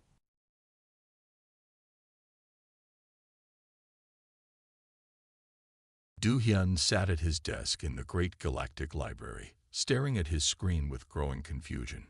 As a junior archivist, his job was simple: update the database entries for different star systems. It was usually boring work, but today was different. "This has to be wrong," he muttered, adjusting his standard-issue data glasses. The entry for the Sol system, specifically its third planet, Earth, carried the highest danger rating he had ever seen. Even more strange, it had almost no explanation attached to it. The white walls of his office seemed to close in as he leaned closer to the floating display. Most dangerous planets had long lists explaining why they were classified that way. Some had deadly atmospheres, others had aggressive predators, a few had powerful natural disasters. But Earth's entry just showed 5 red warning symbols, and the words, "Don't even think about it," in bold letters. Do-Hyun checked the system again. Everything else looked normal. A yellow star, 8 planets. Nothing special. He had processed thousands of similar systems this week alone, but none had warnings like this. He decided to ask his superior about it. Walking down the long white corridor, he found Jae-Yun in her office. She was an older archivist who had worked in the library for over 50 years. "Excuse me, senior archivist," Du-Hyun said, bowing slightly. "I found something strange in the database." Jae-Yun looked up from her work, her silver hair neatly arranged in the traditional style of senior archivists. "What is it?" "It's about Earth. The warning level seems wrong. It's higher than even the deadly gas giants in the Proxima system." Jae-Yun's face changed immediately. Her usual calm expression turned serious. "Earth, you should leave that entry alone." "But why?" "There's no explanation. It doesn't make sense. It's just a planet with basic life forms." Jae-Yun stood up and closed her office door. "Listen carefully, Du-Hyun. Some things in the database are classified this way for good reasons. Earth is one of them. But as archivists, isn't it our job to make sure information is correct and complete? Sometimes, keeping information minimal is the safest choice." Jae-Yun sat back down and began working again, clearly wanting to end the conversation. Do-Hyun returned to his office, but he couldn't focus. His training taught him that proper documentation was essential. Every classification needed clear reasons. It was a basic rule of the Great Library. Making sure no one was watching, he started searching deeper in the database. He had high-level access as an archivist, even if he was junior. There had to be more information somewhere. He found his first clue in an old report. It was marked as highly classified, but his access allowed him to read it. The report mentioned a research ship that visited Earth about 50 years ago. The ship was one of the most advanced in the galaxy. It never returned. As he dug deeper, he found more strange reports. Stories about Earth that didn't make sense. Advanced alien species avoiding the planet. Warning messages from different civilizations. All of them seemed afraid of this one, seemingly ordinary world. Do-Hyun saved everything he found to his personal device. He knew he should probably stop looking. Jae-Yun's warning was clear, but his curiosity was too strong. Something big had happened with Earth, something that scared even the most powerful species in the galaxy. As he prepared to leave for the day, his screen suddenly showed a new message. Someone had accessed his search history. They knew what he had been looking for. The message was simple: report to the High Council tomorrow morning. Bring your findings about Earth. Do-hyun sat back in his chair, his heart beating fast. In all his years as an archivist, he had never been called to the High Council. Nobody at his level ever was. He looked at Earth's entry one more time. "Don't even think about it," glowed brightly on his screen. Now he wondered if he should have followed that advice. Captain Hejun stood proudly on the bridge of the Stellar Explorer, the most advanced warship in the Galactic Fleet. The year was 2157, and his mission was simple: make first contact with Earth. No one expected any problems. After all, Earth was just beginning to explore its own solar system. "Captain, we are approaching Earth's moon," reported his navigation officer. "Their primitive scanning systems haven't detected us yet." Hejun smiled. His ship had the best cloaking technology in the galaxy. Even advanced civilizations couldn't detect it. These humans, with their basic space stations and chemical rockets, had no chance of seeing them coming. "Begin the standard first contact procedure," Hejun ordered. "Let's show them how vast the galaxy really is." The Stellar Explorer moved closer to Earth, its massive hull reflecting the sun's light. It was bigger than anything humans had ever built in space. The ship carried enough weapons to conquer a small solar system, though they were only for defense. The Galactic Council never started fights. "Sir, we're picking up some strange signals," the sensor operator said. "They seem to be coming from Earth's surface." Hejun wasn't worried. Probably their primitive communication systems. Nothing to worry about. Suddenly, all the ship's alarms started ringing. Red lights flashed everywhere. "Captain, multiple objects approaching at high speed." The sensor operator's voice was filled with fear. "They're coming from hidden bases on the moon." Hejun couldn't believe it. The humans weren't supposed to have anything on the moon. His crew had checked carefully before approaching. "Show me." The main screen displayed several small ships rushing toward them. They looked simple, almost crude compared to the Stellar Explorer, but they were fast, much faster than they should be. "They can't harm us," Hejun said confidently. "Our shields can stop anything." The human ships fired their weapons. They were simple missiles, powered by chemical engines. The crew of the Stellar Explorer actually laughed. Such basic weapons couldn't possibly. The first missile hit, then another, and another. The mighty shields of the Stellar Explorer, which could stop energy weapons and plasma blasts, had a fatal weakness. They were designed to block advanced weapons, not the simple kinetic force of chemical explosions. "Shields failing," someone shouted. "These primitives are using some kind of nuclear devices." Hejun couldn't understand what was happening. How did the humans know they were coming? How did they build those moon bases without anyone noticing? Why did their simple weapons work so well? "Send a message to the Galactic Council," he ordered. Tell them we were wrong about Earth." More missiles hit the ship. Systems started failing. The proud Stellar Explorer, pride of the Galactic Fleet, was being defeated by a species that hadn't even reached Mars yet. "Sir, they're sending us a message," the communication officer said, surprised. "Play it," Hejun ordered. A calm human voice filled the bridge. "Attention alien vessel. This is Earth Defense Command. Your presence has been monitored since you entered our solar system. Your weapons are tracked. Your shields are failing. Retreat immediately or be destroyed. This is your only warning." Hejun gave the order to retreat. As the damaged Stellar Explorer limped away from Earth, he recorded his final mission log. "First contact with Earth has failed. We severely underestimated them. They have hidden capabilities far beyond their apparent technology level. Most concerning is not their weapons, but their preparation. They knew we were coming. They were ready. Earth is not a primitive world discovering space. It is a fortress, waiting for us. The Galactic Council must be warned." The Stellar Explorer made it back to Council space, but the damage was severe. The most advanced ship in the galaxy had been defeated by what everyone thought was a primitive species. When Hejun presented his report to the Council, They made their first entry in Earth's file. Approach with extreme caution.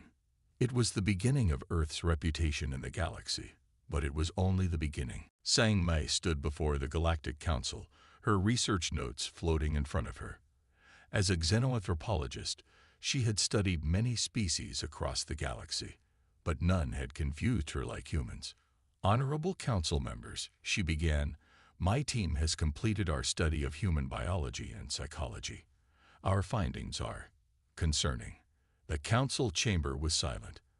After the first contact incident, everyone wanted to understand more about humans. Sang Mei's research had taken 5 years, analyzing human data from a safe distance. First, let me explain human physical capabilities, she continued. Humans appear weak compared to many species. They cannot fly. They have no natural weapons. Their muscles are not particularly strong, but they have one trait that makes them unique. They never stop. She showed videos of human athletic events, marathon runners continuing for hours, swimmers crossing vast oceans, climbers scaling mountains without equipment. Most species in the galaxy evolved to conserve energy, Sang Mei explained. They rest when tired. They stop when hurt. Humans do not. They keep going even when their bodies tell them to stop. We have never seen anything like it. One council member interrupted. But surely their bodies have limits. That is another strange thing, Sang Mei replied. Humans can survive injuries that would kill most species. They heal in ways we don't understand. Their bodies adapt to almost any condition. She showed more data. Humans living in extreme cold and heat. Humans surviving terrible accidents. Humans recovering from injuries that should be fatal. But physical traits are only part of the story, Sang Mei continued. Their minds are even more remarkable. Humans have an ability we've never seen before. They imagine things that don't exist, and then they make them real. The council chamber filled with murmurs. This was not a normal trait among species.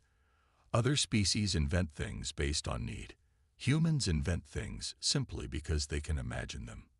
They create stories about impossible things, and then they work until these impossible things become possible. Sang Mei showed examples. Ancient human stories about flying machines, written long before airplanes existed. Tales of space travel from before they had rockets. Stories of devices that could talk to each other across vast distances, written centuries before their internet.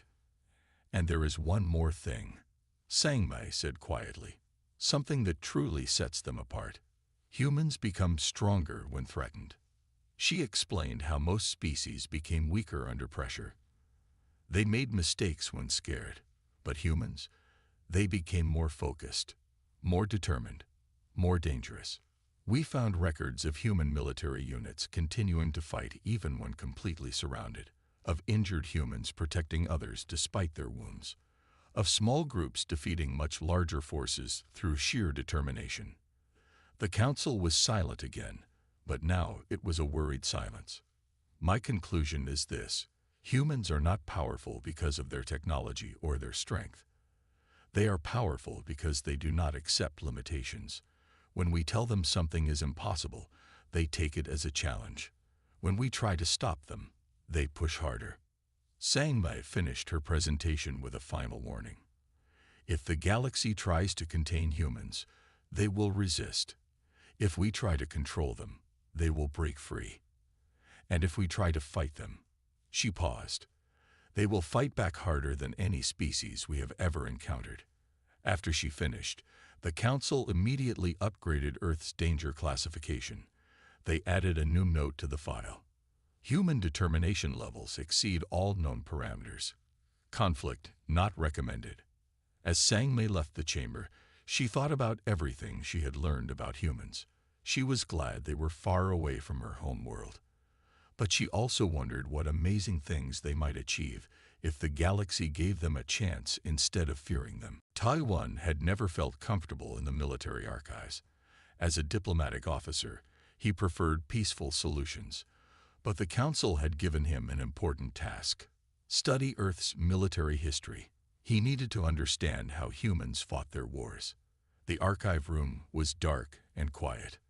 Tai-1 sat at his desk, surrounded by historical records from Earth. What he found made him more uneasy with each passing hour. "Computer, show me human weapons development," he commanded. The screen in front of him filled with images. He started taking notes. In just 300 years, he wrote, humans went from simple gunpowder weapons to nuclear bombs. No other species has advanced so quickly. But it wasn't just the speed that worried him. It was how humans thought about weapons. Every peaceful discovery they made somehow became a tool for war. He found records of human scientists who discovered radiation while trying to help sick people. Within years, they had built atomic bombs. They invented computers to solve math problems, then used them to guide missiles. They studied germs to cure diseases, then learned how to make biological weapons. Most concerning, he wrote in his report, is their habit of turning everyday items into weapons. They take simple tools and make them dangerous. Even their games teach them about war. Tai-1 watched videos of human children playing strategy games. Building blocks became fortress walls. Simple toys became pretend weapons. Even their sports looked like battle training.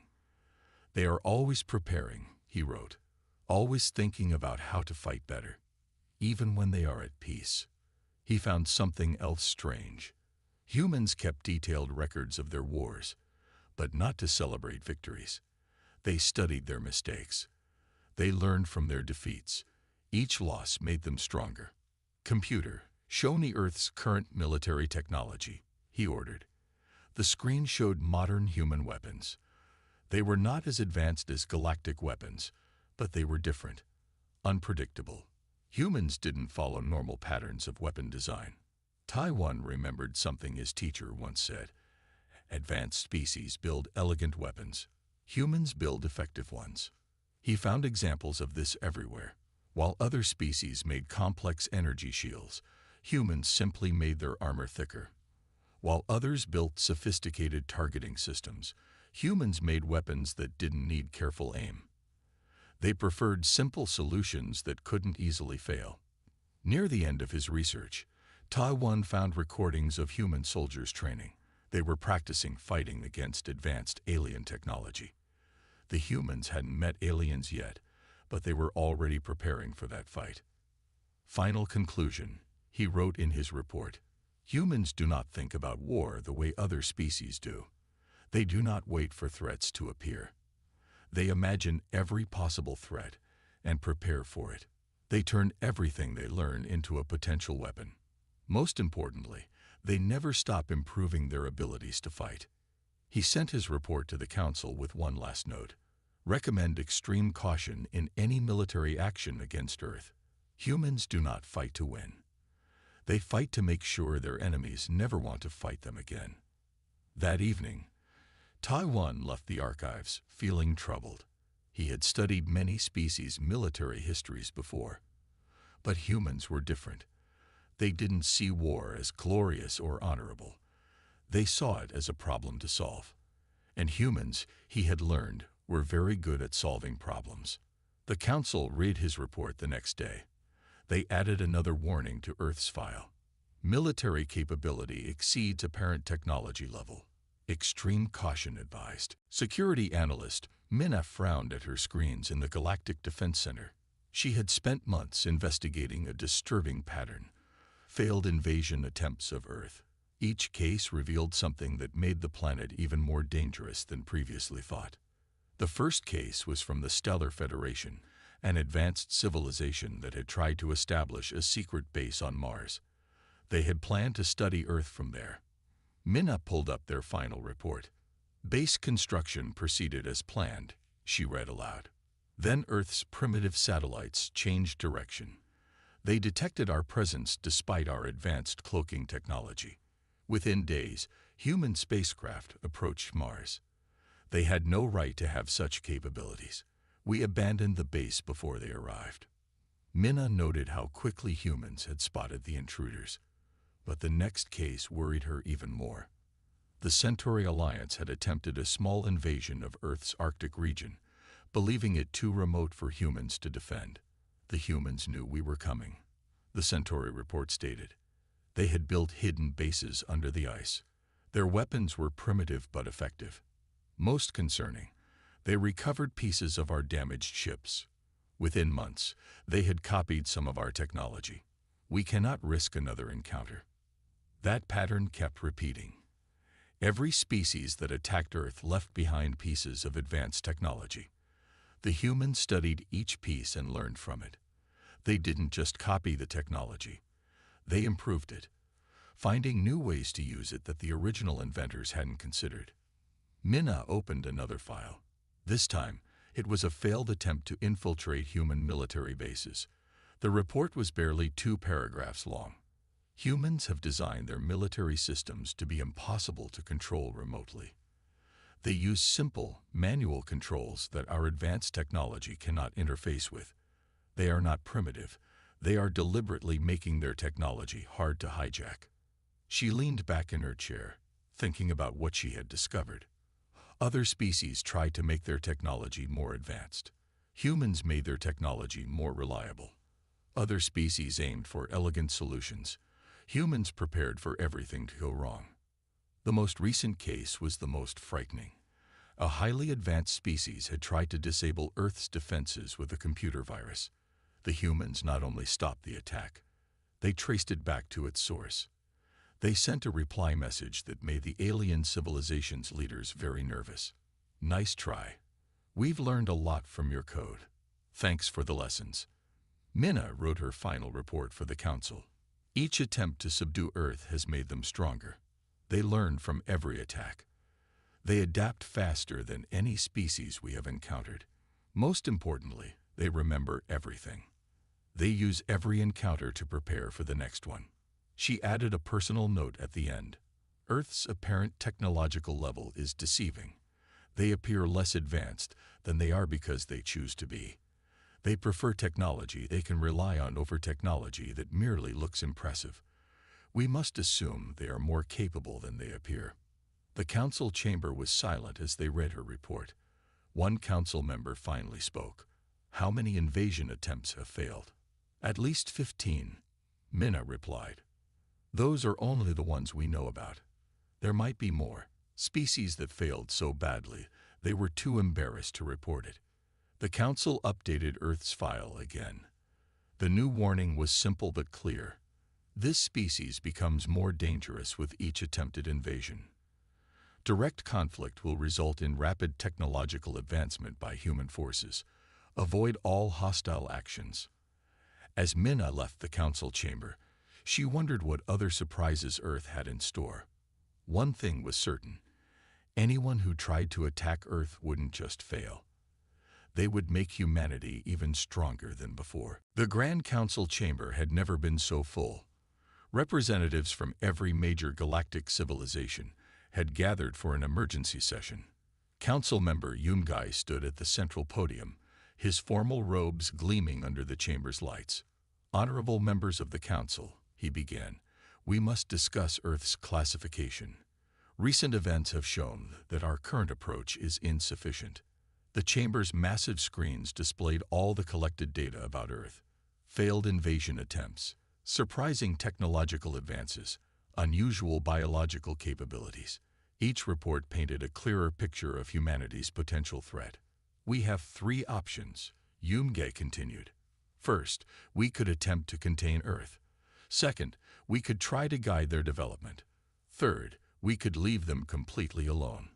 A representative from the Stellar Federation stood up. Containment is impossible. They would detect any barriers we build. We learned that lesson on Mars. Guidance has also proven difficult, added another council member. They advance in unexpected ways. They take our simplest technologies and find military applications we never imagined. Yungai nodded. This brings me to my main concern. Earth's development is not following normal patterns. When most species reach space, they seek trade and cultural exchange. Humans are different. They prepare for war. He showed images of Earth's space stations. They looked peaceful, but careful analysis revealed hidden weapon systems. Their satellites appeared to be for communication, but could quickly become weapons platforms. Most concerning is their rate of advancement, Yoon-ge explained. In the time we have watched them, they have solved problems that took other species centuries to figure out. They do not follow the expected path of technological development. The chamber erupted in worried discussion. One delegate asked, "Are they a threat to galactic peace?" Yoon-ge considered his answer carefully. They could be, but they could also become valuable allies. Humans have qualities we have never seen before. They compete fiercely among themselves, yet unite instantly against outside threats. They wage terrible wars, yet show remarkable kindness. They destroy their environment, yet work tirelessly to save it. He displayed more data. Their greatest strength is not their weapons or their technology. It is their ability to imagine possibilities. When they face a problem, they do not try one solution. They try every solution they can think of, all at once. They call this innovation. The council members watched in silence as Yoon-ge showed examples of human innovation. Problems that had taken other species multiple generations to solve, humans had solved in decades. Not because they were smarter, but because they tried thousands of different approaches simultaneously. My recommendation is this, Yoon-ge said firmly. We should classify Earth as a do not engage zone. Not because they are hostile, but because any interaction with them could have unexpected consequences. They learn too quickly. They adapt too well. They turn every encounter, peaceful or hostile, into an opportunity to become stronger. The council voted. The decision was unanimous. Earth's classification would be upgraded to the highest level of caution. The official recommendation would be simple. Don't even think about it. As the session ended, Yoon-ge added one final note to Earth's file. This species represents both the greatest potential threat and the greatest potential ally our civilization has ever encountered. Their future development will significantly impact the galaxy. Treat with extreme caution. The council members left the chamber that day with mixed feelings. They had just classified an entire planet as too dangerous to approach. Yet many of them couldn't help but admire humanity's unique qualities. They just hoped those qualities would be used for peace rather than war when humans finally joined the galactic community. The Galactic Council's security system was considered perfect. No unauthorized ship could pass through the defensive barriers. No unknown vessel could approach the council station. The system had worked flawlessly for over 1,000 years. Until today. The alert sirens broke the usual calm of the council station. Security Chief Bonhwa rushed to the control center, his face pale with worry. "Report," he commanded. "Sir, an unknown ship just appeared inside our defense perimeter," his officer replied. It's impossible. They didn't break through our shields. They just appeared, as if they had always been there. The ship was small by galactic standards. It was clearly of human design, with none of the elegant curves that marked advanced galactic vessels. Instead, it looked functional, almost simple. "Incoming transmission," announced the communication officer. The main screen activated. A human stood there, wearing a simple dark suit. He smiled politely at the camera. "Greetings," he said. "I am Ambassador Jinwoo from Earth. We request permission to dock." The control room fell silent. Earth wasn't supposed to have ships capable of reaching the council station. They weren't supposed to know the station existed. Yet here they were. Security Chief Bonhwa followed protocol and contacted the council. Within minutes, an emergency session convened. The human ship waited patiently, floating just outside the station. "How did they find us?" one council member asked.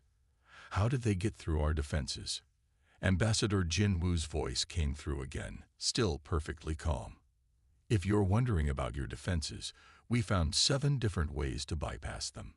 We chose the method that would cause the least disruption to your systems. We believe in being polite." The council members looked at each other in shock.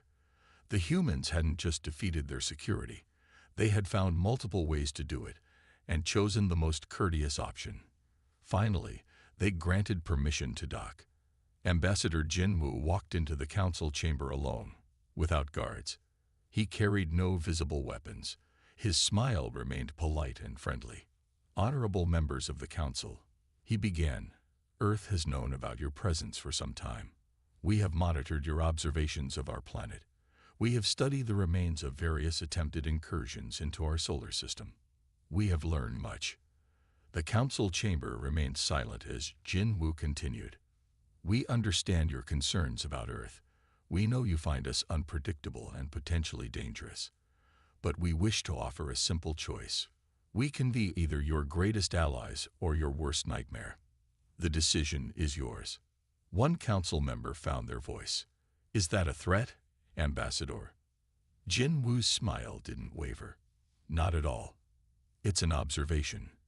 Earth seeks peaceful cooperation with the galactic community.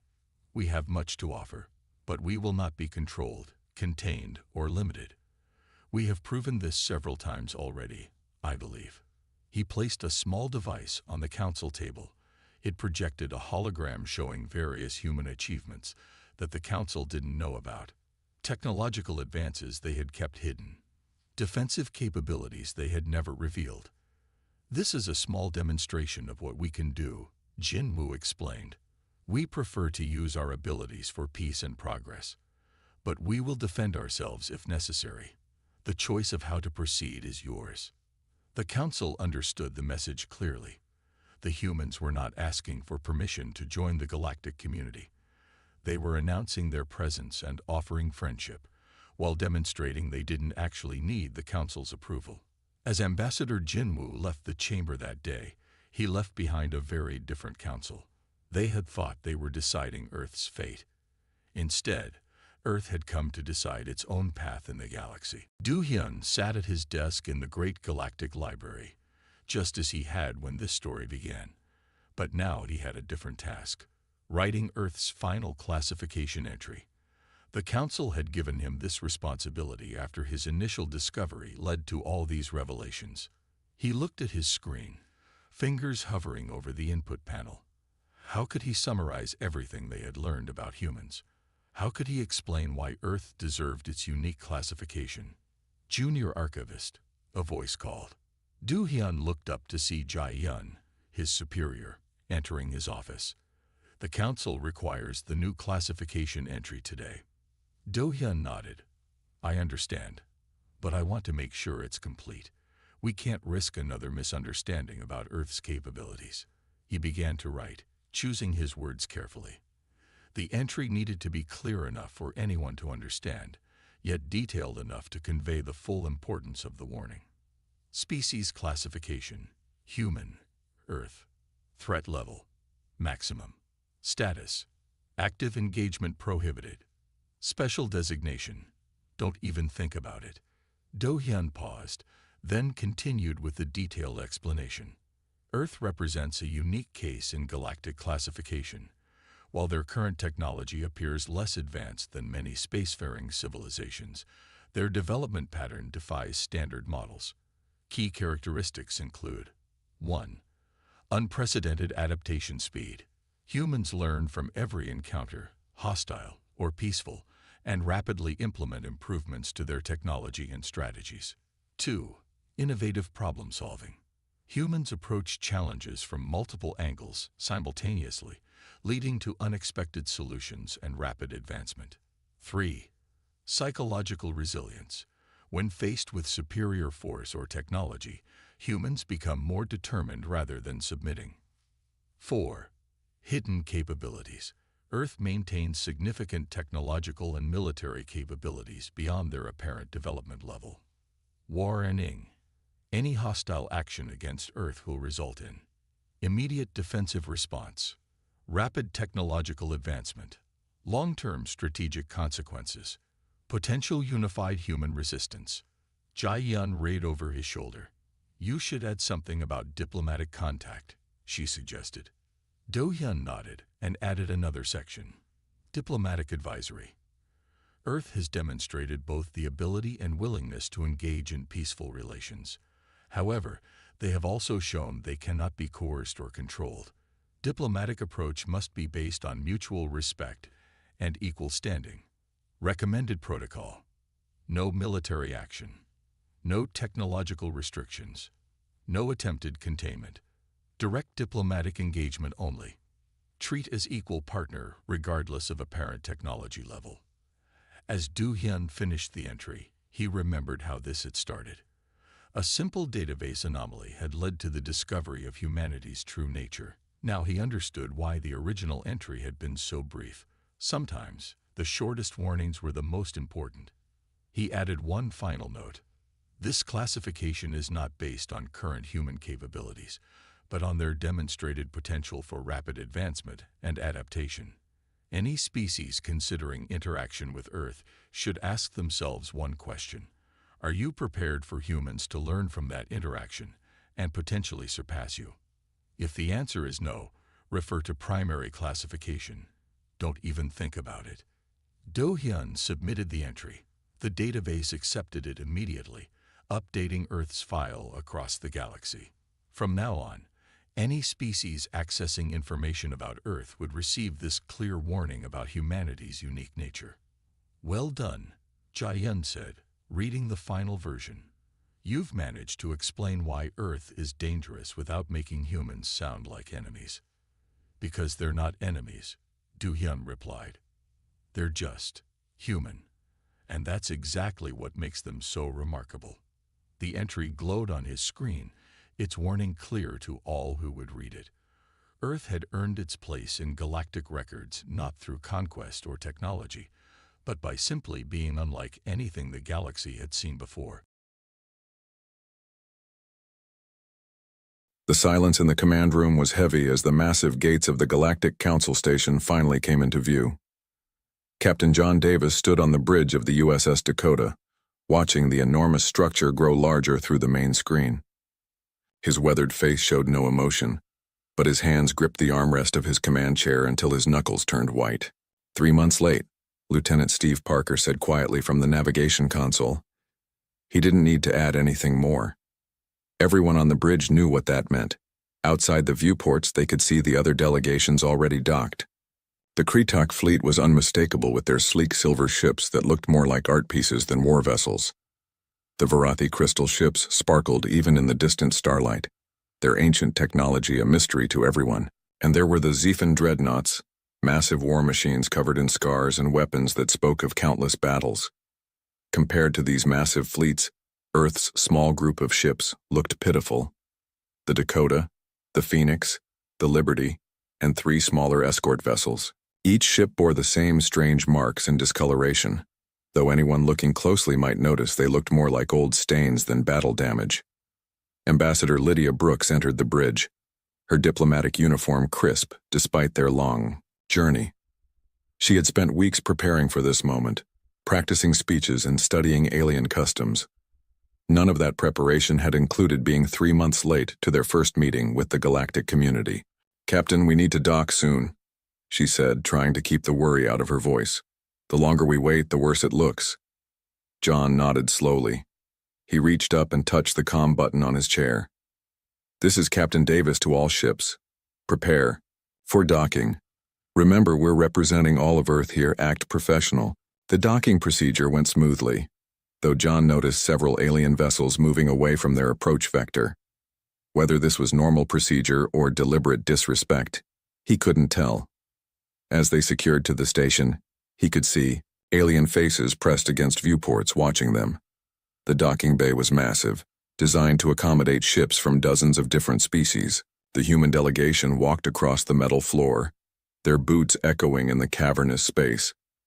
Alien workers stopped their tasks to stare, making clicking and chirping sounds among themselves. The council chamber was even more impressive, a sphere of holographic displays and floating platforms, with delegates from various species arranged in a complex hierarchy. The humans were directed to the smallest platform, tucked away in a corner where they could barely see the main proceedings. Vex Thor, the council leader, appeared as a shimmering hologram, its crystalline body pulsed with colors as it spoke, its words translated by their earpieces. "The Terran delegation arrives at last," Vex Thor announced, its tone carrying clear disapproval throughout the chamber. 3 standard months after the appointed time. Several delegates clicked and chirped what could only be laughter. Tarvex, the Kretak representative, made a gesture that their briefing materials had identified as contempt. Ambassador Brooks stepped forward. Honored Council, I apologize for our delay. We encountered unexpected challenges on our journey here. Earth is eager to join the galactic community and contribute our knowledge and resources. Challenges? Tarvex interrupted, its melodic voice somehow managing to sound condescending. Perhaps the Terrans are simply not advanced enough to navigate standard space lanes. More clicking laughter echoed through the chamber. John felt his jaw tighten, but Brooks continued calmly. We are prepared to demonstrate Earth's capabilities and discuss trade agreements, territorial boundaries, and technological exchange. Vexthor's hologram shifted to a deep purple. Terrans will accept the assignments determined by this council. Your tardiness shows disrespect for galactic protocols. You will receive territory in the dead zones, sectors 7 through 12. Trade agreements will be determined after you prove your worth. The dead zones. John had reviewed the star charts during their journey, vast areas of space marked as uninhabitable, with no resources or strategic value. Essentially, they were being given the worst possible assignment. With respect, Brooks said, trying to maintain diplomatic protocol. Perhaps a more detailed discussion of territorial assignments would be beneficial.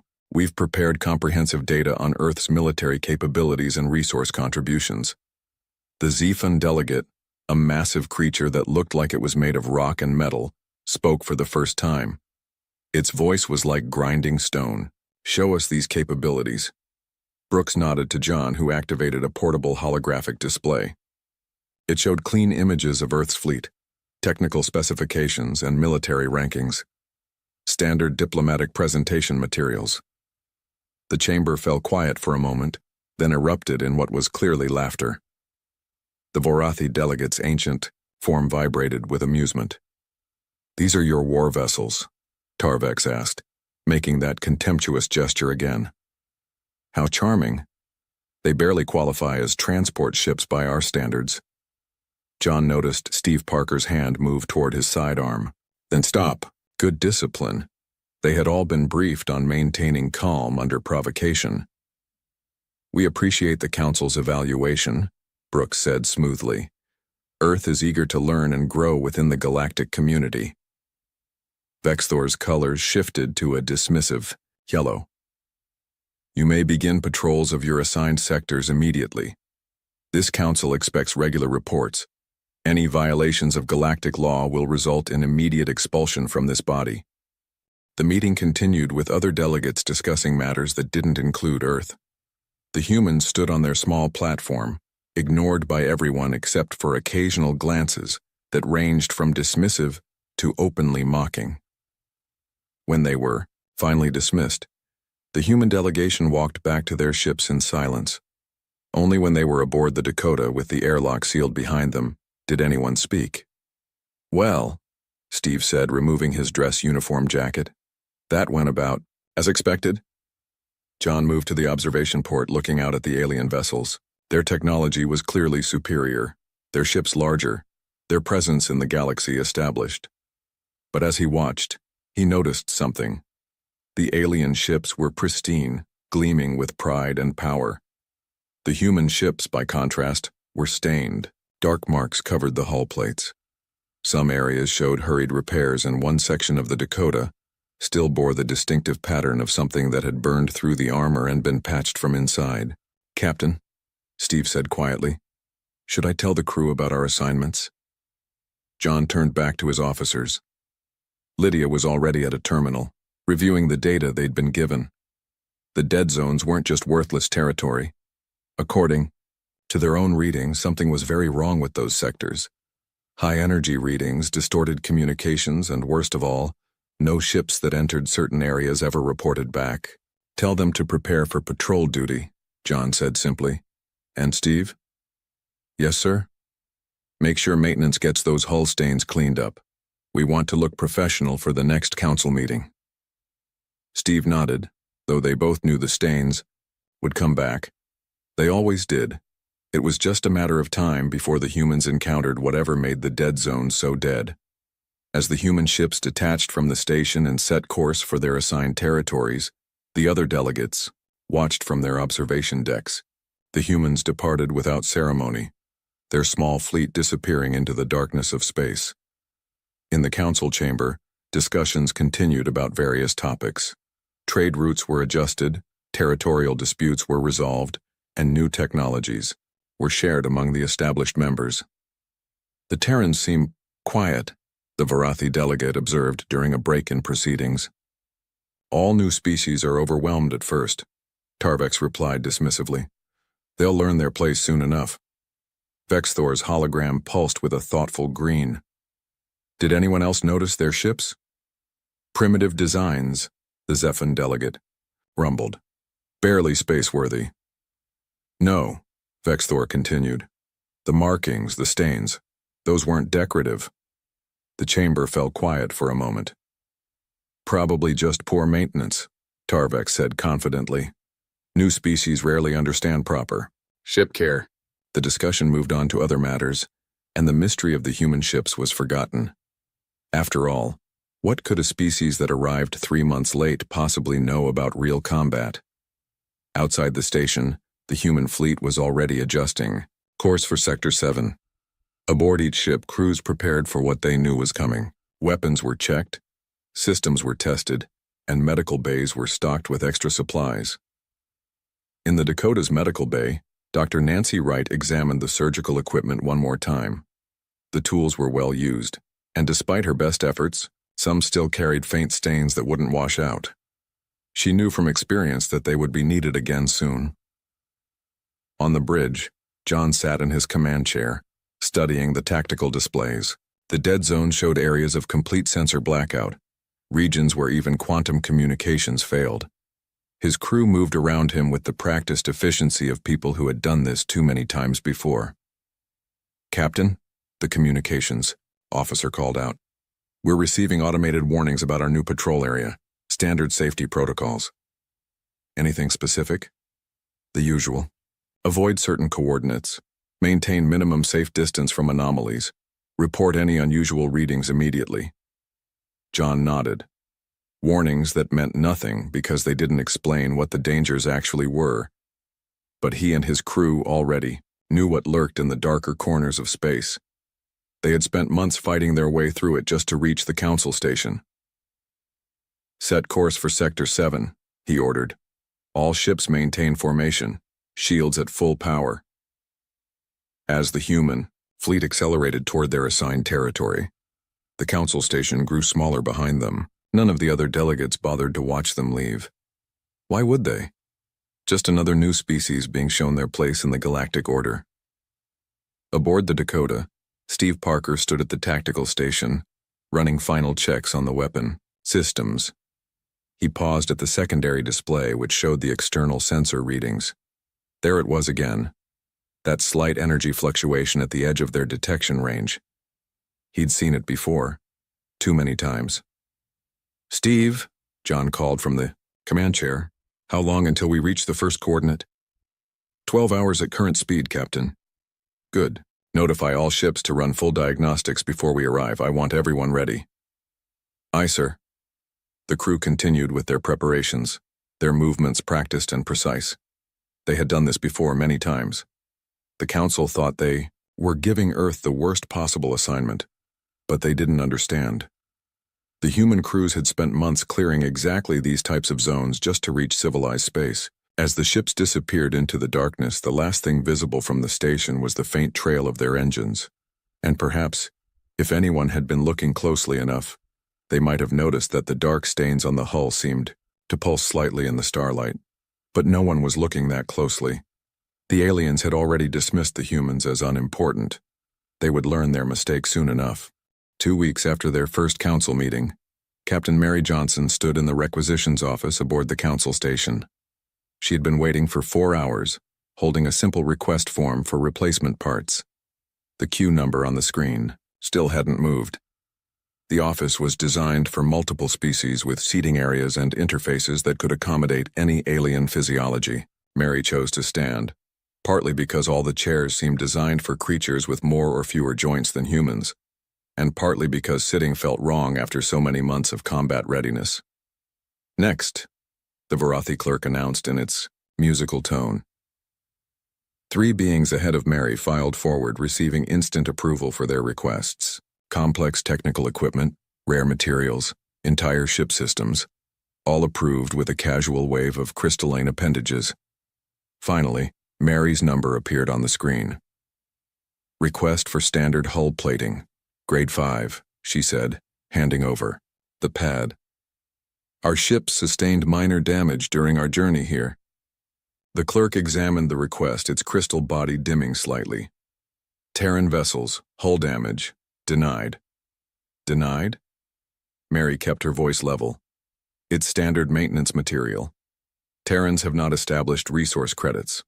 Furthermore, damage. Claims must be verified by Council inspection team. Processing time, 90 standard days. Mary felt the familiar weight of frustration. We've already submitted damage reports from our journey. The battle scans clearly show battle scans. The clerk's color shifted to what Mary had learned was confusion. Terran vessels reported no combat encounters en route to station. Of course we did. Every single ship, denied. Next. Mary walked out of the office, her jaw clenched. This was the 5th department that had rejected their basic requests. Food synthesizer components, medical supplies, even simple data access, all denied for reasons that seemed to change every time.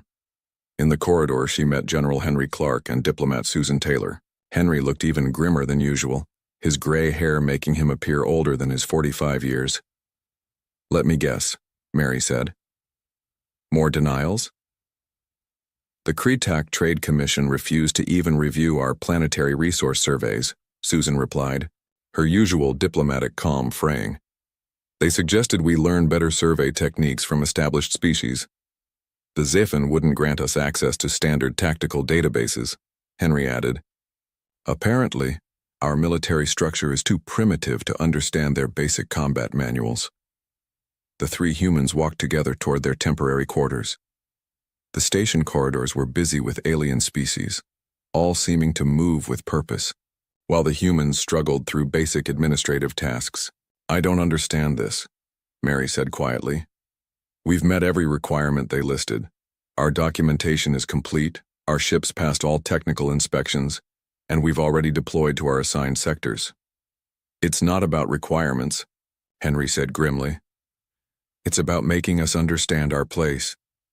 They want us to give up and go home. Susan stopped at an observation window, looking out at the human ships docked along the outer rim. The Dakota, Phoenix, and Liberty looked tiny compared to the massive alien vessels, but Susan could see the human crews working tirelessly on maintenance and repairs. Look at our people, she said softly. They've been working non-stop since we arrived. Chief Martinez hasn't slept in 30 hours. Dr. Wright is running diagnostics on medical equipment that shouldn't need it. Mary followed her gaze and noticed something she hadn't paid attention to before. The human maintenance crews moved differently than the alien workers. Faster, more urgent, constantly checking their surroundings, like soldiers expecting an attack. Meanwhile, in the Council diplomatic zone, the daily session was beginning. The humans were required to attend, though they rarely spoke. Ambassador Lydia Brooks sat on their small platform reviewing notes that she knew wouldn't matter. Today's topic was resource allocation for the outer territories, the same territories the humans had been assigned to patrol. The dead zones remain. Unproductive, Vexthor announced. Sectors 7 through 12 show no resource potential and minimal strategic value. The Terrans patrol those zones now, Tarvex added with what might have been amusement. Perhaps they will find some use for empty space. The Zephan delegate rumbled thoughtfully. Unusual energy readings reported from Sector 9, possibly residual quantum fluctuations. Natural phenomena, the Varathi representative dismissed. Those sectors are known for sensor ghosts, nothing of concern.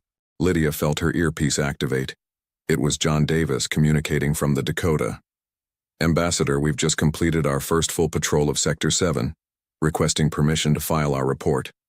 She tapped her acknowledgement, then raised her hand to speak. The council chamber quieted. Earth would like to submit our preliminary patrol report for Sectors 7 and 8. Unnecessary, Vexthor responded quickly. Initial patrols rarely provide useful data. Wait until you've completed multiple cycles. With respect, Lydia continued, our findings may be relevant to the current discussion. We've detected several anomalies that Terrans may not contribute to tactical discussions until they complete orientation period, Tarvex interrupted. Standard procedure for new species. Learn before attempting to teach. The other delegates clicked and chirped in agreement. Lydia sat back, noting that the orientation period hadn't been mentioned at any previous session. The rules seemed to change whenever humans tried to participate. After the session, the human delegation gathered in their quarters. The room was cramped compared to those assigned to other species, with basic furnishings that required them to adapt rather than being adapted for them. They're not going to let us contribute anything, Henry said bluntly, no matter what we find out there. I managed to get 5 minutes with a Vorathite trade advisor, Susan reported. He admitted that dead zones are usually assigned to new species as a test. Apparently, most give up after a few months and request reassignment to civilized sectors. So it's a hazing ritual, Mary concluded. More than that, John said, entering the room. It's designed to break us. They want us to come running back begging for better treatment. Then they'll know they can control us. The group sat in silence for a moment. Through the small viewport, they could see the station's main docking area where alien crews moved around their pristine ships with casual efficiency. Captain, Lydia said carefully, Steve Parker mentioned that our ships have unusual markings, stains that won't come out. Is there something about our journey here that I should know? John exchanged glances with Mary and Henry. The military personnel shared some communication that the diplomats couldn't read. Nothing relevant to council proceedings, John replied diplomatically. But that night, when most of the station was in its sleep cycle, Bill Martinez worked in the Dakota's engineering bay. He was cleaning weapons systems that officially weren't supposed to need cleaning. The energy signatures were all wrong for standard maintenance. Hey, Bill, a voice called. It was Nancy Wright, the ship's doctor. You still up? Yeah, you? She held up a data pad. Medical supply inventory. We're running low on trauma kits. Again? 4th time this month, and the council won't approve our requisition for more. Bill paused in his work, looking at the energy weapon he was calibrating. Its setting went far higher than standard military specifications. You know, Doc, other species don't seem to run through medical supplies this fast. Other species don't seem to run through much of anything this fast, Nancy agreed. Have you noticed their ships? Nothing ever seems to break. Nothing needs constant repair. Yeah. Bill returned to his work. But their ships don't have the same modifications ours do. Nancy left soon after, but Bill continued working. Near dawn, he discovered something interesting. The energy readings from the weapon's power core showed traces of something that shouldn't exist. Exotic particles that, according to Council technology databases, were purely theoretical. He made a note to report it to Captain Davis, then decided against it. Some things were better documented quietly. Across the station, similar scenes played out. Human crews working through the night, maintaining equipment that seemed to require constant attention. Alien observers occasionally asked questions, but the humans offered only standard explanations. Preventive maintenance, calibration checks, standard military procedure. In the command center of the council station, automatic systems recorded these patterns. Unusual power draws, excessive maintenance cycles, modified equipment signatures. The data was flagged for review but never reached anyone's attention. After all, new species always had adjustment periods. 3 weeks into their station rotation, the pattern was clear. Every human request faced maximum bureaucratic resistance. Every report was dismissed, every suggestion ignored.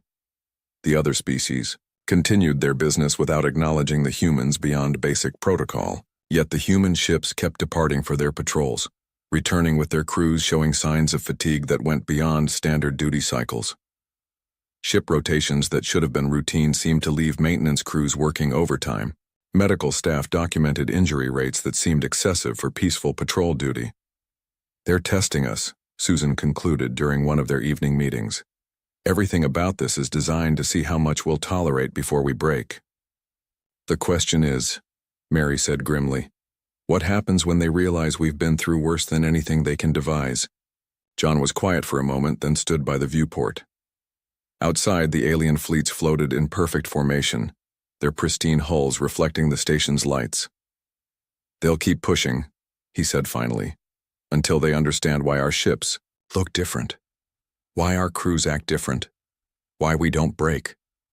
And then they'll wish they'd listened when we tried to warn them about the dead zones." The room fell silent. Outside, the station continued its endless rotation, maintaining the fiction that humanity was just another new species learning its place in the galactic community. In Sector 8, the USS Liberty reported another anomaly. In Sector 9, energy readings spiked beyond normal parameters. And in Sector 7, something that shouldn't exist had been detected at the edge of their patrol range. The Council databases automatically filed these reports under new species training data and marked them for review in 6 months. Standard time.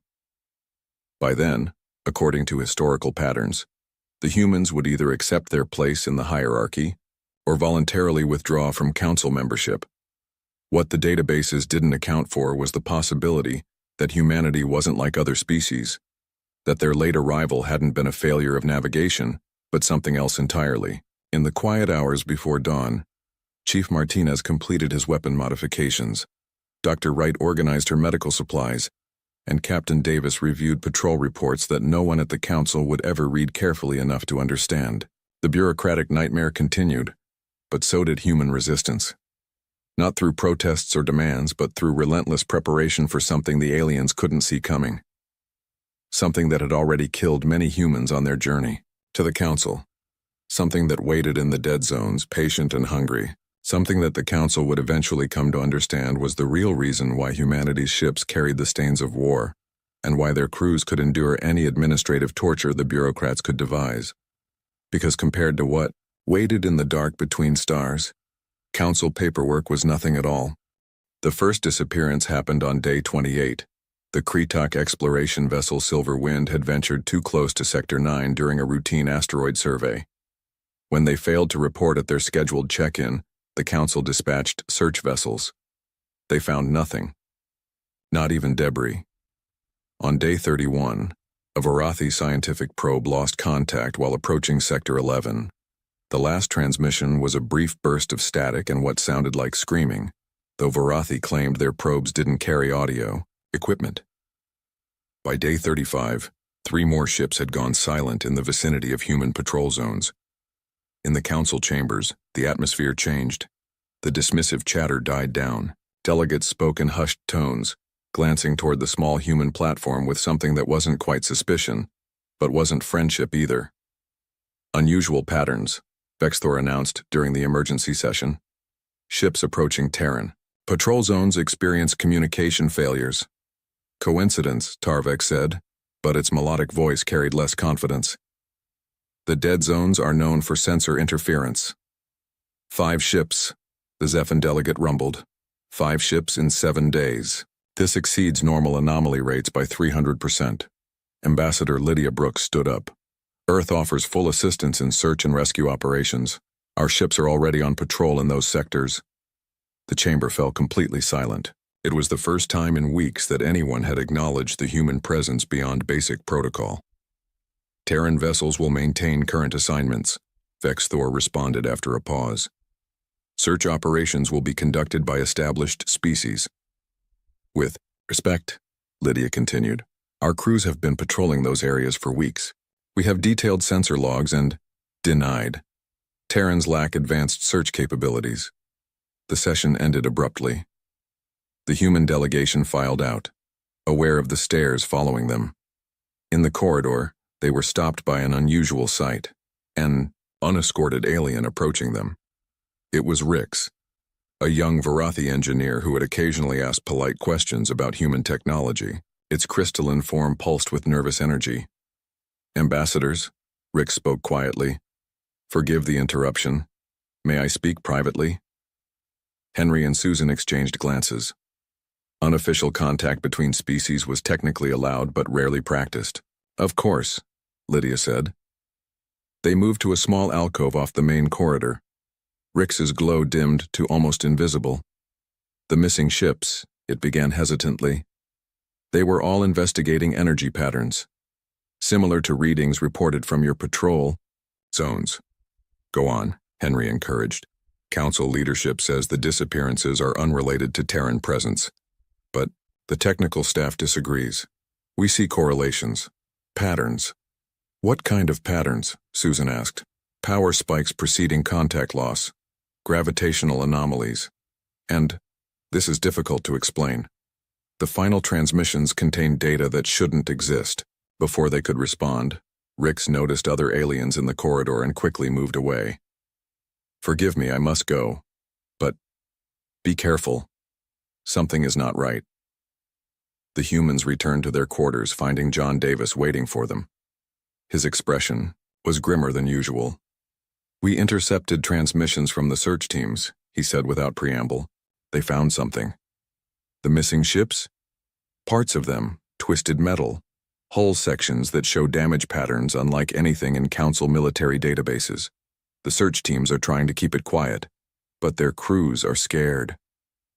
That night, Captain Lisa Brown returned from patrol with the USS Phoenix. Her crew moved through decontamination procedures with mechanical precision, their faces showing a weariness that went beyond normal fatigue. Dr. Nancy Wright was waiting in the medical bay when the first crew members arrived. "Anything to report?"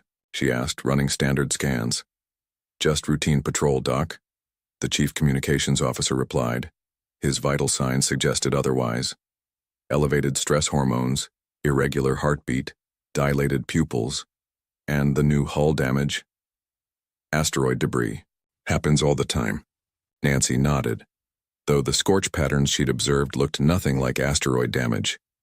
She'd seen those marks before, during their journey to Council space. Burn patterns from weapons that officially didn't exist. In the command room, Lisa briefed John privately. "We found the Silver Wind," she said simply. "And it was torn apart, hull breached from the inside. Whatever killed them knew how to bypass Kretak shielding." John was quiet for a moment. "Casualties? 37 total. But John, that's not the worst part. We found their distress logs. They were attacked by something that matched their ship exactly. Like fighting a mirror image." The implications hung in the air. The threats they had fought on their way to Council space were adapting, learning, getting stronger. Meanwhile, in the Council's military planning center, automated analysis systems were processing the search team data.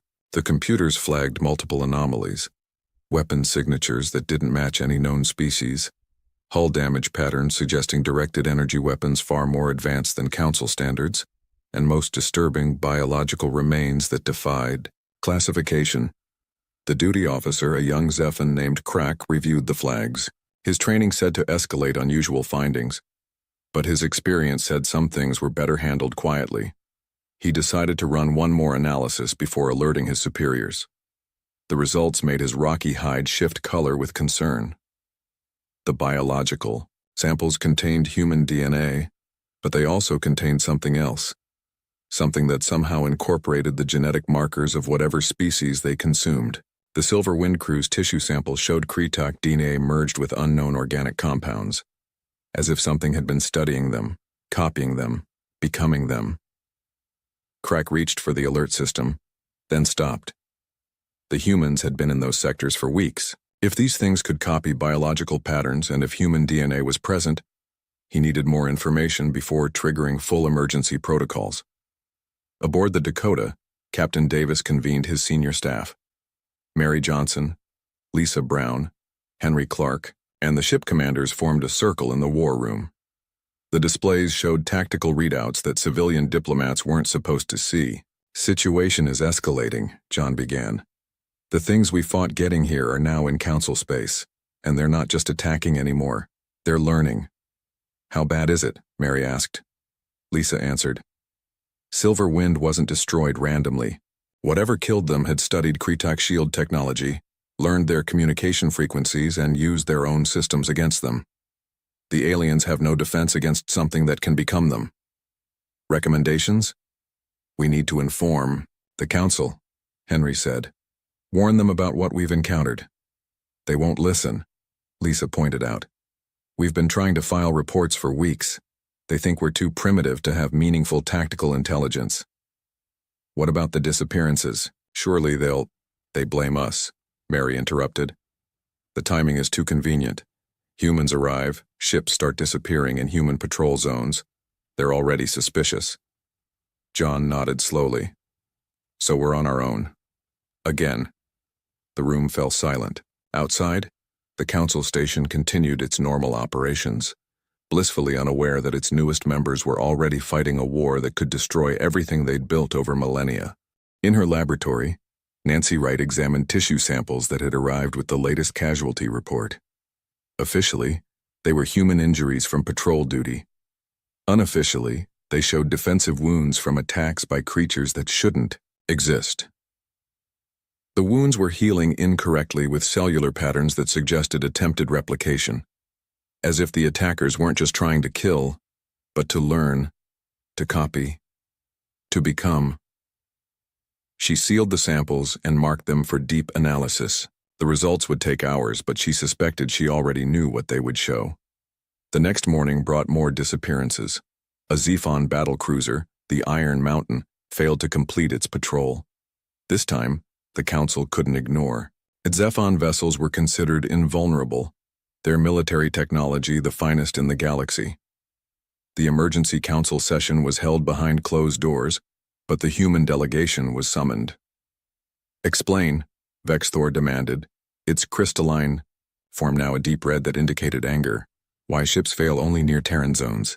We've been trying to submit reports about, Lydia began. Silence. Evidence suggests Terran involvement in recent disappearances. Your vessels will submit to full inspection. Your crews will be interrogated.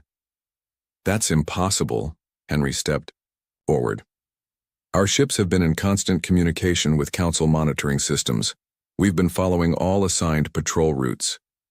Yet only ships approaching your positions disappear. The Zephon delegate suddenly rumbled, cutting off the debate. Combat alert. Priority 1. Energy signatures detected. Something approaches the station. Alarms began wailing throughout the council chamber. Displays lit up showing massive readings, just outside the station's defensive perimeter. But there was nothing visible on any screens. Then the lights went out. Emergency power kicked in, bathing everything in red light.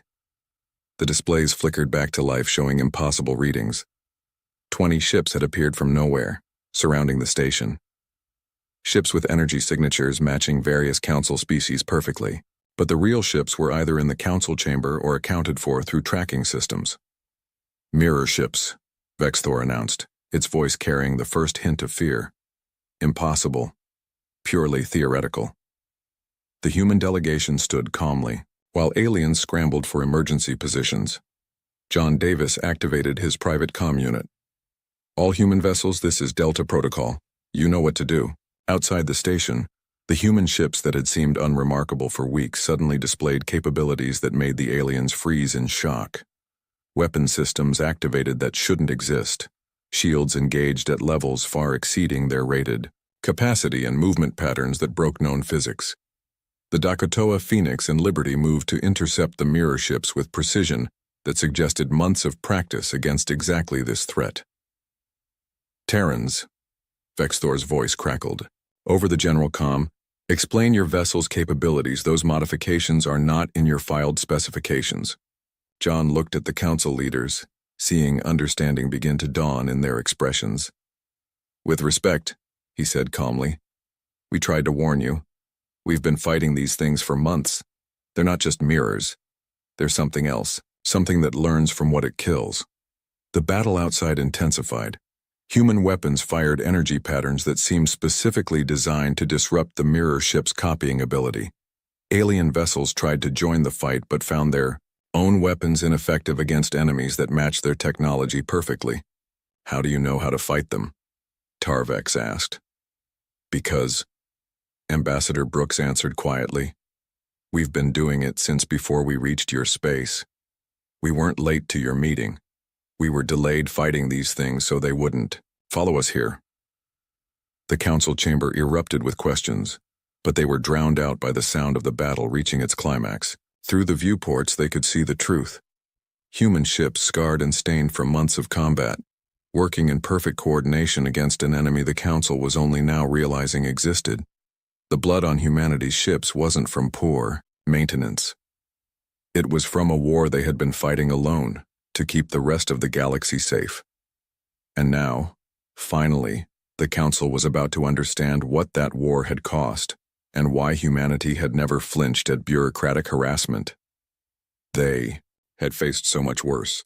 The Varathi engineer Zixtal was running emergency diagnostics when its appendage accidentally triggered a human data core. What appeared on the screen made its crystalline form pulse with shock. Holographic recordings filled the repair bay, images of space battles unlike anything in council archives. Massive creatures tearing through reality itself, ships fighting against odds that defied military doctrine, and humans, bloodied and exhausted, standing their ground against horrors that made the current crisis seem small. Zixtal tried to close the files, but more kept opening. Combat footage from the USS Liberty showed Captain Peter Williams coordinating impossible maneuvers. Medical logs displayed injuries that shouldn't be survivable. After-action reports detailed 3 months of constant warfare in regions, council maps marked as empty space. Emergency alert, the computer announced. Automatic data broadcast initiated, broadcasting to all connected systems. Zixtal scrambled to stop the transmission, but human systems were designed differently. The files were already spreading across the station's network, reaching every terminal, every display, every connected device. In the Council Emergency Center, delegates froze as their screens filled with human recordings. The carefully maintained calm shattered as reality forced itself into view. Vexthor watched footage of the Dakota fighting something that twisted through dimensions, its hull breaching while the crew continued firing. This is impossible. These battles occurred in sectors we map as peaceful. Not peaceful, Ambassador Brooks said quietly. Just cleaned up. By us. The Zephan delegate activated an isolated terminal, pulling up its own military databases. Cross-referencing the human battle footage with historical records produced disturbing correlations. Energy signatures match theoretical models of extinct threats, it announced in its grinding voice. Threats we believed destroyed millennia ago. Threats we designed our entire military doctrine to fight, hoping we'd never need it. Extinct threats fighting with current generation technology, Tarvex added, its melodic voice strained. This is not possible. Captain Mary Johnson stepped forward. They're not extinct. They evolve. They learn. They become stronger every time. We fight them. The ships you just saw attacking your station, they're based on technology they learned by destroying others. Your technology. The council chamber's main display activated, showing the results of the ongoing battle outside. Human ships moved with precision born of experience, their weapons targeting specific points on the mirror vessels that alien forces couldn't identify. How? Do you know their weak points? The Zephan delegate demanded. Because we've killed them before, Henry Clark answered simply. Hundreds of times. We lost ships, crews, entire colonies learning how to fight them. That's why we were late to your meeting. The data streams continued. Medical files showing Surgeon Mary Chen performing surgery on a crewman whose DNA was being rewritten in real time by alien contamination. Engineering reports detailing how Chief Bill Martinez had invented new weapons specifically for entities that could phase through normal matter. Tactical data proving that humanity had developed countermeasures for threats the Council didn't even know existed. Show them the deep space footage, John Davis said to his communications officer. The largest display activated, showing external camera recordings from 3 months earlier. The Dakota approaching what looked like empty space until massive creatures emerged from the dark between stars. Tentacles the size of space stations, ships that breathed and bled, weapons that bent reality around them. Footage of Lieutenant Steve Parker coordinating point defense while the bridge leaked atmosphere. of Dr. Nancy Wright operating in zero gravity as the ship spun through impossible maneuvers, of human Marines in boarding actions against vessels made of organic matter that regenerated faster than they could be damaged. "This is your data," Vexthor said, its color shifting to confused. "Purple. Why did your reports never mention these encounters?" "They did," Susan Taylor replied, activating her diplomatic pad. "Every report we filed, every request for resources, every tactical briefing we attempted to share, all of it was dismissed, denied or ignored." She displayed the human submission logs, hundreds of detailed reports all marked as primitive species orientation data or new member adjustment period documentation. None had been reviewed by actual council members. "We were fighting this war while you were testing our paperwork skills," Mary Johnson said bluntly. The battle outside reached a critical point. 6 mirror ships remained, their copied systems adapting to human countermeasures. The Council's defensive fleet, despite outnumbering the attackers, suffered losses, as conventional weapons proved ineffective. "Captain Davis," Vexthor addressed John directly for the first time with respect, "your ships are severely outgunned. Why do you continue fighting?" "Because," John replied, watching the tactical display, "this is what we do. What we've been doing for months. What we tried to tell you we were doing." He activated the Dakota's command channel. "All human vessels execute protocol blackout." The alien delegates watched in amazement as human ships suddenly disappeared from sensors, only to reappear in perfect formation behind the mirror vessels. The attack was swift and coordinated, striking at points that seemed random to alien observers, but followed a pattern learned through costly experience. "How is this possible?" Tarvex asked. "Your technology was judged inferior to ours."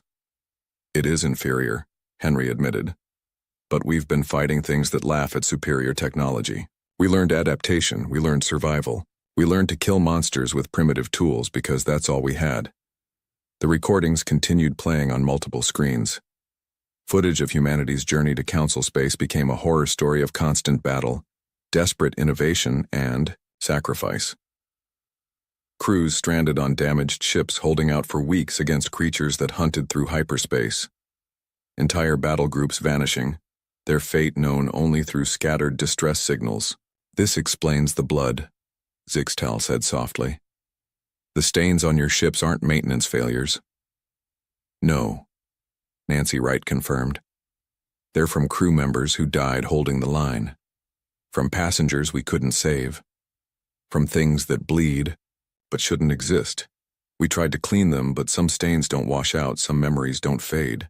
The battle outside reached its conclusion as the last mirror ship fell to coordinated human fire. The council station's alarms finally stopped wailing, but the silence in the chamber was even more oppressive. "Damage report," Vexthor commanded. 37. "Council vessels lost," the automated system responded. 43 severely damaged, human casualties 7 wounded, none fatal. The disparity was stark. Council forces, with their advanced technology and superior numbers, had been decimated. Humanity, fighting with primitive ships, had suffered minor casualties. "Why didn't you tell us?" Vexthor asked, its color now a confused mix of red and blue. "Why endure our mockery when you could have revealed this? Would you have believed us?" Ambassador Brooks asked gently. "A species that arrives late claiming they've been fighting galaxy-threatening monsters that you've never detected? With technology you've already judged as inferior." The council delegates exchanged glances. The question answered itself. The Zephon delegate reviewed its military assessments. "Our doctrine requires overwhelming firepower, shock and awe. Your humans practice surgical precision, minimalist efficiency. You fight not to destroy, but to survive." "Survival against impossible odds," Tarvex added, its voice carrying newfound respect. "This explains your crew behavior. Always alert, always prepared, always assuming the worst." Captain Davis activated the main display one more time. "Would you like to see our actual journey logs? Not the sanitized reports we tried to file, the real data." The council watched as humanity's true story unfolded.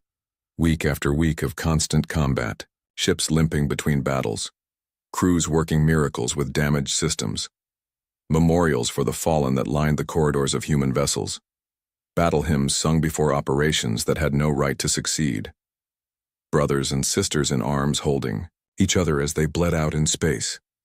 This is the Terran War Doctrine, General Clark explained. Survive today, fight tomorrow, save everyone you can, never give up, never surrender, because the alternative is extinction. Zixtal's crystalline, form pulsed with understanding. You weren't testing us during our bureaucratic procedures, we were testing you, and you endured because you've endured worse. Months worse, Mary Johnson confirmed, but we had hope. Hope that reaching Council space meant safety, that your advanced technology could help us understand and fight these threats more effectively. Instead, Susan Taylor continued, we found a bureaucracy that couldn't conceive of the threats we'd already faced. So we continued fighting alone, protecting the very species that dismissed us, hoping you'd listen before it was too late. Thai Fo. Revelations hung heavy in the chamber. Council species that had prided themselves on technological superiority now understood they'd been living in protected space, sheltered by a species they'd considered primitive. The blood on our ships, Captain Davis said quietly, is from every human who died making sure these things never reached you, from every crew member who held their position while monsters boarded their vessels, from every Marine who went hand to hand with nightmares so their shipmates could seal the bulkheads. He paused, looking at each alien delegate. We tried to warn you, through proper channels, through direct reports, through diplomatic submissions. You taught us patience, you taught us humility. But the creatures didn't care about protocols or procedures. The main screen showed the final frame of the recorded data, a simple message logged by Captain Peter Williams 3 months earlier, just before the Liberty's final battle in deep space. If anyone finds this log, know that humanity will never stop fighting. For ourselves, for each other, for anyone who needs protection, even if they don't know they need it, even if they never ask for it. This is who we are. This is why we survive. The recording ended, leaving the council chamber in profound silence. Outside, human ships maintained defensive positions, their scarred hulls a testament to battles fought in darkness and distance, protecting species that had never known danger existed. We owe you an apology, Vexthor said finally. And more than that, we owe you our lives. The human delegation stood quietly, processing the moment they had fought months to reach. Vindication. But at what cost? How many had died to prove a point that bureaucracy had prevented them from making peacefully? Apologies don't bring back the dead, John Davis said softly. But maybe now we can work together. Maybe now you'll listen when we report threats. Maybe now the blood on our ships means something. Outside the station, the stars seemed different, less bright, less safe. The council had lost its innocence but gained something perhaps more valuable. The knowledge that protectors watched in the darkness, bleeding so others could sleep peacefully. The war wasn't over. The mirror ships were just one manifestation of threats that evolved faster than solutions could be found. But now, at least, humanity wouldn't have to fight alone. The bureaucratic nightmare had ended. The real war was just beginning. 3 days after the mirror ship attack, the council chamber looked different. The small platform assigned to humans had been moved to the center position, the place of honor. Alien delegates spoke in subdued tones, their earlier dismissiveness replaced by quiet respect. Ambassador Lydia Brooks stood at the new human position, but this time the chamber didn't merely tolerate her presence. It waited for her words. Earth submits its formal report on threat assessment for Sectors 1 through 24, she announced. This time, no one interrupted. The tactical displays activated, showing detailed maps created from months of human combat experience. Red zones marked areas where reality itself was unstable. Amber regions indicated where mirror entities were known to spawn.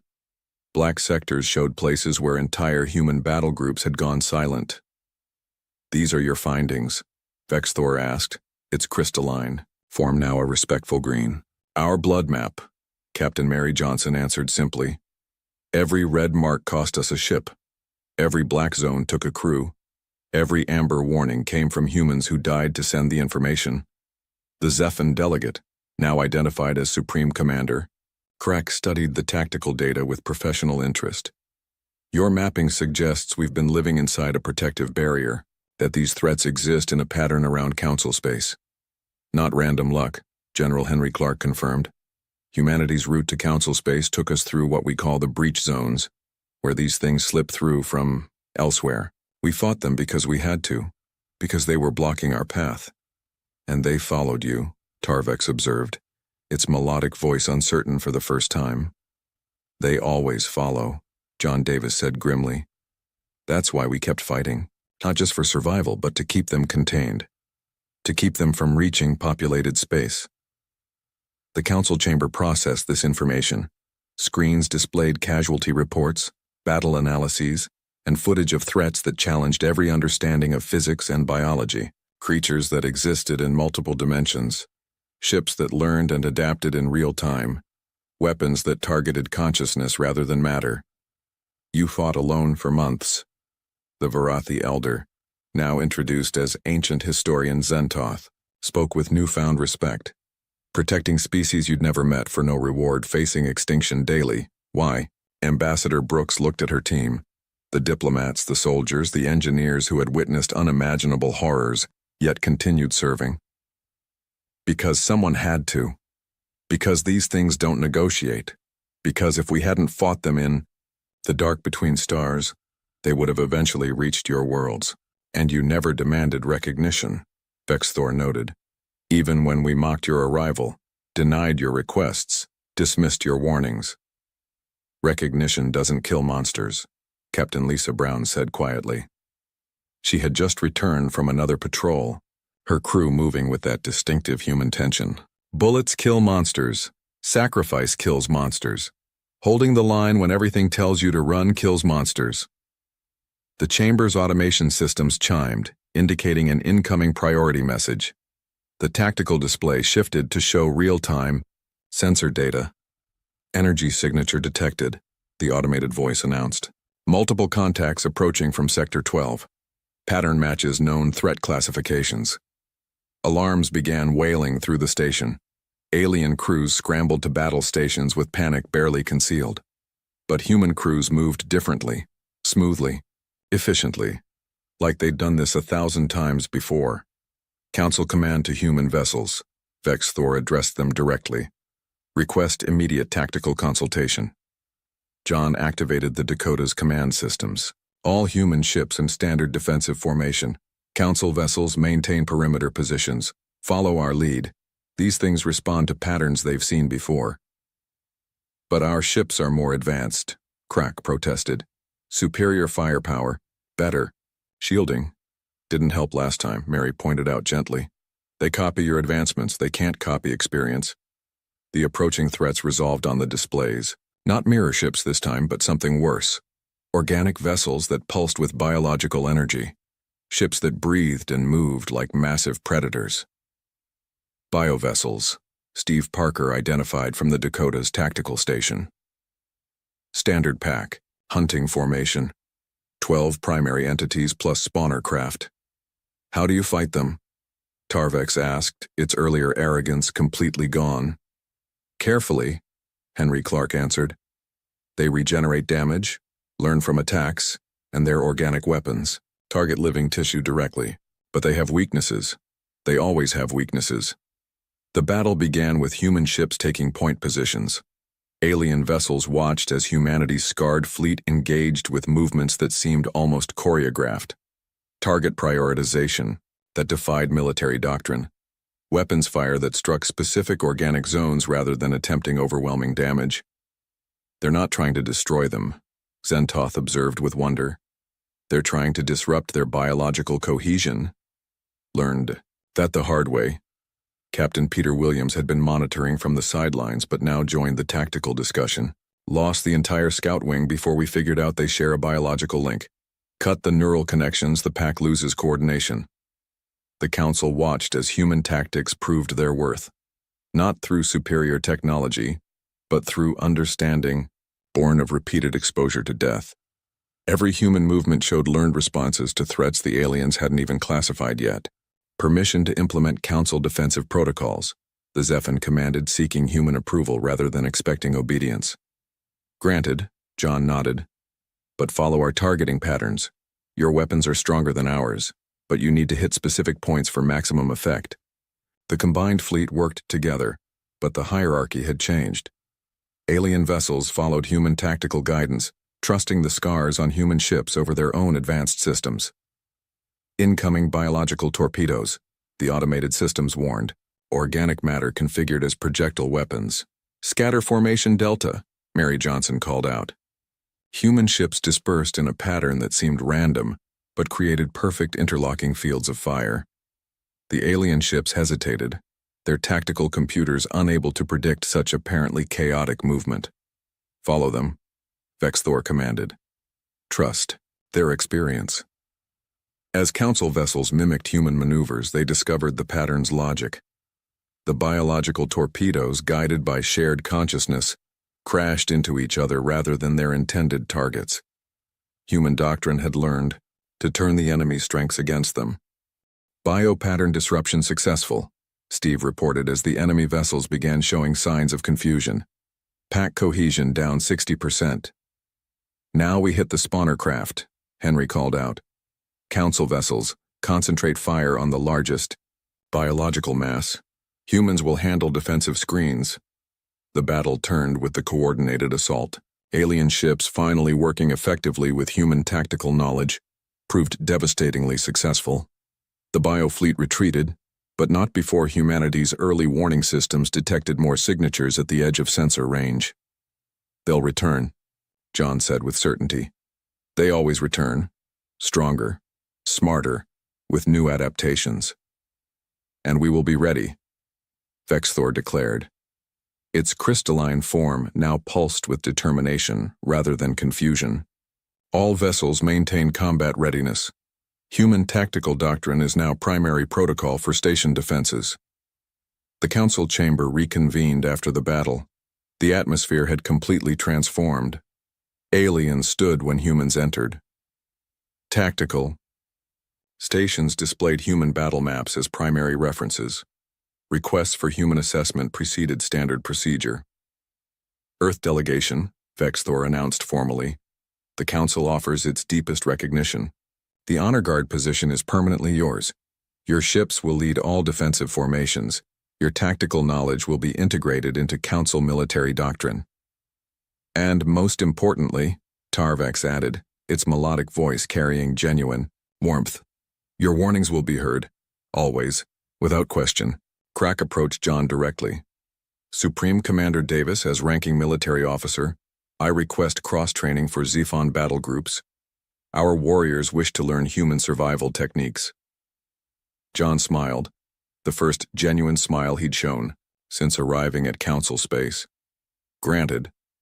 But fair warning, our training is hard and messy. And sometimes the only way to survive is to do things that go against everything your instincts tell you. We will learn, Crack promised, as you learned when you had no choice. Months later, the Council station had been restructured. Human ships maintained positions at every defensive hardpoint. Alien crews rotated through human-led training programs, learning to fight threats that Council space had pretended didn't exist. The bureaucratic nightmare was a memory, replaced by streamlined protocols that prioritized survival over paperwork. Human report submissions got immediate command attention. Resource requests were approved within hours rather than months. But the biggest change was visible on every ship in Council space. Pristine alien vessels now bore scars with pride. Hull stains were no longer cleaned immediately but left as reminders. Battle damage went unrepaired just long enough for crews to understand what real combat meant. Captain Sarah Jenkins, newly arrived from Earth with fresh reinforcements, stood on her bridge watching the Council station approach. Next to her, Varathi engineer Rix served as exchange officer, learning human systems while teaching advanced alien technology adaptation. Interesting approach pattern, Rix commented. Direct vector through what my people would call dangerous space. Sarah smiled. It's not dangerous if you know what you're doing. And if you're willing to bleed a little along the way. Through the viewport, the station grew larger, surrounded by the combined fleets of species working together. Human vessels stood alongside alien ships of every design, all bearing the marks of battles fought side by side. "Captain," her communications officer reported, "priority message from Council Command. They're requesting human tactical assessment for upcoming exploration mission. Deep space. High risk." "Tell them we'll be ready," Sarah responded. "We always are." Somewhere in the dark between stars, threats continued to move toward populated space. Mirror ships evolved new strategies. Bioships developed stronger pack dynamics.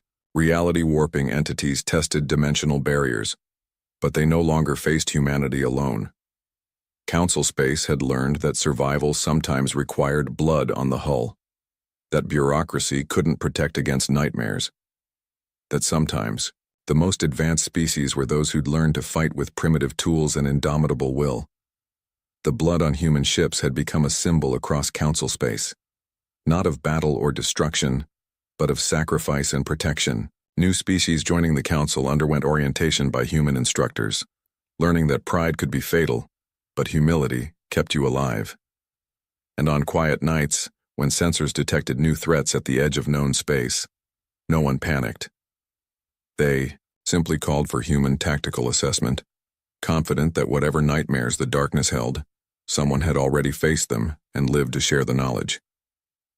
Humanity had arrived late to the galactic community, but they had arrived when they were needed most. The blood on their ships told a story, not of primitive violence but of a species that stood between civilization and chaos, asking nothing in return but the chance to keep fighting. The Council had learned to read that story, and in the years that followed, when others spoke of humanity's place in galactic history, they all agreed. Earth had arrived exactly when they were supposed to. Some stains never wash out. Some stains are meant to be preserved. Some stains remind entire civilizations that survival comes at a cost, paid by those willing to bleed for strangers they've never met. In Council Space, no one mocked the blood on human ships anymore. They saluted it. Admiral Zextal shifted uncomfortably in the human-sized chair, his crystalline carapace clicking against the wooden frame. The cultural exchange program had seemed like a simple assignment. Observe human daily life, write reports, return to the fleet. Nothing in his 3 centuries of military service had prepared him for what he was currently witnessing. "Mom, can I have another sandwich?" Emily Anderson called out from her position on the living room floor, her eyes never leaving the holographic display floating above her gaming console. The device was primitive by galactic standards, yet something about the way she used it made his secondary heart skip a beat. Mrs. Anderson's voice drifted in from the kitchen. "Honey, you haven't even finished the first one." The Admiral's attention remained fixed on the tactical display. Emily's half-eaten peanut butter sandwich lay forgotten on a plate beside her as her small hands manipulated the controls with unconscious grace. On the screen, a fleet of virtual starships moved in perfect formation, executing a series of maneuvers that seemed oddly familiar. "Fascinating. Professor Jenkins, their cultural liaison," whispered. "She's quite skilled at this game." Zextal's upper eyes narrowed while his lower set tracked the movement patterns. "What did you say this simulation was called?" "Oh, that's Stellar Admirals 5. It's quite popular with kids her age. Something about space battles really captures their imagination." The Admiral's mandibles clicked in agitation as he watched Emily's fleet split into 3 distinct groups. The leading squadron launched a feint, drawing enemy fire, while the flanking groups maintained communication silence. It was a perfect recreation of the Cantari Gambit, a tactical maneuver that had cost the United Galactic Fleet over 3,000 lives to perfect during the Third Expansion War. And this human child was executing it while complaining about sandwich rationing. "Has she received any special training?" Zextal asked, trying to keep his voice casual. Professor Jenkins laughed. "Emily, no, She's just a regular 7th grader. Though her teachers say she has a knack for spatial reasoning. On the screen, Emily's forces completed the encirclement. The enemy AI fell for the trap, exactly as the real Pyrexian fleet had done 70 years ago. The maneuver required precise timing, complex three-dimensional thinking, and an understanding of group psychology that most species didn't develop until their 3rd century. Yes, Emily pumped her fist in the air as victory signals flashed across the display. New high score. She finally turned to look at their alien guest, her face flushed with excitement. "Sorry, Admiral Zextal. That level's been driving me crazy all week. The AI keeps trying to break through the upper quadrant, but if you bait them just right." She launched into a detailed explanation of her strategy, using terms like quantum wake signatures and gravitational drift patterns, concepts that weren't supposed to be known to pre-FTL civilizations. The Admiral's exoskeleton began to feel uncomfortably tight. "Where did you learn these tactics?" he interrupted. Emily shrugged, already starting a new game. "I dunno. They just make sense, you know.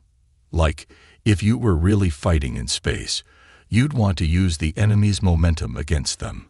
Her fingers danced across the controls as she spoke. "Plus, the physics engine in this game is super realistic.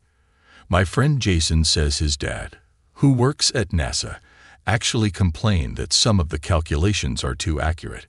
Professor Jenkins beamed with pride, completely missing the look of growing concern on the Admiral's face. On the screen, Emily's new fleet was already moving into a formation that bore a disturbing resemblance to the classified strike pattern used in last year's suppression of the Hegemony Rebellion. As Mrs. Anderson finally arrived with the requested second sandwich, Admiral Zextal made a decision. He needed to contact Fleet Command immediately. Either this game company had somehow acquired classified military data from multiple galactic nations, or something far more interesting was happening in the minds of human children. Emily just grinned, accepted her sandwich, and continued to casually rewrite everything the Admiral thought he knew about warfare. 3 days after his initial encounter with Emily Anderson, Admiral Zextal found himself back in the suburban home, this time accompanied by a quantum recording device disguised as a ceremonial medallion. The device was currently transmitting everything to a secure fleet intelligence server, though he doubted his superiors would believe what they were about to witness. "You're back." Emily bounced on her heels, already reaching for her gaming console. "Did you want to see the new expansion pack? They added these awesome gravitational slingshot mechanics." The Admiral's translator struggled with her rapid-fire enthusiasm, but he managed a polite mandible click. "Indeed. I found your gameplay quite intriguing." Mrs. Anderson appeared with a tray of snacks, something called pizza rolls that the cultural briefing had mentioned as a staple of young human sustenance. "Emily's been talking about your visit nonstop," she said proudly. "It's not every day an alien admiral takes interest in her hobby." If only they knew. Emily had already booted up the game, her fingers flying over the controls with practiced ease. The holographic display showed a massive starfield, with 2 opposing fleets facing each other across a disputed asteroid belt. The Admiral's carapace tightened as he recognized the scenario. It was a perfect recreation of the Battle of Nexus Prime, right down to the distinctive radiation signature of the local pulsar. "Watch this," Emily said, shoving a pizza roll into her mouth. "Most players try to secure the asteroids first, but that's totally a trap." Zextal watched in growing amazement as she split her fleet into 5 smaller groups, exactly matching the deployment pattern that had won the actual battle. But that was classified information, sealed by the highest levels of Fleet Command. Even his own battle computers needed special authorization to access those tactical files. "The trick," she continued, speaking around her snack, "is to make them think you're going for the resources, but really," Her forces suddenly executed a complex spiral maneuver, using the asteroid belt's own rotation to mask their energy signatures. "You're setting up the Ghost Fleet offensive." The Admiral's primary heart nearly stopped. The Ghost Fleet offensive was more than classified. It was legendary. The maneuver had turned the tide of the Nexus War, but at such a heavy cost that it had never been attempted again. Yet here was a human child, recreating it perfectly while contemplating her next pizza roll. "Emily," he asked carefully, "how did you develop this strategy?" She shrugged, her attention still fixed on the game. "Oh, I didn't. I learned it from my dad's old save files. He was super into these games when he was my age. Mom says that's where I get it from." "Your father, he's a military strategist." Mrs. Anderson laughed from the kitchen. "Bob." "No, he's the head janitor at Roosevelt High School, but he did win some gaming tournaments back in the day." The Admiral's secondary brain struggled to process this information. A maintenance worker had mastered military tactics that had taken his species centuries to develop, and now his offspring was casually improving upon them. On the screen, Emily's forces completed their spiral assault. The enemy AI, despite being set to maximum difficulty, fell for the trap completely. Victory signals flashed across the display as her flotilla emerged from the asteroid belt's shadow, having used the precise gravitational calculations that had made the original Ghost Fleet offensive so devastatingly effective. "Yes," Emily pumped her fist. "New personal best. Want to see me try the hammer and anvil variation? Jason showed me this cool trick where you can use solar wind particles to..." "Emily," her mother interrupted, "don't forget you have soccer practice in 20 minutes. The girl's face fell. "Aw, Mom, I was just about to show Admiral Zextal the really good part." The Admiral watched in fascination as this military prodigy quickly saved her game, already shifting mental gears to something called soccer. As she rushed upstairs to change, he noticed her laptop was still logged into a gaming forum where thousands of other human children were sharing similar tactical innovations. His mandibles clicked rapidly in agitation. This wasn't just about one gifted child anymore. This was something far more significant and potentially far more dangerous. The holographic display in Emily's room flickered with an ominous red glow as she guided her fleet through what the Admiral knew to be a perfect recreation of the Crimson Nebula. Fleet intelligence had approved his plan to feed her increasingly complex military scenarios, disguised as game updates from a fictional beta testing program. What they hadn't approved was his growing admiration for her abilities. "This is so cool." Emily's eyes sparkled as she manipulated the control interface. The new particle physics engine makes the plasma torpedoes actually follow relativistic curves. She paused, frowning. Though they really should account for quantum wake distortion in the targeting calculations. Behind her, Admiral Zextal exchanged glances with Professor Jenkins. The human scientist had been cleared to know the true nature of their observation, though he still seemed unable to process its implications. Quantum wake distortion wasn't supposed to be conceptually accessible to pre-FTL species, let alone their children. "Hey, everyone. MKiller 2011 here with another tactical breakdown." Emily spoke cheerfully into her headset, streaming to her growing audience of fellow gamers. "Today we're looking at this awesome new scenario they just dropped. The nebula's radiation makes traditional sensors useless, but check this out." The Admiral watched as she walked her viewers through a solution to a tactical problem that had cost his species a dozen ships and hundreds of lives to solve. She made it sound as simple as explaining the rules of a board game. "See, if you calibrate your sensors to pick up graviton echoes instead of standard EM emissions, you can totally track enemy movements through the plasma clouds. Plus, it looks super pretty." She giggled as her fleet executed a perfect pincer movement, using the nebula's own electromagnetic currents as cover. Professor Jenkins scribbled furiously in his notebook. "Admiral, she's essentially recreating advanced stellar warfare techniques through pure intuition. The implications for human cognitive development are potentially catastrophic." Zextal finished quietly, his lower eyes tracking the viewer count on Emily's stream. 10,000 human children were currently watching her explain tactics that his own academy students took years to master. Oh man, the chat's blowing up. Emily bounced excitedly in her chair. Jason says he found an even better way to optimize the sensor arrays by using the nebula's own magnetic field as an amplification network. That's brilliant. Let me try that. The Admiral's carapace tightened as he watched her implement the suggestion in real time. The modified sensor configuration was actually more efficient than the one his fleet currently used, and now it was being shared freely among thousands of human adolescents who saw it as nothing more than an interesting game mechanic. Emily, he ventured carefully, how many of your friends play this game? Like everyone at school. She spun in her chair to face him, her fleet continuing its perfect attack pattern on autopilot. We even started a lunch club to practice advanced techniques. Ms. Rodriguez, our physics teacher, says it's helping our understanding of spatial dynamics and vector calculus, whatever that means. The message notification on her screen chimed. Oh, awesome. Sarah from my math class just figured out how to use quantum entanglement principles to coordinate fleet movements across multiple nebula fronts. That's way better than the standard communication protocols. Here, let me show you. As Emily enthusiastically demonstrated yet another groundbreaking tactical innovation, the Admiral discreetly activated his neural link to Fleet Command. This was no longer a simple observation mission.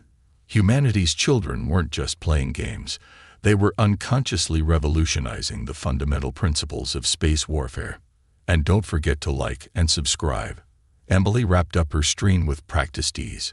Next week, we're going to explore some really cool ideas about using dark matter corridors for stealth approaches. My friend Miguel thinks he's found a way to.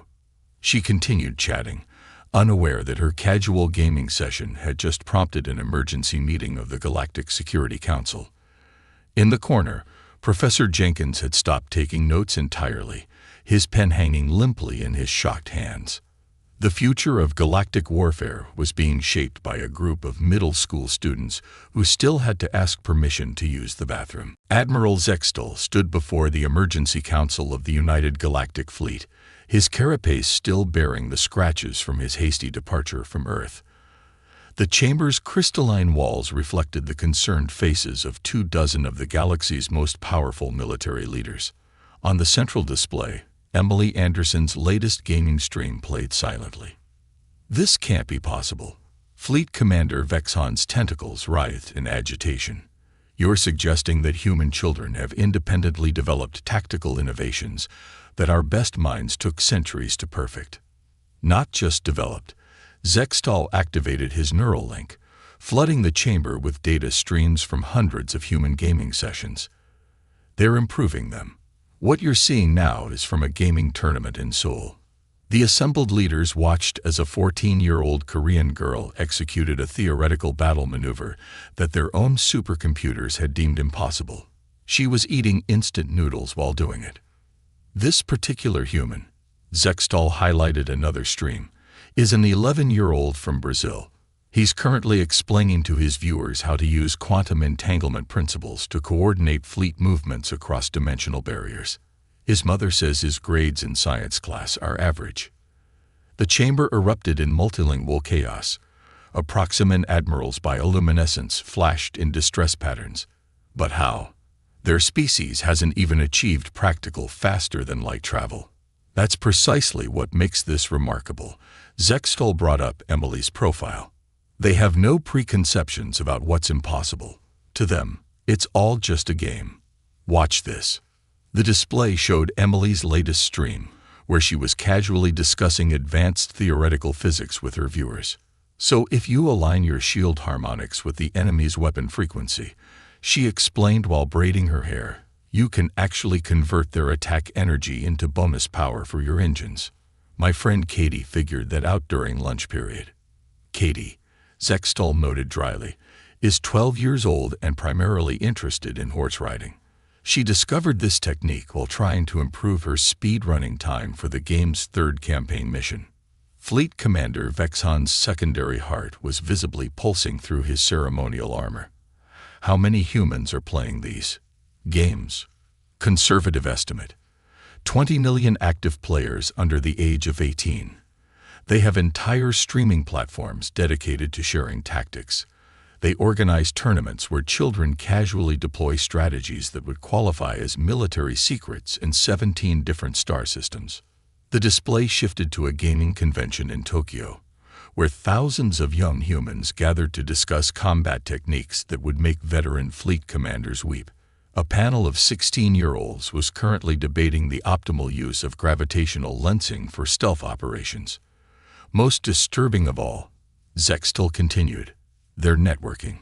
Every major breakthrough is shared, refined, and improved upon by their collective consciousness. This clip is from yesterday. The chamber watched as Emily hosted a virtual meetup with players from 6 continents. They were collaboratively solving a tactical scenario that the Galactic War College used as its final graduation exam. The humans were treating it as a fun afternoon challenge. Look at these maneuvers. A Centaurian strategist's vocal sacs inflated with alarm. That formation pattern, it's a perfect optimization of the Hellfire Gambit. We lost an entire battle group developing that technique. Yes, Zextal's mandibles clicked grimly. The human who developed it, Jason Chen, came up with it while procrastinating on his history homework. He calls it the pizza roll strategy because he was hungry at the time. The chamber fell into stunned silence as they watched more footage. Millions of human children, through what they thought was simple entertainment, had created the largest and most innovative military training program in galactic history. So, Fleet Commander Vexhan's voice trembled slightly. What do we do with this information? Before Zextal could respond, his neural link chimed with an urgent message. His upper eyes widened as he read it. That, he said quietly, may have just been decided for us. The Swarm Collective has been detected on approach to the Sol system. It seems we're about to find out if these human games translate to real combat. The display still showed Emily's stream, where she was now explaining to her viewers why traditional Void Shield configurations were totally last season. Behind her, a star chart showed the exact sector where the swarm ships had just appeared. The emergency alert came during Emily's math class. Her phone buzzed with what looked like a routine game notification, but Admiral Zextal's encryption key made her pause. Bathroom emergency, she muttered to her teacher, already running for the hallway. In the relative privacy of the girls' bathroom, she opened the message. Her eyes widened as she saw the tactical overlay of Sol Systems' outer defense grid.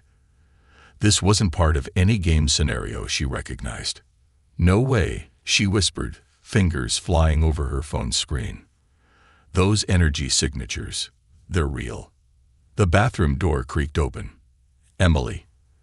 It was Jason, still wearing his debate club lanyard. Did you get the? Yeah. She showed him her phone. These are actual sensor readings from the Kuiper Belt. The admirals flagged them as priority 1. Jason pushed his glasses up his nose, squinting at the data. Those movement patterns, they look like the Swarm Collective, Emily finished. Just like in Scenario 7 of the Helios campaign. Except this time, it's not a simulation. Their phones buzzed simultaneously as more data poured in. The UGF fleet was mobilizing, but their response patterns were textbook, predictable. Emily could already see the flaws in their formation. They're thinking like admirals, she groaned, pacing the bathroom tiles. Look at these deployment vectors. It's exactly what the AI does in level 12, and we figured out how to counter that months ago. Jason was already running calculations on his own phone. The collectives using their standard hive mind tactics. If we could just show them. The bathroom door swung open again. Katie and Miguel slipped in, phones glowing with the same tactical displays. Emergency gaming session. Katie grinned, but her eyes were serious. Because that multi-layered quantum defense grid they're setting up is so last semester. Check this out. Miguel held up his tablet, showing a hastily sketched battle plan. Remember that weird trick we discovered during the winter tournament?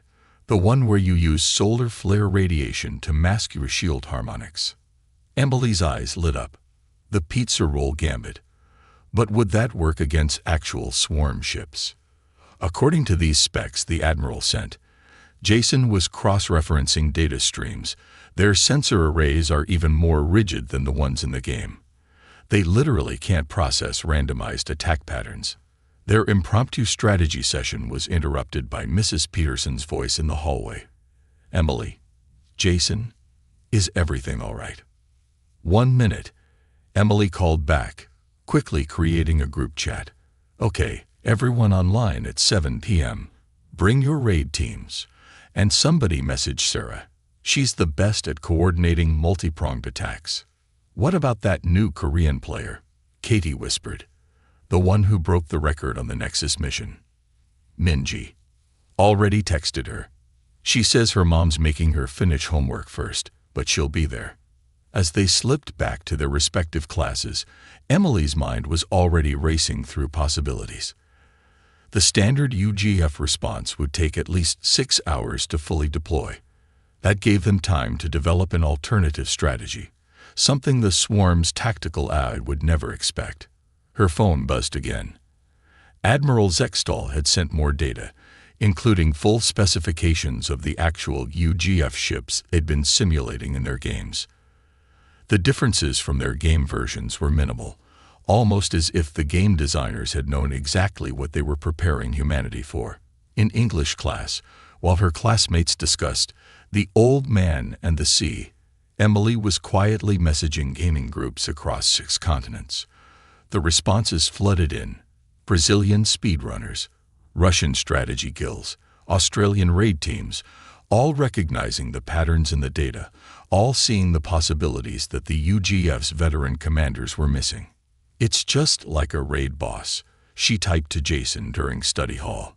The swarm thinks they know all the possible moves, but they've never played against people who don't care what's supposed to be impossible. As the alien fleet approached the outer system, humanity's greatest military minds were gathering in secret bunkers to plan their response. But humanity's best hope might just be a group of kids who thought they were simply getting ready for the most exciting gaming session of their lives. Emily raised her hand. Mrs. Wilson, I might need to skip soccer practice today. It's kind of important. Admiral Zextal stood before the Combined Defense Council, his carapace gleaming under the harsh lights of the emergency chamber. On the massive tactical display behind him, Emily's proposed battle plan rotated in all its chaotic glory. The silence in the room was deafening. You can't be serious. Fleet Commander Vexon finally spoke, all 4 of his hearts visibly pulsing with stress. You want us to entrust the defense of the Sol system to a child's game strategy. With all due respect, Commander, Zextal's mandibles clicked firmly. This child's game strategy just identified 17 vulnerabilities in the swarm's approach that our own tactical AI missed. The holographic display shifted, showing Emily's latest stream. She sat cross-legged on her bed, surrounded by snacks and energy drinks, coordinating with gaming teams across the planet. The timestamp showed 3 a.m. local time. Look at these deployment patterns. The Admiral highlighted the complex dance of fleet movements Emily's group had designed. They're using solar radiation flares as sensor masks, coordinating through quantum-entangled comm arrays that technically shouldn't even be possible.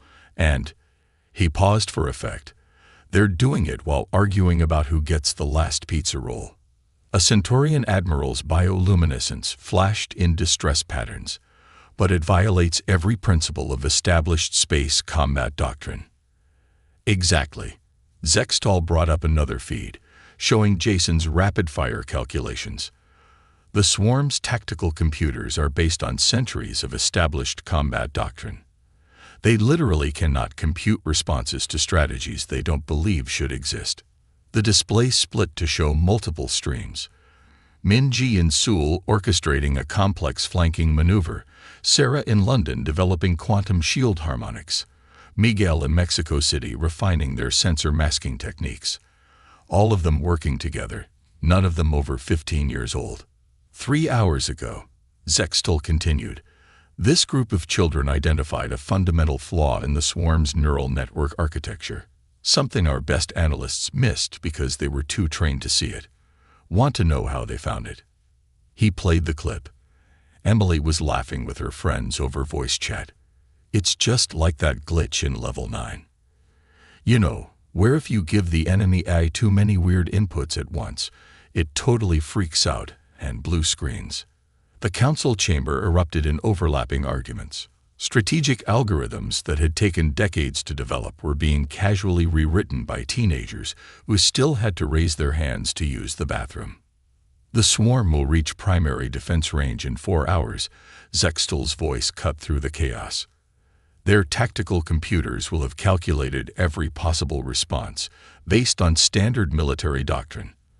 But they haven't calculated what happens when you let human children ignore the impossible. He brought up Emily's final battle plan. It looked like beautiful chaos. Fleets moving in patterns that defied conventional physics, attack sequences that read more like a dance choreography than military tactics. The Centaurian Admiral's chief tactician actually fainted. "Sir," a junior officer interrupted, "the human children are. They're asking if they can start their raid early. Apparently, someone named Katie has a dentist appointment later and doesn't want to miss the boss fight." Fleet Commander Vexon's tentacles twisted in resignation. "This is madness. Complete madness." "Yes," Zextal agreed, watching as Emily's global gaming network finalized their preparations. "But it might be exactly the kind of madness we need. The swarm expects us to think like military commanders. Instead, we're going to think like kids who don't know what they're not supposed to be able to do." On the main screen, Emily was sending out the final coordination messages, her voice bright with excitement. "Okay, everyone. This is just like the tournament finals, except with real ships. Remember, weird patterns confuse the AI. Quantum shields go up before you burst fire the plasma cannons, and no fighting over kill counts until after we win." The fate of the Sol system now rested in the hands of a middle school gaming club, and somehow that was starting to feel like humanity's best possible defense. The combined fleet hung in the void of space, their formation unlike anything seen in 10,000 years of galactic warfare. Admiral Zextal's bridge crew watched in mixed horror and fascination as ships moved in patterns that seemed to defy both physics and sanity. "Pizza Roll Squadron, you're drifting out of formation." Emily's voice came clear through the command channel, her tone the same as if she were coordinating a regular raid night. "Remember, we need perfect timing on the solar flare burst." The Admiral watched as a battlecruiser group executed a maneuver that his tactical training insisted was impossible. They'd named it the Triple McTwist with extra cheese, a term that made his translator glitch every time he heard it.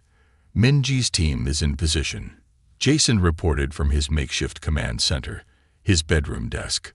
"Quantum shield harmonics are synchronized with the solar wind fluctuations." The swarm's advance fleet appeared at the edge of the system, their biomechanical ships moving in the perfect, predictable patterns that had conquered a dozen star systems. Their tactical computers began analyzing the human defense formation. And crashed. "They're rebooting their combat AI."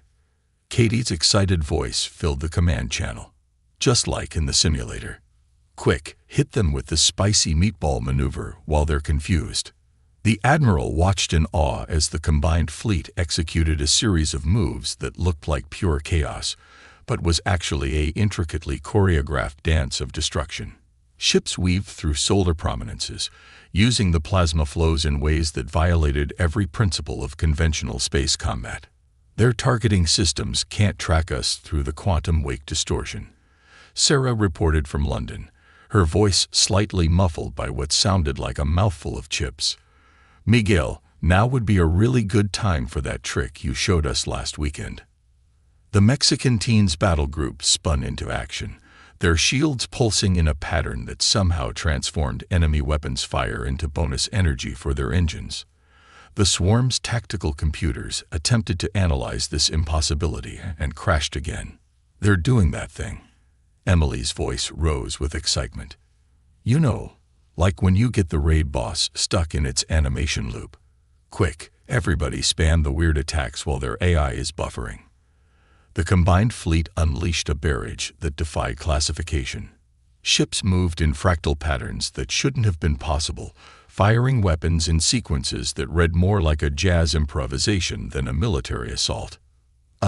Admiral. One of his bridge officers spoke hesitantly. The human children are. They're arguing about who gets to name the new attack formations. Apparently, there's a dispute between Quantum Pepperoni Blast and Supernova Hot Sauce Strike.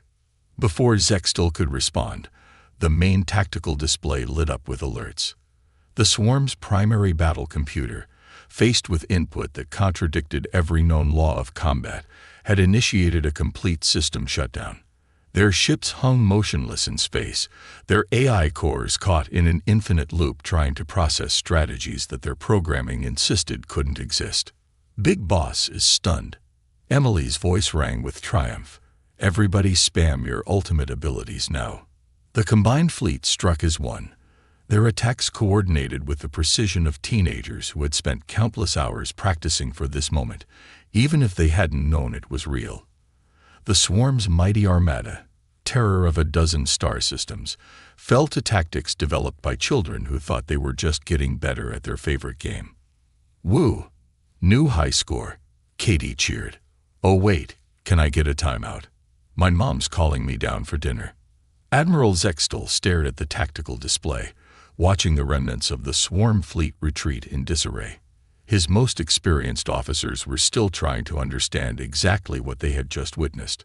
The after-action reports would take years to compile, and nobody would believe them anyway. Hey, Admiral. Emily's voice came through again. That was super fun. But can we wrap this up soon? I still have math homework to finish, and Ms. Johnson doesn't accept saving the solar system as an excuse for late assignments. The most decisive victory in the history of space warfare had just been coordinated by a group of kids who were now worried about their bedtime. 3 months after what historians would later call the Pizza Roll Offensive, Admiral Zextal stood before the Galactic Security Council in a scene that felt eerily familiar. This time, however, the mood was decidedly different. And so, he concluded his presentation. I recommend the immediate establishment of the Human Tactical Intuition Program, with our first group of consultants already selected. On the massive display behind him, Emily Anderson's latest stream played silently. She was teaching a class of young Centaurian cadets how to think outside the quantum box. Their bioluminescence patterns showed a mix of confusion and awe as she explained why conventional tactics were totally boring. To be clear, a Proximan delegate's translator crackled. You want us to formally recognize human gaming streams as advanced military training. They've already revolutionized our combat doctrine. Zextal's mandibles clicked with amusement. We might as well make it official. The display shifted to show Jason's latest project, a collaborative effort between human teenagers and alien tactical AI developers. They were creating what he called a better tutorial system for actual fleet commanders. But they're so young, the Proximan protested. That's precisely the point. Zextal brought up another feed. Watch this. The screen showed Katie leading a mixed group of human and alien students through a complex tactical scenario. Her voice was patient as she explained. No, see, you're thinking too much like an admiral. Try thinking like you're trying to beat your high score while also texting your friends about weekend plans. The results speak for themselves, the admiral continued. The first graduating class of the hybrid training program showed a 300% improvement in tactical innovation. Though we did have to ban energy drinks after the incident with the quantum singularity generator. In another window, Minji was demonstrating her latest strategic breakthrough to a group of stunned alien military theorists. She had discovered it while trying to find a faster way to complete missions so she could make it to her piano recital on time. What about their education? Another delegate asked. Surely these responsibilities interfere with their normal development. Zextal pulled up Emily's latest report card. Her grades have actually improved. Apparently, calculating quantum shield harmonics helps with advanced calculus, though her history teacher is still adjusting to hearing major space battles described as that really epic raid from last Tuesday. The display showed multiple feeds now. Sarah teaching alien cadets how to think creatively under pressure, Miguel explaining how to use glitches in reality to tactical advantage, and dozens of other young humans sharing their unique perspectives on space combat. There is one small problem, Zextal admitted. The human children have started rating actual space battles on their difficulty scale. The swarm invasion was apparently only a mid-tier boss fight. They're hoping for something more challenging next time. The council chamber erupted in nervous laughter. The idea that humanity's children saw galactic warfare as simply another game to master was simultaneously terrifying and reassuring. Oh, and they've renamed everything, the Admiral added. Our standard fleet formations are now officially known as Classic Mode. The children insist it's more user-friendly. On the main screen, Emily was wrapping up her latest training session. A young Rigelian cadet raised an appendage. But Instructor Anderson, what if we encounter a situation not covered in the tactical database? Emily grinned, sharing a knowing look with Admiral Zextal through the video feed. That's the best part. If you don't know what's impossible, everything becomes possible. Now, who wants to learn about the tactical applications of cat videos in psychological warfare? As the council prepared to vote on the program's formal adoption, the Admiral's personal communicator chimed. It was a message from Emily. Hey, we're having a pizza party to celebrate Sarah's new quantum targeting algorithm. Want to come? We saved you some pizza rolls. Zextal looked at the waiting council, then at the message. The fate of galactic warfare had been forever changed by children who saw the impossible as simply the next level to beat. And somehow, that felt exactly right. Tell them to save me a seat, he typed back. But this time, no discussing tactical innovations with your mouths full. The future of space combat would be shaped by homework deadlines, pizza parties, and the unlimited imagination of those who never learned what couldn't be done. And that might just be humanity's greatest contribution to the galaxy.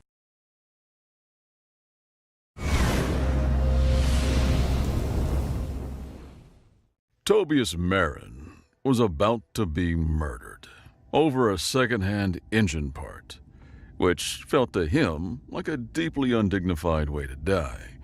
He had always imagined something with a little more flair, like accidentally venting himself into a star or getting on the wrong side of a smuggler's daughter. Being turned into a fine red mist because he couldn't find a T-77 hyperdrive core in a godforsaken asteroid felt just sad. The Breaker Boys were not known for their patience, and his was wearing thinner than the hull of his ship. His breath plumed inside his helmet, fogging the visor for the 5th time in as many minutes. "This is pointless," he muttered, the words bouncing back at him from the cheap plasteel.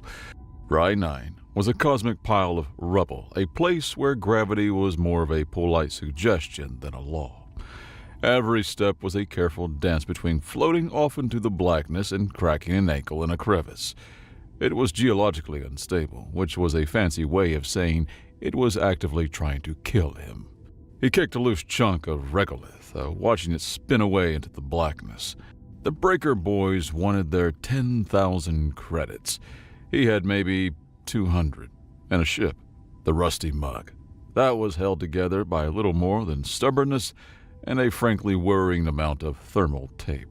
Find the core, sell it, pay the debt, and go back to the blissful anonymity of hauling questionable cargo from one grimy station to another. That was the plan. A plan that was currently failing spectacularly. Another tremor shook the asteroid, a low groan that vibrated up through the soles of his mag boots. Tob stumbled, pinwheeling his arms like an idiot before his boots clamped back down. The tremor had opened a new fissure nearby, a gash in the gray rock. He grumbled, stomping over to it, ready to curse the rock for its inconvenience. He peered over the edge and stopped.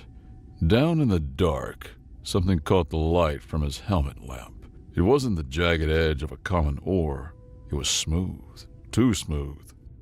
A flat black surface half buried in rock and eons of dust. It was huge, the visible part at least, 3 meters across. He scrambled down into the fissure, his boots sticking to the strange surface with a solid thunk. Moss-like alien lichen clung to it, but underneath the metal was a perfect, seamless black. There were no rivets, no weld lines, nothing. Just a slab of impossible engineering. He ran a gloved hand over it. It was cold, inert, dead. Probably worthless. He sighed. Probably just a big, weird rock. He was exhausted, desperate, and his humor was the only thing keeping him from curling into a ball. He gave the slab a swift, frustrated kick. The impact made a dull, unsatisfying thud. Nothing. Useless junk. He leaned forward, pressing his helmet against the cold, unyielding surface as if he could intimidate it into being valuable. He didn't know why he said it. Maybe it was the exhaustion, or the loneliness, or the bone-deep certainty that he was about to die.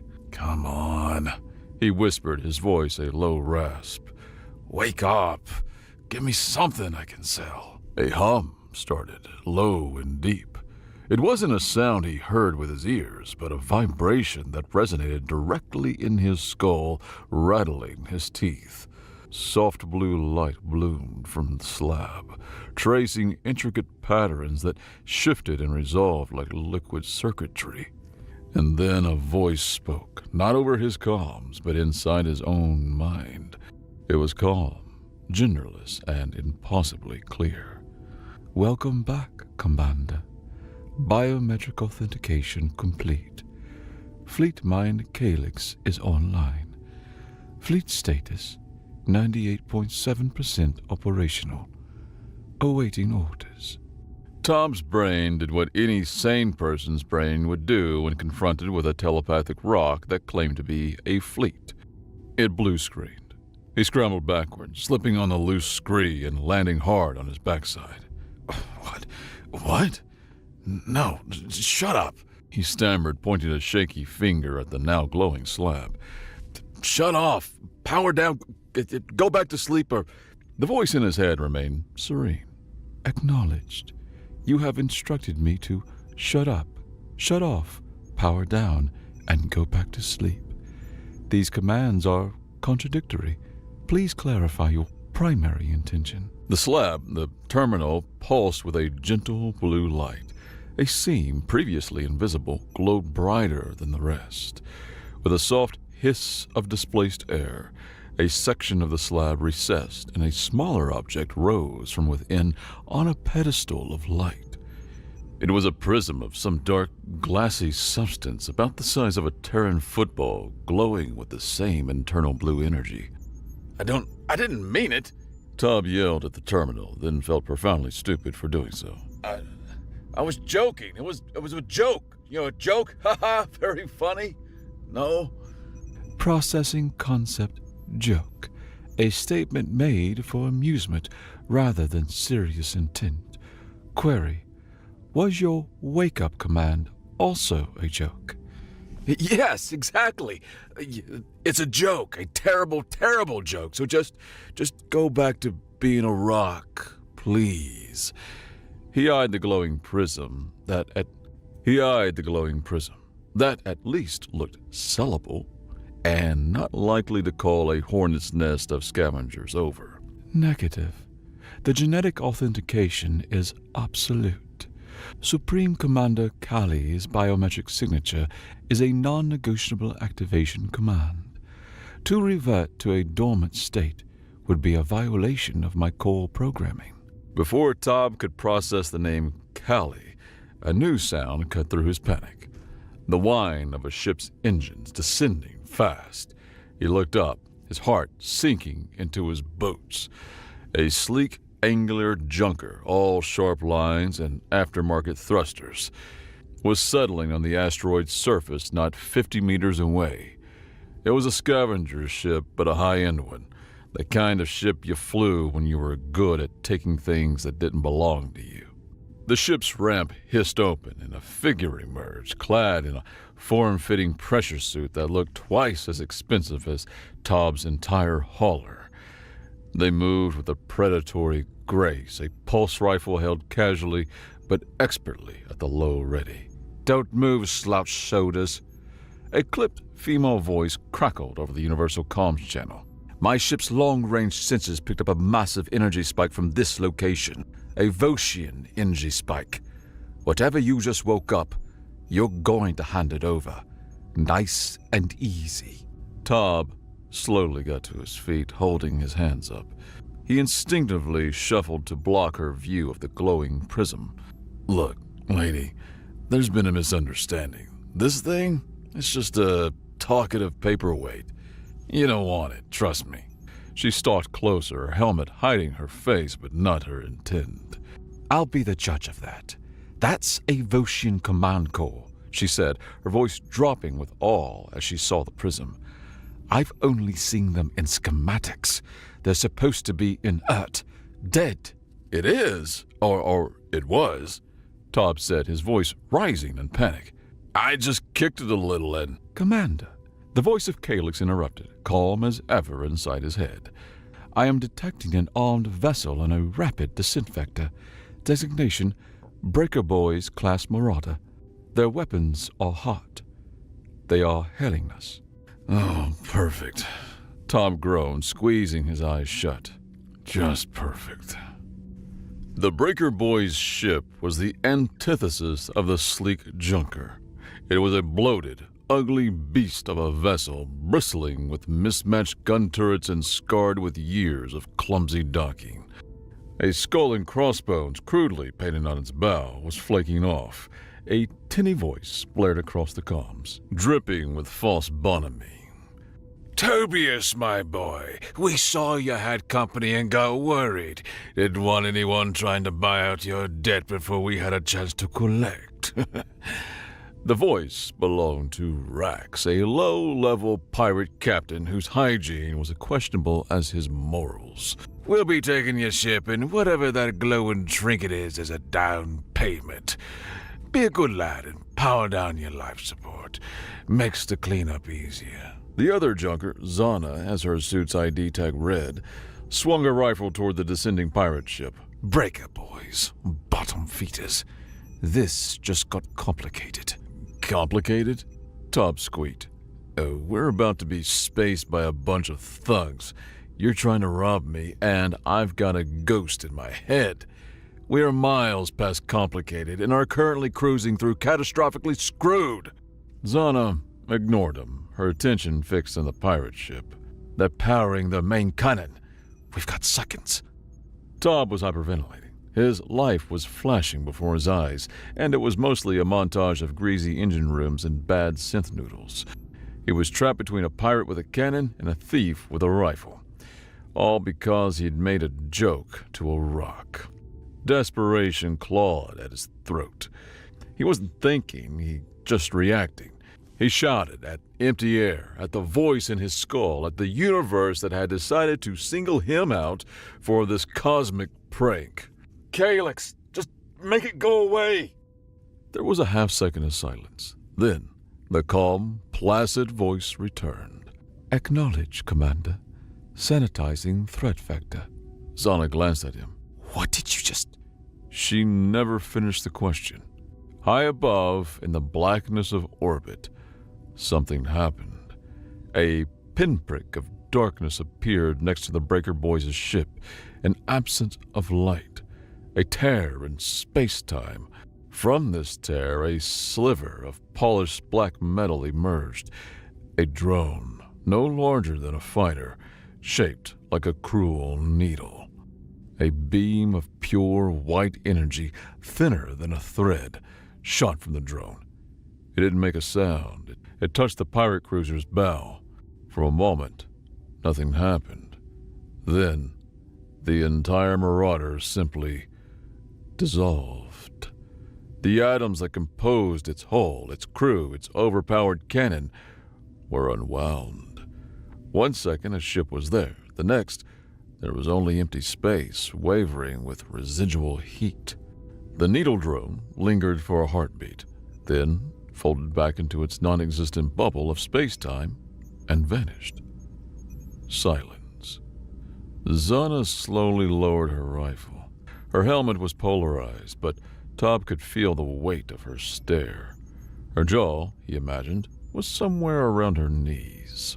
The ship's erasure from existence sent a wave of nausea through him so powerful he had to brace himself against the terminal slab. He hadn't just seen a ship destroyed, he had seen it erased from existence. He quickly snatched the glowing prism from its pedestal before Zana's shock wore off, tucking it securely in his salvage pack. "Okay," he said, his voice a weak, trembling thing. "New problem." The standoff on the rusty mug was a panicked affair, the two of them trying very hard not to scream at each other. The air in the cockpit was thick with the familiar scent of recycled air, faintly burnt wiring, and years of spilled synth-calf. Zana had followed him back to his ship, her pulse rifle never wavering, but the aggressive confidence was gone, replaced by a wide-eyed, shell-shocked caution. "So," she said, her voice tight, "you have a Voshian ghost fleet at your beck and call." "I do not," he protested, waving his hands frantically as he paced the small cockpit. "I have a rock that talks in my head and deletes people." He gestured to the glowing prism now sitting on his dash, pulsing with a soft, ominous light. "It deleted a pirate cruiser, Tob," she shot back, using his first name with an unnerving familiarity. "A whole cruiser without making a sound. That's a doomsday weapon. The Galactic Concord will hang us from the nearest orbital gantry just for looking at that tech." "Then what do you want me to do? I tried telling it to shut off. It gave me a lecture of contradictory commands." As they argued, a small, high-pitched voice piped up from near the co-pilot station. "The commander is troubled. His divine burden is great." Both Tom and Zana froze. They turned. Huddled behind a crate of spare filters was a tiny creature, no taller than Tom's knee. He was vaguely rodent-like, with two wiry arms held up in a placating gesture and another pair fidgeting at its waist. Its fur the color of dust. It was currently prostrating itself on the grimy deck plating. Tom stared. I have a rat problem?" The creature lifted its head, its eyes shining with zealous light. "I am no mere pest. I am Milo, a humble servant. I hid here from the cargo master at Port Primus, a simple stowaway seeking passage. But then the ship changed. The hum of the engines, the very feel of the deck plates under my feet, it shifted. I felt the power awaken, and I knew the legends were true." He bowed again, his little head thumping on the floor. "He returns with thunder!" It didn't make any thunder. Zana deadpanned, lowering her rifle slightly. It was very quiet, disappointingly so. Milo shot her a look of pure offense. "The thunder is metaphorical, a symbol of galactic rebirth. The stars themselves shall tremble." Tob rubbed his temples, a headache blooming behind his eyes. Okay. So to recap, I have a genocidal alien AI in a prism, a pirate-deleting ghost fleet on speed dial, a high-strung junker who wants to steal it, and a religious zealot mouse in my cockpit. He took a deep breath. This is fine. Zana finally lowered her rifle completely, leaning it against the bulkhead. The immediate threat of violence had been replaced by the far more pressing threat of galactic pandemonium. "Look, slouched shoulders," she said, her tone shifting from hostile to purely pragmatic. "You're in over your head. I'm in over my head. That thing," she gestured at Milo, is clearly several nuts short of a full boat, but right now, we're the only 3 beings in the galaxy who know what just happened. 4, Top corrected weakly. Don't forget the ghost. Right, 4. She crossed her arms. The Concord will be sniffing around the Breaker Boys' wreck soon. They'll find the energy signature. When they do, every fleet, every government, every crackpot cult from here to Dead Worlds is going to be looking for us. You need me. I know how to disappear, and she gave him a sharp look, need to make sure Commander Catastrophe here doesn't accidentally sneeze and wipe out a civilization. This was a pact for mutually assured survival. Tob looked from Zana's hard, determined face to Milo, who was now attempting to polish Tob's scuffed boot with his sleeve. He was out of options. Fine, he sighed, the word tasting like defeat. We're partners, but if the mouse starts chanting again, he's going in the airlock. The stars shall sing his praises from the starless dark. Milo squeaked happily. That doesn't make any... whatever. Tob just groaned and slumped into his pilot's chair. The first FTL jump was a teeth-rattling, gut-churning affair, courtesy of the Rusty Mug's ancient, poorly maintained drive. As the nauseating whirls of hyperspace streaked past the viewport, Tob decided to test the limits of his new, unwanted appendage. He was a practical man, and if he was stuck with a god-tier AI, it might as well be useful. Okay, Calyx, he said, tapping the glitching navigation console. The screen flickered, showing their position somewhere between known space and here be dragons. The nav computer's on the fritz again. Can you, fix it? Affirmative, Commander. Calyx's voice echoed in his mind. The main console in front of him, the one he had inherited with the ship, went dark. For a heart-stopping second, Top thought he had broken his own ship. Then, a soft blue light emanated from the panel. A flawless, 3-dimensional holographic map bloomed in the air above it, showing their ship, their trajectory, and the surrounding star systems. Real-time stellar drift, gravitational eddies, subspace currents. It was all there, detail that made Concord charts look like a child's crayon drawing. Whoa, Zana breathed from the co-pilot's chair, leaning in to get a closer look. That's better. Huh, Tob said, genuinely surprised. Okay, not bad. He was starting to think this might have some perks. He leaned back in his chair, feeling a bit smug. All right, Calyx, let's try something else. Make some coffee. Acknowledged. Processing request. Make some coffee. A moment later, Zana yelled from the galley, a small alcove behind the cockpit. Tob, you might want to see this. He unstrapped himself and went back. Zana was staring at the ship's food fabricator, a device that usually produced beige nutritional paste that tasted faintly of despair. Now the dispenser hummed with a low, constant tone, unlike its unusual sputtering. A single, self-heating black mug sat on the dispenser plate. Steam rose from a dark, viscous liquid within. It made 1 cup, Zana said, poking it cautiously, and it rerouted the ship's primary power conduit to do it. Tob picked up the mug. It was warm. He took a tentative sip. His face immediately contorted. It was hot, it was black, it was liquid, and that was where its resemblance to coffee ended. It had no flavor, no aroma, just a flat utilitarian bitterness. It tasted like distilled sadness. What is this? He choked out. The requested beverage has been synthesized, Calyx explained in his head. It contains the optimal molecular compounds for caffeine delivery and hydration, with 0 redundant flavor particles or carcinogenic impurities. It is nutritionally perfect.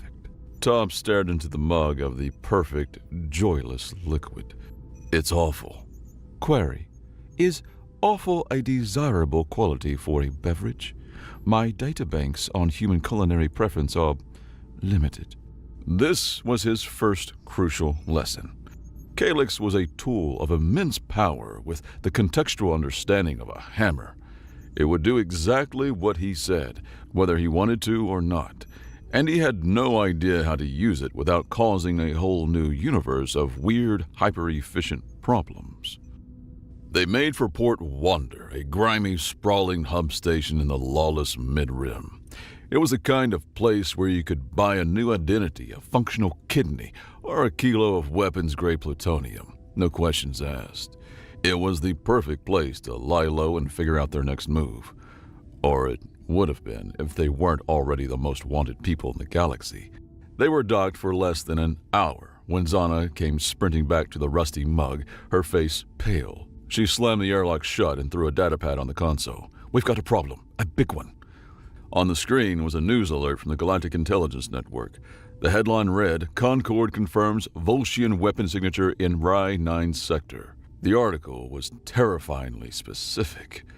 The Breaker Boys' ship had a standard black box, a flight recorder. A Concord patrol investigating the ship's disappearance had found it floating in space. The box's final recording contained Rax's threats, followed by a few seconds of garbled screaming and then silence. But the crucial part was the energy analysis, the unique, terrifying, and unmistakable signature of a Volscian disruption beam. The rumor was now hard data, rocketing through every intelligence agency in military command from the core worlds to the outer fringe.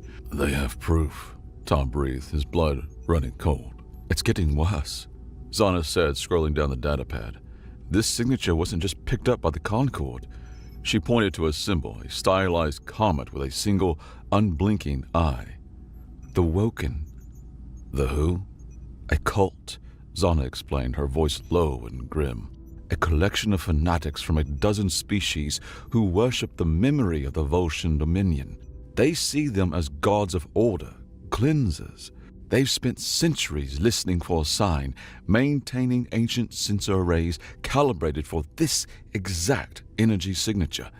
They saw the beam as a divine sign, an answered prayer." "Commander," Calyx's voice cut in, its usual calm tinged with something that might have been urgency. "I am tracking multiple vessels bearing Woken insignia altering course. Their projected destination is our current location." Tob realized with dawning horror that they weren't being hunted. The fanatics were simply following the light. He had activated the divine lighthouse for a fleet of fanatics who now simply had to come to him, like moths to a galaxy-ending flame. "We have to go," Zana said, already at the helm, her fingers toggling power relays and confirming system readiness on the console. "Now!" "Where do we go?" Tob asked, his voice raw with panic. "They can track us anywhere." "We go dark," she said, her eyes fixed on the new, perfect holographic star map. "And we go deep." The jump was long, a desperate flight into the uncharted territories of the Galactic Arm. For days they flew, the silence on the ship broken only by the hum of the recycler and Milo's quiet, unnerving humming. During the long hours, with the swirling vortex of hyperspace as his only view, Tob tried to understand the entity chained to his DNA. "Calyx," he began, trying to sound casual. "Tell me about yourself. What are you, really?" "I am the Gestalt consciousness of the Volscian Dominion's Third Grand Fleet," the AI replied. "A unified strategic intelligence woven from the processing cores of 4,828 capital-class warships, 12,000 drone carriers, and numerous support platforms, all linked into a single mind. My primary function is to execute the will of the Supreme Commander." "Right. And the fleet, where is it?" "Dormant, conserving power, hidden within the folds of space-time, anchored in stable gravity wells as per final directives. Would you care to inspect them?" Before Tob could answer, his vision dissolved. The cockpit of the rusty mug vanished, replaced by a staggering vista. He was floating in the heart of a vibrant, swirling nebula. Around him, silent and majestic, were ships, colossal obsidian vessels that dwarfed anything the Concorde had ever built. They were carved from the same seamless black metal as the core, their forms both elegant and brutally functional. They hung in the glowing gas clouds like sharks waiting in the deep. The silence was absolute, a profound quiet that was more terrifying than any roar. The scene shifted. He was in the crushing gravity of a gas giant, its stormy surface a sea of rolling oranges and reds. Here, nestled in the planet's rings, were more ships, their hulls coated in a patina of ancient dust, thousands of them. Another shift. He was in the cold, absolute blackness of an intergalactic gulf, a dead zone between spiral arms.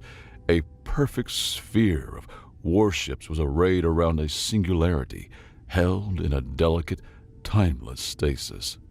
The scale of it was beyond comprehension, a civilization's worth of power waiting for a single word.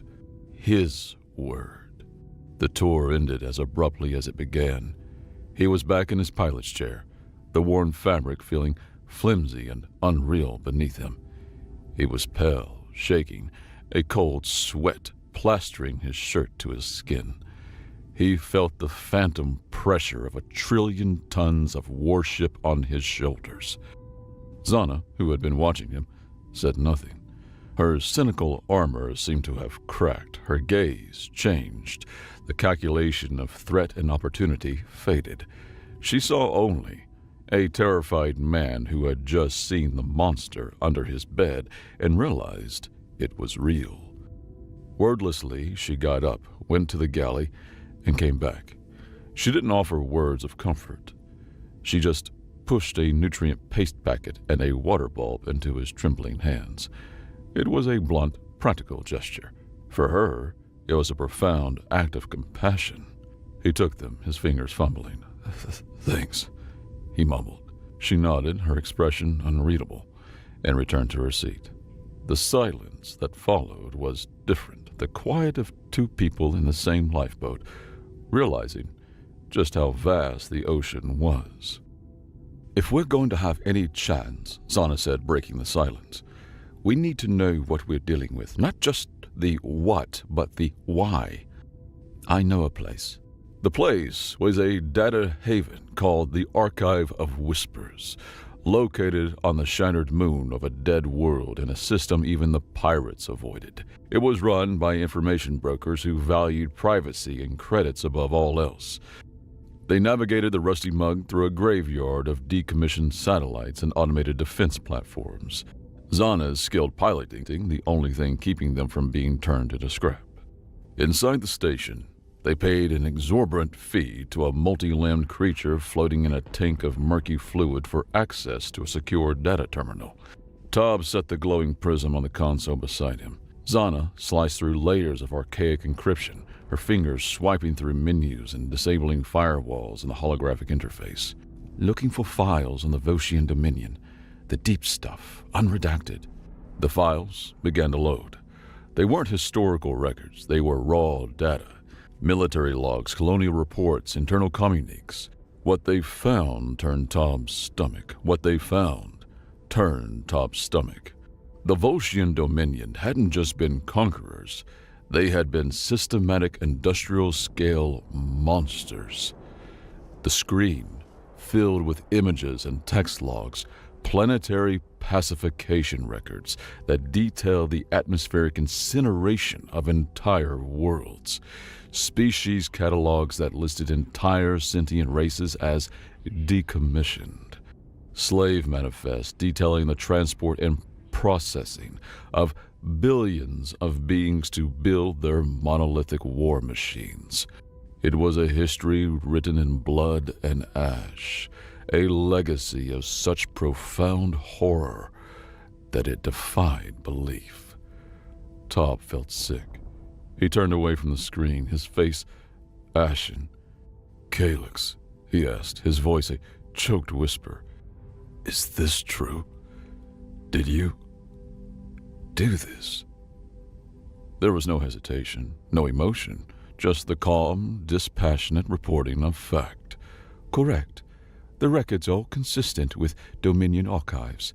The pacification directives were designed to establish order and were 98.7% effective. Effective. The word hung in the air, cold and sharp. He felt the history in his bones, a cold, phantom stain on the very DNA that Calyx had recognized. He wasn't just related to Kali. He was a living echo of him. And the screams of those dead civilizations were now echoing in his head. A memory surfaced, something his grandmother had told him once. A throwaway family story he had never paid any mind. She had spoken of a lost ancestor from the deep expansion era, a black sheep who had ventured into the unknown and never returned. She had mentioned their family carried a rare, recessive genetic marker from a species that doesn't exist anymore. Something so obscure it was just a strange bit of trivia, until now. The 1 in a trillion chance wasn't a chance at all. It was a curse, a dormant legacy of monstrosity waiting in his blood. He had a choice to make. He had to choose. He could run, hide, and let the Nexus burn, washing his hands of a legacy he never asked for. Or he could become what Calyx thought he was. He could take command. The Woken, he said, thinking out loud. They're a problem. They're fanatics, Zana countered. You can't reason with them. I know. Tom started pacing. They're like a shipment of unstable, poorly labeled explosives. You don't want to get near them, but you also can't just let them sit there while you're dealing with a fire. You need to give them a safer space to go. A different job. He stopped. Zana, get me a channel to their flagship. Tob, what are you going to say? I'm going to offer them a promotion, he said grimly. A moment later, the face of the high priest with skin like cracked glazed ceramic filled the screen. You dare contact us, pretender? The creature hissed. Tob met his gaze. He didn't try to sound like a warlord. He just sounded like himself, tired but determined. You seek a cleansing by holy fire, an act of will. This swarm is a mindless plague. There is no glory in being devoured by pestilence. A true commander does not let an accident do his work. He leaned in. Help me stop this plague, and then when the battle is won, we will decide the fleet's true purpose together. You can be the arbiters of a new age, or you can be the fools who cheered for a wildfire as it burned down your own house. Your choice. He cut the channel before the priest could reply. Then he turned to the empty air. Calyx, open a channel to the entire fleet. Acknowledged. All 4,828 capital ships are now receiving. Tob swallowed hard. His voice, when it came out, was quiet, but it carried across light years into command centers of thousands of sleeping warships. Okay, look. My name is Tob Merrin. I'm not Supreme Commander Kali. I haul garbage for a living. He took a breath, the weight of the Archive's revelation heavy on him. But there are people in the Nexus system, trillions of them, and they're about to die. The old Dominion, what it did, it was wrong. It was a crime on a scale I can't even comprehend. He looked at the view screen, at the dying Concord ships. Today, we're not going to be that. Today, we're not conquerors. We're not sanitizers. Today, we protect. It was a repudiation of everything Kali stood for, a defiance aimed at his own genetic legacy. He clenched his fist. Calyx, wake them up. All of them. Across the galaxy, in silent Nubili and forgotten gulfs, 4,800 pairs of running lights blinked on, flooding the darkness with the cold blue glow of Volscian power. The plan was insane. Calyx presented it to him in a flood of incomprehensible tactical data and subspace mechanics. Tob, however, saw it in simpler terms. So we can't shoot it, because that's like trying to put out a fire with gasoline, he said, pacing the cockpit while Zana monitored the approaching swarm. And we can't just put a big wall in front of it because, well, he'll just eat the wall. That is a crude but accurate summary, Commander, Calyx replied. Okay. Tob stopped pacing. He pictured his hauler, trying to secure a weirdly shaped, unstable reactor to the cargo bed. So we can't throw a net on it. We need to box it in. We need to strap it down like we're using gravity ratchet straps. There was a pause. For the first time, Tob thought he might have actually confused the AI. Then Calyx's voice returned. Translating. Gravity ratchet straps, an elegant if unorthodox metaphor. I can implement this strategy. We will use the fleet's localized space-time projectors to weave a gravitational lattice. It will require tightly coordinated micro-FTL jumps around the swarm's perimeter, tightening the fabric of space itself. Do it, Tob said. And so it began. The Volscian fleet arrived not with a roar, but with a whisper. Thousands of black ships materialized from rips in space-time surrounding the antimatter swarm. They didn't fire a shot. They danced. Guided by Calyx, orchestrated by Tob's simple, practical command, the fleet moved as one. Ships blinked in and out of existence, their drives warping space for a nanosecond before they vanished again. They wove a cage, not of matter or energy, but of pure gravity. The swarm, sensing the trap, surged against the invisible walls, but the cage held, tightening with every jump. It's working! Zana yelled, her eyes glued to the tactical display. The Woken fleet had arrived, and seeing the Volscian ships in action, they'd fallen into a defensive perimeter, their fanaticism momentarily replaced by awe. It's not enough, Tob said, his knuckles white. The cage will break eventually. We need to get rid of the thing inside. The final phase of the ratchet strap maneuver is ready, Commander, Calyx said. It will require the sacrifice of 1,200 drone ships. Tob didn't hesitate. Do it. A swarm of the smaller, needle-like drone ships detached from the carriers. They dove into the heart of the gravitational cage.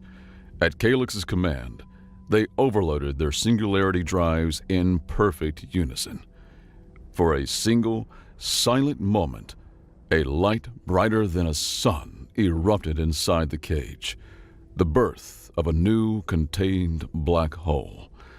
The antimatter swarm, caught in the inescapable gravity, was pulled down into the singularity, its infinite hunger consumed by an infinite end. The light vanished.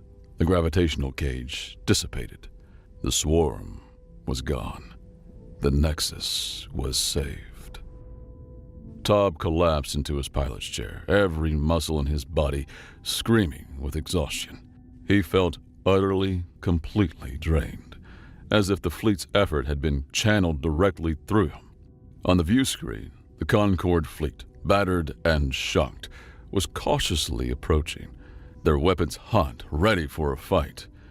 They found only the silent, waiting Volscian fleet, arrayed in perfect alignment, and one small, battered junk hauler floating at its center. The debriefing with the Concorde Admiral was the most surreal experience of Tob's life. He, Zana, and a very well-behaved Milo sat across a holographic table from a grim-faced triumvirate of the sector's highest-ranking military officers. You are in command of this fleet? The Admiral asked, the words tasting like acid in his mouth. Looks that way, Tob said, sipping a gulp of water. The Concorde demands you relinquish control of these weapons immediately. They are a threat to galactic peace. Tob almost laughed. That fleet just saved you, your ships, and several trillion civilians from being eaten by a cosmic plague. That plague was created by the same people who built the fleet. Seems to me the fleet is the only thing that can handle its own messes. As for galactic peace, he leaned forward slightly. You weren't doing a great job of keeping it in the Outer Rim when I was worried about the Breaker boys. The fleet stays with me. The Admiral's face was a thundercloud, but he had no leverage. An entire Voshian fleet was sitting on his doorstep. He had no choice but to agree. Back on the Rusty Mug, the adrenaline had faded, leaving only a profound weariness. Tob sat in his chair, staring into the starfield, the glowing prism on his dash seeming to watch him. "Calyx," he said quietly, "you have new standing orders."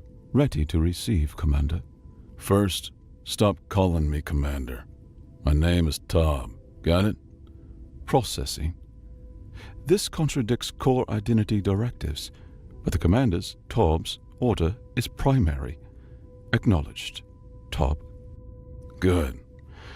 Now for the important part.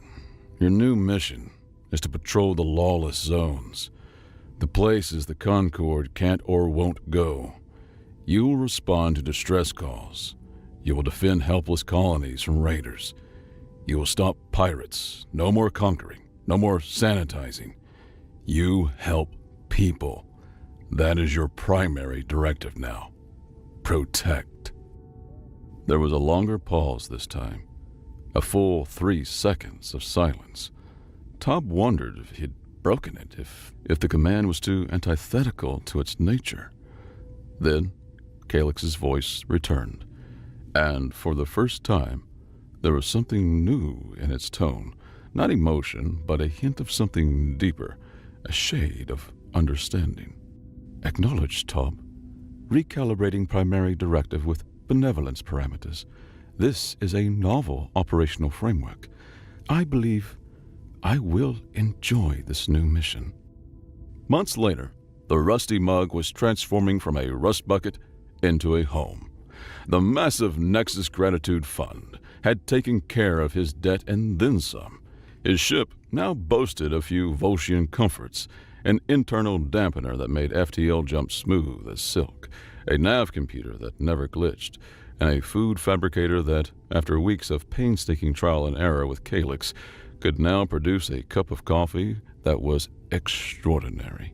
It had the rich, dark aroma of roasted nebulae and a taste that was both bold and smooth, with a hint of something like cinnamon and triumph. Zana was his permanent co-pilot, a full partner in their new, strange enterprise. She handled logistics, intelligence, and a running commentary on his command style.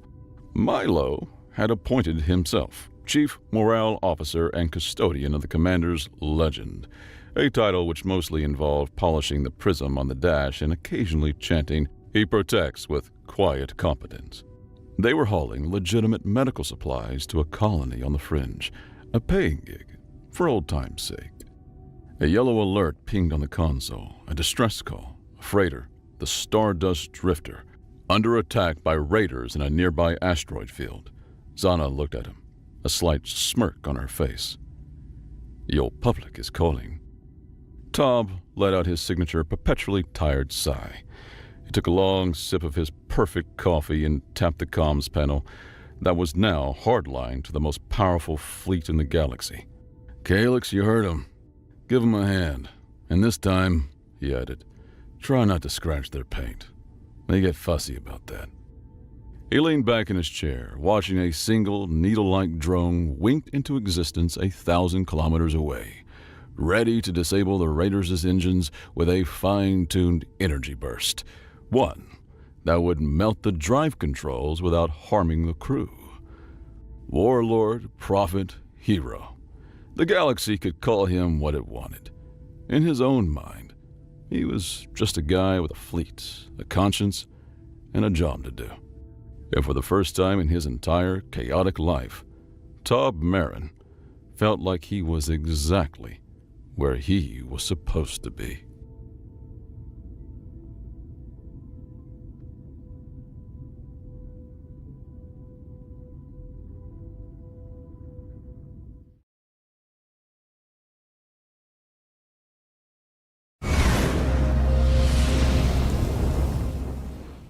At Starbound, we tell stories the human way, not with artificial voices or AI slop. In the end, what's HFY without humanity? Subscribe to keep it this way. My name's Aurum. Let's begin. The Archon expected a plea for mercy. Alistair Finch had come to deliver an invoice.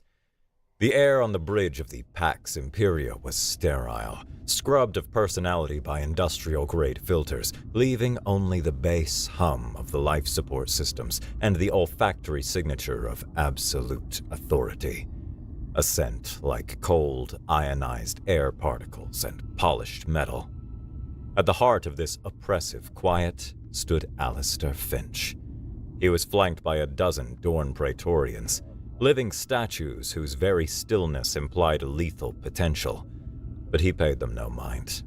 His focus was entirely on the figure seated on the elevated command throne. Supreme Archon Castian of the Dorn Hegemony was a portrait of serene power. His long, pale face, framed by the severe cut of his dark hair, was a mask of placid control. His dark robes, woven with filaments that seemed to swallow the light, flowed around him like solidified shadow. Beside the throne, a gaunt aide named Kalis shifted his weight. His anxiety was a jarring, discordant note in the bridge's carefully orchestrated symphony of power. Archon, with respect, receiving him on the bridge is unorthodox, Kalis murmured, his voice a dry whisper that barely carried over the ambient hum. A secure sub-level chamber, as per containment procedure, would be more appropriate. Castian did not turn his head. His eyes remained fixed on the swirling nebula displayed on the main view screen. A faint, condescending smile touched his lips, a minute smile that Kalis knew was the equivalent of a contemptuous laugh. Precisely, Kalis. Let the child from the messy, loud little species see the very heart of the hegemony. Let him be surrounded by the instruments of our dominance. It will awe him into a more compliant posture. He looked at Alistair, the look of a biologist observing a peculiar new insect, interesting for its novelty, but ultimately insignificant. Alistair Finch met that gaze.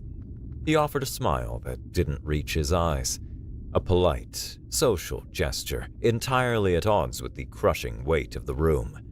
He inclined his head slightly, a movement that could have been interpreted as deference, but felt more like appraisal. His voice, when he spoke, was as casual as if he were commenting on the view from the nebula outside, each word perfectly enunciated and delivered with a calm that was either an act of supreme foolishness or unbreakable confidence. Archon, per the Articles of First Contact, I have been sent to formally discuss the terms of your surrender regarding your administration of the Silent Plague. The hum of the life support suddenly seemed deafening in the vacuum of sound that followed. Aide Kalis made a wet gasp and his face drained of all color, becoming a waxy beige canvas of pure terror. The Praetorians, their discipline honed over generations of unwavering obedience, remained motionless.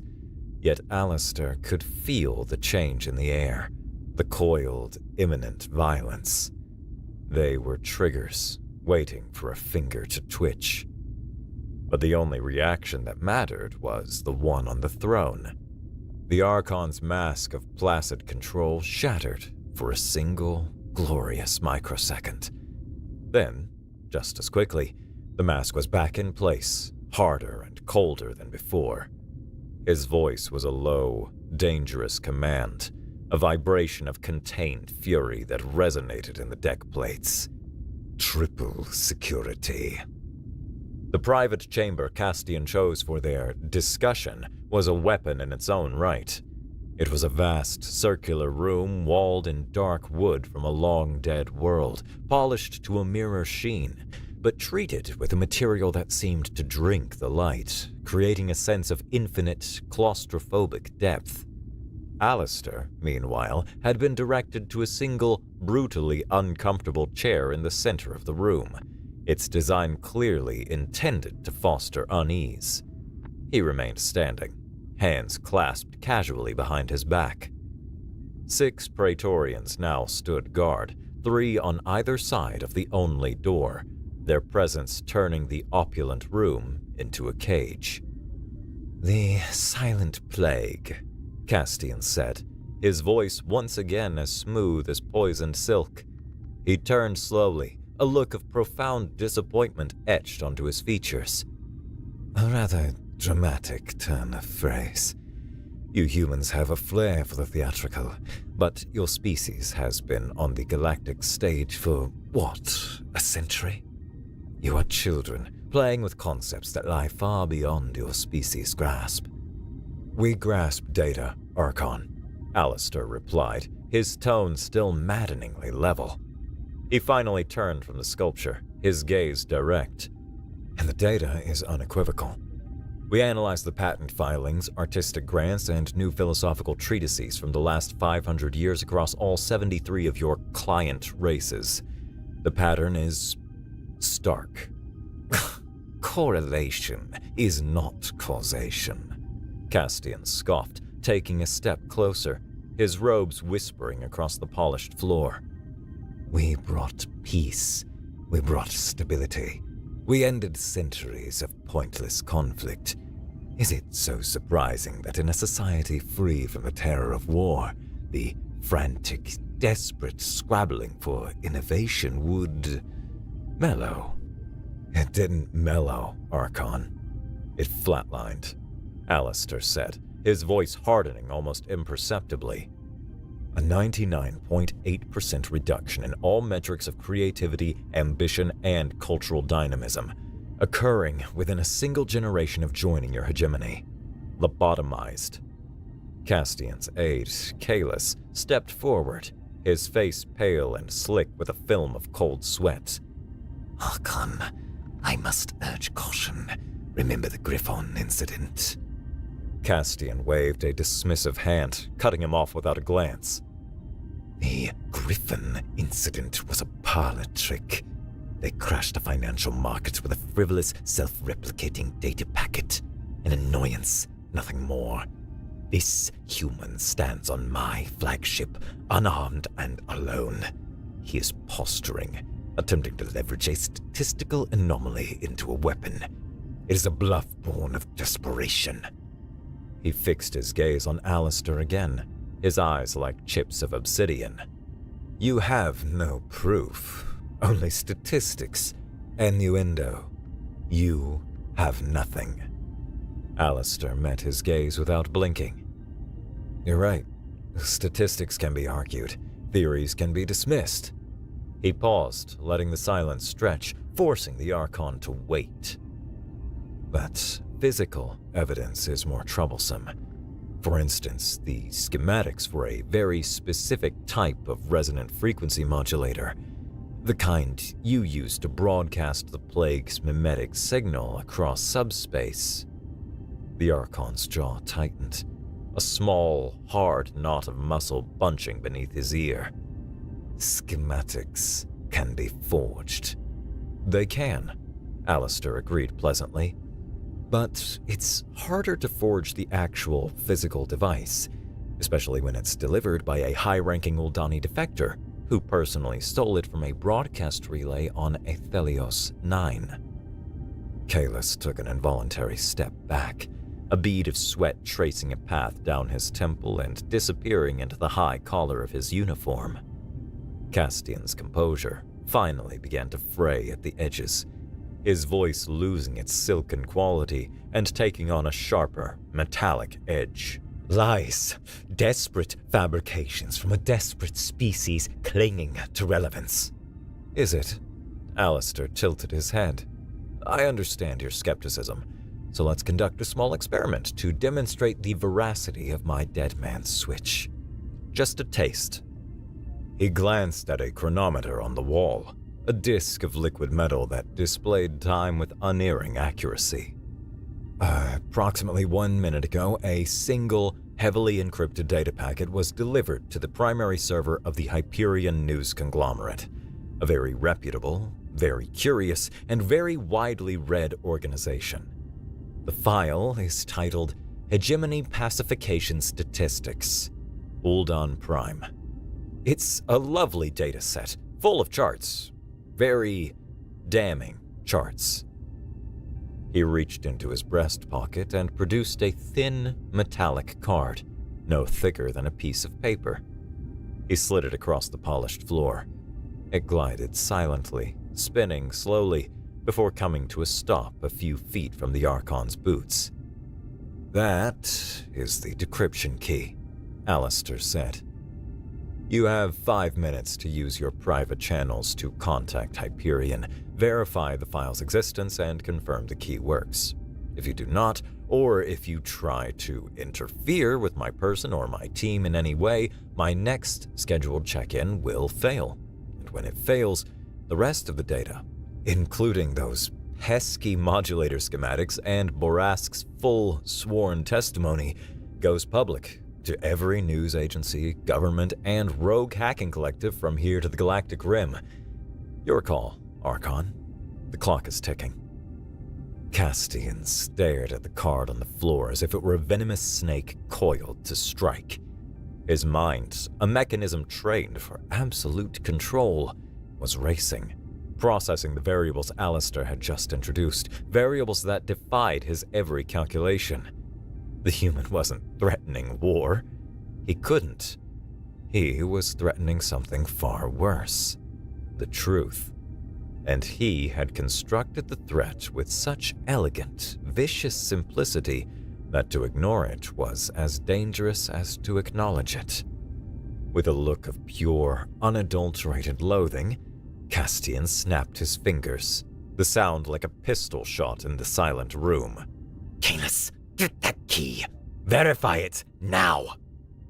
Confined to a guest suite that was opulent to the point of absurdity, Alistair stood by a window identical to the one in the Archon's chamber. He knew every inch of the room was monitored, every sound recorded, every thermal fluctuation analyzed. They were looking for transmitters, weapons, contraband thoughts. They would find nothing.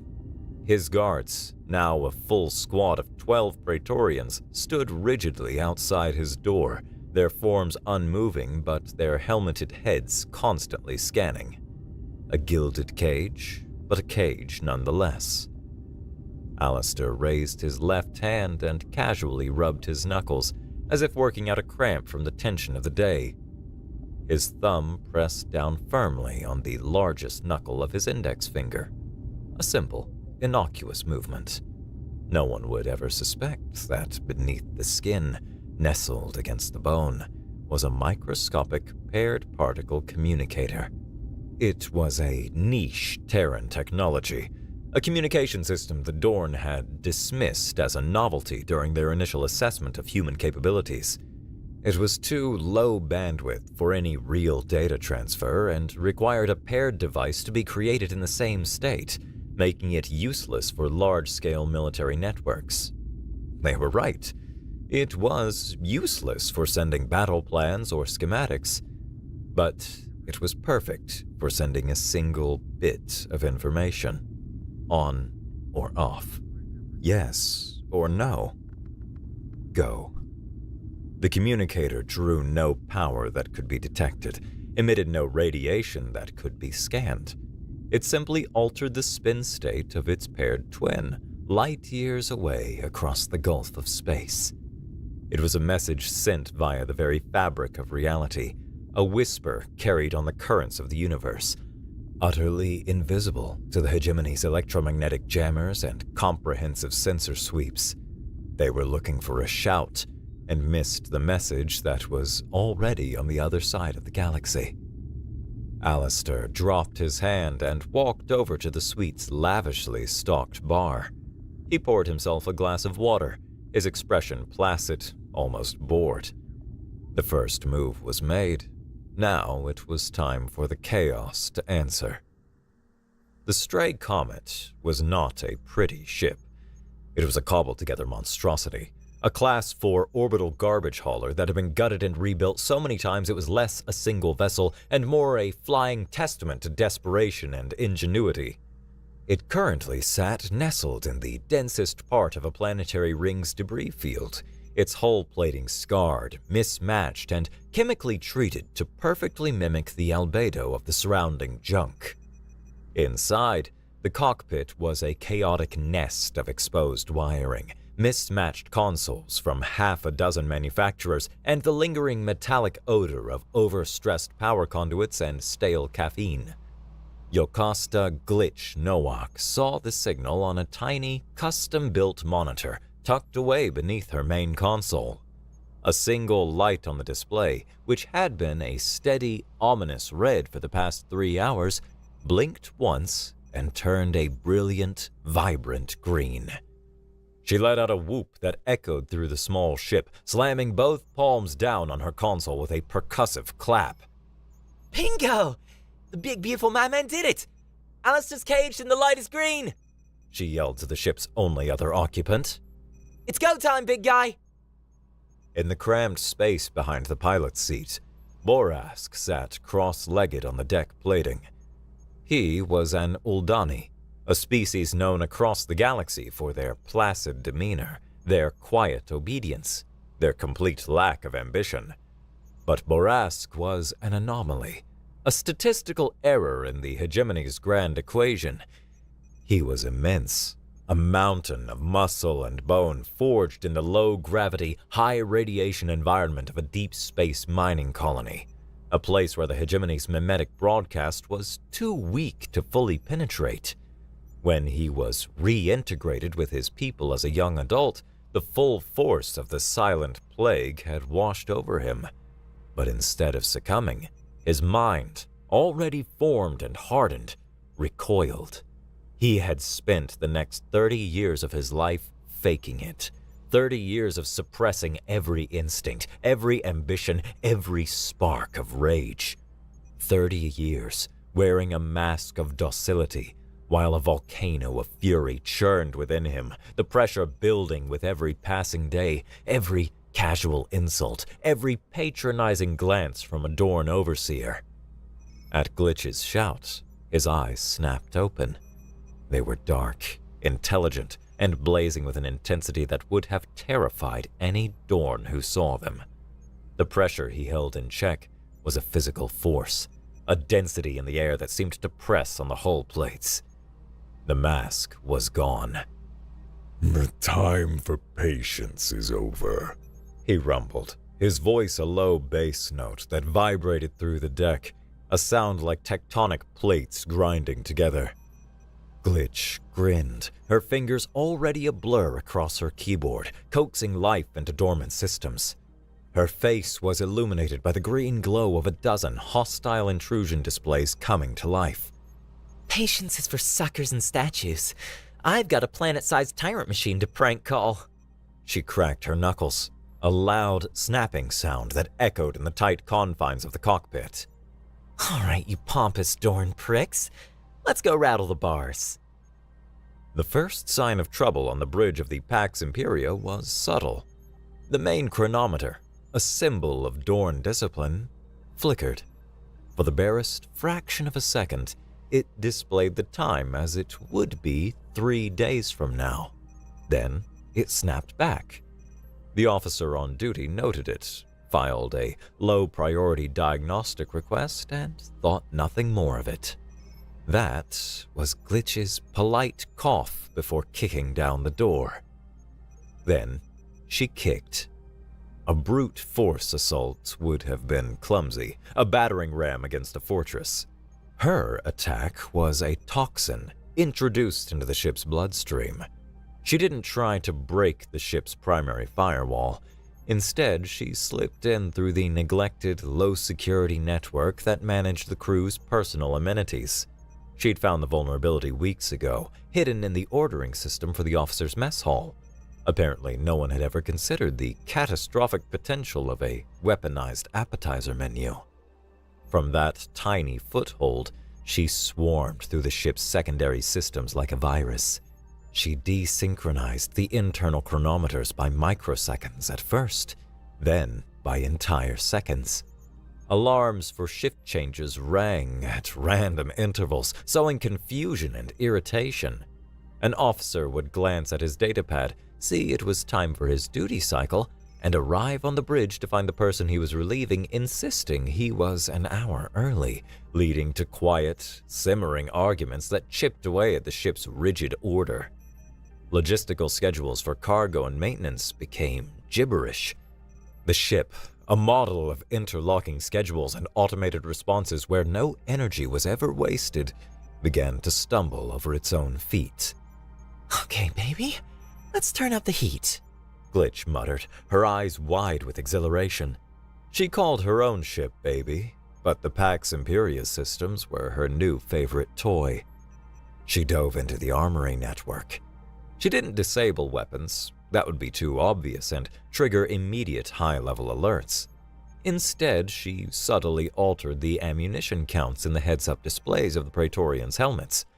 A guard standing watch would glance down and see his rifle's ammo counter read 9 when he knew he had a full clip. Another's would read 248. Doubt, a corrosive and unfamiliar emotion for a Dorn soldier, began to creep in. A tiny seed of uncertainty planted in the most disciplined minds in the galaxy. Next, the comms. She didn't cut them. She flooded them. Tactical channels, normally reserved for clipped, precise orders, filled with a chaotic cacophony. Snippets of ancient Terran opera, the frantic hollering of auctioneers from a forgotten market world, the screeching mating call of a glyptodon, and, for good measure, the same cheerful, idiotic vid clip of a feline playing a keyboard that had crashed the Hegemony Stock Exchange. Its maddeningly simple tune a counterpoint to the growing panic. On the bridge, Archon Castian watched his world descend into chaos. Report! He snarled, his voice cutting through a sudden deafening blast of jaunty sea shanties. Comms are compromised, Archon! An officer shouted, his hands flying over his console in a desperate attempt to regain control. Navigational systems are fluctuating. The armory is reporting phantom weapons discharge across half the ship. Castian's gaze snapped to the main holographic map. A new alert was flashing, a crimson icon pulsing insistently. A major security breach. Not digital, physical. In Maintenance Corridor 13 Gamma, near the diplomatic guest suites. Borask stood before the reinforced bulkhead of the maintenance corridor. He had used the plasma cutter from the Stray Comet's toolkit to score a deep line in the metal. That was just to weaken it. The real tool was the rage he had held in check for 3 decades, a reservoir of pure, focused fury. He took a deep breath, and for the first time in his adult life, he didn't push the fury down. He let it rise. He welcomed it, a torrent, a tidal wave, a supernova of righteous vengeance. It filled his mind, burned in his veins, and tightened every muscle in his colossal frame. The dam of his self-control didn't just break, it was obliterated. He roared. The sound that tore from his throat had no component of pain or fear. It was the sound of a lock shattering, of a chain breaking, the pure auditory shape of liberation. It was a primeval, earth-shattering bellow that echoed through the metal corridors, a sound no Dorn had ever heard from an Uldani. He lowered his shoulder and charged. The impact was cataclysmic. The weakened alloy screamed, buckled, and tore from its moorings with a shriek of tortured metal. Borask burst through the wall in a shower of sparks and shattered plating. He didn't slow. He was a force of nature, a living battering ram of stolen potential made manifest. The first 2 Praetorians outside Alistair's suite turned just in time to see the Uldani behemoth thundering toward them, a creature from a nightmare they never knew they could have. They raised their rifles, their movements clumsy with shock. Borask crashed into them, sending them flying like discarded dolls, their armor clattering against the far wall. He ripped the door to the suite from its hinges with a single, powerful tug. He hurled it down the hall. It smashed into the responding security team, a spinning shield of metal that created a brief, violent pocket of chaos. A crash of metal, a scatter of bodies. He was a roaring manifestation of a species' stolen soul, his only goal to draw every single gun on the ship to him. He was the thunder that hid the lightning. It was working perfectly. Alistair heard the roar. He was ready. While the guards reeled from Glitch's digital chaos, Alistair had been busy. He'd used the fine edge of a decorative statuette to pry open a small service panel near the floor, one he had identified from the ship's public schematics. Inside was a simple conduit for the room's water reclamation system. He'd spent 10 minutes working it loose with his bare hands. When Borask's rampage began, the guards outside were too distracted by the approaching roar to notice the small trickle of water seeping out from under the door. By the time the Oldani had turned the corridor into his personal playground, the polished floor was coated in a thin, treacherous film of water. Alistair stepped out of the suite just as a squad of 8 Praetorians rounded the far corner, rifles raised. Borask, seeing them, let out another defiant roar and charged, drawing their fire and attention. "Borask!" Alistair shouted, his voice cutting through the din of alarms and weapons fire. The Oldani, without breaking his stride, slammed his massive fist into a primary power conduit on the wall. The corridor lights exploded in a shower of sparks. Darkness fell, punctuated only by the frantic muzzle-flashing strobes of Praetorian rifles. In that first moment of blindness, the lead guard slipped on the wet floor. His feet went out from under him, and he went down hard, taking 2 comrades with him in a clattering, chaotic pile of limbs and armor. Alistair moved, low and fast. His simple, leather-soled shoes found purpose where their heavy, magnetized boots slid and skidded on the slick surface. He sprinted past the flailing, disoriented guards, a ghost in the chaos. He reached Borask's side as the Oldani bodily threw a Praetorian into the ceiling with enough force to dent the metal plating. "Auxiliary hangar, Bay 3! Alistair yelled over the din. "Glitch is on her way!" Borask grunted, a sound of grim satisfaction. He grabbed a rifle from a fallen guard, not to fire, but to use as a massive club, swinging it in a wide arc that cleared a path through the confused soldiers. The giant warrior carved a path of destruction, while the calm humans slipped through the gaps he created. They fought their way through a ship that was actively fighting itself, past flashing emergency lights and against soldiers who couldn't trust their own equipment or even the ground beneath their feet. They rounded a final corner and saw it, the hangar bay. The huge inner blast door was already halfway closed, a descending wall of steel. "She's cutting it close!" Alistair yelled. "She times things perfectly," Borask boomed back. Through the closing gap, they saw the stray comet screaming in, its scarred hull glowing from atmospheric friction.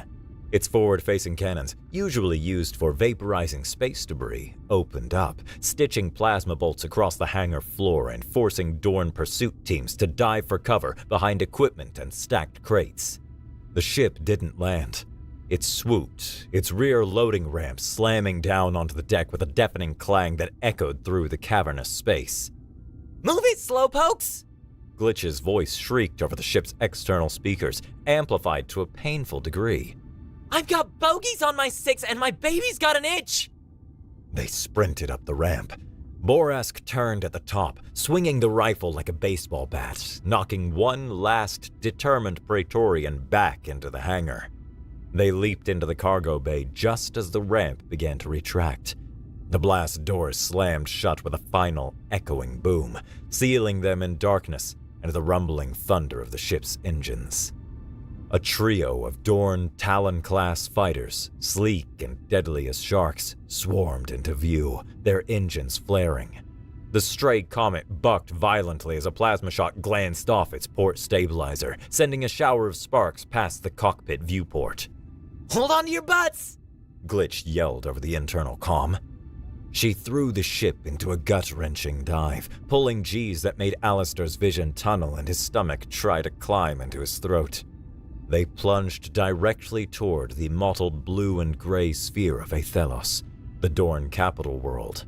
The fighters followed, sleek predators chasing a wounded, ugly duckling into the dense, unforgiving atmosphere. Structural integrity at 70%! Port thruster is slack! We're leaking plasma like a bad curry! Glitch shouted, her hands a blur on the controls, fighting the ship's death rattle. The stray comet shuddered and groaned, a symphony of protesting metal as it tore through the upper atmosphere of Athelos, trailing a long plume of smoke and fire. On the holographic map, the 3 red icons of the Talon fighters were stuck to them like glue. Can you lose them? Alistair asked, his voice strained as he braced himself against a bulkhead, the vibrations threatening to shake his teeth loose. Lose them? Alistair, I could lose my own shadow in a dark room. Glitch retorted, yanking the control yoke hard to the left. The ship screeched in protest. But these guys are persistent and my baby is hurt. I need to put her down before she falls apart. A guided crash, then, Borask stated, his deep voice preternaturally calm. He was wedged into a corner of the cockpit, an immovable mountain against the violent shuddering of the ship. Guided is a strong word, Glitch muttered, her eyes scanning the sprawling cityscape rapidly approaching below. Let's call it a high-velocity, gravity-assisted landing, aiming for the Undercity, Sector 9. More structural and electronic interference down there, harder to get a clean sensor lock. The world outside the viewport transformed from the black of space to a fiery orange, then to a swirling gray soup of industrial pollution. They burst through the cloud layer, and the capital city of Athelos sprawled beneath them, soaring spires of white and silver, interconnected by graceful sky bridges, a testament to a sterile, ordered vision of civilization.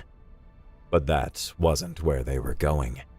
Glitch pushed the ship's nose down, diving past the gleaming topside into the perpetual twilight below.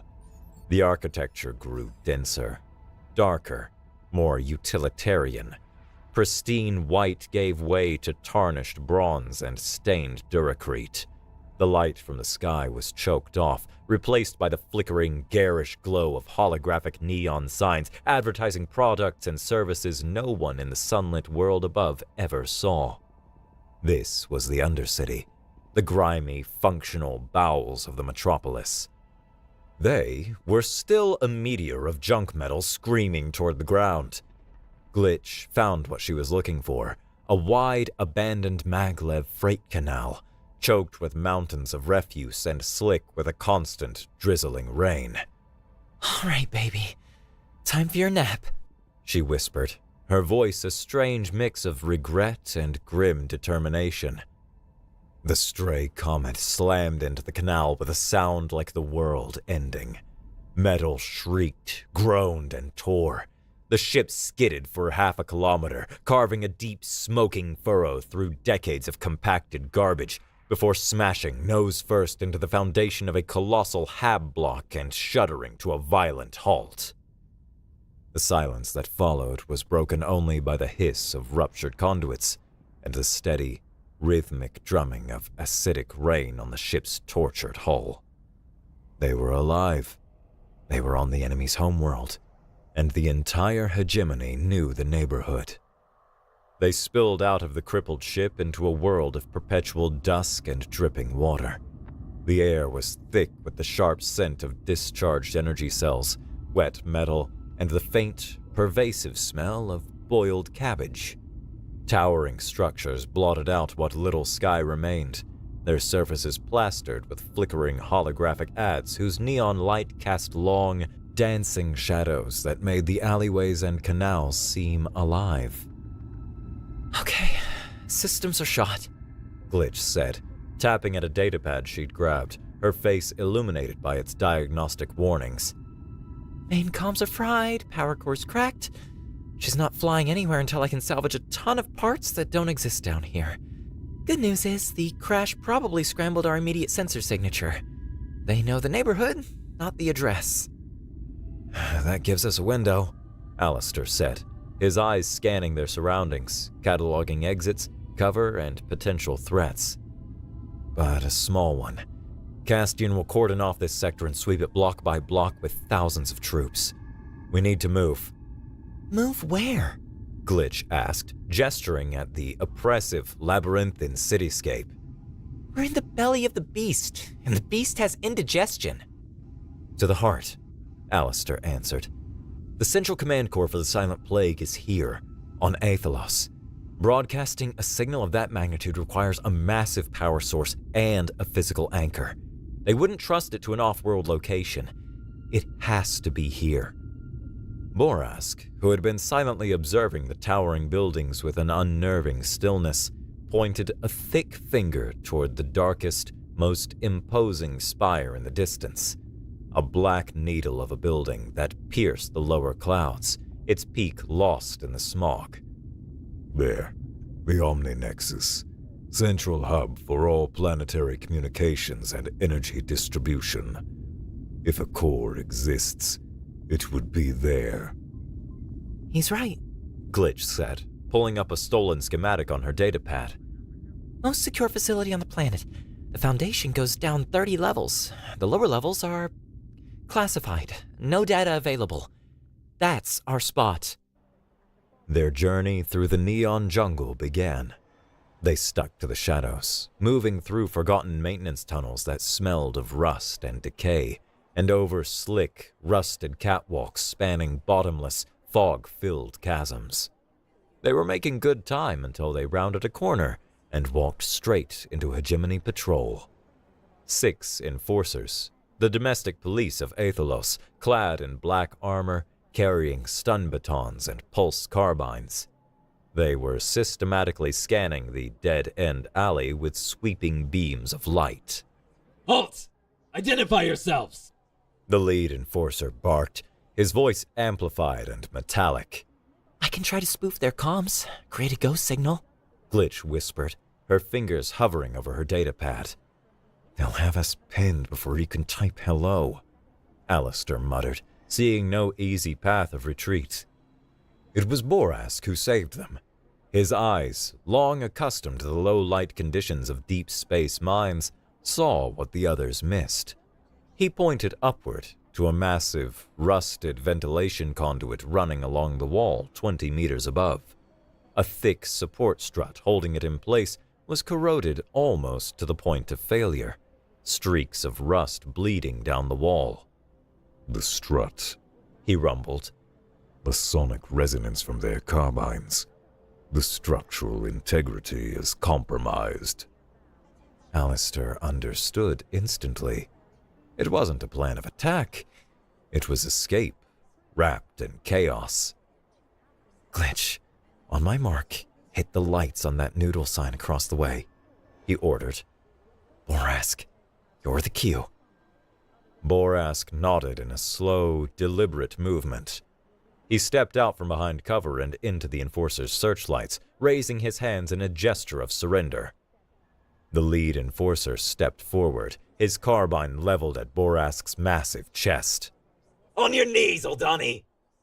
Borask simply stared, his face a perfect mask of Uldani docility, but his eyes burned with an intensity so alien on one of his species that it gave the enforcer a moment's pause.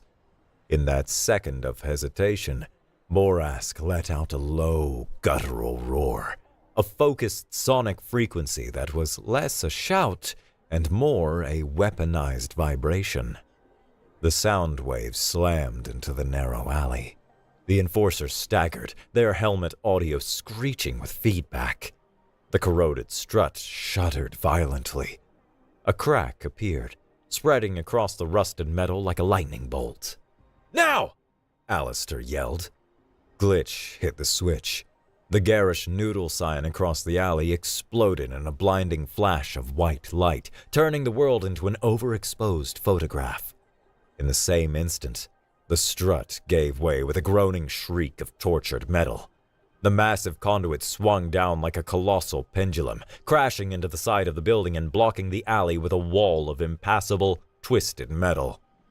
By the time the enforcers recovered their senses and vision, Alistair, Glitch, and Borask were gone, having slipped through a service hatch at the back of the alley that was now hidden behind the fallen conduit. Getting to the Omni-Nexus was one thing. Getting inside was another. The entrance to the lower levels was a vast, circular chamber, stark and empty. In the center, a recessed iris portal, 20 meters in diameter, was sealed shut. The room's only other feature was its guardian, a Dorn war dog, Mark IV, pre-hegemony technology. It was a bipedal chassis of dark, pitted metal, bristling with an arsenal that made Alistair's blood run cold. A plasma caster on one arm, a particle beam on the other, a shoulder-mounted concussive charge launcher, and a humming vibroblade that extended from its wrist, long as a man's arm. Its single, crimson optic lens glowed with patient, unwavering malevolence. Okay, Glitch said, her voice a hushed whisper of awe and terror. That's the Gatekeeper. It's a closed system relic. I can't hack it directly. It's not on any network. So we fight it? Borask asked, his knuckles white as he gripped a length of pipe he'd picked up. It would vaporize us before we took 2 steps, Alistair said, his eyes scanning the chamber, not the robot. He saw the room for what it was, a puzzle awaiting a solution, a lock to be picked rather than a fortress to be stormed. It's old tech, powerful but predictable. Glitch, find a weakness, an exploit, a design flaw. Glitch was already at work, her datapad connected to a small sensor she'd placed on the wall. Got it. The power core has an emergency failsafe. On a critical power surge, it diverts all energy into internal shielding for 3.7 seconds to protect itself. It can't move, can't shoot. It's a break. A power surge, Alistair mused, his gaze tracing the heavy, armored conduits running along the ceiling. How? There's a primary power junction in a crawl space behind that far wall, Glitch said, pointing. If I can get to it, I can create a feedback loop and overload the circuit, but I'll need 5 seconds at the console, completely exposed. So, we get you across the room and distract it for 5 seconds, Alistair said, a desperate plan forming. He looked at Borask. How's your throwing arm? Borask just smiled, a terrifying sight on his usually placid face. The plan was audacious to the point of suicide. Borask ripped a chunk of Duracrete from the damaged entrance and hurled it across the room. The Gatekeeper's head snapped around, its plasma caster firing a bolt of blue-white energy that vaporized the rock in mid-air. Now, Glitch! Alistair shouted. Glitch bolted from cover, sprinting across the open floor. The Gatekeeper's crimson optics swiveled to her, tracking the new target. Alistair ran in the opposite direction, dragging a length of metal pipe along the floor. The high-pitched screech drew the Gatekeeper's attention. It fired its concussive launcher at Alistair. He dove behind a thick support pillar just as the blast shockwave hit, the air punching him in the back. Borask pried a heavy floor tile loose and sent it spinning through the air like a discus. It slammed into the armored power conduit directly above the Gatekeeper with a shower of sparks. The robot hesitated for a fraction of a second, its programming trying to assess the new threat vector. That was all Glitch needed. She reached the far wall and dove into the open maintenance panel. I'm in! Keep it busy! This is more complex than the schematic showed!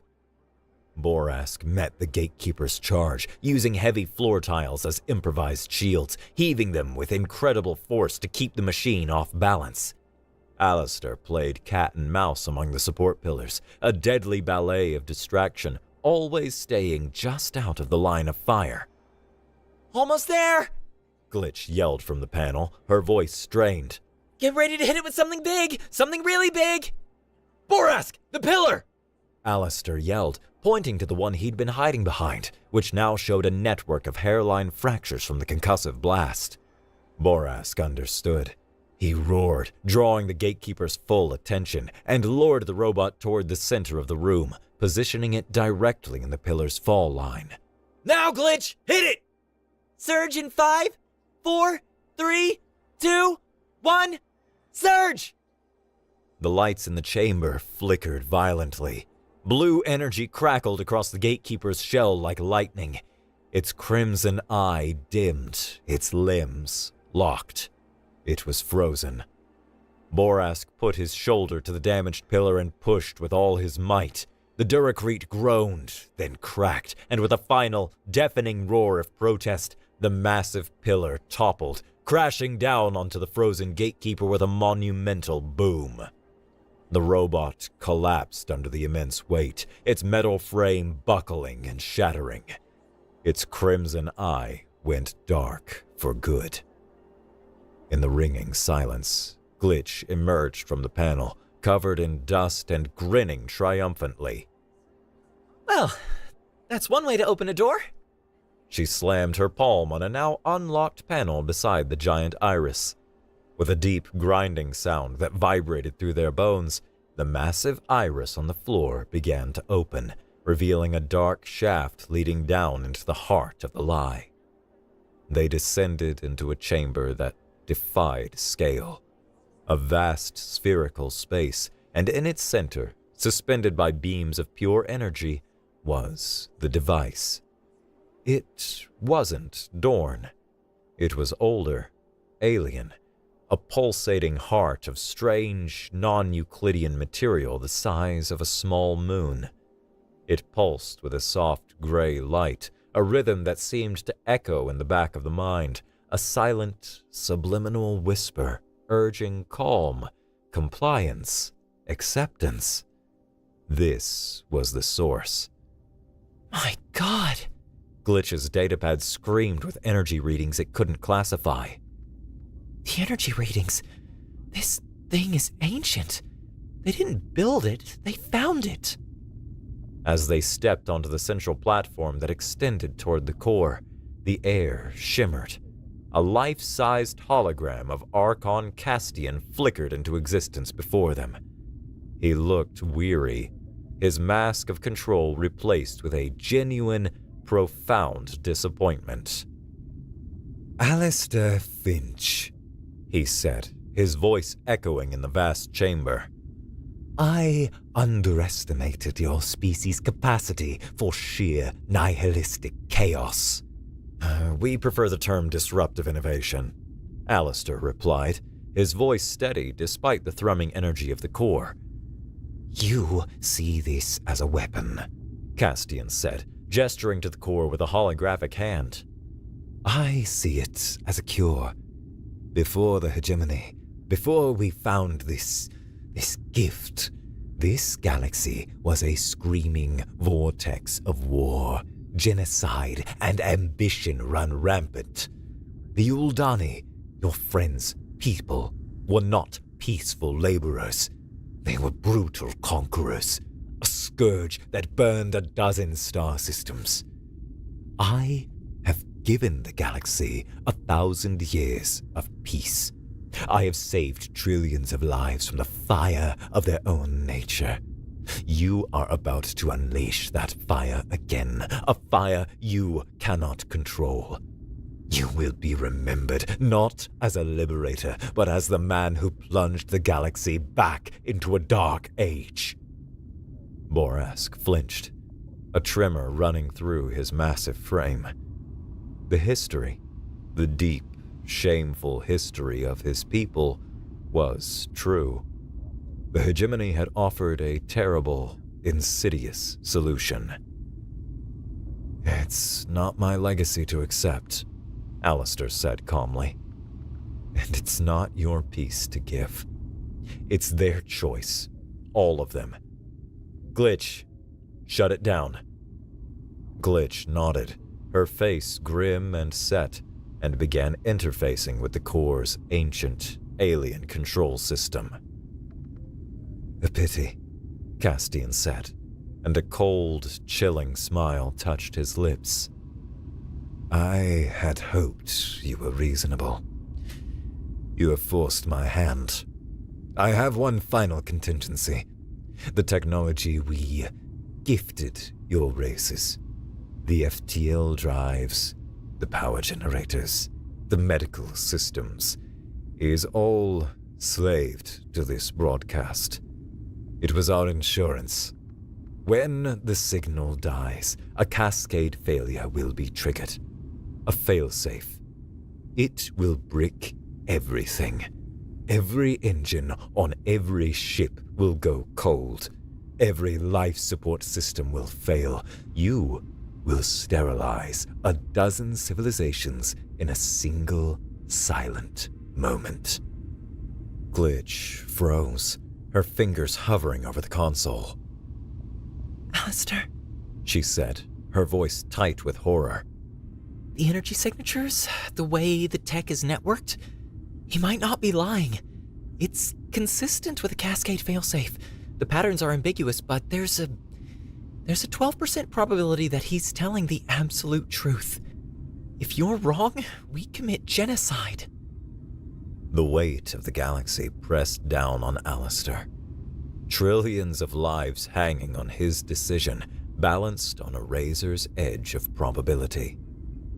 He looked away from Glitch, from Borask's tortured expression, and focused entirely on the hologram of Archon Castian. He saw the supreme, unshakable confidence of a tyrant who believed he held an unbeatable hand. He's not, Alistair said, his voice quiet but absolute. Alistair, the data. Glitch started, her voice pleading. Forget the data, Alistair interrupted, his gaze unwavering, locked with the holograms. Look at him. Analyze the man, not the machine. He's holding a gun to the galaxy's head. If that gun were truly loaded, he would have told us the second I stepped onto his bridge. He wouldn't have negotiated, he wouldn't have blustered. He wouldn't have allowed us to get this far. It would have been his opening statement, not his closing argument. Alistair took a step forward, his voice dropping, dissecting the Archon with words like scalpels. This is a final, desperate bluff from a man who has already lost the game and is trying to sweep the pieces off the board. Analyze him, Glitch. He's a tyrant. Tyrants crave control above all else. They want to rule the galaxy, not obliterate it. Annihilation is failure. For him, it's the one outcome worse than losing. He turned to Glitch, his face set like stone. The 12% chance of catastrophic failure hung between them, a terrifying abyss of uncertainty. He's counting on our conscience, on our fear. Don't give him the satisfaction. Shut it down. With a final, decisive tap, Glitch initiated the shutdown sequence. A low, resonant hum filled the chamber, rising in pitch until it was a physical pain. The pulsating gray light of the core began to flicker, turning a chaotic, angry red. He's stalling! The hologram of Castian roared, his composure completely gone, replaced by raw fury. Elite forces, converge on the core chamber! Terminate them, now! The chamber walls exploded inward. Elite Dorn Praetorians in obsidian armor began rappelling down into the chamber on grav lines, their rifles already firing. Borask let out a roar that was no longer just rage, but a triumphant declaration of freedom. He grabbed a meter-long shard of the inert modulator's housing and charged into the incoming soldiers. He was a whirlwind of destruction, a single, unstoppable